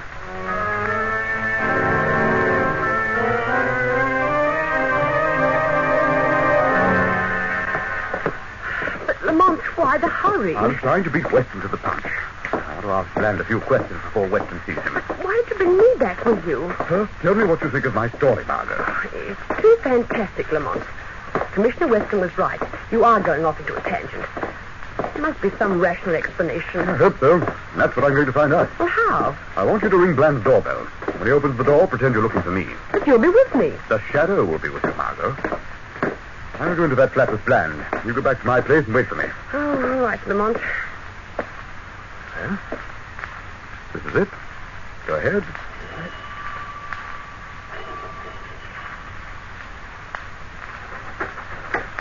Yes. What is it, please? Oh, excuse me. Is Mr. Cranston here? I'm very sorry. You had the wrong place. Mr. Cranston lives next door. Oh, thank you. Not at all, my dear. Good morning. Very strange. I have not... Who's in here? Who laughed? It is the shadow, Bland. The shadow? Oh, yes, I've heard of you. They say no man can see you. Evidently, that is true. I've been expecting you. What are you doing at that instrument panel? You shall soon see, Shadow. We can discuss your visit while my machines operate. Operate? I must have data on you, my dear Shadow. I cannot permit your invisibility to handicap me. I must know with whom I am dealing. No man knows the shadow. But my machines will. And they will tell me. Listen. Position of subject north 2509. Biometric. Height of subject. Third group. Weight in seconds. Calibration. Anatomic analysis shows unilateral development to the right. Variation in bone and muscle in proportion of 1 to 1.003. Magnificent, eh? In another 2 minutes, we'll have you indexed, x-rayed, and photographed. Subject human. Temperature Fahrenheit 78.6. Exit the shadow.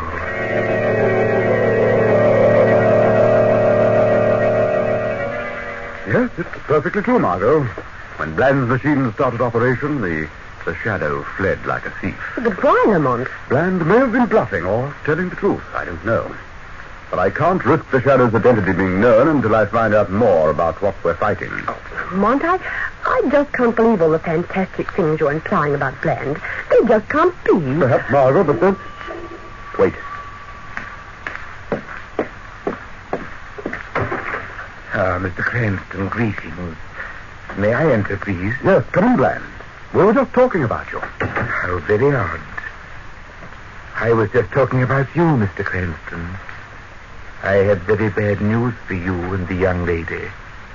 Our chief is displeased with you. What do you mean? Our chief is quite angry. Jupiter, I have never heard him so angry. The young lady should never have brought the shadow into my house. What's that? We know you and the young lady, Miss Blaine, is it not? Are friends of the shadow.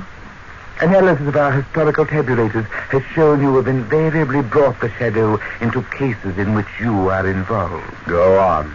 It was a serious mistake so far as we're concerned, Mr. Cranston. We don't like it. Who are you? I see no harm in telling you in view of what will shortly take place. Listen carefully, my friends, and try to understand. We are not of your world. Where we are from does not matter. We are not of your world. We look human. We play the role of humans, but we are not of your breed. You sound like some kind of organization. How many are you? Perhaps 3 million to date. Yes, we are an organization. A secret one, you might say, but we have discovered the best way to keep a secret is not to have one. We come out into the open, my friends. We live with you and work with you. While you ignore us with blank, smug innocence, we, who appear to be your friends, your brothers, your fellow men, are preparing to take your world away from you. And those assassinations? You deduced that from our paper, eh? Most unfortunate that it fell into your hands. Unfortunate for you. Yes. As the years pass, too many humans like you begin to ask embarrassing questions. Some we put off with reasonable explanations. Others, like yourself, must be answered more strictly. Like Fraser Blackburn. And you're so sure of yourself that you're warning me. Merely so that you will accept your fate gracefully, my friends. So that you will not put us to the bother of pursuing you.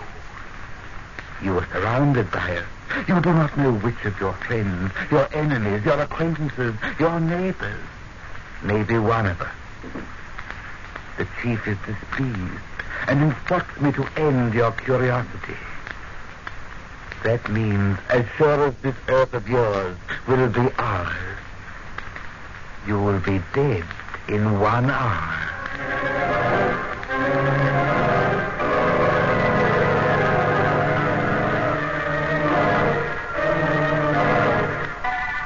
We'll return to the shadow in just a moment. But first, your announcer with a message.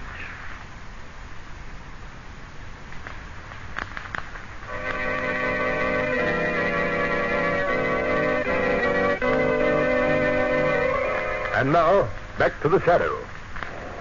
Lamont and Margot have just come out of his apartment building. A taxi is cruising past, and Lamont calls... Taxi? Hey, taxi, over here. Lamont, why are you rushing out of your flat like this? I feel like a fugitive.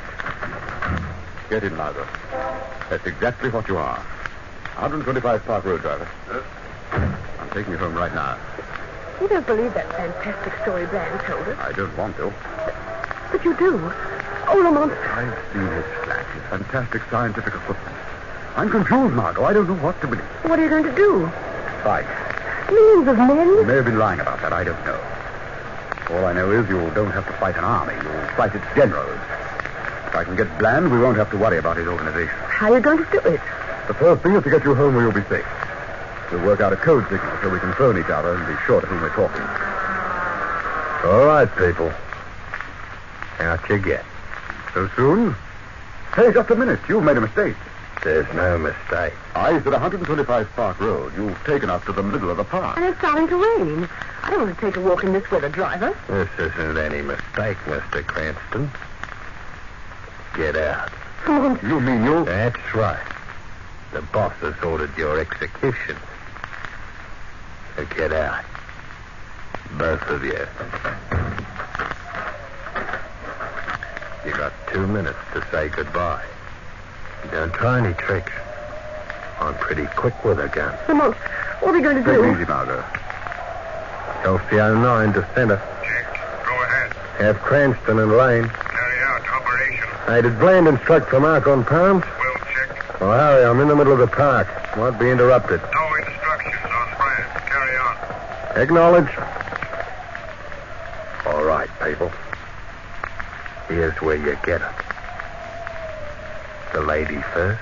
The gentleman first. All right. Pity you got too curious. That's a dangerous decision. Get out of the way, Margot.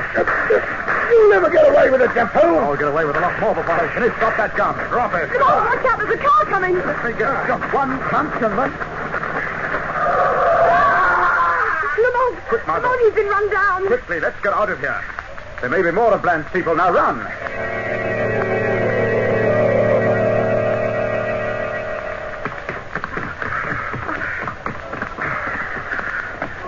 Here's police headquarters now. We'll be taking a flight now quickly. This is much better. Oh, I'll still best of all in Commissioner Weston's office. Mr. Cranston! Hey, Mr. Cranston! Oh, Lamont. I'm Halliday of the Globe. Don't you live in the building where they found that assassination case this morning? Oh. Well, what about it? Oh, care to give us some information? Did you know the dead man? Ever visit him? Know anything about his family? How is he off financially? Now, look here, Halliday. I'm busy right now. Can't just wait until later. Oh, give me a break, Mr. Cranston. You know me from way back. I've got to get some information on this case. Later, I tell you. Come on, Margot. Margot! Margot! Honey, she just vanished in the crowd. It was a trap. You arranged this, you and Bland. Cranston, what's the matter? I've known you for years, and you turn out to be one of them. Go back to Bland. Tell him I'll find Margot, and I'll find him, too. Margot! Margot! Margot!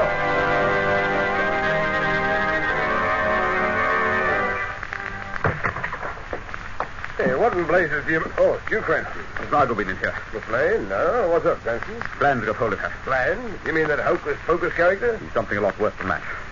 Come along, Commissioner. We've got to get to his flat. First, now, for the love of heaven, wait a minute. There's a chance Margot may be there. Cranston, please don't rush me this way. What on earth has got you so excited? Nothing much. Nothing but kidnapping, mass murder, invasion, death and destruction. Hardly anything at all. Come along, Commissioner. I'll explain on the way to Bland.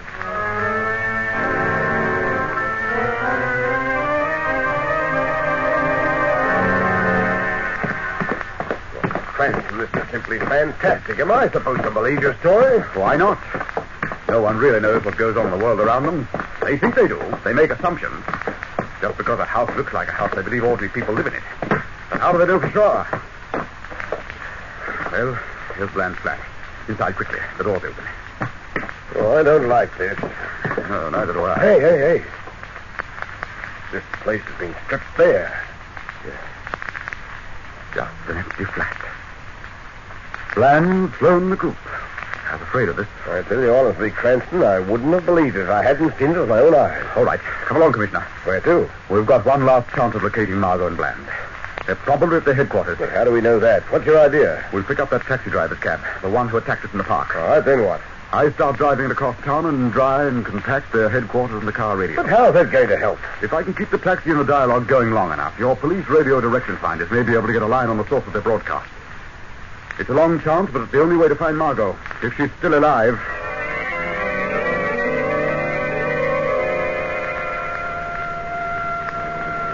All right, Cranston, I've got you a police escort. I'm going to let this cab fly out, rain and all. Direction finders ready? Yep. Go ahead with the radio. Pray for me. I'm too busy worrying about my own skin. These streets are like glass.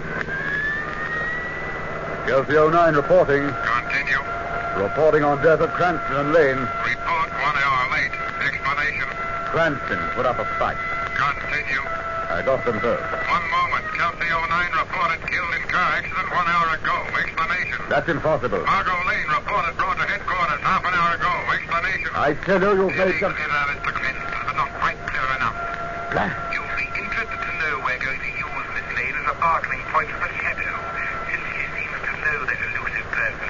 Bland, listen to me. You'll also be interested to know you've forced us out into the open, Mr. Cranston. Your rash interference has precipitated our attack. It will begin very shortly. I am happy to say you will be one of the first victims of your breed. Switched off. Do you think the direction people had enough time, Commissioner? I'll stop the car. We'll find out from the direction patrol. They're right behind us. Come on. Well, how about this, O'Shaughnessy? Any luck? Yes, sir. We veered just enough to make a location, Commissioner. The broadcast seemed to come from a spot on the coast. The old Venus Island Carnival. Venus Island Carnival? Come along, Commissioner. This looks like it.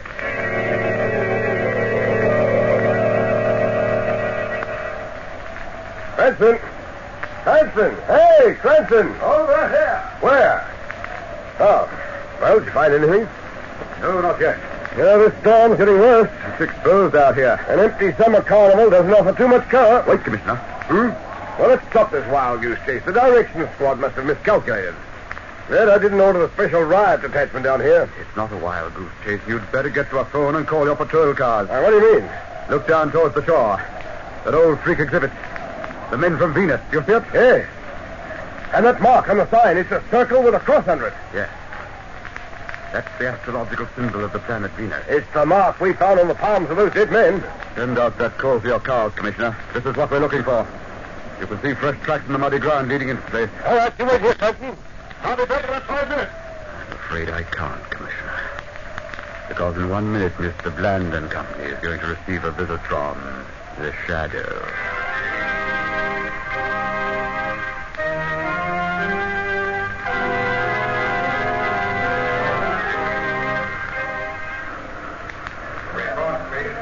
Yes, Miss Lane. That room is ours. headquarters. The nerve center of our organization. This room we're in now is our brain. Please, Mr. Blair. Oh, it will interest you, I'm sure. Over here are our files, the records of our members, their names, addresses, and achievements. And those switchboards? They are our communication trunks. All over your world, our members are calling in, reporting, receiving new orders, instructions. Second by second, our work goes on in its minute detail, and second by second, the end of your world draws closer, closer, closer. I don't believe it. I won't. That does not matter. It is a fact. It will be. I don't believe you say what you are. From another world, you're silent criminals masquerading as aliens. And what if we are, Miss Lane? What is the difference? You will lose your Earth, and we shall gain it. Who's that? We've met before, Bland. A shadow? Yes, my friend. It is the shadow, laughing at you. Laughing at the insane grandeur of your plans that will come to nothing. A shadow in here? Impossible. The shadow is here, Bland. There is no secret that can be kept safe from the shadow. No, this is impossible. Deep underground in this hideaway, under tons of sand with the naked sea pounding against the walls of your cabin, you've hoped to bury your secret trade of murder. But the shadow has ferreted you out, Bland. The shadow, no. It won't help you. It won't help your brain. You're trapped, Bland. Listen. Faintly you can hear the scream of police sirens surrounding the entrance to this place. In minutes they will descend to wring you out like a sponge, every secret, every name, every plan. The police? No! Don't move, Bland. I have moved as far as I need. You see this switch, Shadow? Look well with your invisible eyes. There are explosives set in the outer walls that keep back the sea. When those walls are broken, the sea will come in here. You will learn nothing from us, nothing. You would murder all those people or beings in the other room? Why not? They are merely pawns. I have my own way out of here. And once I am out, I can build another organization. Get away from that switchboard. Too late. I have thrown the switch. Listen. There go the charges in the outer walls. The sea will be in here soon. Oh. Quick, Margot, out. Take my hand. Yes. Run, Margot, run! You have won for the moment, Shadow, but it is only a delay. We will be back.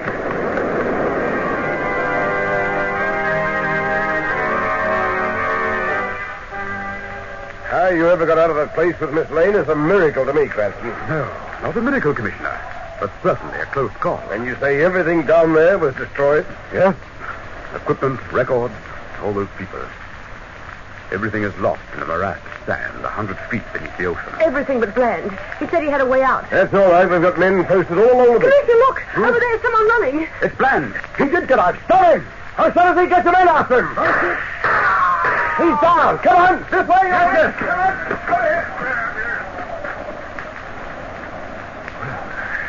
That's the end of Bland.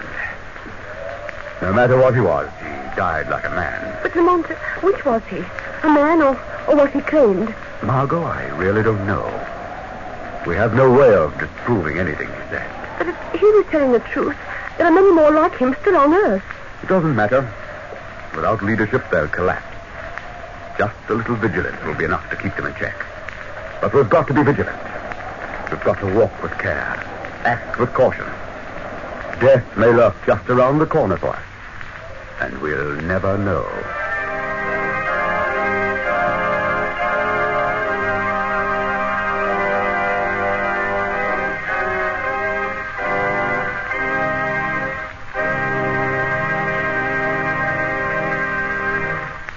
In a moment, I'll return with further news of the shadow.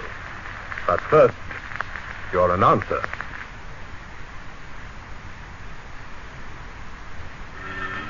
You have been listening to the thrilling adventures of The Shadow, one man's relentless fight against the forces of evil. This feature was devised to demonstrate to old and young alike that crime does not pay.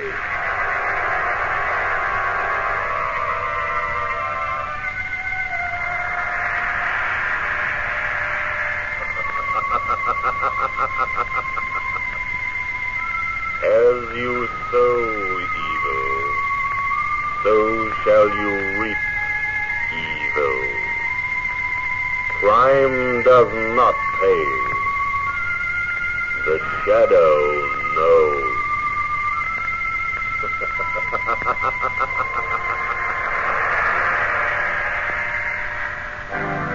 The Shadow was produced by Red Johnston of Grace Gibson Radio Productions. A masterpiece of suspense.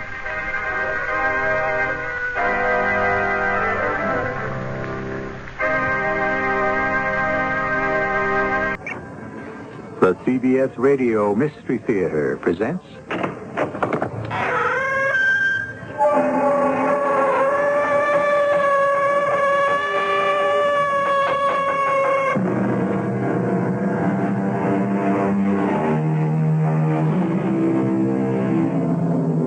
Come in. Welcome. I'm E.G. Marshall. The light that shines in women's eyes has been my heart's undoing, sings the poet.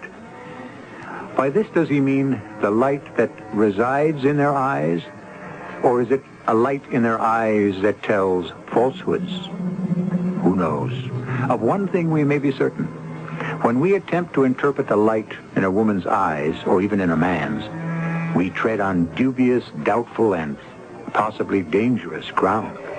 Sheriff Parmalee, how'd you find him? This woman was with him, and she ran over to Jensen's to try to get help. At this hour of the night? A woman? You mean his wife, don't you? No, she's not his wife. And he's wearing a wedding band. I guess she'd better be his sister, huh? Okay, where is she? Well, she's standing right over the... Hey, where did she go? What happened to her?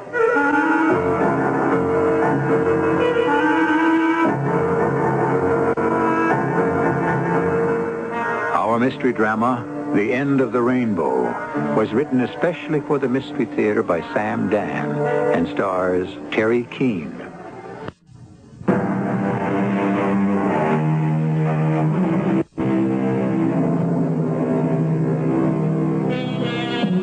They say that the 40s are the dangerous age. Yes, the 40s.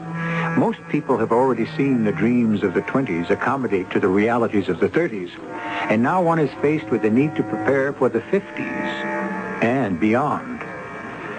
But there are still those who must attempt that final, desperate fling. Into what? Well, into whatever they think they need. Hello? Oh? Well, listen, Jessica, James is napping. Yeah, he's had the usual day. Oh, no, we haven't had dinner yet. Well, all right, I'll ask him. Let me call you back. No, I hope so. James? James? What? No. What is it, Connor? It's time to wake you up for dinner. Oh, for dinner? That's right. Listen, Jessica just called. Tom has tickets for the ballet. You know how hard they are to come by. Anyhow, there's a pair for us. Oh? I know it's a sudden thing, but it is the greatest dance company in the world. We could meet Tom and Jessica at Lauricchio's for dinner. Well... Or if that's too much of a rush, we could have something light here and join them at the theater. Look, honey, it's going to run very late. It'll be over before 11. I know, but then we'll have to stop somewhere. With one thing or another, it'll be 1 o'clock in the morning. I have to make a 7 o'clock flight to Chicago. Oh? Are you going out of town again? There's no way to avoid it. Anyway, actually, I'm so tired I couldn't enjoy the ballet. Listen, I'll tell you what. Why don't you go ahead without me? There would be a problem about the other tickets. If we can't use them, then Jessica would like to give them to the Strattons. Oh. I'll have to call her back, tell her we can't make it. Carlotte, I'm really sorry. No, I understand. It's just that I'm so bushed. I don't even think I want to get up and have dinner. James, it isn't as if this is happening for the first time. Or even the last.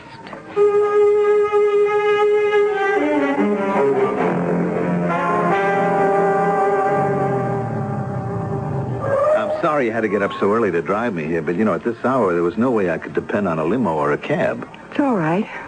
I've had plenty of rest. Anyway, I'll see you day after tomorrow. Now, look, if you need me for anything, I'll be at the Ritz Joliet Hotel. Good enough. Goodbye, darling. Goodbye. Carlotta, you're angry. Me? Angry? Now, what makes you say that? I just want to say this. For whatever it's worth, You can't have it both ways. What can't I have both ways? I know you're upset about last night. Me? Upset? I know we don't seem to go out very much these days, but you were all in favor of my becoming sales manager and what it means financially. I'm not the one who actually made the decision. Oh, but you're enjoying the new house and the boat and the club. And you're enjoying the power and the influence and the deference. Look, I don't think this is the kind of conversation we should be having when I have less than 30 minutes till plane time. When should we be having it? When you're home, you're tired. When you're not tired, you're not home. Why don't I call your secretary? Maybe she can give me an appointment. Carlotta, this isn't fair. Now, tell me why. I'm going to miss my plane. All right, you'll miss your plane. Carlotta. What can possibly happen? You don't understand. Well, the sun stands still in the sky. Now, don't be foolish, will you? There's a meeting of the board of directors. People are coming in from all over the country, even from Europe. Oh, I'm so impressed. Carlotta, I just wish you All right, could... all right, I'm sorry. We shouldn't be having a scene like this. You will miss your plane. Look, we'll talk when I get back. Sure. I mean it. Now, this time, I really mean it. Look, the ballet that you didn't get to see last night, it's on television tonight. So you really didn't miss it. That's nice. Well, at least it's something for you to do tonight. And as you say, they're a marvelous company. So it should be a nice evening. Don't worry about me. I'll find something interesting and exciting to do.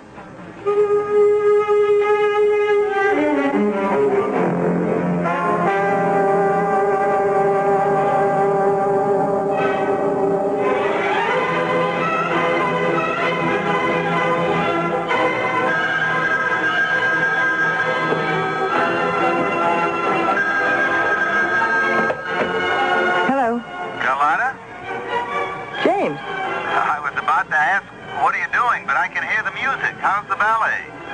It's all right. Just all right? It's magnificent. Is that better? Things go well today? Yeah, they may have gone too well. The chairman of the board thinks we should enlarge the agenda. What does that mean? Well, it means we'll have to stay here an extra day or two. Or 3?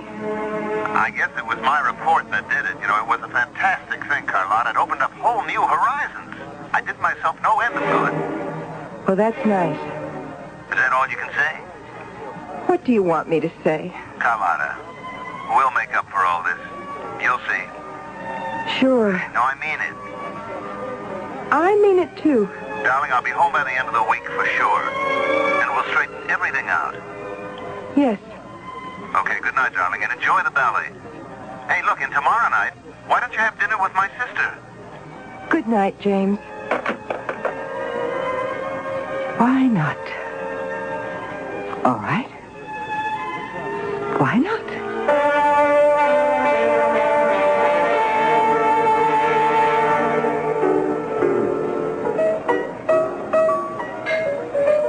Hi. Buy you a drink? Well, just staring into the mirror behind the bar is no answer. You could say yes. Or you could say no. Or I could tell the bartender you're bothering me. You could. But that wouldn't be such a good idea. No? Oh, he'd tell me to shove off, but he wouldn't like it. Why wouldn't he like it? Because it goes against the basic purpose of this establishment, which is to provide a place for congenial people to meet. You did come here to meet someone, didn't you? Well, take me. I'm a very respectable sort of fellow. That is, I look respectable. Jerry, another round here. I'm not sure I should have another. You don't have to drink it. Just contemplate it. I bet you're doing this for the first time. Doing what for the first time? Coming into a place like this. What makes you say that? It's written all over you. Look in the mirror. You'll see a very nervous lady. Perspiring profusely, too. Well, it is rather warm in here. Ah, contraire, as they say. It's comfortably air-conditioned. I better go home. Will you be happier at home? Oh, no, but I'll be safer. Aren't you running away from all that safety? Who says I'm running away from anything? Why do people come to places like this? If they were happy and well-adjusted and fulfilled, well, they'd stay at home. wouldn't they?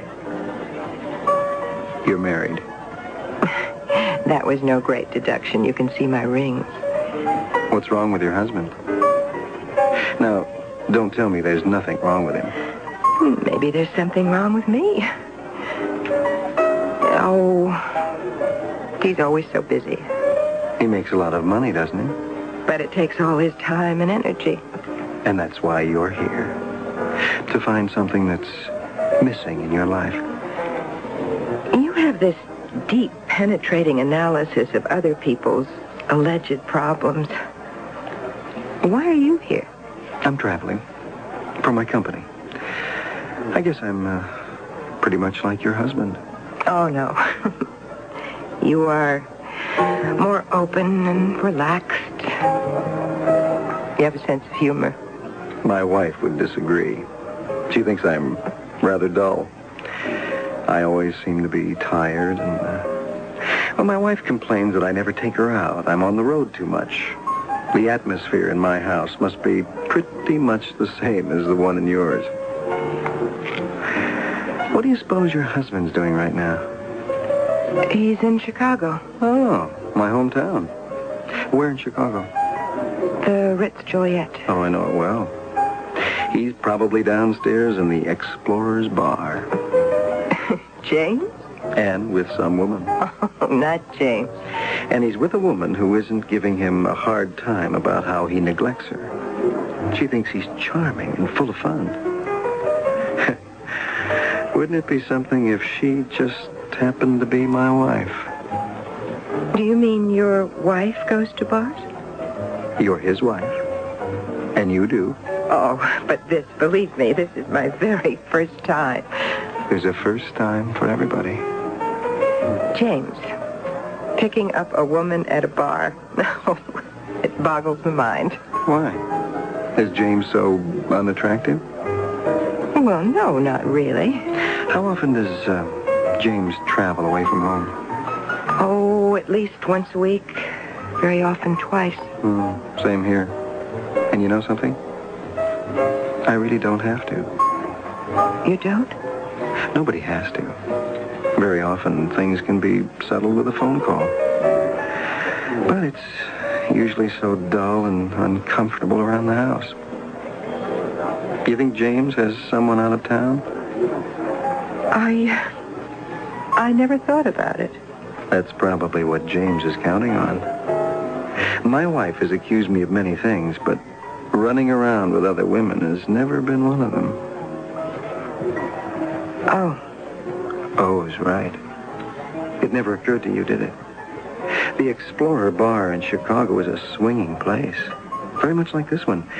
You'll notice a great many attractive people hang out here. Actually, if you're not attractive, they find ways to discourage you from coming. Does that mean I'm attractive? Basically. And what does basically mean? Basically, you're a homebody. And it shows. In subtle ways. How you dress and wear your hair. But you'll get into the swing of things soon enough. My name is Terry. My name is Carlotta. Yes. I notice we're keeping this on a first-name basis. Yes. We're defining the limits of our relationship at the very start. Our relationship? Who says we're going to have one? We both did. That's why we're here.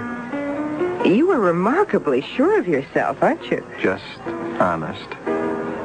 I think I had better go home. I know a better place. Rainbow Point. It never closes. The casinos keep going all night. The floor shows, lights, music, action.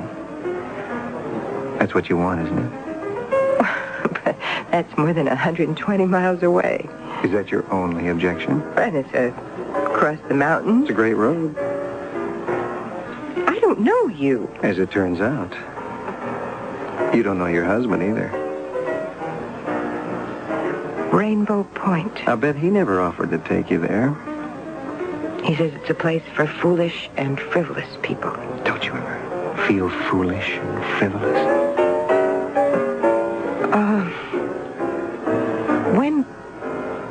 When could we be in Rainbow Point? Before midnight. I always wanted to go. My car's right outside. What are we waiting for?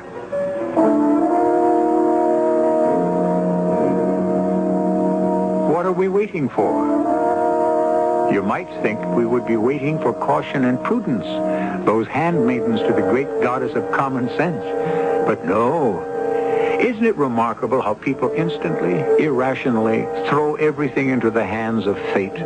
She meets a stranger in a bar, and suddenly she is willing to place her life in his hands. Of course, he is also placing his life in her hands. Act 2, in just a few minutes.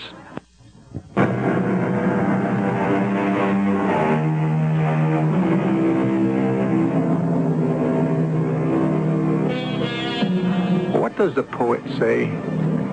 We do not what we ought not we do, and we lean upon the thought that chance will bring us through. Chance. So much of life is left to chance. There are those women who, when they are ready to marry, say yes to the first man who asks them. And when they are ready for an affair, also say yes to the first man who asks them. It's always a matter of being in the right place at the right time, isn't it? Where are we now? Oh, about halfway. How can you tell? It all looks the same to me. Does it? Oh, it's just one hill after another, surrounded by dark, brooding forest. Hey, none of that. You just get ready for the time of your life. Oh, I have been getting ready for a long time. Well, at Rainbow Point, the action never stops. I am 40 years old. You know what my life has been? Stiff and staid and stuffy. I always wanted to be a writer, a poet. Well, what stopped you? You want the truth? Yeah. I stopped me, but it's James' fault. How do you figure that? Oh, he should have encouraged me more. But let's not talk about James. Let's not talk about anything except having the world's greatest time. And we shall. And his family. His father's a judge. His sister's a professor in college. His brother's a minister. We have a great name, Armiston. It's a name to be constantly respected, protected. I thought we weren't going to talk about him. You're right, we're not. Hey, you know, you are handsome. Thank you. I walked into that place. To me, it was such an alien action. Maybe not as alien as you think. I said to myself, I'm doing it. I'm actually doing it. I am breaking every canon I've ever lived by. I looked at all the men sitting there, and I said to myself, I hope he tries to pick me up. By he, you mean me. I almost lost my nerve at the last minute, but you helped me. You got me over my shyness. Well, from here on, it's clear sailing to the pot of gold at the end of the rainbow. The end of the rainbow. Look out! Oh, hey, what's the matter? Why are we pulling over? We have to stop. What is it? What is it? I don't feel so... What's wrong? I think it's my heart. Your heart? I know it's my heart. Look, just reach into my jacket pocket. All right. You'll find a small vial. Yes? Hurry. All right, Hurry. all right. Wait, here. Okay, I've got it. Open it. Oh, I'm trying. Quickly. Why do they make these things so hard to open? Please. Oh, here. Okay, Take out one of the pills. Yes? Just put it in my mouth. All right, here. All right. Do you feel better? I don't know. Oh, it takes time. But it works. It works, doesn't it? It does. Until the one time when it doesn't. You better not talk. Please, try to rest. I better get to a hospital. Yes, I'll drive. You move over. I can't. You'll have to help me get around the other side of the car. Push me over. All right.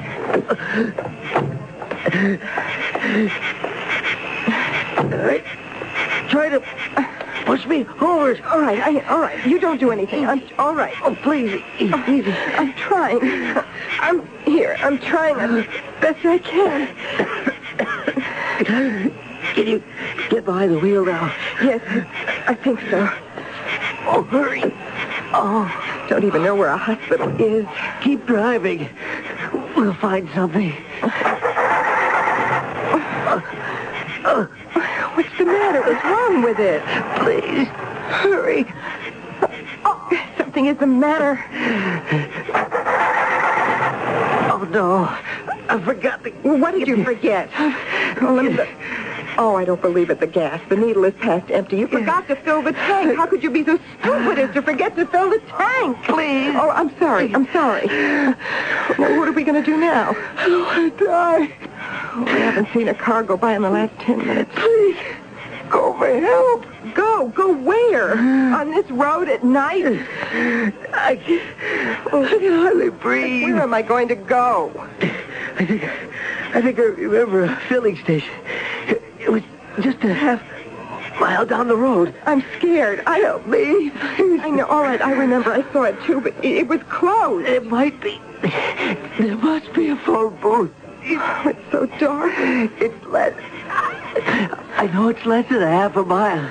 It's just that I'm It's less than a half a mile. You can run a half a mile. It's just a few minutes. Please. I can't talk. Oh, my chest. It hurts. I don't want to go out there. Don't you understand? I'll die. Why did I ever get into this? Please. All right. Oh, wait. I hear a car coming. He'll help us. I'll wave him down. He'll help us. Help! Stop! Please! Stop! You'll have to go, Carlotta. You'll have to go. On this road. At night? How can I do it? And if you know you have heart trouble, why do you go to bars and try to pick up women? Why don't you stay in your room and rest? What right do you have to endanger yourself? And me? Do you know what you're asking me to do? Terry? I can't talk. All right, I'm going. I'm going to start running. And I'll keep running. It's all right, don't look left. And don't look right. Just run. You keep running. Running.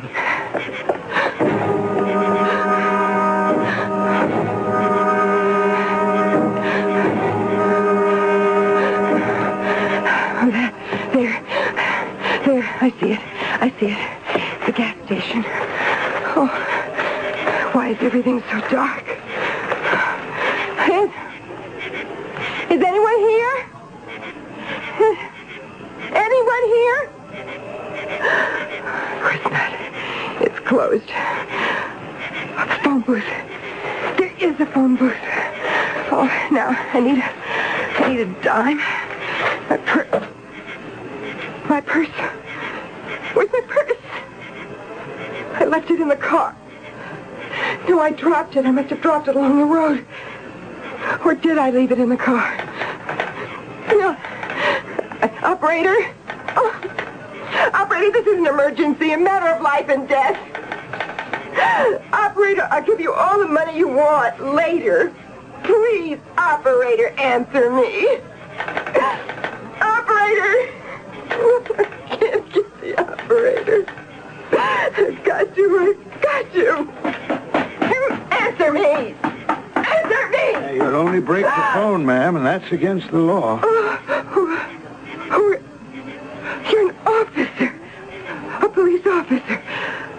I didn't hear you come up. Well, I shouldn't wonder, ma'am. You're so upset. Now, what seems to be the trouble? Listen to me. A half a mile down the road, a man in a car. He's having a heart attack. All right, come with me. I come with you? Where? Right here, the squad car. Now, you say it's a heart attack? Yes, he knows it. All right, don't you worry now. We'll have help for your husband no time at all. There's Parmalee in car 10. Need an emergency unit right away. There's a cardiac incident half-mile north of Jensen Station on Sunset Highway. Now, you just get inside, ma'am. We'll go back to where your husband's at. But... Yes, ma'am? Get inside. We have to get there quick. Now, what's your name? My name? My name is, Farrell. Rosemary Farrell. And his name? And his name is, Terry. Terry. And where were we bound? Where were we bound? To Rainbow Point. I know you're very upset and excited, Miss Farrell, at a time like this, but these are just routine questions. Questions? Are they going to ask a lot of questions? Well, when they get him to the hospital, the doctors will want to know all about your husband's medical history and so forth. Oh. Will there be any other questions? Like what? Will it get into the newspapers? Are you or your husband famous? Oh, no. Well, that isn't going to make the front page. Maybe carried on the inside somewhere. Why? Well, it has to go down in the police reports. The newspaper fellas check those things out. The reporters. If it's a slow day, they give it some space. So everybody will know about it. I see him. Hey, just what you said.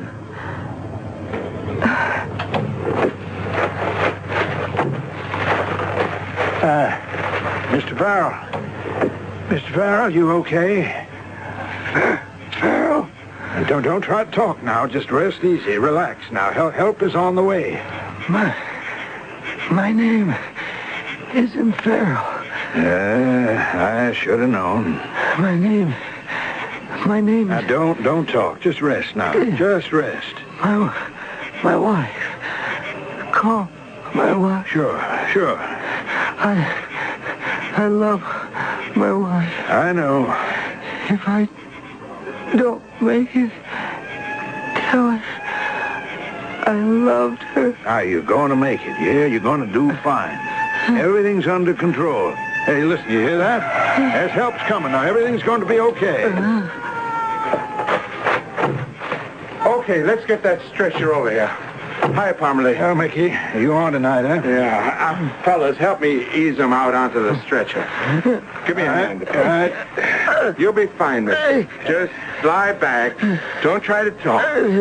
What you do, Parmalee? Just happy to see him off the road? No. This woman was with him, and she ran down to Jensen's gas station to try to get some help. Woman, huh? And he's wearing a wedding band. I guess you better be his sister. All right, now, slide it easy into the ambulance. That woman and me will follow you in the squad car. Okay, fellas, Harry, let's move.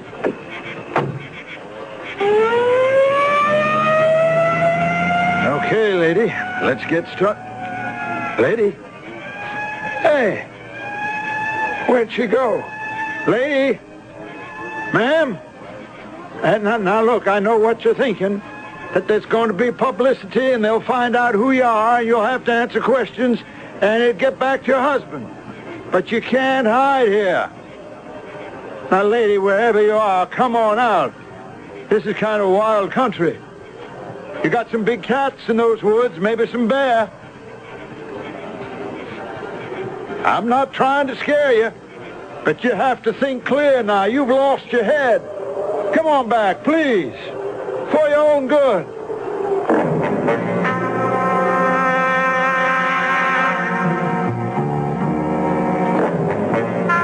For her own good. But how good is that? Our heroine is being tossed on the horns of a dilemma. To accompany the police officer to the hospital means her immediate identification and the unpleasant complications that are bound to ensue. But what is her choice? The desolate wilderness, alone at night? It all goes to prove the truth of the old proverb. Getting into mischief is always easier than getting out. Well, we'll just have to get into the third act.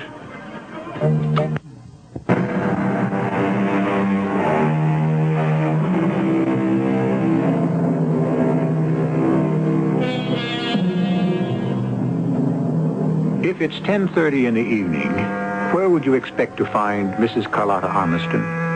Or to be more precise, Mrs. James Vernon Armiston, in her rather luxurious home, or in the equally well-appointed home of a friend or relative. Certainly you would not expect to find her crouching behind a tree in the desolate wilderness alongside the lonely Sunset Highway, and less than 50 feet away, a police officer is trying to talk some sense into her. Ma'am, you better listen to me. You can't stay out here alone at night. Go away, please. Go away and leave me alone. Lady, now please think about what you're doing. I know what I'm doing. All I need is for James to find out. Oh, no, never. I have to report in. Nobody'll be able to come out here to find you now till daylight. That could be too late. Oh, just go away. This is the worst thing you could do. It's the only thing I can do. How can I answer the questions you'll ask? What is your relationship to this man? Relationship? Why were you with him? Okay, lady, you've been warned.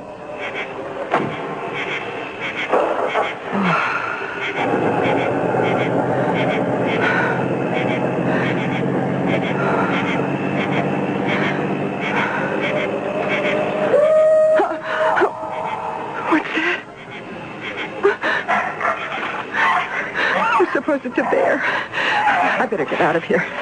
I better get back to the road. He was right. I can't stay here. Officer! Officer! You wait for me! Officer! Officer! He's gone. I should have listened. Oh, that's a car coming. I'll get a lift. No. Right.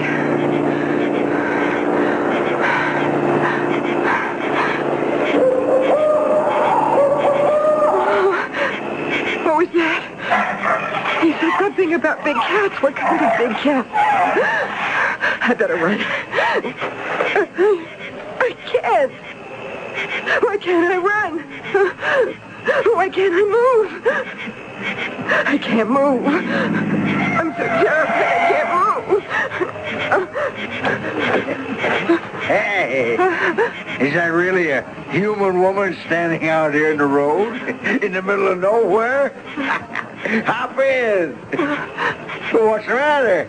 You want to stand out there all night? My name's Artie. What's yours? You what? I can't move. Why not? I'm so frightened. What's there to be scared about, huh? Everything. Yeah. Oh, it's kind of scary out here at that. Yeah. Well, why don't you get inside? I told you I can't move. Hey, maybe I got just the medicine for that, yeah? Here, have some. What is that? What's it look like? A bottle, right? What's inside? Well, take a swallow. No.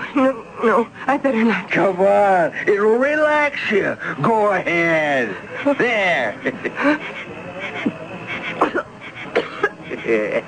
You feel better? I don't know. Just you step inside. Yeah? See? You can do it. Now, that wasn't hard, was it? And we're off. And may I have the bottle, please? Thank you. You're not going to drink any of that now, are you? Well, what's wrong with now? Well, you're driving. You shouldn't. What are you doing out here? All by your lonesome this hour of the night, honey? It's a long story. I just love long stories. You know why? Because that's life. Life is a long story. Please don't take another drink. Don't worry. I'll leave some for you. I don't want any. What? Oh, look out. Look out for what? You took that curve too fast. That's one thing you don't want to do. Don't tell me how to drive.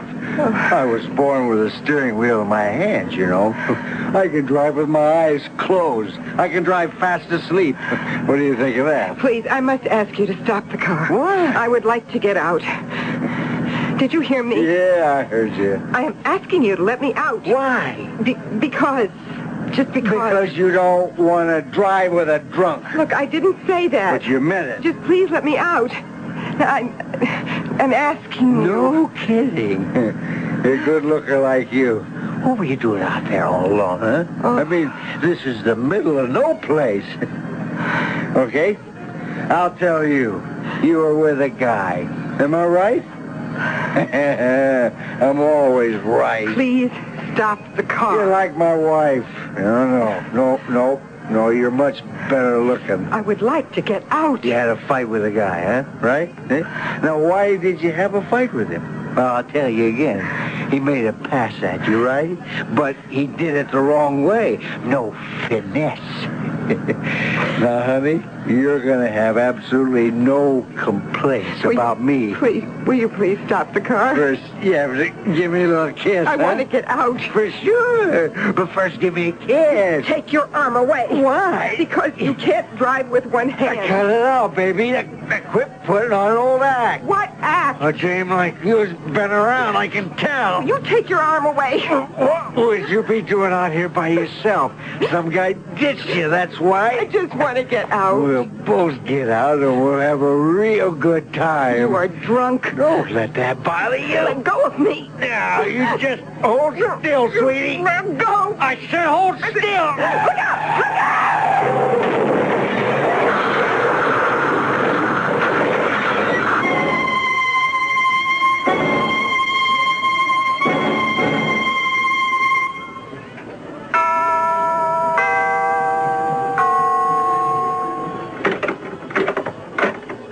Well, hello. Oh. Just mind if I come in?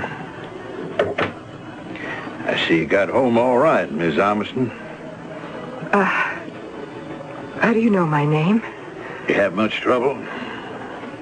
How did you find out who I am? Well, I know how you got home. You managed to reach that all-night diner 10 miles south of the gas station and got a cab.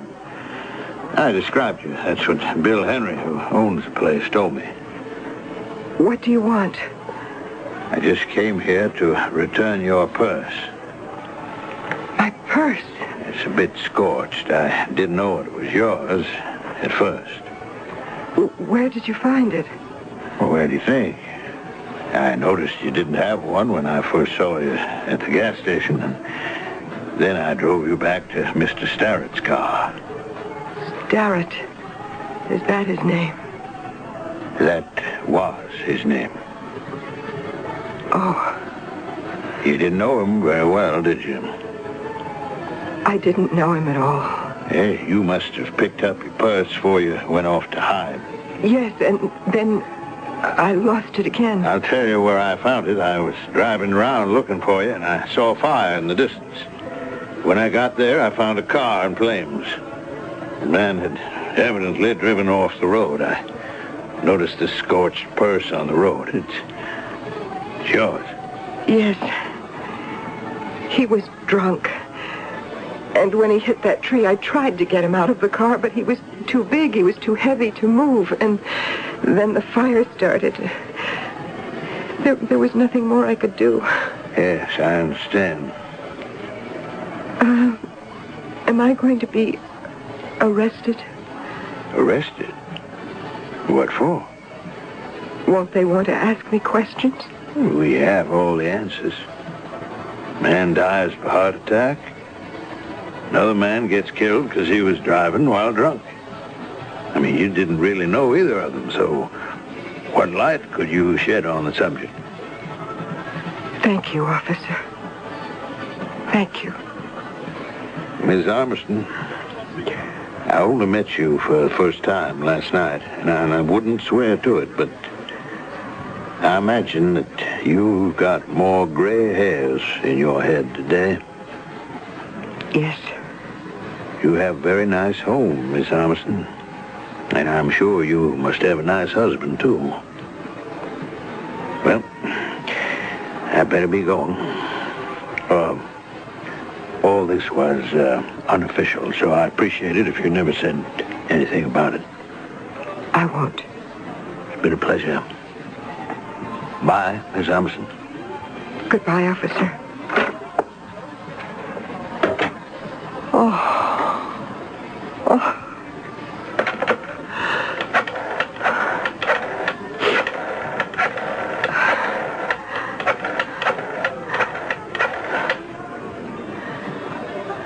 Yes. When is your next flight to Chicago? I'd like to make a reservation. Excuse me, could you tell me where the Explorer's Bar is? Other end of the lobby, miss. Thank you.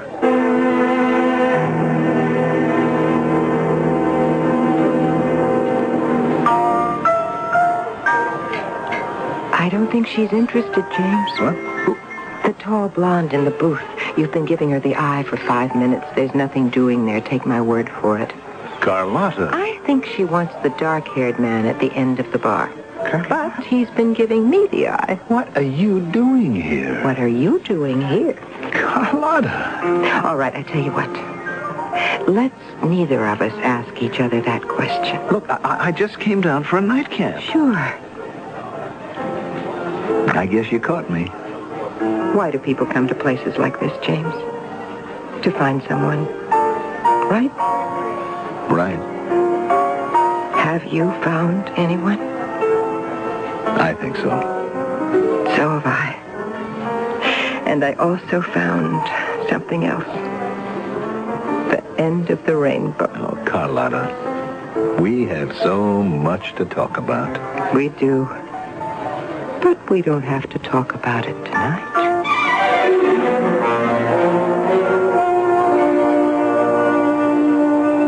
They say that no man is a hero to his valet. It is also true that few men are heroes to their wives. Does custom stale? Does familiarity blunt the appreciation? The next time you see an attractive, exciting-looking woman, consider the fact that she may be rather dull and ordinary to her husband. I shall return shortly.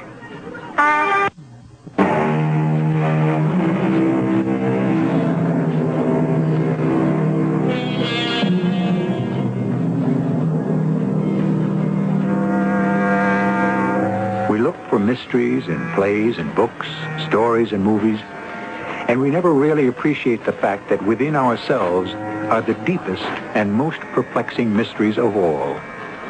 Who are we really? Why do we fall in love and out of love?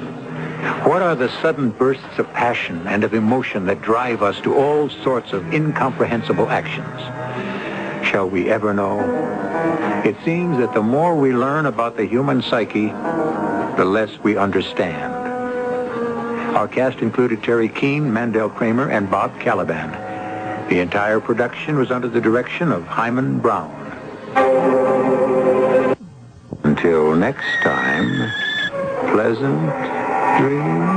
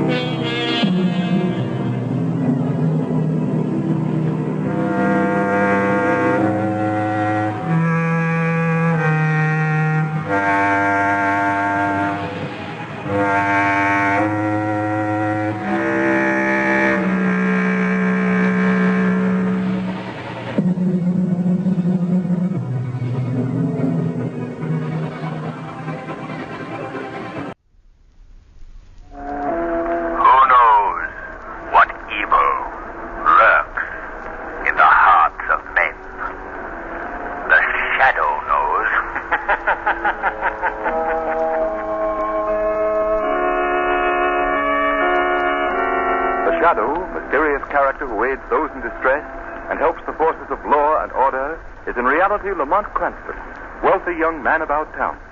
Cranston's friend and companion, the lovely Margot Lane, is the only person who knows to whom the unseen voice belongs. The only one who knows the true identity of that master of other people's minds, the Shadow. Today's story, Appointment with Death.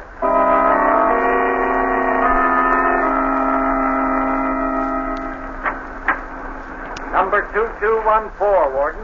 Oh, yes. Come in, Blackie. All right, Joe, you can go. Yes, sir. Well, Blackie, how does your new suit fit? Okay. Better than what I've been wearing. Here's your railroad fare and the money you've earned since you've been here in prison. Not a bad little sum. Ought to help you over the first bumps.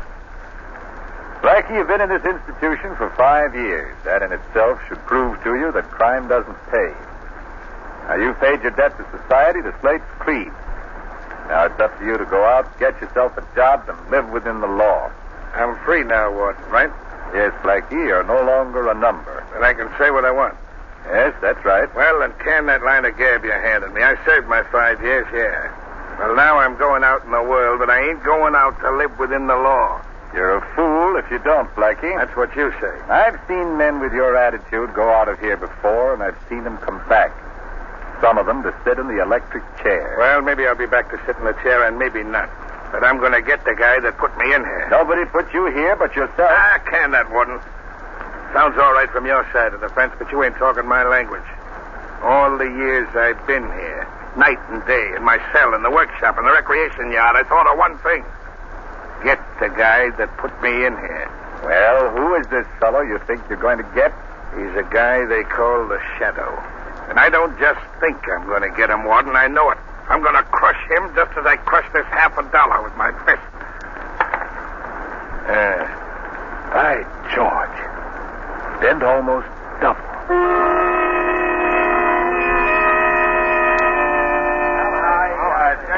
All right. There's no two ways about it. You guys have got to go along with me. You're the big shots of every racket in this town. This Shadow is as much an enemy of yours as he is of mine. If you don't get him, sooner or later he'll get you. Well, what do you say? Well, how do you figure you're going to get this Shadow, Blackie? I'll tell you that later. First, I want to know if you're going along with me. Sure, we'd do anything to get this guy, but how do we know you can do it? I spent 5 years figuring that one out. I got it all set up perfect. Well, can't you give us some idea how you're going to do it? All right. First, I'm going to get the guy on my trail. Yeah, how? I'm going to lay a trail of robbery and murder across the city that'll shake the whole country. I'm going to lead him right to my door.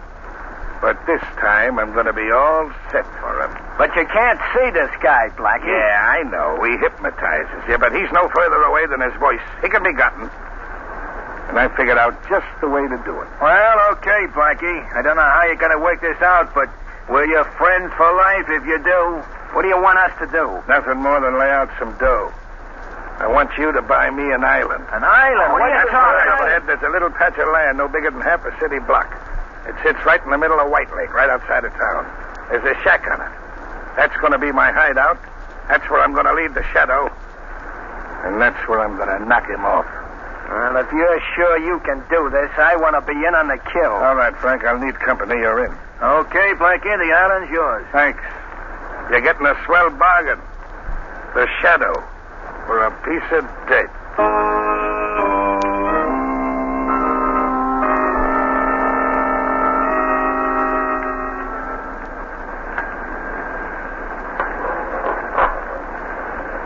Here you are, sir. 5 gallons, 95 cents. 95 cents? All right. Here you are. Good night, sir. All right.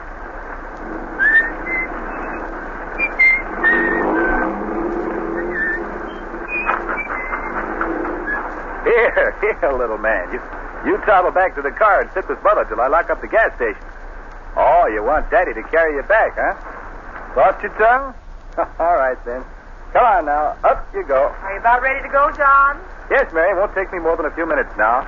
Pretty late to have this little man out. It's so lonesome down at the house, I thought we'd come out and drive you home. Oh, that was nice of you, Mary, and I certainly appreciate it. Here now, son. In the car with you.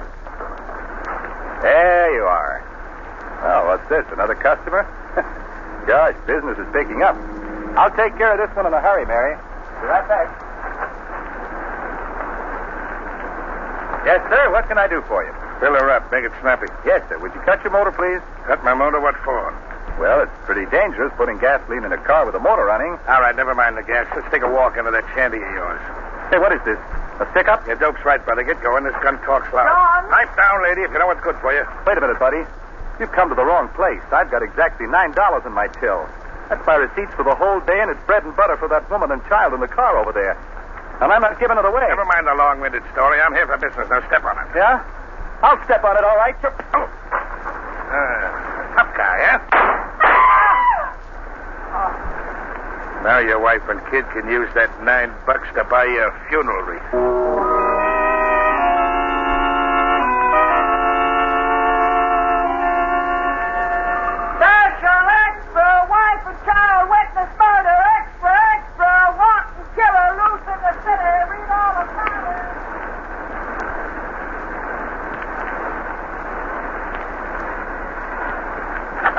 Hello, Commissioner Weston speaking. Who? The Daily Express. No, there's no new developments in that killing yet. Well, give us a chance. We've just gotten started. I know it was a horrible crime, and I'm more anxious than you are to clear it up. Okay, I'll let you know as soon as there's a break. This phone will drive me crazy. It hasn't stopped ringing since that gas station man was murdered. Go ahead, Cardona. Finish your report. What did you find? Well, I found a man who was driving along just as the killer pulled out of the gas station. He trailed the murder car for a while, but he lost it near White Lake. Did he get a license number? No, he couldn't get close enough. We're certainly up against a tough one this time. The town's up in arms. We gotta crack this case somehow. There goes that phone again. Just a minute, Cardona. Hello? Who's this? Shadow. Oh, you? Well, what do you want? I suppose you're calling up about that gas station murder. Quite right, Commissioner. Are you making any progress? Very little. The case is worse than a jigsaw puzzle with nearly all the parts missing. It was a particularly vicious crime, Commissioner, and I want to assist in any way possible to bring about the capture of the murderer. Yeah, this case has got me. I'm willing to accept help from anybody. Got any dope at all, Shadow? First, let me ask you if you have any theory. Simple enough. Robbery was the motive. Are you sure about that, Commissioner? Positive. The man resisted and was shot. That's simple enough. I'm afraid it's not as simple as that, Commissioner. Isn't it strange that the killer passed many a prosperous, large gas station? Yet he picked out this obviously poverty-stricken one? I haven't got any answer for that, except most crooks are dumb. No, Commissioner. I feel certain the killer deliberately planned his crime so that it would shock and outrage the community. That's why he picked on that poor gas station man. That sounds a little bit involved to me. Maybe you're right, but just a minute, Shadow. There's a teletype message coming in. May have some bearing on this case. See what it is, Cardona. Right, Commissioner. Hey, Commissioner, get this. What is it, Cardona? Listen. Mystery gunman robbed and killed a restaurant owner at Huster Point near midnight tonight. Crime of the same character and undoubtedly committed by man who killed gas station owner. Good Lord. What is it, Commissioner? What's the matter? Another killing at Huster Point. I expected something like this. Shadow, we're dealing with a madman. We've got to get him at once. You'll excuse me now, Commissioner. There's work to be done, and quickly. Wait. Tell me what you're going to do. I don't know exactly. But one thing is certain. I won't rest until the man responsible for these crimes is brought to justice.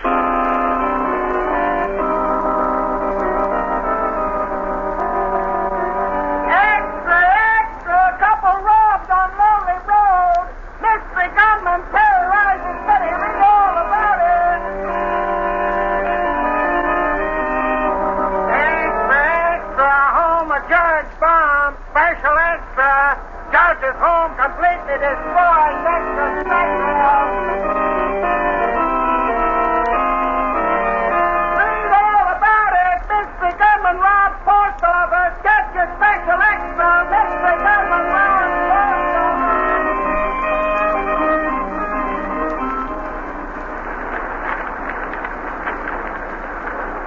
Lamont, this gunman seems to have an insatiable thirst for crime. He's held up over 10 places in the last 24 hours. He's a shrewd and dangerous man, Margot. It'll not be easy to capture him. It seems so utterly hopeless. The chance of even finding out who he is. Margot, criminals all make mistakes. And this killer has already made one. The one that may trip him. Have you an idea who he is? Do you remember the description of the killer that young woman gave us? You mean the wife of the murdered gas station man? Yes. Yes, I remember, but the description made no particular impression on me. I think I know the man she described. You do? Who is he? Do you remember Blackie Carmichael? Oh, I'll never forget him. He's the one who swore in court that he would get the shadow when he got out of prison. That's right. Well, Blackie Carmichael is out of prison. You think he's the man responsible for all these killings? I'm not certain, Margot. But there's one significant fact. The murders have all been committed since Blackie got out. This is a very dangerous case, Lamont. Dangerous for you, I mean. Don't forget that Carmichael swore to get the shadow. Forget? Hardly. I'm well aware of his threat. And I know he's not likely to forget it either. This case will mean the end of Blackie Carmichael, or the end of the shadow.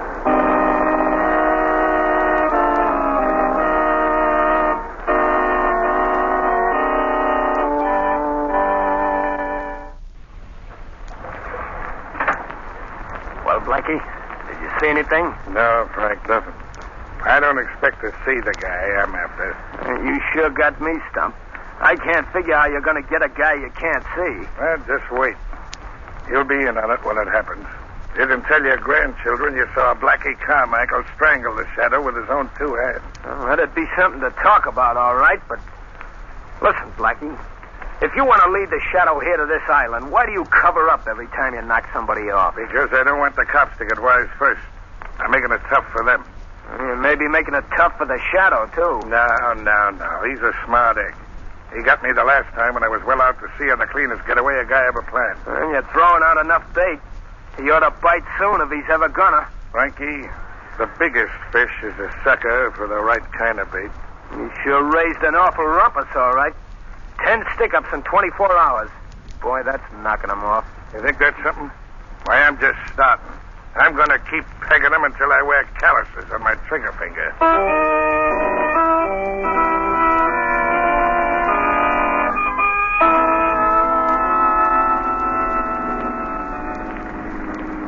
Drive a little further down the lakeshore, Mongo. We'll be able to see the island just around this next bend. What do you expect to find there, Lamont? I don't know. But I've noticed that in nearly every one of these robberies, the hold-up car was seen in this vicinity. Here we are, Mongo. Pull up right here. All right. Yeah. Look. There's the island I've been telling you about. Out there in the middle of the lake. But I understand that island's deserted. Nobody's lived there for years. I'm not so sure about that, Margot. That's one of the points I must be satisfied about. You mean you're going out there to investigate? Yes, Margot. At least, the shadow is. How are you going to do it? I'm going to swim out. Swim? Way out there? Why not see if we can just find a boat or something? Why, no. That wouldn't do, Margot. The shadow can make himself invisible, but if there's anybody out there, they'd certainly be suspicious if they saw a boat approach, rowed by unseen hands. Oh, yes, of course. But I must be going. Don't forget my instructions, Margot. Yes, I've got them well in mind. I'm to wait here for an hour.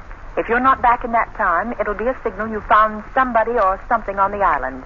In that case, I'm to phone Commissioner Weston and have him surround the island. Correct, Margot. Now, what time is it? Exactly 11:50. Good. I'll be on my way. But don't forget, Margot, at 12:50, you have a date with the shadow.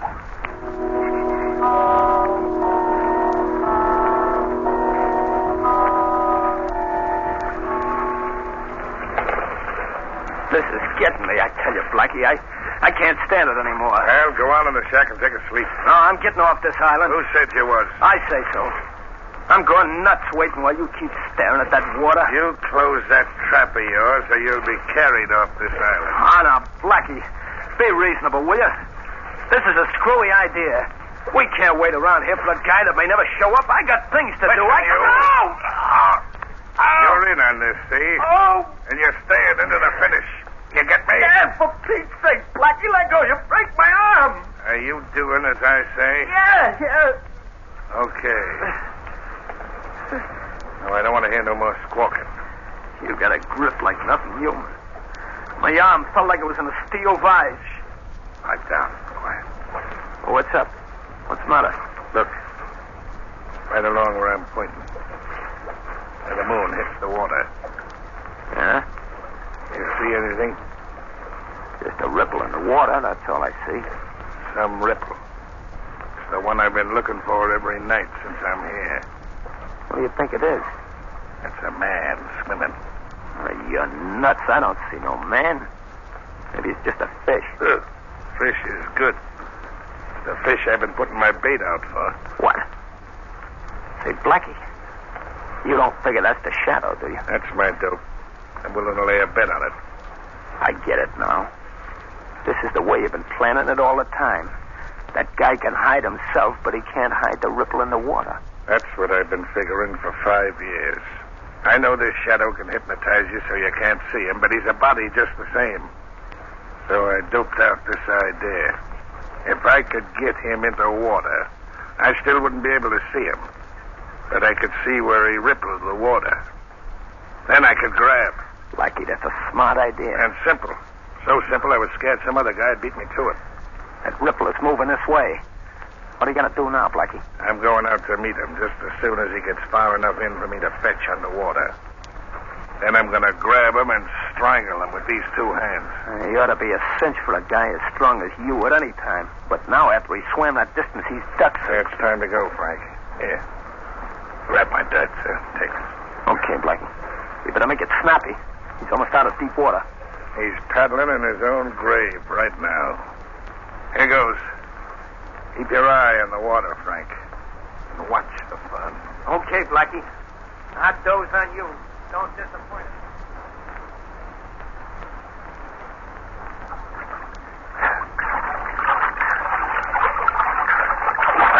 I got you, Shadow.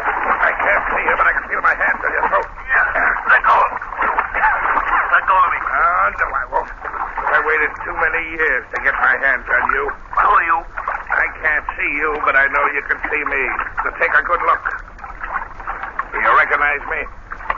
Blackie Carmichael. That's right. Blackie Carmichael, the guy you sent to prison for 5 years. You deserve what you got, Blackie. Good boy. Now let me go. Sure, I'll let go of you after I strangle the life out of you. I know. You're joking me. You're finished, Shadow. This is the end of you. Now I'm going to hold your head underwater and drown you. Let go of me.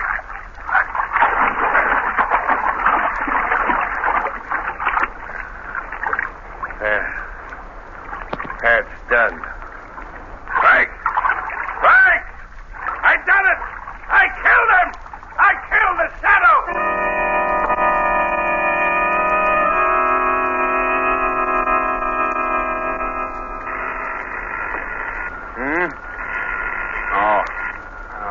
Confound it, who can that be at this hour of the night? Hello? Is this Commissioner Weston? Yes, who's this? There's no time for introductions, Commissioner. I've got some information I must give you in a hurry. Let all the men you can spare go out and surround the island in White Lake. The island in White Lake? Well, that place has been deserted for years. What's out there? I can't give you details, Commissioner, but I urge you to act at once and use extreme care. There may be great danger. I can't be going out in the middle of the night on crazy calls like this. You got to give me some definite information. All right, Commissioner. You want to stop this epidemic of murders and robberies, don't you? Of course, but what has that island got to do with it? That you'll find out when you get there. Oh? Hello? Hello?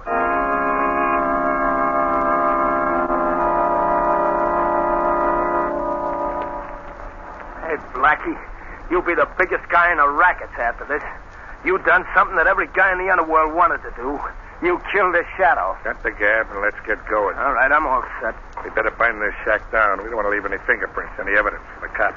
No use taking any chances now. Get that can of kerosene. Right, Blackie. Okay, I got it. All right. Pour it all over the joint. Boy, wait till the gang hears about this.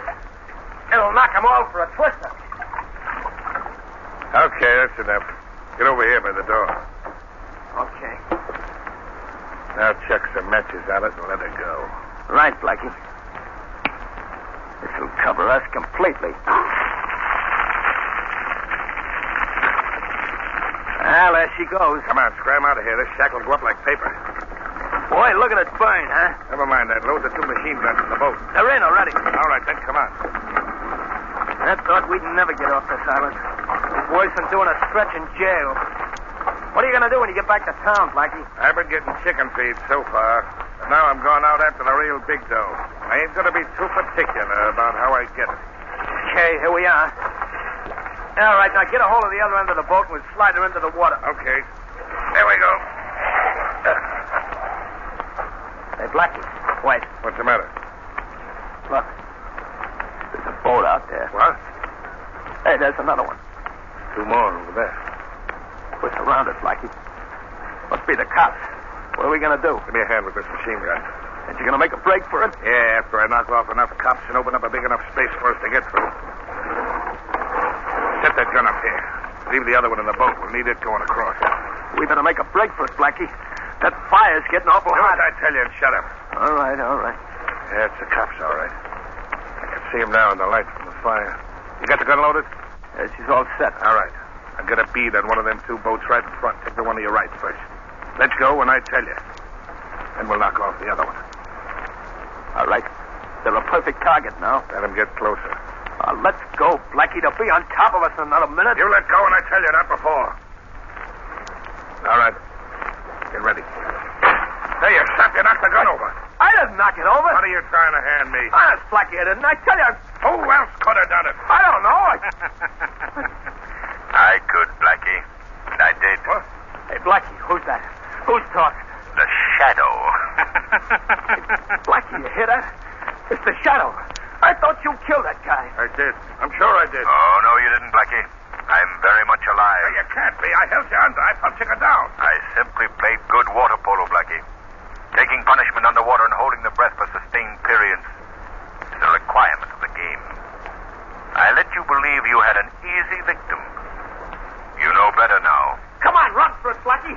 Into the water where you still got a chance. Right, come back here, you yellow rat. Come here and fight it out. Your little playmate is gone, Blackie. The police have shot him.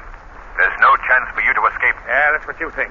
You ain't railroading me that easy. You better give up, Blackie. Well, I guess this round's yours, but the game ain't over yet.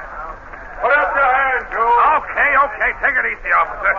Tell your man to put away them captives. What are you doing here? It is Blackie Carmichael, Commissioner. Oh, Shadow, you're here too. This is the man you've been looking for, Commissioner. The killer of the gas station man and the others. Well, he's a prize package. Nice piece of work, Shadow. Come on, you. All right. You got me now, but I'll get out again just as I did before. And the next time, Shadow, I'm gonna get you. Remember that, I'm gonna get you.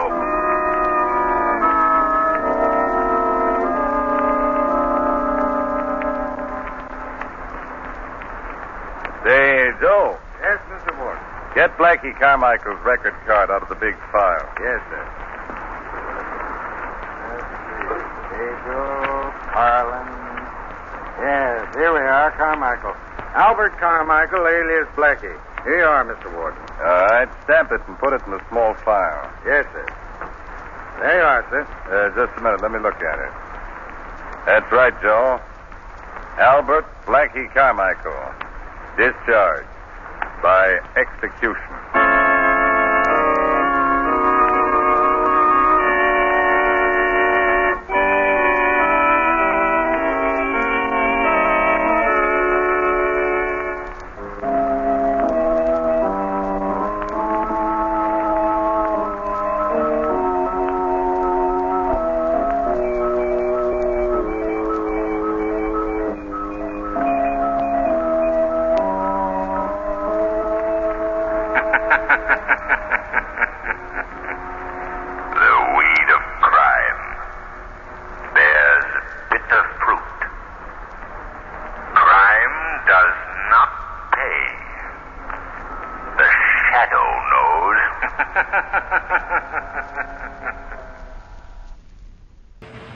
The CBS Radio Mystery Theater presents...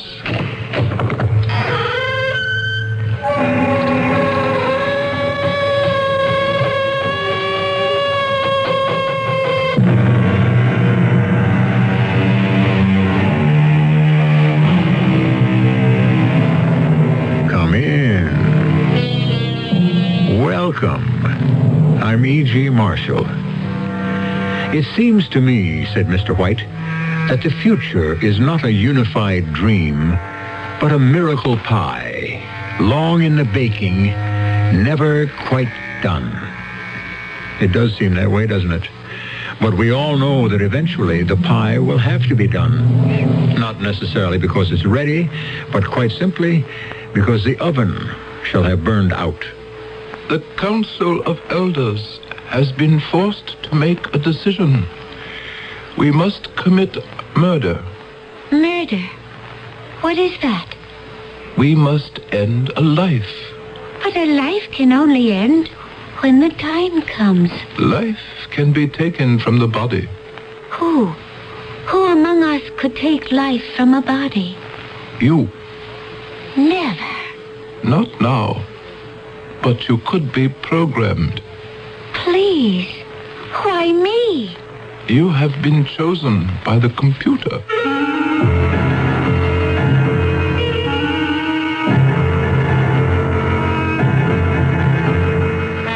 Our mystery drama, The Golden Girl, was written especially for the Mystery Theater by Sam Dan and stars Gordon Heath and Earl Hammond.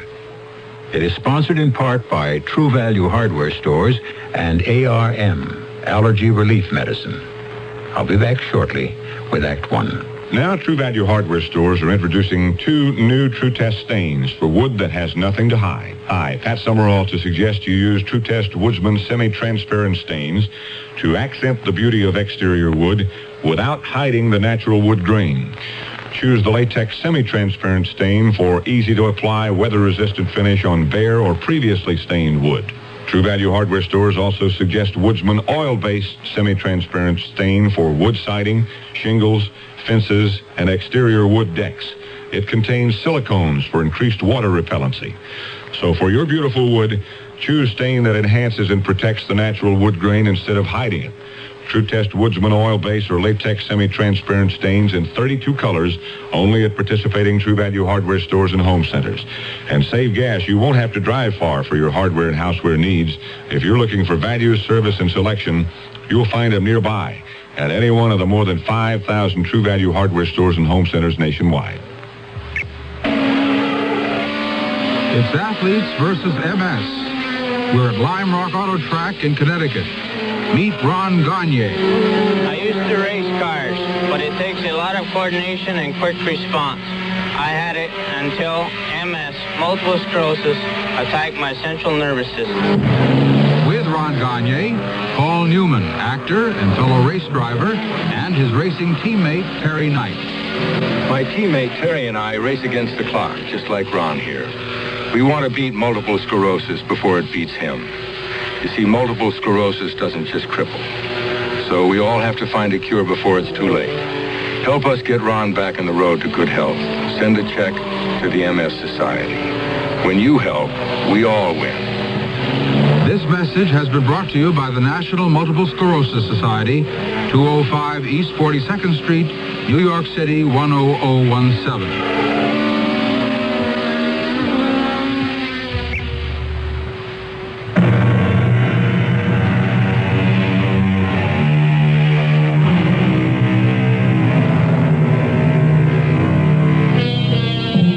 The future is shaped by the thoughts and the deeds of every single human being.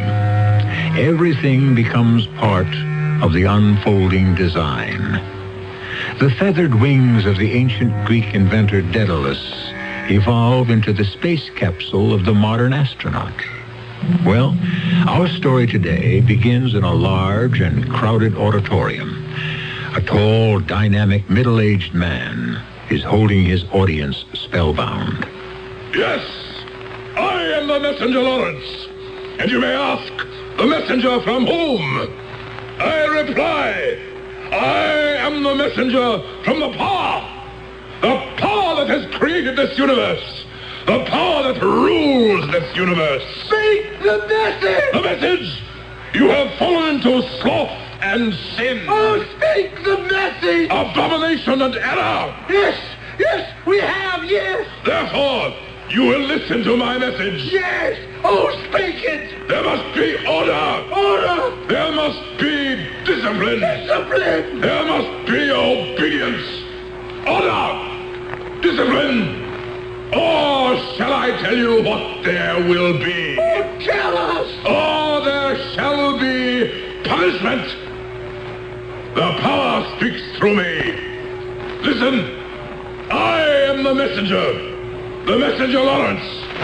Order, discipline, obedience. Say it to me. Raise your voices.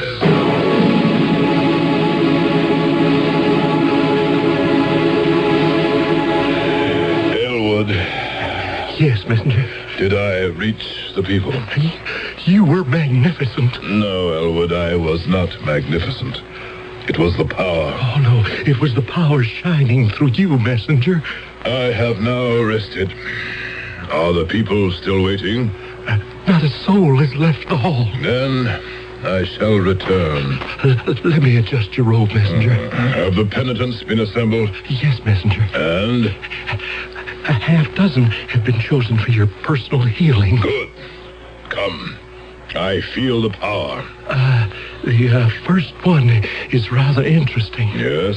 I chose her because in her written report she relates that she has never been able to speak, and so she has come to you for the miracle. If it is the will of the power to cure her, she will be. I also chose her because I believe she will make a most unusual temple priestess. She's tall, slender, and she appears to be made of gold. Gold? There seems to be a shining quality in her face. She has a beauty that is breathtaking. Come. The power surges within me. I know there shall be a miracle.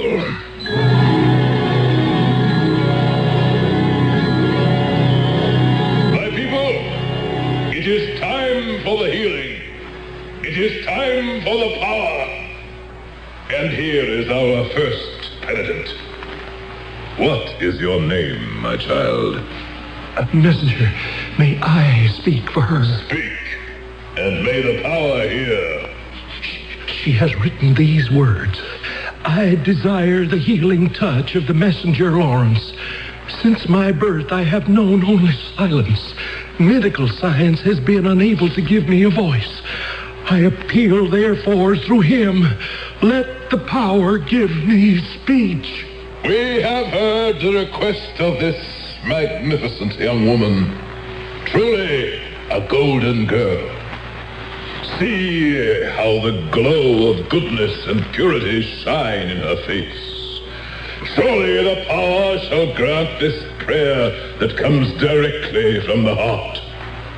Step forward, my child, and let me touch you. And now... No, stop her! Oh, no!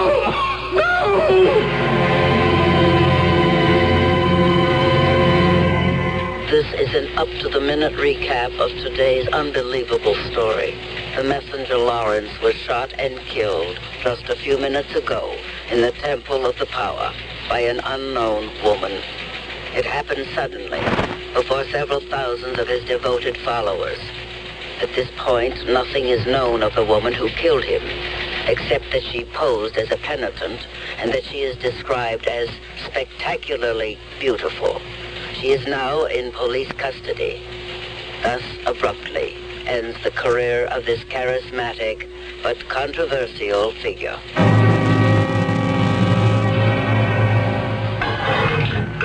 Thank you, guard. I'll call you when I want you. Oh, how do you do? My name is Stillman, Arthur M. Stillman.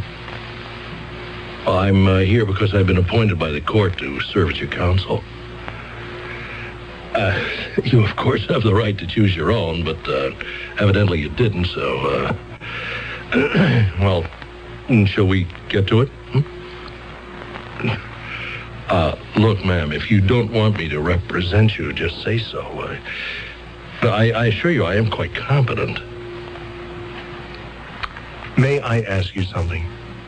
Are you determined not to talk to me? Now, look, I'm your lawyer. Now, sooner or later, you're going to have to talk to somebody. I killed another human being. Yes, that's what this thing is all about. I committed murder. Yes, that's why we're here. So now, let's get to it. I was able to do it. I was actually able to do it. We should begin at the beginning. I killed him. We have already established that. What will they say to me when I come home? Well, the fact is, you're not going home. I mean, for a while, at least. And if we don't get to work on a defense, you may never go home at all. Oh, I shall go home. Quickly enough. Speaking of home, where are you from? Will my life be the same? Can it ever be the same? Of course. I mean, after a while. But murder... No. You'll see. People forget. You move away, you change your name, and... So what is your name? Killing. It simply is not a part of our culture. Well, I can't agree. Sometimes I look around and I have to believe that killing is actually the cornerstone of our culture. No. Your society, perhaps, but not mine. I think you're in a state of shock. You seem unable to think clearly. But certainly you're in no condition to talk to me. Would you like to see a doctor? Why should I see a doctor? I can monitor my own vital signs. Well, obviously you're disturbed. Of course I'm disturbed. I have committed murder. The enormity of it, I can think of absolutely no precedent. Then you don't want to see a doctor? No. Look, what do you want? I want to be left alone.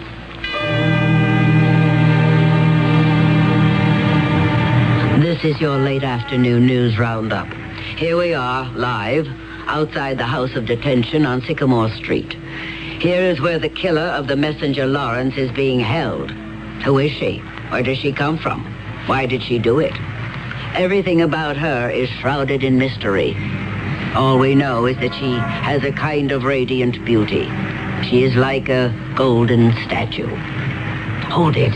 Here's the man we've been waiting for. Her attorney, Arthur M. Stillman. Mr. Stillman, could we talk to you for a few seconds? Yes.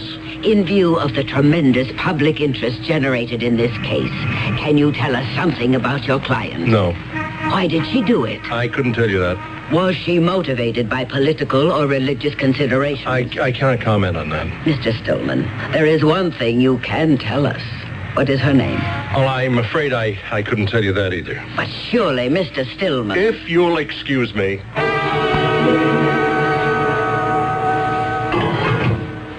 Good morning. Oh, yes. Yes. Good morning. Good morning. Well, you seem to be in so much better spirits today. Of course. I shall be leaving soon. Leaving? For where? Home. Home? You don't believe it? You just simply refuse to accept reality. Why must I accept your reality? Oh, you mean there's more than one? Oh, my dear. There are any number. Now, look, you simply must talk to me. You're very unhappy, aren't you? Unhappy isn't the point. I'm charged with preparing your defense. You must not worry about it. Do you realize that you'll have to fight for your life? At the very least, your liberty. I can see that you are an extremely sincere and sensitive person. Yes, but I must know how I can defend you. That won't be necessary. And do you realize that within a month your case will be up for trial? But in a month, I shall not be here. Oh, please. I am quite disturbed by the fact that you're so unhappy. But you can fix that. Tell me how. Just tell me who you are and why you killed him. See, that'll make me happy. No. If I told you those things, it would make you even more unhappy. How did we get off on this happiness kick? Happiness. Why, that's the most important thing in all the universe. Happiness? Happiness. Meaning harmony. Meaning peace. All right. Now, why do you keep insisting you will not be here? Because it's true. Does that mean you plan to, To what? To commit suicide? Oh, no. Never. But you imply that you intend to escape. And when there's no other way... Suicide? What a notion. Well, I can't see any other way you could get out of here unless... I shudder to think of such a thing. Unless you're part of an organized effort. Is that it? Do you have Confederates? Do they have a plan to get you out of here? You must understand. Suicide is murder. And I can tell you this. Never again could I be programmed to commit murder. Never. Wait a minute. What did you just say? I said I could never again commit murder. No, that's not how you said it. Well, how did I say it? You said, and I heard it distinctly, you said never again could I be programmed to commit murder. Of course. That's exactly what I said. But a program? Certainly. I'm not sure that I understand. Come now. How could you possibly commit murder unless you are programmed for it? What do you mean, programmed?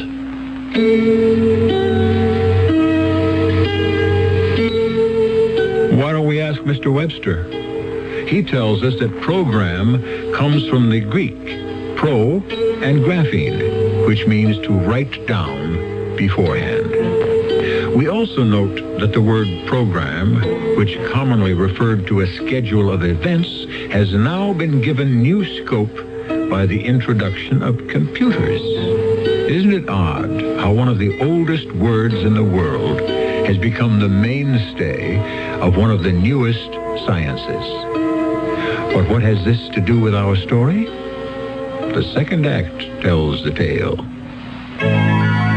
It's a good feeling to sleep the night away on a perfect sleeper by I'm Susan Anton. The Perfect Sleeper gives you the top comfort you love and the deep support you need. Top comfort, deep support. You get both from every Serta Perfect Sleeper. That's firmness that feels good. So,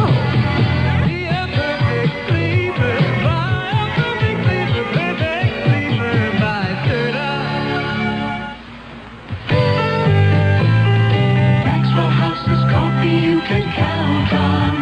Maxwell House, good to the last drop.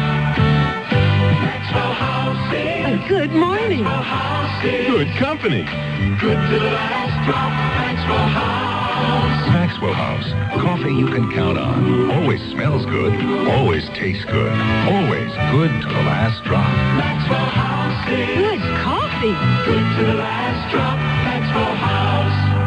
Right now, there is less than an hour to take advantage of Ernie Hereford's Friday Midnight Madness.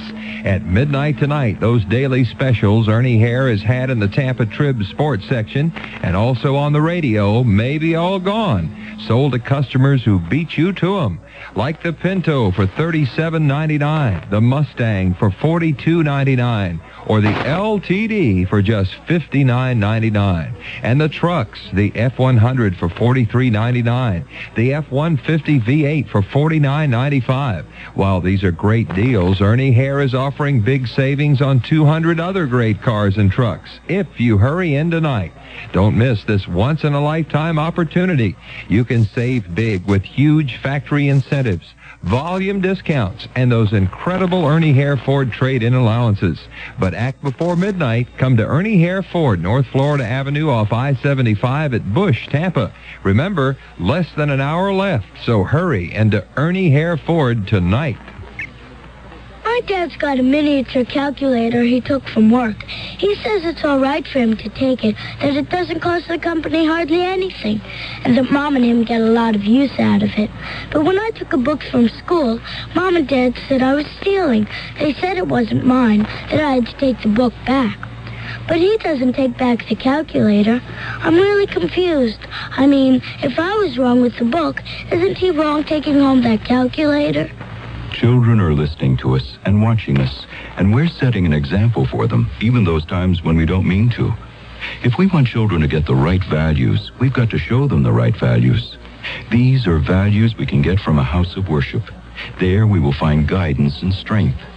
Worship with your children, and then bring the God you worship into your lives. It will make you a better person, and you'll help make your children better too. From now on, practice what you pray. A public service message of Religion in American Life, the Advertising Council, and this station.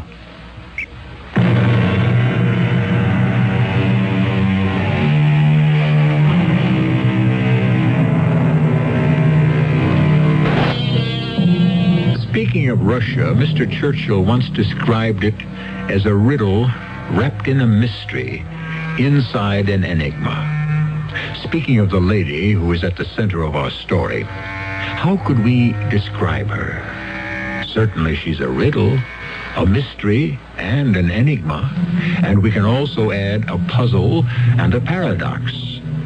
Do you realize that as we stand here on the threshold of Act 2, we do not even know her name? What do you mean, program? Mr. Stillman, the best thing for you would be to call the guard, leave this place, and never return. Do you mean you're discharging me as your attorney? I should. But you haven't given me a chance to do anything for you. There's nothing you can do for me. Look, I don't understand. You don't tell me anything, and then when you do talk to me, it's all in riddle. I shall bring you nothing but trouble. What kind of trouble? You're in love with me. How can you say that? Do you deny it? But I don't even know you.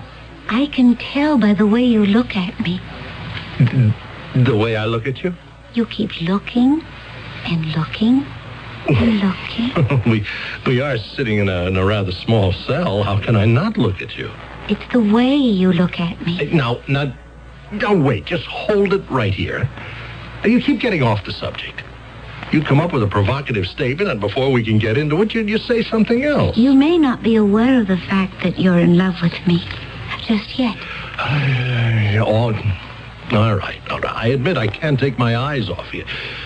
You are the most beautiful woman I have ever seen in my life.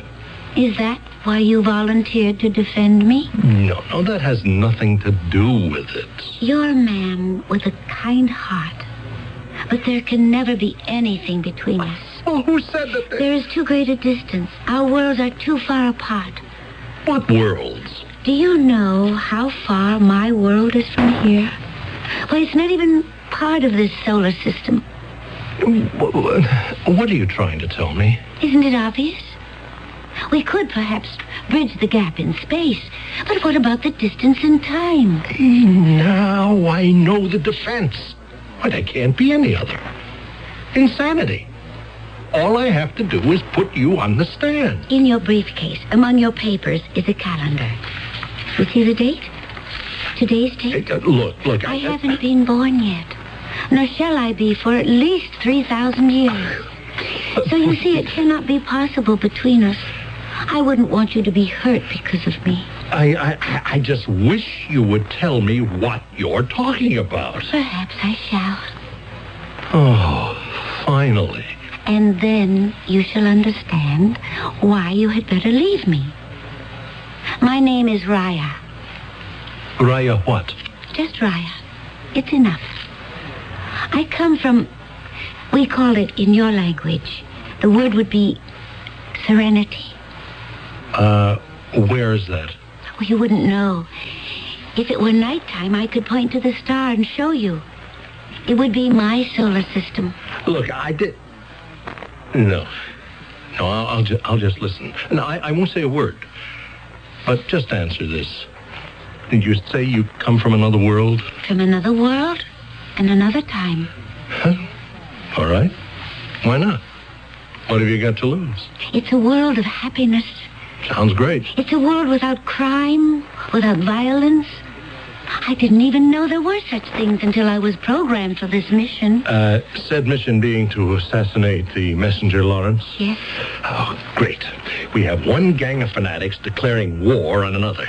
You don't believe me? No, you just go ahead. Oh, this is guaranteed to fly in the courtroom. What did you say the name of your world was? Serenity? Oh, it gets better. Why won't you believe me? You know, you may have to do a couple of years, but it probably won't even be in jail. I know why you don't believe me. It's because you have not yet evolved into serenity. You need thousands of years of evolution. Serenity, huh? No, all right.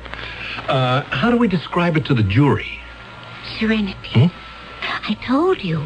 It's a world without crime, without violence, only happiness and beauty. Such beauty everywhere. There is no ugliness in our world, no sorrow, no bitterness. Indeed, I never knew what those things were until I was programmed for the mission. No hatred in our world, no blind anger, no corroding jealousy, no malice, no spite.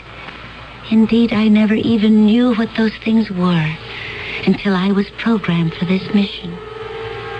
No quarrels, no conflict, no discord. I never even knew what these were. I was programmed for them.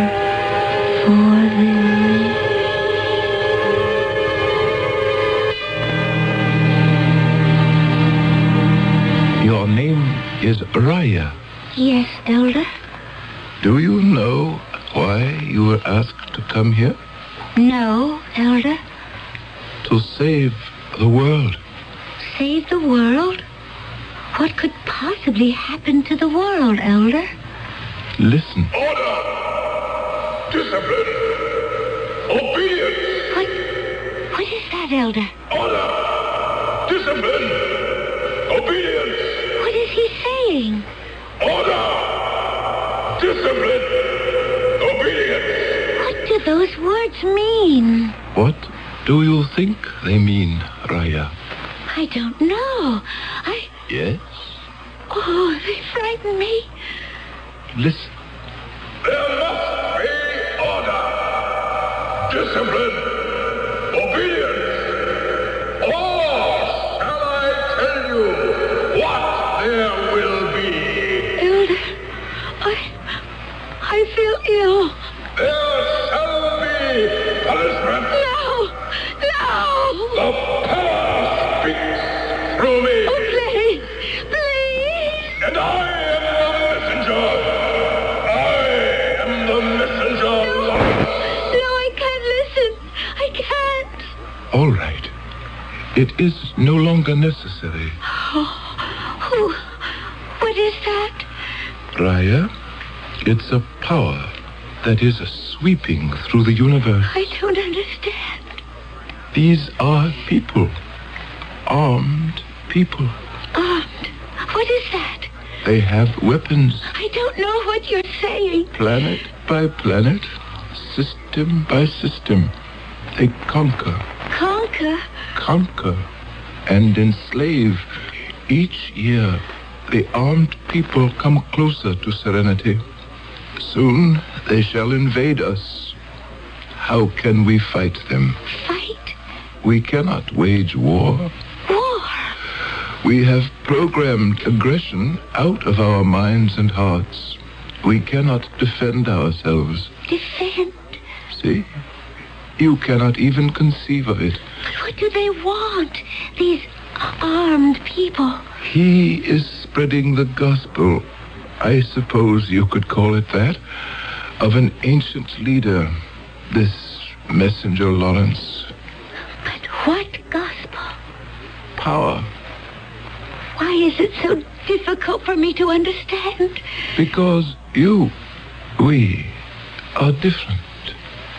Over the centuries, all the emotions, the urges, the drives that distort or destroy serenity have been programmed out of our hearts and minds.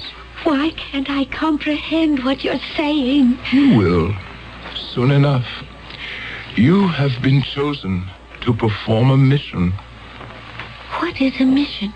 The elders of our world have been forced to make a terrible decision. We must commit murder. Murder? We must end a life. What do you mean, end a life? A life ends when the time comes, when the body has outlived its ability to... Life can be taken from a body. Taken? My poor Raya. I can just imagine the feelings that are raging inside you. All of us, the elders, were forced to go through it.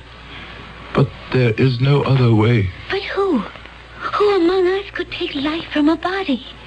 You. No. Not now, of course. Not yet. You would have to be programmed. Never. Our only hope is to make a change in the past. But to take a life. To make sure that something evil, loathsome, a seed of eventual destruction would not be planted. But to kill. Yes, we must kill the messenger Lawrence.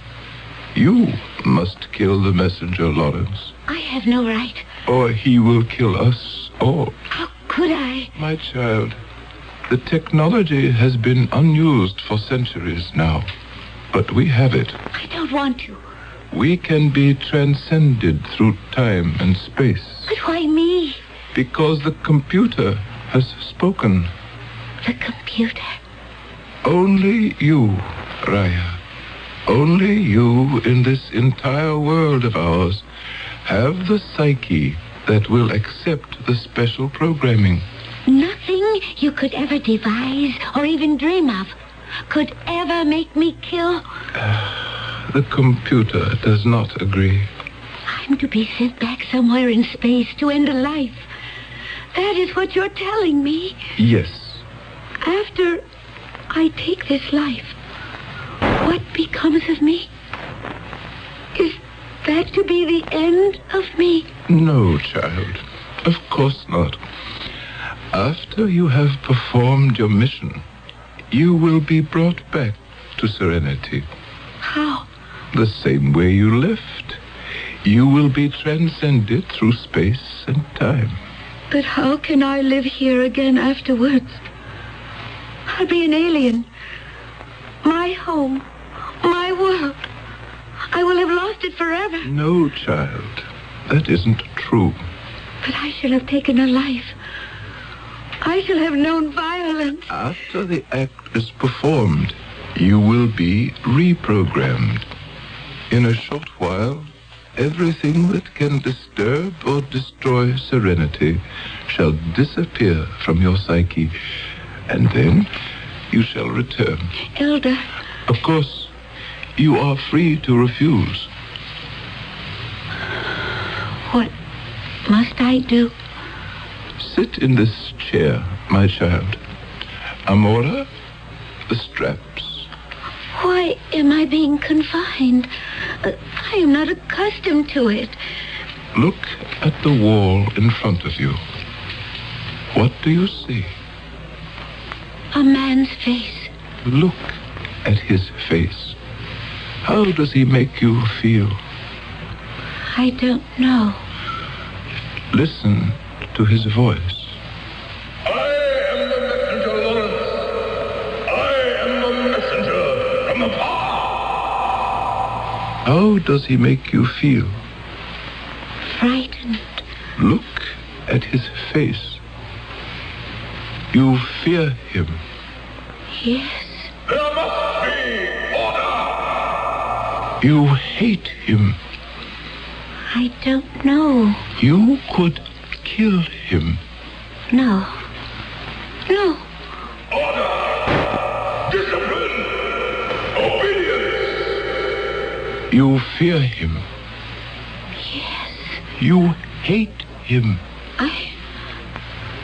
I'm not sure. You could kill him. No. No. I don't want to.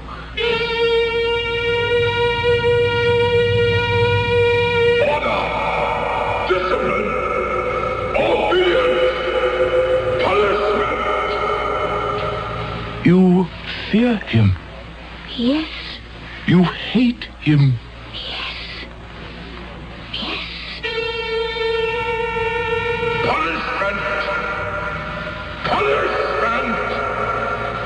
You hate him. Yes. Fear him. Yes. Then kill him. Yes.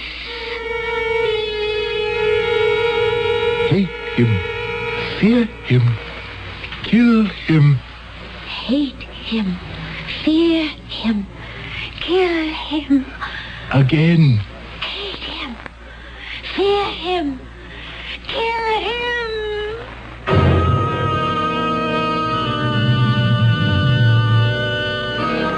Hate him, fear him, kill him. In a frightening yet familiar way, this is the story of all the trouble we know in this world. All the trouble, all the problems, all the stresses and strains, the feuds, the fights. Without thought, we fear. Without reason, we hate. Without mercy, we kill. I shall return shortly with Act 3. Look closely at the medicine you take for your hay fever. There's a good chance it's an antihistamine and nothing more. Nothing more? Don't give up. Arm yourself with ARM. ARM is is antihistamine strengthened. Strengthened with decongestant for freer breathing, clearer sinuses. Strengthened for better relief. Arm yourself with ARM. ARM. For occasional use only as directed. At the store, they told me there's a powerful anti-itch drug I can buy without a doctor's prescription. Now, I use Bicozine cream as directed.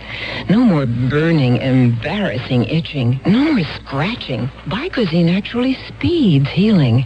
Bicozine cream. What a relief. For constipation, remember X-Lax pills, the overnight wonder. X-Lax pills, the overnight wonder. X-Lax pills, for occasional use only as directed.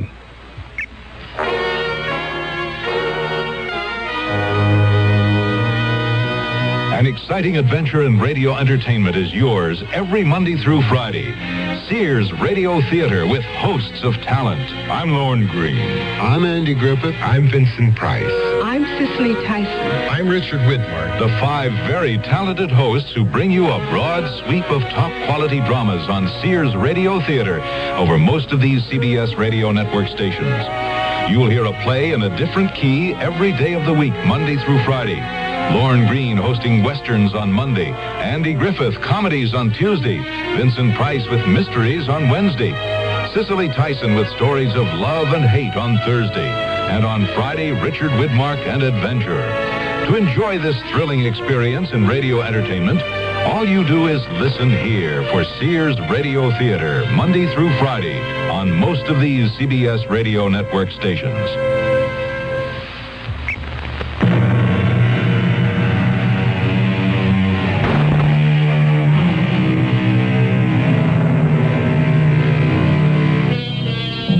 The mind of man, said Mr. Conrad, is capable of anything because everything is in it.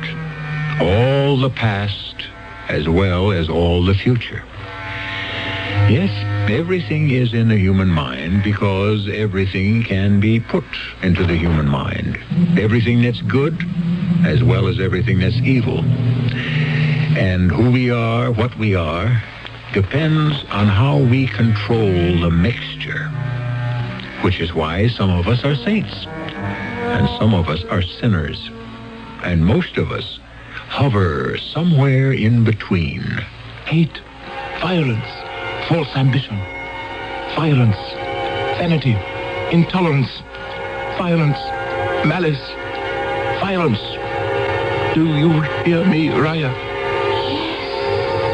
You will go back there in time, across the galaxy, to the dwarf star So, to the 3rd planet. I understand. To meet this man, the messenger, Lawrence. Yes. And you know what a weapon is. Yes. This weapon. I accept it. You know its purpose, how it is employed. I do. You are familiar with feelings of violence. I am prepared to kill. You know how to kill. Yes. You are ready to be transcended through time and space to perform your mission. Will you stop jabbering at me? It is well for you to understand the philosophy of your mission. What is there to understand? He has to be killed. And that's all there is to it. And you are sure you shall be able to without compunction? I can kill him as easily as crushing a mosquito. What is he? Vermin. Trash. And you are aware of why you must do it. I am doing it because I want to do it. I want the joy of fooling him, of playing a trick on him. I want to feel the gun in my hand. Raya. See? It is made of steel, cold steel. But it sends red, hot, raging fires into the blood. This is death. And he will see it. Before he can cry out, move away, defend himself, he will meet his death. Raya, you must control yourself. In that split second, he will see his death. And then I will take away his life. Amora, set the transcender she must go now. Right now.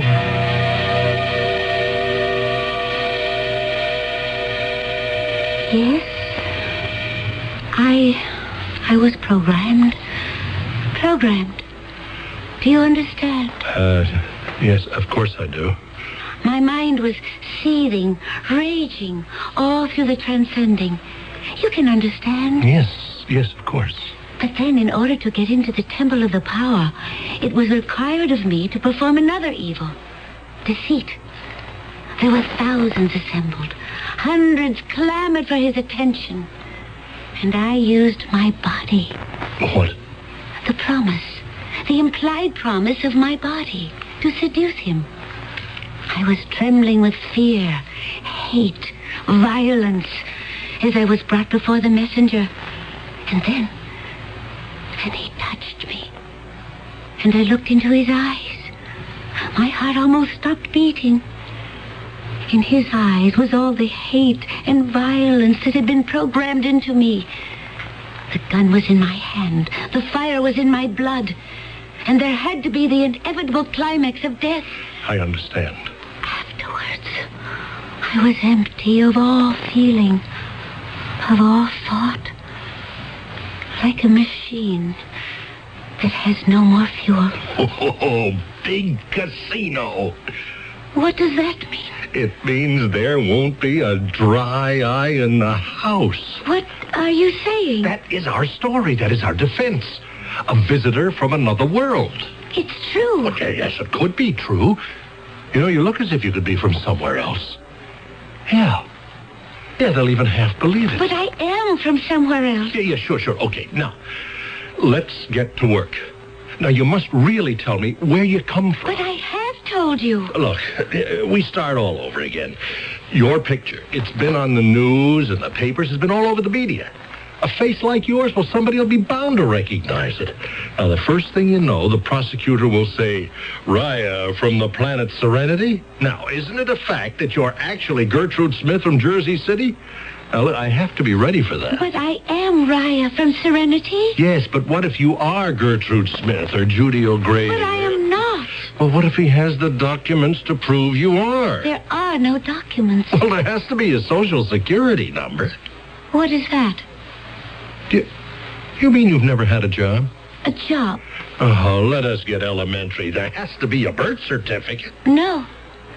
Wait, are you telling me you were never born? We must not do this. Do what? Fight. This isn't a fight. We're having a discussion. But there's violence in it. We only want to arrive at a meeting of the minds. There's violence and anger. Look, now, there is nothing personal. This is how I was programmed. Oh, come on now, will you? From anger to violence Just to listen, murder. listen. The steps are logical. Simmer down. The way is programmed. Don't let me take it again. I can kill. I killed once. I can kill again. Right now. Right here. I can kill. No. It's all right. It's all right. No one's fighting with you. Everything is all right. It's just fine. You'll see. I don't know what's the matter with me. I don't know. The elder said I would be reprogrammed, brought back home. When are they going to do it?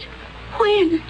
The elder wouldn't lie to me. Oh, no, of course not. He wouldn't break his promise. No, never. Oh, maybe he can't keep it. This kind of thing, it's never been done before. Maybe they don't know how to reprogram. Look, I'll take care of you. I want to go home. Make the best of it. You're home now.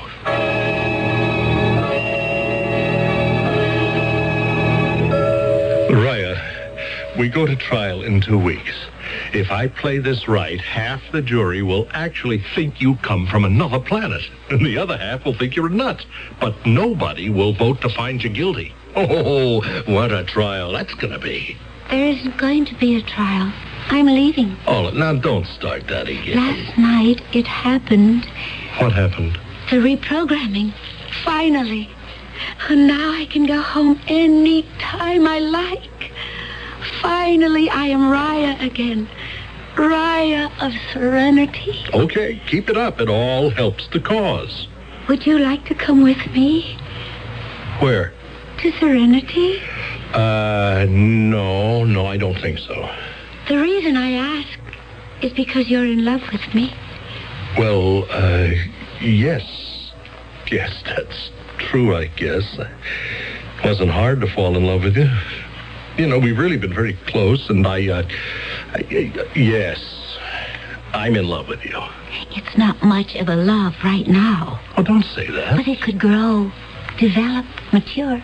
It could become the kind of love we know on Serenity. Oh, what kind of love is that?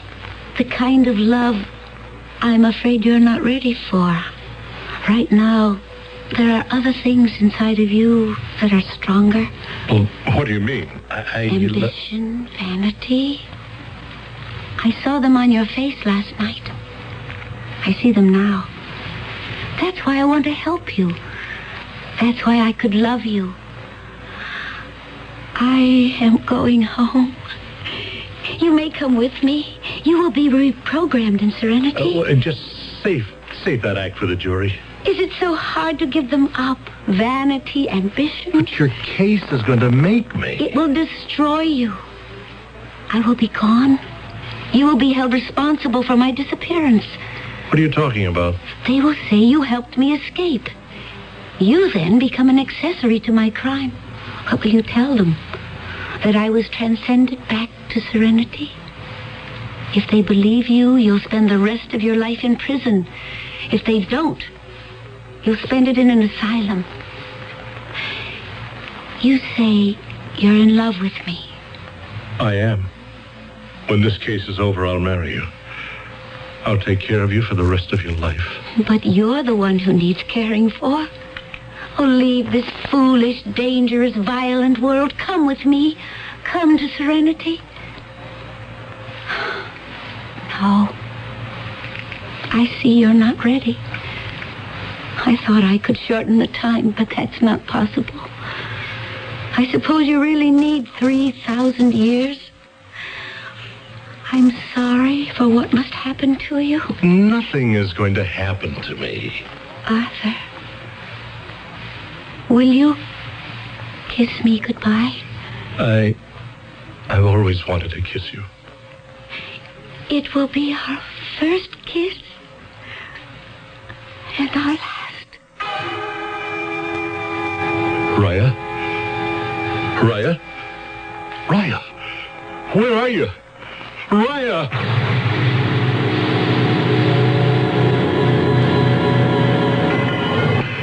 I'll call you guard when I want you. Mr. Stillman, can we talk this morning? About what, Lieutenant? Why don't you make it easy on yourself? The fact is, you did help her to escape. The fact? Well, the guard, Jerry, right down the corridor, he heard her say, "Will you kiss me goodbye?" All right. Why should you believe me? After all, I refused to believe her. You want to give up everything? She asked me to, and I said no. And in the end, I had to give it up anyway. And for nothing. Doesn't have to be for nothing. You're a lawyer. You know how things go. One hand washes the other. You give, you get. How did she escape? Where'd she go? She returned to Serenity. Yeah. Jerry, I'll come back later. Meanwhile, Mr. Stillman, you just think about it. I mean, really think about it.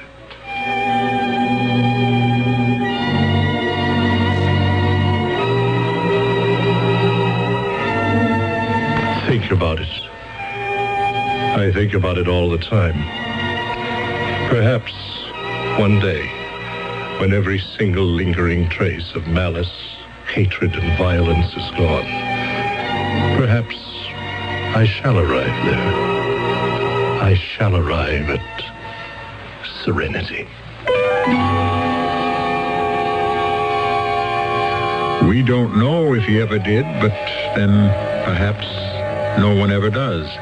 It could very well be that Serenity is not a place, but an idea, a challenge, a way of life.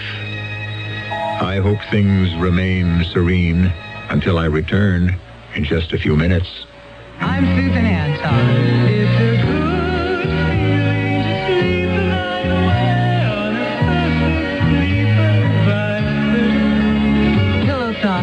ultimate in sleep. Unique extra-thick cushioning for heavenly comfort on top. Ultra-firm support inside. Perfect sleeper pillow soft. Firmness that feels good. Be a perfect sleeper. Buy a perfect sleeper. Perfect sleeper. Buy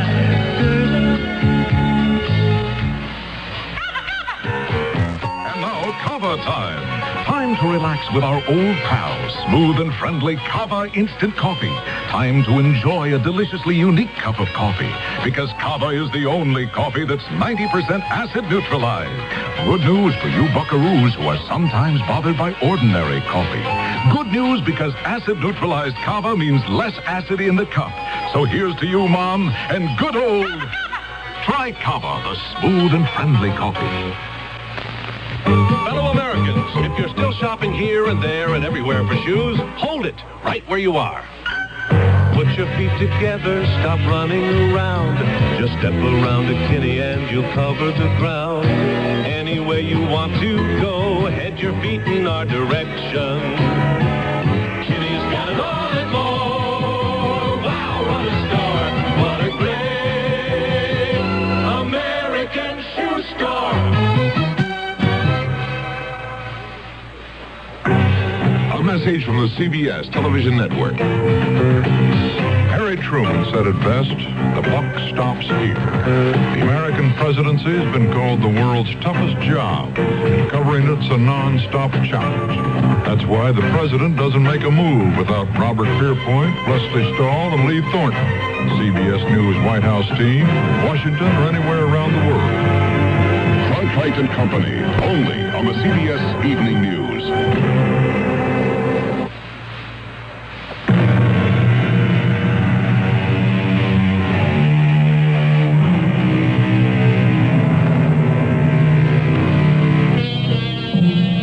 They say the optimist believes we live in the best of all possible worlds, and the pessimist is afraid that this is true.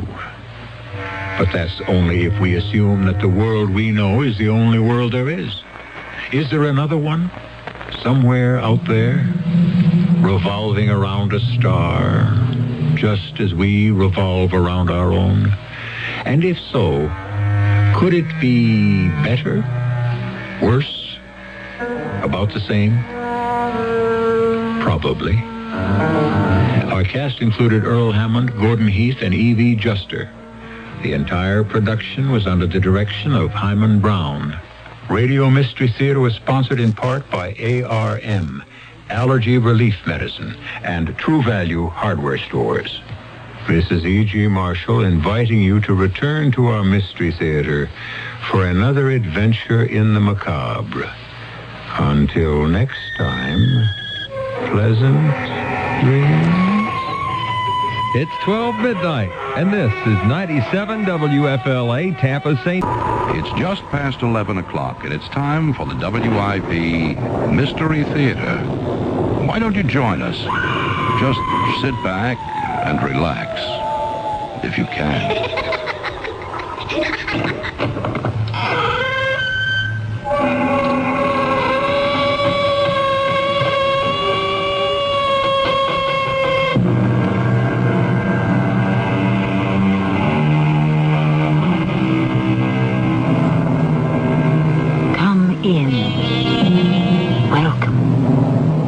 Tammy Grimes.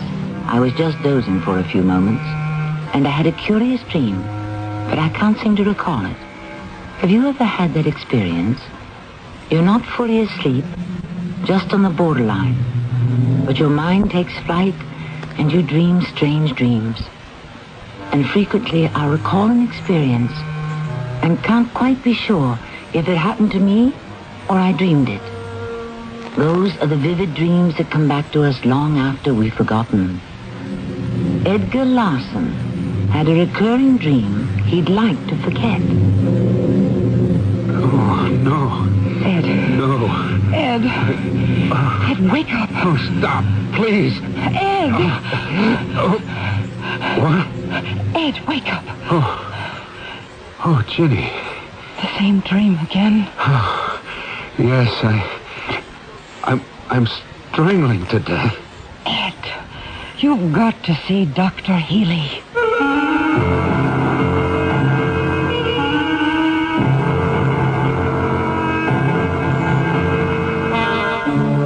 Our mystery drama, You Tell Me Your Dream, was written especially for Radio Mystery Theater by Bob Jurin and stars Michael Tolan. I'll return shortly with Act One. Weekdays from the creators of The Young and the Restless. It's Capital, Desire and Passion set behind the marble curtain of power in Washington, D.C. Then follow the lives of people searching for their place in the sun on Guiding Light. And stay tuned for glamour and laughs as Bert Convy brings you celebrity couples and their hilarious secrets on Tattletales. You never know what Tattletales will tell. That's Capital, Guiding Light, and Tattletales. Weekdays on CBS Television. Check your local listings for the time. Hey, everybody, how can you top an Armour hot dog? Hot dogs, Armour hot dogs. What do kids put on Armour hot dogs? Mustard, ketchup, pickles, onions, cheese, salads, sauerkraut. I like mine with chili, please. Oh, hot dogs, Armour hot dogs. The dog kids love to fight. The dog kids love to fight.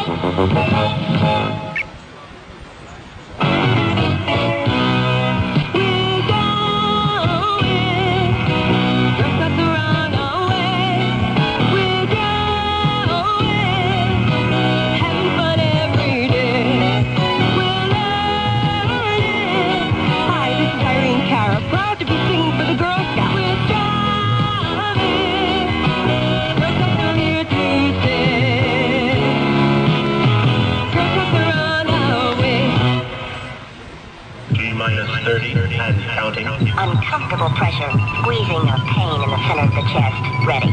Possible pain, duration 2 minutes or more, spreading to shoulder, neck, or arms. Ready. Severe pain, dizziness, fading, sweating, nausea, or shortness of breath. One. Are you all right, honey? I'm fine. Just a little indigestion. The American Heart Association wants you to know the difference between indigestion and heart attack warning signals. Knowing the difference could save your life.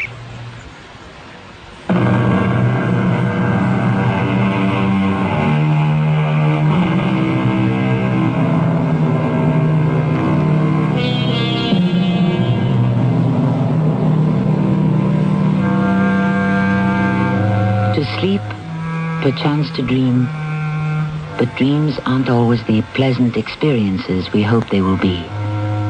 There are theories about why we dream, how we dream, what we dream. Some dreams uncannily foretell the future. Others are chronicles of things that happen to us. And others, there seem no reason for some dreams we have. The horrible ones we call nightmares. Morning, Mr. Larson. Morning, Craig. I have the dossier on the Landon case for you. The Landon case? Yeah, child custody. I tracked the father to Kansas City. It's all there. Oh, yes. What's up, Mr. Larson? You don't look so good. I don't feel so good. I haven't been sleeping well lately. You lawyers never sleep well. What with the million details on your mind? Yeah, and you private eyes have no conscience, huh? We wouldn't be in the profession if we had. I'll look the Landon thing over later. Hey, you really don't look good. Maybe you'd better see a doctor. That's what my wife says. You want to talk about it? It's this nightmare I keep having. It's terrifying. I can't think of any reason I should dream such a thing. What is it, this nightmare? I dream I'm in the Galaxy Bar, my usual hangout. Oh, no, it will. There's a man sitting with his back to me. And then for no reason, he turns around and starts to choke me. Nice fellow. We fall to the floor. I'm gasping for air. I can feel his hands like a steel vice close on my throat. I struggle. I try to break his grip. And I manage to cry out for help. But the crowd in the bar just stares. Figures. No one makes a move. Except one man. But then I black out, and my wife's trying to wake me up. I never can get back to sleep. Do you have any angry clients? No, it's nothing based on something I've done or even thought about. I've never been threatened. Maybe you better get a bodyguard. Look, I'm available. What I want to get is some sleep. Well, how often do you have this nightmare? Every other night for the past 2 weeks. I dread going to bed. Well, I'd see a doc if I were you. Maybe even give you a strong sedative. I wish you could give me another dream. Hi, Mr. Lawson. Hello, Casey. Now, hold the Manhattan tonight. I'll have a beer. Okay. You, still having that dream about us? I don't know if I should come in here anymore. You think maybe someday our dream will happen here? Why should I dream so consistently that someone attacks me? Nothing to worry about, Mr. Lawson. Look, let's say you're here having your Manhattan, like you usually do, and you see this guy come in. The one who's in your dream. So you just say the word to me and pow! Out he goes before anything could happen. It's not that easy. Sure it is. I mean, Freddie and me'll have Casey, I never see his face. I don't know what he looks like. What? I never really see his face. He turns toward me, and he whispers something. I can't make it out. Something like, die. And then he attacks. But I never see his face. Well, how can someone strangle you and you not see their face? Because it's a dream. Haven't you ever tried to run in a dream and you couldn't? Or not remember a face after you woke up? Oh, the running, yeah. I guess everybody's had that dream sometime or other. Like your feet are made out of lead. Well, can you remember how he's dressed? Oh, just plain clothes, jeans, and a shirt, I think. I only see him from the back. When he turns, I lose all memory of Well, it. is he a big guy? Is he small? Has he got long hair, short hair? From the back, long hair. Oh. I still think that if he came in here in real life, I mean, if you think this might happen to you sometime, that you would know him the minute he walked in, even if you don't remember his face. Who knows? It's funny that I should just stand there laughing. In your dream, that is. I mean, anybody try to lay a hand on you in here and pow! I know, Casey. I'm not expecting real trouble. The nightmare's just such a drain on the nervous system. Then I'm awake the rest of the night. Have you seen a doctor? You're the third person to tell me I should. Maybe I will. Maybe he could explain it. I guess I better make an appointment with my doctor tomorrow. It can't do any harm.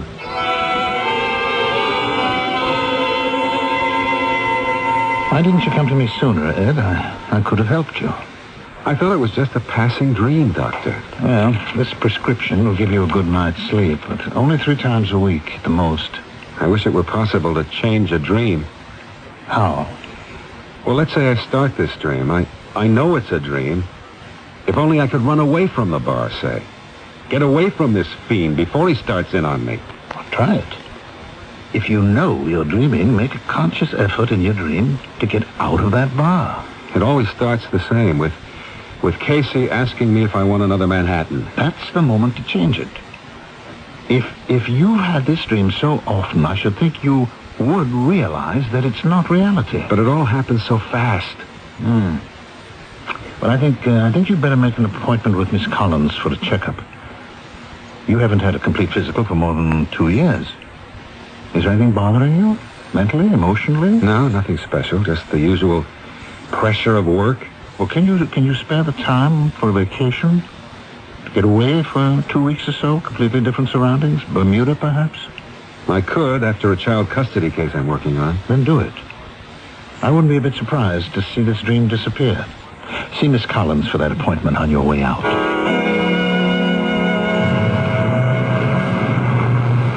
How much more legwork do you think you'll have on this Landon case, Craig? Oh, another week at the most. Good. I want to wrap that up and take a vacation. Change of scene, change of dream, huh? I'm hoping so. Well, maybe I can finish up sooner than a week. Get you on your way. I'd appreciate it. Well, here's my bus. I'll call you tomorrow. Let him off, please. And take it easy, huh? I'll try. Can I have a transfer, please? Yes, sir. Step to the rear, please. Plenty of room in back.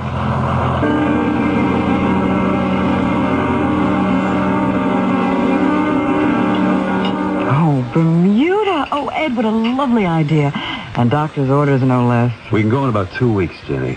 Craig's speeding up his investigation of the Landon case. I have to get that wrapped up first. Look, I've been suggesting a vacation for months. I'm glad you're listening to Dr. Healy. I'm paying him enough.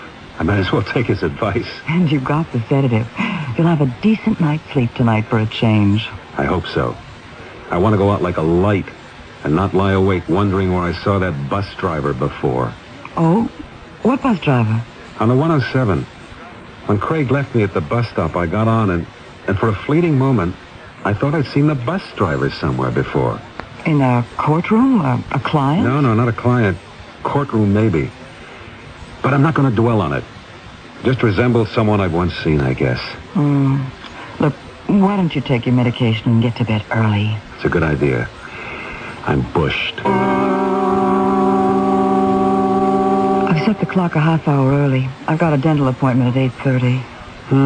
That's okay by me. I'll get the light.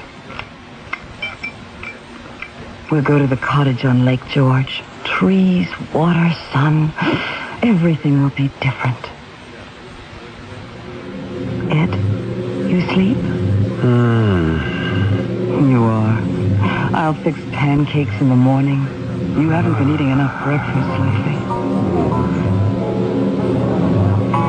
Another Manhattan, Mr. Larson? Yeah, please, one more, Casey. Then I gotta go. I got an important trial in the morning. Boy, you sure are working late these days. Yeah, more than I can handle. You should have an assistant. You ought to be dead. What? What are you doing? Stop it! Hey, no, please, stop it! Stop him! He's killing him! You're choking me. You can't. Why are you all standing there? Stop this! It's murder!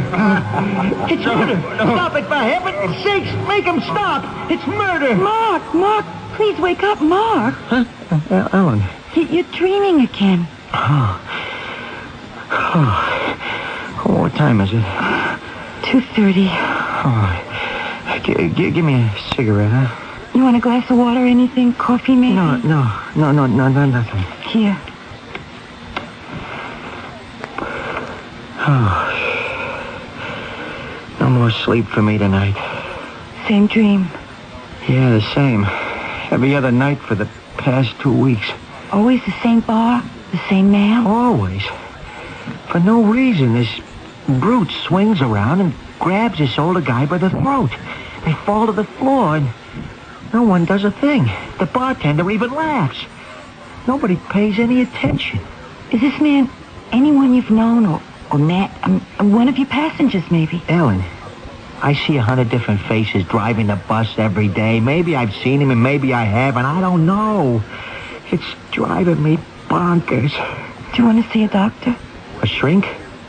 Or to tell me I hated my father and it's wishful thinking for me to see an older man killed? Look, have you ever been in a bar that looks like the one in your dream? Not that I remember. It's a completely strange place with little chandeliers hanging over the bar and a big plate glass window in front. The bartender's kind of young with blonde hair and a mustache. But you certainly have the details down. Yeah, it's so real. Like it's really happening, you know? I mean, why would I dream about a place I've never seen before? Or about a man you've never met? I wonder if I could find that bar. I mean, if it really exists, you know? I remember the name. Galaxy. Yeah. Maybe there is a Galaxy bar. Well, I'm too wide awake to sleep. I'm going to look it up in the phone book right now. Here it is. Galaxy Bar and Grill, 40 West 3rd Street. You're really going to go there? Yeah, right after my shift tomorrow. It may not be the same place at all. I don't know. I do know I've got to go there and see for myself.